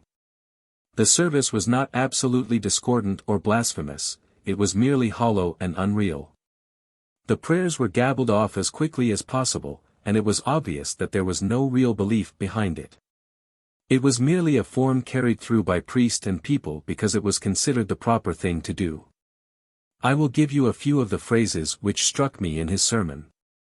Above all, my dear brothers and sisters, you must help to keep this great city clean of every form of vice. Each and every one of you should make it his or her business to watch for evil, to hunt it out and drive it forth. If you suspect that any person is secretly guilty of some vicious practice, do not rest till you discover his or her secret sin. Even if it is someone near and dear to you, it is your duty to denounce it. If you want help or advice in this great work, come to me and tell me what you suspect. Don't wait till the evil thing becomes rampant, strike at once. In me you will always find a ready helper. Do not let any false ideas of honor stand in your way. In searching out evil, you are entitled to use any means. Let me give you an example. A friend of yours does not come to church. You suspect her of carrying on an intrigue with someone else's husband. You should pretend to be sympathetic, you should trap her into a confession if possible. You should warn her husband, above all, you should tell me. He went on in this strain for some time, and ended up with, and when guilt is established, no mercy must be shown to the guilty members of society. They must be driven out. They must be hurled from the battlements into the great chasm from which there is no return. In conclusion, he announced there would be a social entertainment next day in order to raise funds for church improvements. As I was going out I heard one member of the congregation say to another, both men. What I would like to know is what happens to all the money which he is always raising for church improvements. The other replied, I'm sure he pockets it, or at any rate most of it. The first man, yes, so I think, but what does he spend it on? The second man, I suspect that he leads a double life, has a second home, you know. I heard no more, but I determined to go to the social entertainment. In due course I arrived there, and in a sort of church hall found the vicar and his curate surrounded by a worshipping band of females. They hung on his every word, and when they got a chance poured scandal into his ear. Between times they told spiteful tales about the vicar and various female members of his congregation. At length I got a chance of a few words with the vicar alone, and said, Vicar, I'm going to ask you a plain question between man, and you can rely on my discretion. Do you believe in the truths of the Christian religion which you have to teach, or are you, like so many learned divines, personally convinced the whole thing is a myth, and if so, do you really think there is a God, heaven and hell, and so forth? He pressed his two hands together and said unctuously, A great deal turns on what you mean by believe. A clergyman has a great responsibility. He must not say anything which may cause a weaker brother to stumble. I pressed him closely on the point, and at length he said, Personally I have long thought that the tale of Christ is a myth, a beautiful myth, and I am sure St. Paul thought so. I don't think the early Christians ever thought otherwise. They regarded it as a symbol which taught a great truth, just as the ancient Egyptians preached of the death and resurrection of Osiris. I don't imagine for a moment that an educated Egyptian believed that Osiris ever really lived. It was a parable. Unfortunately, the ignorant gradually grew to regard the parable as literally true, and during the Middle Ages this belief became universal. Today we are by degrees recovering the truth and clearing away the dross of superstition, but of course we cannot proclaim these facts from the housetops. Indeed, if we did, we should probably be called agnostics, and turned out of our livings. Still, quietly, we are doing a great work, a great work. I said, if, then, the whole of Christianity is based on a parable, of what use is the Church? Of the very greatest, my friend. It is a great moral force. That is what it was originally intended to be, and in that sphere it can be of the greatest benefit. Oh, I foresee a long life of useful work for the Church when freed from all the superstitious accretions which have attached themselves to its ancient form. Many men who at present are disgusted at what they rightly regard as puerile fables will rally to it as a great social factor for the moral uplifting of the masses. I think some people are inclined to lay too much stress on its social value, and overlook the importance of its moral influence, but they are materialists. Thank heaven, I am not one of them. Do you think there are such places as heaven and hell, and is there after all such a being as God? With regard to the last point, I think we are not as yet in a position to give a definite answer. We are at liberty to hold our own views. To some people the conception of a God of some sort is necessary, like the parables of Christ, or they would cease to obey the moral law. But, personally, while I would not be so presumptuous as to say there is no God, I do not consider one is essential. I consider that this world is governed by laws, and the moral law is the highest. Those who break the moral law sooner or later are punished by that law, so that I do not see that an arbitrary creator is necessary, but, of course, I should not say this to my flock as a whole. I interrupted the flow of eloquence with, still, it is not necessary to conceive of God as an arbitrary autocrat. He may be a wise, all-seeing judge, who coordinates his various laws. He may be. But to turn to the question of heaven and hell, I think I may say frankly I don't believe in either. I consider that each man, roughly speaking, gets his rewards and punishments on this earth either by disease or from his fellow men. Hell I consider a monstrous idea. For my part one should hesitate of course to say there is no life after death, but I doubt it. I stared at him for a minute, and then said, but how did you get here? In rather a curious way. I was very ill, and at length became unconscious. While I was in this state I had some most curious and horrible dreams. I won't trouble to describe them, but then I was evidently delirious. When I recovered I found myself here, without my wife. No one could tell me exactly how I came here, but being here, and finding that the vicar of this church had just disappeared in a most mysterious way, I took up his cure, and have done his work ever since. Everybody is agreed that he must be dead. That's the curious thing about life here. People don't die. I never have a funeral service. They just vanish. I can't help thinking the sanitary authorities dispose of the bodies silently, but, after all, I've other things to bother about. My parish is a fashionable one, in the best part of the city, and I have to devote my whole time to it. But you've married again? Yes. I soon came to the conclusion that while I was ill, my wife must have died, so I had no hesitation in marrying again. Of course I'm too old to need that sort of thing, but my wife is a great help in the parish, a great help. I'm afraid she is not always tactful, but one can't have everything. Then even you do not realize that you are in hell? What a preposterous question. I then proceeded to give my reasons for knowing we were in hell, and narrated my adventures since I died. He listened very coldly, and at last broke in with, "Thank you, I've heard enough. If I were a swearing man I should use strong language, but as it is, I will content myself with saying that I don't believe a word you've told me. I'm sorry I have wasted my time talking to such a man. If you are not a liar, then, by your own showing, you are an unmitigated scoundrel. Good day, and I should advise you to leave this city as soon as possible, for although I shall not myself denounce you, being a humane man, others will certainly discover your true character, and then you can expect little mercy. He left me, and a moment later began to tell two women who hurried up to him all about me, so I thought it best to depart without undue delay. Goodbye. I close. H.J.L. Chapter 33. A debate in hell as to whether there is a life after death. Transvision. September 7, 1914. As soon as I reached the house in which H.J.L. lived, I found the officer waiting, and he at once continued his story. After wandering through the city for some time I saw a building which appeared to be a sort of institute. On looking in I perceived that there was a kind of debate in progress.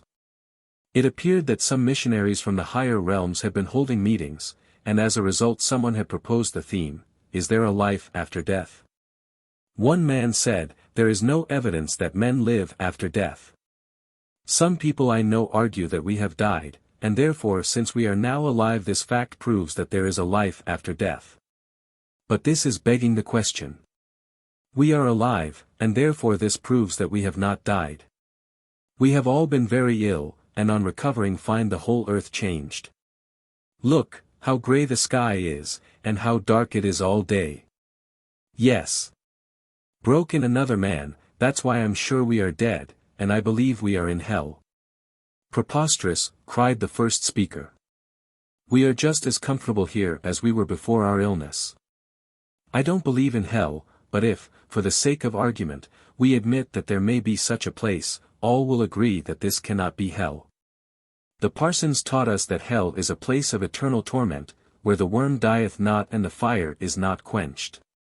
Well, there is nothing of that sort here.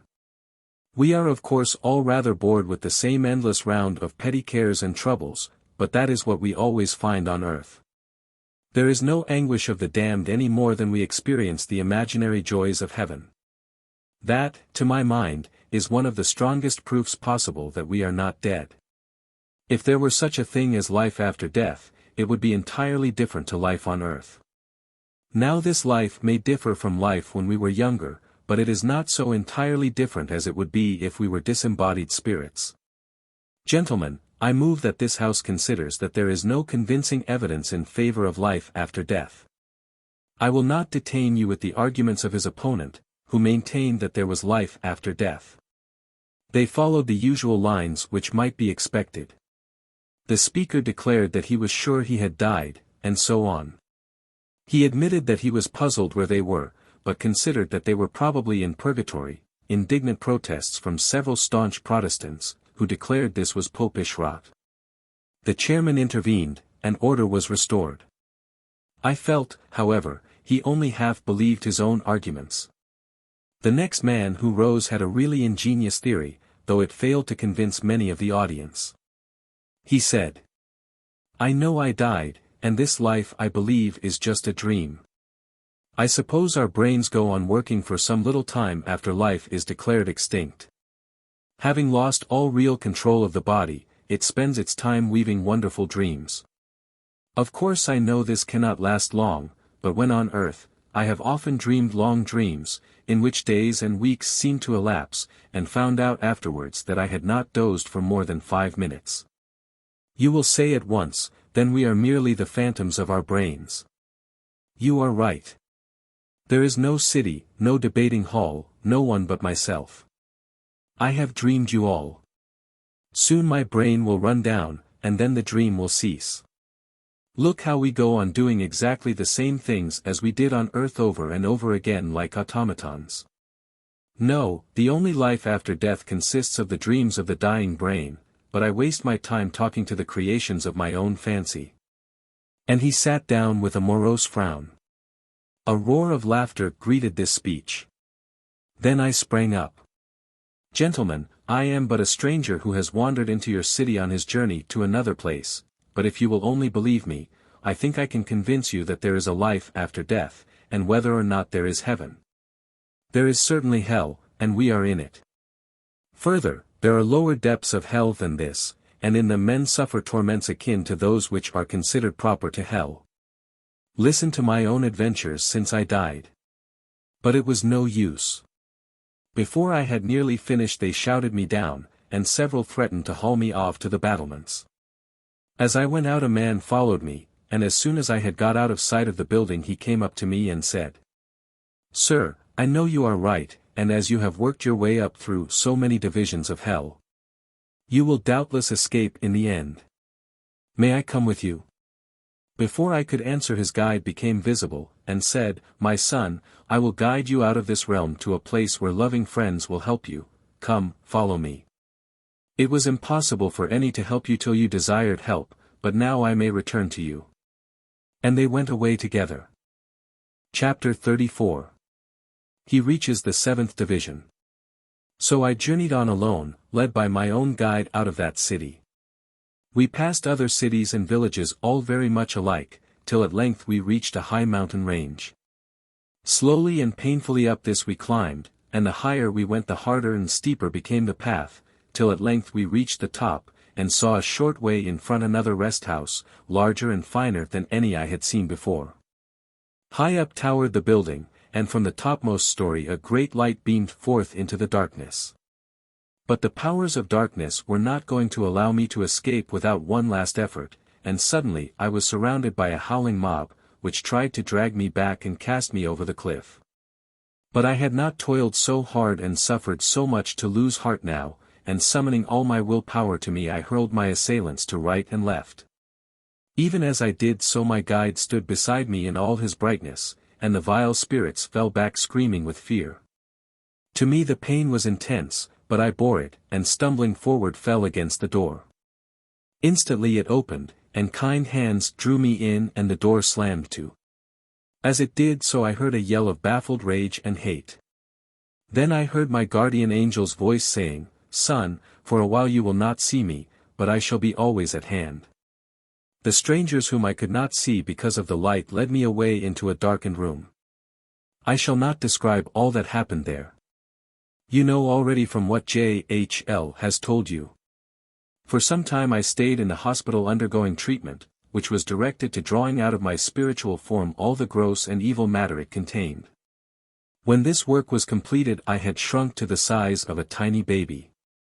Then they began to build up my frame, and after a short while I was able to take my place in the schools.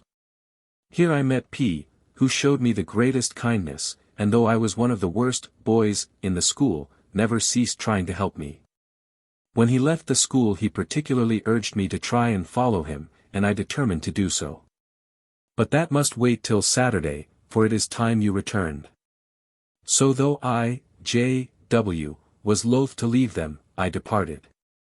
Chapter 35. He escapes out of hell at last. Automatic letter. September 12, 1914. The officer will take control and complete his narrative. H.J.L. The officer. When it was time for me to leave the school I must admit that a great dread filled me. I feared the terrible darkness almost more than anything else. But I refused to give way to this feeling, and asked to be shown the way. Now we are not permitted to go out of hell by the road by which H.J.L. visited and returned from the schools in hell. We have to climb the sides of the precipice, and very hard it is. We went out of the same door by which I had entered the rest house, and turning to the right passed along a broad ledge. One side was the chasm which led down to the 6th division, while on our right hand was a high cliff. The darkness seemed blacker than ever, probably because I had begun to get used to light in the schools. We were passing a cave when a huge and hideous form sprang out, crying, "Hold, none may escape from hell!" But ere he had time to touch me, my guide turned and made the sign of the cross in the direction of the foul creature, who screamed and fled back into his stinking den. The next phase will ever remain in my memory as a hideous nightmare. We began to climb the almost precipitous cliff. I kept constantly slipping back. Stones and rubbish slid from beneath my feet, but still on we climbed. My guide appeared to float slowly upwards, always a little ahead, and from him the light flowed which lit up my path. At length he bade me stay, and I did so thankfully.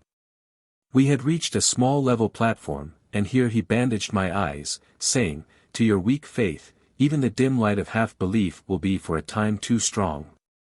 So we continued the upward journey, but at length came to a piece up which I simply could not climb. My guide said, "Fear not, I will help you to surmount this last obstacle, for the end of your long journey is almost attained." Next moment I felt his hand in mine, and making a last effort scrambled out onto the level top of the cliff. It seemed to be in a blaze of light, like the plains in India at midday. In spite of the bandage, the pain was so intense that I rolled on the ground in anguish. The rest of the story you know, how P was there to greet me and introduce me to H.J.L. And how from him I have learned how to communicate through you with the earth. Now this task is finished, and I am going with a band of other spirits to work on the astral plane. There I hope to help many of the soldiers who are laying down their lives for their country. My knowledge is considerable, both of the astral plane and of hell, and I hope to be able to guide and save many. Among them perhaps I may still find a few of my old comrades in arms. P has gone back to work in hell, and the monk has passed on beyond this realm through the great wall of fire. Now farewell all. The officer. I close. H.J.L. Part 3. W.A. The Astral Plane. Chapter 1. W.A. passes over. Letter from W.A. April 11, 1914. I find it difficult to start, but shall do better in a moment. I am W.A. You know the rest. When death came upon me I seemed to lose consciousness for a moment, and then I suddenly felt much freer and better. I cried out, "I'm better, M." Then I was aware of a terrible darkness all around me. I could see nothing, and hear nothing. What is it? Is this the beginning of death? I inquired. I passed my hands over my body, and was thankful to find I had a body and could feel it. Then dimly in the far distance I perceived a faint speck of light. It grew brighter, and seemed to be approaching me. Suddenly close by me I was aware of a greater intensity of darkness, and then a sensation of something horrible and evil became evident. I trembled and seemed filled with nausea, and turned towards the distant speck of light. But though I could now see what it really was, I was unable to approach it. What I saw was a great and glorious spirit of light, but so far distant that I could form no clear idea of his features and relative size. Am I dead? I shrieked, and an evil voice at my shoulder cried, "Yes, but fear not. I will look after you, protect you, and guide you." I shrank from this awful being, nevertheless, and turning to the bright spirit tried to approach him, but could not. Then I tried to find my way out of the room, for I conceived myself still to be in it, but found I could move no great distance from what I ultimately discovered was my body. Now to make matters plain to you I should say that I was really in my astral body, but of course did not know it at the time. Further, having done little on earth to develop my spiritual faculties, I was at first as one who is blind. After a while I began to be faintly aware of someone weeping. I knew instinctively it was M, and sought her that I might comfort her, but alas! I could not even see her. After what seemed like an endless age I began to see things dimly, like a man looking through a dirty glass, and the things I saw appeared blurred and indistinct. In time, let me tell you, we astrals are able to perceive you mortals as clearly as you can each other, yet when we reach the state of the spiritual body we see your bodies much less distinctly, but your souls and your thoughts much more plainly. Gradually I became conscious of the fact that I was watching some persons place something in a box, and in time realized it was my coffin. Then I was aware of traveling in a vague, dreamlike way, of crossing land and water and land. Suddenly I perceived that I was in familiar surroundings. It was P. Then a vague sensation of my funeral, and then, clear and distinct at last, I saw the coffin being lowered into the grave. I followed the mourners back to my house, and by degrees I began to understand more clearly the conditions under which I now lived. The first thing that I realized was that I, who had always considered myself a businessman, had failed those I loved best in the very point I should have been most businesslike about. I was present while men whom I had believed to be my friends devised means by which they might take advantage of my carelessness in drawing up my will. I had left my dear ones at their mercy, and mercy they would get none. Oh, how I suffered, and yet even then I realized the justice of my punishment. I had often taken advantage of another man's carelessness to snatch a mean advantage. I called it good business then, now I saw it in its true light. I drifted away, for I found, strive as I would, I could do nothing to influence these harpies, and so fled away dejected and miserable. Suddenly I heard a voice strangely familiar to me, and I saw D. "Why, W, dear, how glad I am to meet you!" she cried. I can't say how glad I was to meet at length someone with whom I had been in contact in life. "It's quite like old times," I cried, "only, alas, we have no bodies."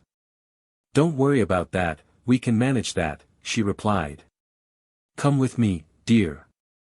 We went along hand in hand, and presently we found ourselves in a room. In it were a man and a woman. "Watch me," she cried. In some strange way she appeared to attach herself to the woman. The effect was magical. She had appeared pale, wan and shadowy, but now before me she grew young, handsome and healthy. She seemed also to become more and more material. "Splendid!" I cried, "how do you do it?" "I suck up the vital energy from this fool and convert it to my own use." "You do likewise with that man. Then in a large measure we shall be as we were of old." "But doesn't it hurt the woman?" "Of course. It drains away her vitality, and in time will kill her." "But what of that?" "My God, no!" I cried, "I will never do such a thing. I may have been a blackguard, but I'll never do that." "Get away, you wretch." "Don't be so silly, dear," she began, but I was filled with a sudden sense of loathing. She turned like a fiend on me and shrieked, "You shall pay for this. I'll bring someone who will make you suffer for it." "Do so." I cried, and left her. Now I will stop for the time being. W.A. Chapter 2. How Old Friends Behaved on Learning of His Death. Trance Conversation. April 13th. I felt myself whirling through space, and then found myself in H.J.L.'s room. He greeted me with evident pleasure, and then added, "W.A. will be here in a moment," and I think he had better continue the narrative he began in the letter. The next moment W.A. entered, and almost at once began. After leaving D., I wandered about feeling lost and forsaken. Presently I thought of a former friend, and immediately I was standing in a breakfast room in a large house. The place was quite familiar to me. A man and woman were seated at breakfast, and the former spoke. "I've just heard that W.A. is dead, died very suddenly, and I, W.A. watched her closely. She turned slightly pale, then said, 'Poor fellow, he was rather a pal of yours, wasn't he? I expect you'll miss him.' 'Yes, I shall, he was a decent sort. Of course, he had his faults, as we all have, but he was a man.' A few minutes later she slipped out of the room, and I followed her. She entered her bedroom, and I expected to see her throw herself on the bed in a paroxysm of grief, for we had been on the most ultimate terms, you understand me?" I nodded. She did nothing of the sort, but going to a desk opened it. From it she took 2 packets of letters and my photo. One packet contained my letters to her, the other her letters to me. "What a blessing I got him to give me back those letters," she murmured. "It was only last time, too, he brought them. The next lover I have I'll take damned good care I write nothing compromising. If these had been in his possession when he died, I should have never known when I was safe." She went to the empty fireplace and carefully burnt first my letters, then hers. Finally she took my photo in her hands. Anxiously I hung near her, hoping for some sign of grief, or at least regret. So, you've gone. We have had many jolly days together. I shall have to find someone else to teach me golf now. Yes, I had better burn it. What's the good of being sentimental? If I kept it, it might lead to awkward suspicions if discovered. She pushed the photo into the dying flames, and in a minute it was consumed. She went to her jewel box, and taking out a bracelet looked at it. Is she going to destroy that too? I thought, and remembered that it had cost me £20.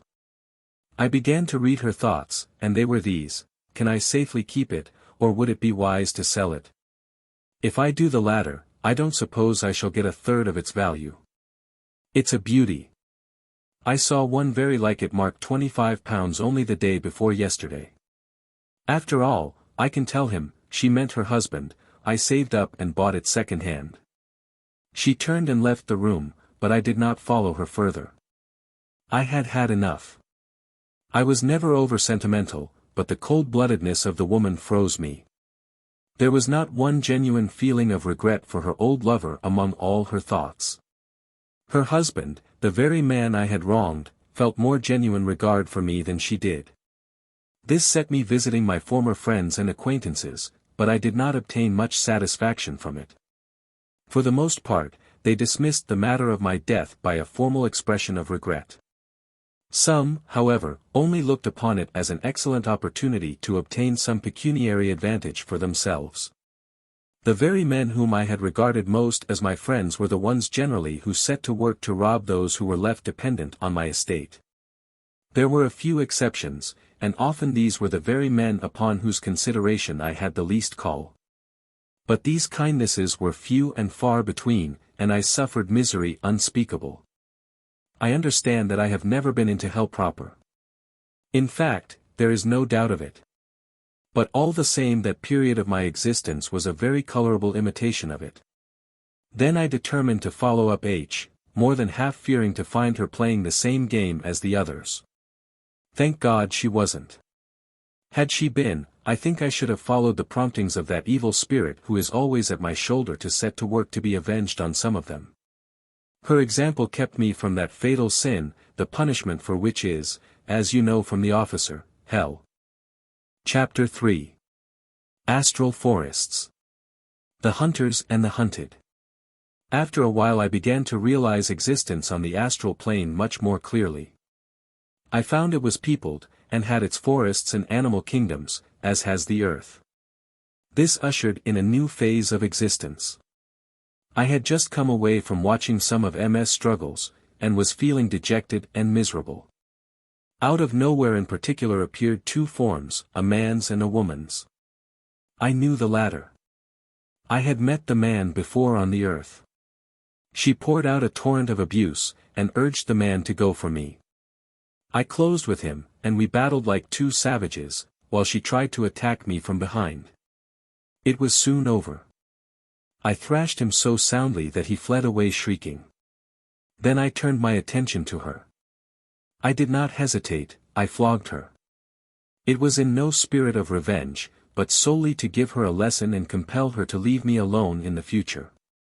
I felt no remorse afterwards and still feel it had to be done.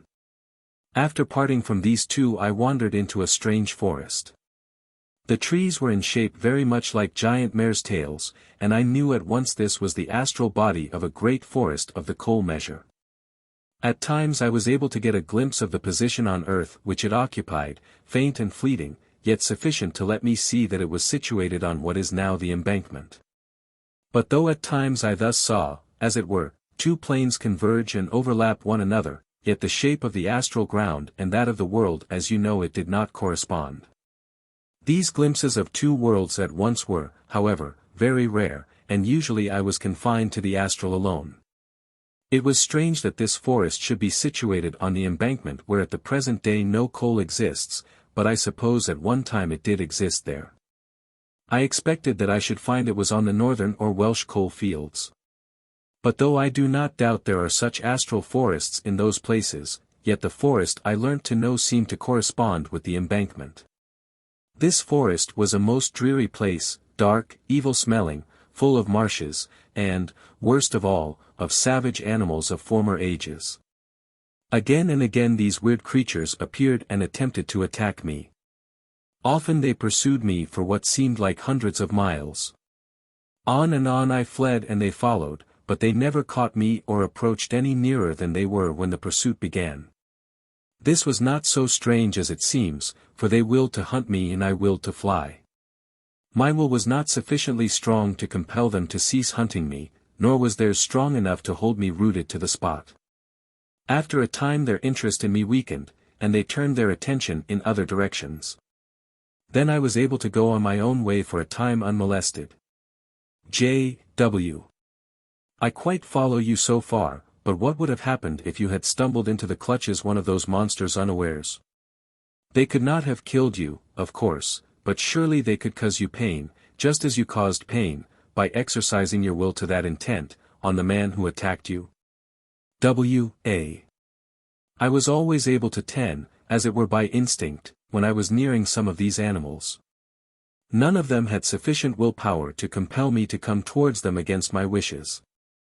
Now man has developed his willpower to a much greater extent than the animal, and so he can compel them to obey him, and even compel other men to wait and be hurt. Often, two men each wish to hurt the other, as in the case you quoted.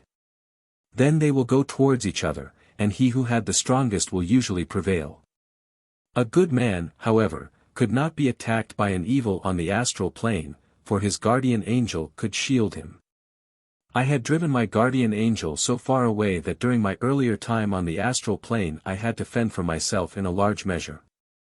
Further, most really spiritual souls remain but very short time on the astral plane, and also souls of very old men, or those who had suffered a long or wearing sickness. Of course they may go to hell, or they may go to any of these divisions in the spirit plane, but they won't remain long in the astral. Young children also are seldom long on the astral plane. They have not had time to take up much earth matter, so to speak. To continue. I spent what seemed like an endless age being hunted through these great forests. Sometimes I revisited earth, hoping, so to speak, to break the magic spell, but it was no good. Whenever I left the earth spot I had been haunting, back I was in that damned old forest. People often ask two questions. 1. Why should ghosts come? 2. Why don't our dear ones communicate with those they have left behind? Of course there are dozens of answers to both questions, but my experiences will supply at any rate one answer to each.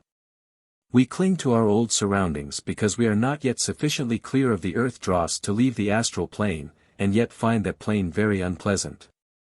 Secondly, being thus like hunted beasts, we have no time for thinking of anyone but ourselves. Often when this stage is past we have formed new interests and have new duties to perform, therefore do not trouble. You must remember that it is extremely hard to communicate from here to earth, and the more spiritual we are the harder it is. The simplest method is by a medium, and often then the messages we get through arrive warped and twisted. Often therefore we lose heart and give up the attempt. It is only when we get a good medium through whom our messages can reach earth in the form in which they are dispatched that we think it worthwhile to continue to experiment. Well, again I have rather wandered. After some time I did get out of this forest, but only to find myself in a more modern type of forest. Here I underwent similar experiences with modern animals, lions and tigers, wolves, and so forth. Sometimes these animals would hunt deer and antelopes over hills and dales, but I could never discover that they caught anything. After a time I found, however, that there was a difference here. Whether it was that I had developed, or whether it was due to the fact that these creatures had learned about man on earth and had come to fear him I can't say, probably it was due to both facts. But I discovered this. If I turned and faced my pursuer, and willed that he should fly from me, at the same time advancing towards him or them, sooner or later the creature would turn and fly. At first I only attempted it with solitary beasts, my first adventure being with a large lone wolf. Encouraged by my success I next tackled a lion, and finally succeeded in putting a whole pack of wolves to flight. Soon after this I was able to leave the forests and came into new surroundings. J. W. Did you not feel any of your old earth desires? The officer in his account speaks exclusively of them. W. A. Yes. During almost the whole time I was continually desiring to gratify the old lusts of the flesh. Many times when I was haunting the earth I found myself drifting towards places where these abounded. The whole time that cursed devil was urging me to gratify my desires by obsessing someone. Again and again I nearly gave way to the temptation, but each time I heard the warning voice of my guardian angel saying, if you do that, you go to hell. It was not only that, however, but a feeling that the thing was in itself uncanny and loathsome which helped me to resist the temptation. After I had ceased to fear the wild beasts, these desires made a redoubled effort to capture me, but at the same time I found I had drawn a little nearer to my guide. Chapter 4. He determines to help men on earth that he may escape from the astral plane. Slowly I began to long for some purpose in life. I seemed to be ever drifting about with no object in view. I don't know how long it was as you reckon time before this idea really took definite shape. To me it seemed after ages of suffering. At once there came an answer from my guide, who seemed at the same time to draw much nearer to me. Why not strive to approach nearer to God, to become more spiritual, and, in time, to leave the astral for the spiritual plane? I'd gladly do so if I could. I replied. How can I? By striving to help someone else.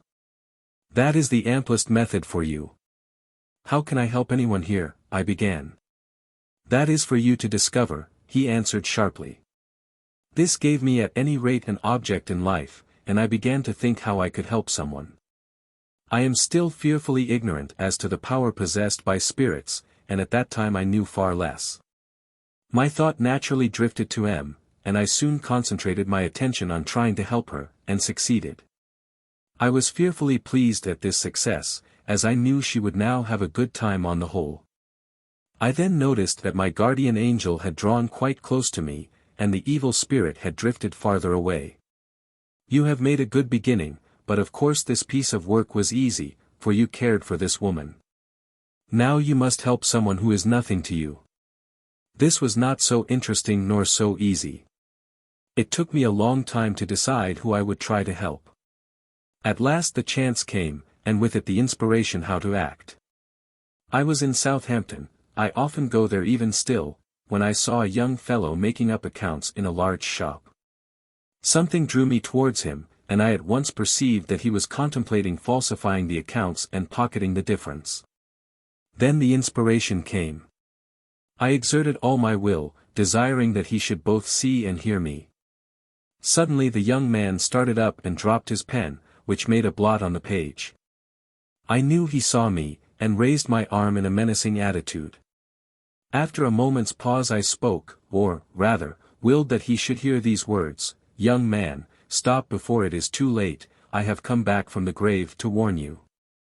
That way leads to disgrace and prison. Be warned in time."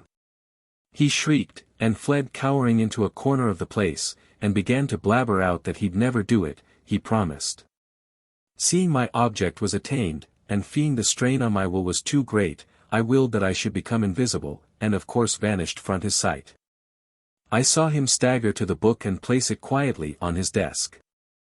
As he did so he murmured, my God, my God. It was sent as a warning. What a fool I should have been. I left him, feeling convinced that I had been successful. I soon perceived my guide, now close beside me. Well done, he said, your second task is accomplished. There still remains one more.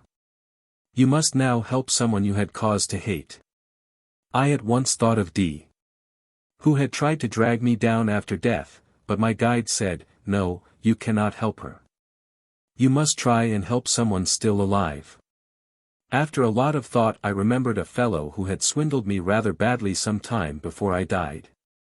The details don't matter. I must admit I didn't much relish the job, still, I determined to do the best I could. I found that one of his partners was intending to cut with a large sum of money, and the result for him would be financial ruin. How to help him was the difficulty. I tried to inspire him to look into certain matters which would have aroused his suspicions, but it was no go. He was so materialistic that I could not make the slightest impression. Then I tried to appear to him as a ghost, as in the former case, but it didn't come off this time. He was far too materialistic to be affected. Then I tried his wife, but with the same result. At length I hit on the only way. His partner drank. I found him sitting in his office sleeping off the effects of too much whiskey at lunch. My former enemy was seated in his office hard at work. They each had a separate office. I obtained control of the drunken man for a short time in a similar manner to the way in which I am able to write through you when in trance. Of course, as this was my first experience, and, further, he was not in trance but only sleeping in drink, my control was not very good. However, I made him write this. Dear, this morning I determined to cut to South America with £5,000 in cash, which I drew at midday from our joint account. It practically emptied that account. At the last moment my better self prevailed. I therefore write this to you. I trust that you will not consider it necessary to prosecute, but of course I understand that we shall have to dissolve partnership. Yours, etc. Then I walked the man into his partner's office, made him hand him the letter, and then took him back safely to his chair and left him there still asleep. He was not left asleep long though, for my former enemy rushed into the office and woke him up. I need not tell you all that passed, sufficient it is to say that the partner had to hand back the cash he had drawn out and dissolve partnership. My former foe did not prosecute, and the business was settled quietly and without anyone getting to know the ins and outs of the case. You have at length won, your release, cried my guide, and as he spoke I saw the evil spirit who had haunted me for so long being rapidly whirled away by some unknown force. I will describe how I emerged onto the spirit plane at another time. He ceased, and H.J.L. took me out of the room. You must return now, he said, you have been here quite long enough. Next moment I was whirling through space, then oblivion. J.W. Chapter 5. Types of beings other than men. Animal astrals, fairies, elementals. Letter at 109, Charing Cross Road. Saturday, April 18, 6:45 p.m. H.J.L. We shall not write long tonight, as conditions are not very good. W.A. Will continue from the place he left off on Monday. W.A. My guide said to me, before you leave this plane it would be well for you to learn something about the various types of beings who inhabit it besides men. He pointed to a crowd of hideous beings who appeared to be hovering round a public house, together with a large number of earth-bound men and women. Carefully distinguish between those astrals which are still tenanted by men and those which are merely empty shells. I then perceived that there were several kinds of astrals. Those still inhabited by human spirits seemed to have more life in them than the others. These let us call number 1. Number 2 group were the empty astral shells from which the spirits had departed.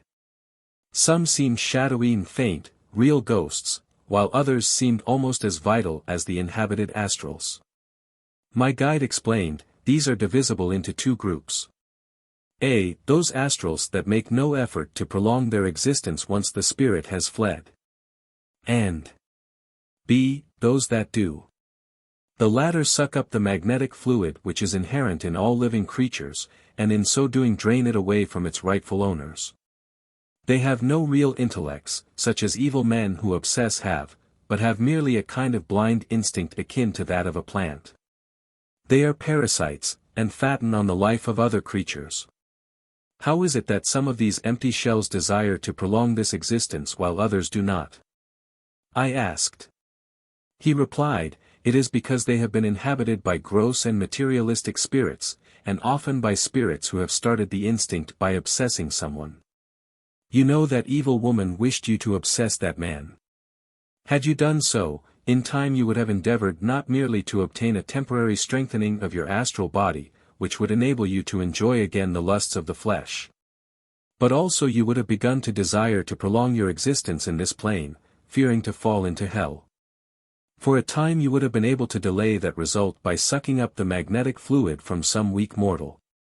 In the end you would have been driven from your astral body, and your spirit sunk to hell, but your astral, having acquired the habit, would continue to hang on to some poor wretch like a leech.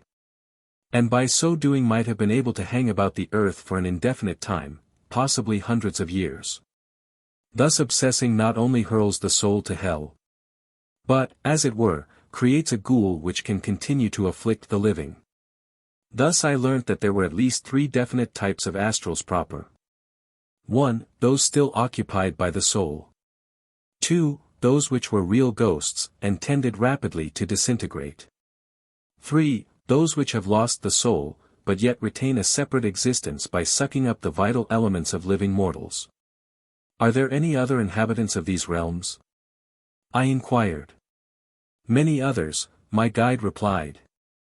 But let me first say that animal astrals leave empty shells, and even occasionally these shells may be seized on by evil men who have lost their own astral forms, and wish temporarily to possess one.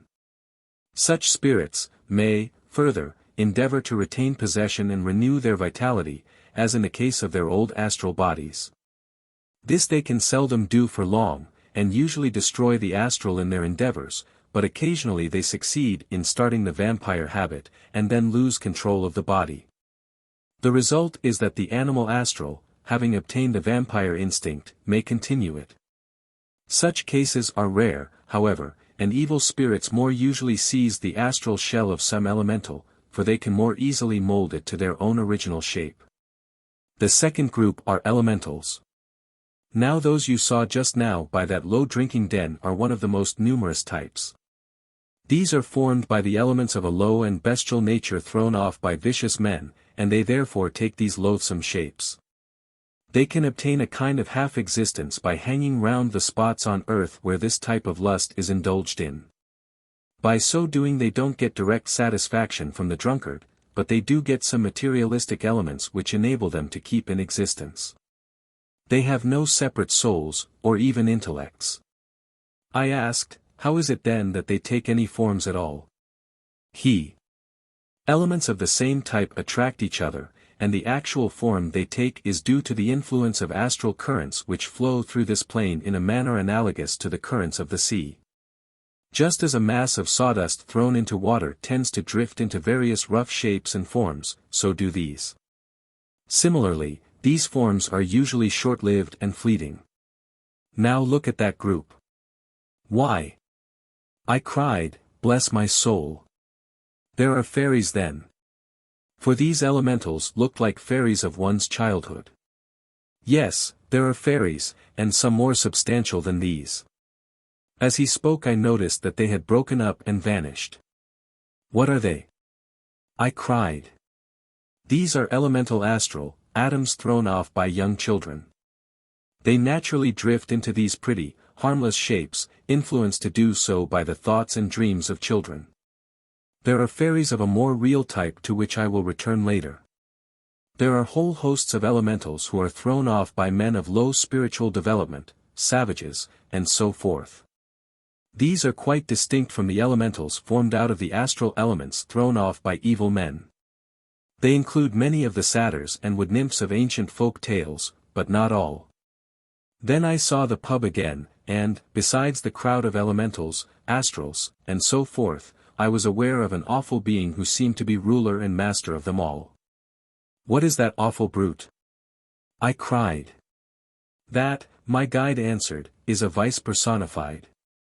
Such beings are created by the devotion to any particular lust by all men so afflicted. This drink fiend is something far more real than any ordinary elemental. He is the embodiment not of one man's evil, but of the evil thoughts of thousands. He is not really of this plane, as are the elementals and astral shells, but of hell itself. He is the embodiment of an idea. In your next stage of development you will see many such ideas, but, fortunately, they will mostly be good ones. This being belongs properly to hell, but comes hither to urge on these sots to more evil. He is, as it were, one of the connecting links between the astral plane and hell, just as I am one of the connecting links with the realms of progress. Now besides these elementals there exist a number of spirits who never inhabited a physical body, and yet are real spirits, with intellects of their own. Some of these occupy astral bodies, others do not, and I will deal with them later. But I, W.A.E.D., think we have done enough for tonight. Now goodbye. W.A. Transvision, etc. At 109, Charing Cross Road. Monday, April 20th, 1914. W.A.S. Narrative. My guide further told me concerning the spirits who have astral bodies but have never possessed real physical bodies, as follows. These beings may be good or bad or mixed, just as man is mixed. The latter are the largest group, and they are open to the same temptation that besets men here, that is, to try by obsessing to obtain something akin to a physical body. If they do so, they sooner or later suffer the fate that befalls men who obsess. They are thrown out of their astral bodies and fall into hell. They are therefore those who never were men, and yet are in hell. So, too, astrals may progress to the spiritual plane. This is most frequently done by their striving to help mortals on earth, but there are other methods. To this group of beings belong most of the so-called fairies who are seen still by a few, and at one time, when men were nearer to the next world, were often seen on earth. These beings, since they, like men, are often of a mixed disposition, are liable to do foolish or even wicked acts, as well as good and kind ones. Their most noticeable characteristic is irresponsibility, and often indeed mischievousness. They know little of pain and sorrow, and therefore are less serious than men. This is a great hindrance to any progress on their part, but, contrariwise, they are less likely to become tainted with the more deadly spiritual sins, such as cruelty and hate. I do not propose to deal any further with these astral creatures, as it would not help your spiritual progress, but it is well that you should realize that man is not the only creature in the astral plane, much less on the spiritual. Man is so egotistical that he is forever imagining that he is the only being who matters. When on earth he often considers the animals are of no importance. Even when not a materialist, he abrogates to himself the sole possession of a soul, and considers he alone has any possibility of a future life. In like manner he, knowing nothing about the subject, often declares that there are no spirits in the land beyond the grave except men. Even when dead he often does not realize that there are countless other orders of beings under God's gracious protection besides men. Like attracts like, and it is often the case that a man meets few other beings save men, or, if he does, he fails to see that they were not men once. He sees exalted spirits who were men, and jumps to the conclusion that all exalted spirits were men. He learns that he has an astral body, and at once assumes that every inhabited astral must necessarily possess a human spirit. Further, it must be remembered that for the most part it is easier for the spirits who have been men to help or hinder men, for they know far better the trials and difficulties that beset men. Finally, it is by no means easy to tell what type of spirit one is dealing with even when one knows that there are many orders of creation. This is especially the case in the lower planes of existence, and it is from these for the most part that Earth derives what little information it does possess of the next world. "Were you a man?" I inquired. "I was," he replied. "And so are most guardian angels, but not all. But enough of these matters. Only beware of jumping to hasty conclusions, especially on negative evidence. Now it is time for you to leave the astral plane. Kneel and pray." Chapter 6. He leaves the astral for the spirit plane. I did so, and repeated the Lord's Prayer. As I did this a great weight seemed to crush me down. My surroundings began to blur and quiver. The astral landscape became like a painted canvas, and then this grew thin. It split and rent in 1,000 fragments, and dissolved into tatters of mist. These seemed to be whirled away as if by a strong wind, but I felt no breeze. The weight grew more and more heavy. I seemed to be enclosed in a coffin of lead. At length I could bear it no longer, and shrieked to my guide, "Help me, for God's sake, to get clear of this weight." He held out his hand to me, and I sprang towards it, and, to my astonishment, found myself free of the weight.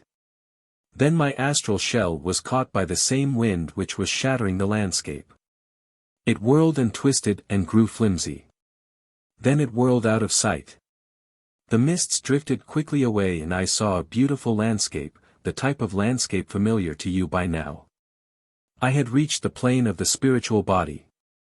I had hardly time to realize it before, on every side, visions of my former life came crowding upon me in a wild chaos, like a hideous nightmare from which I could not escape. I could not see my guide, and called desperately to him, and a voice answered pray. Then I prayed, and as I did so the visions ceased to be chaos, and took on a regular sequence.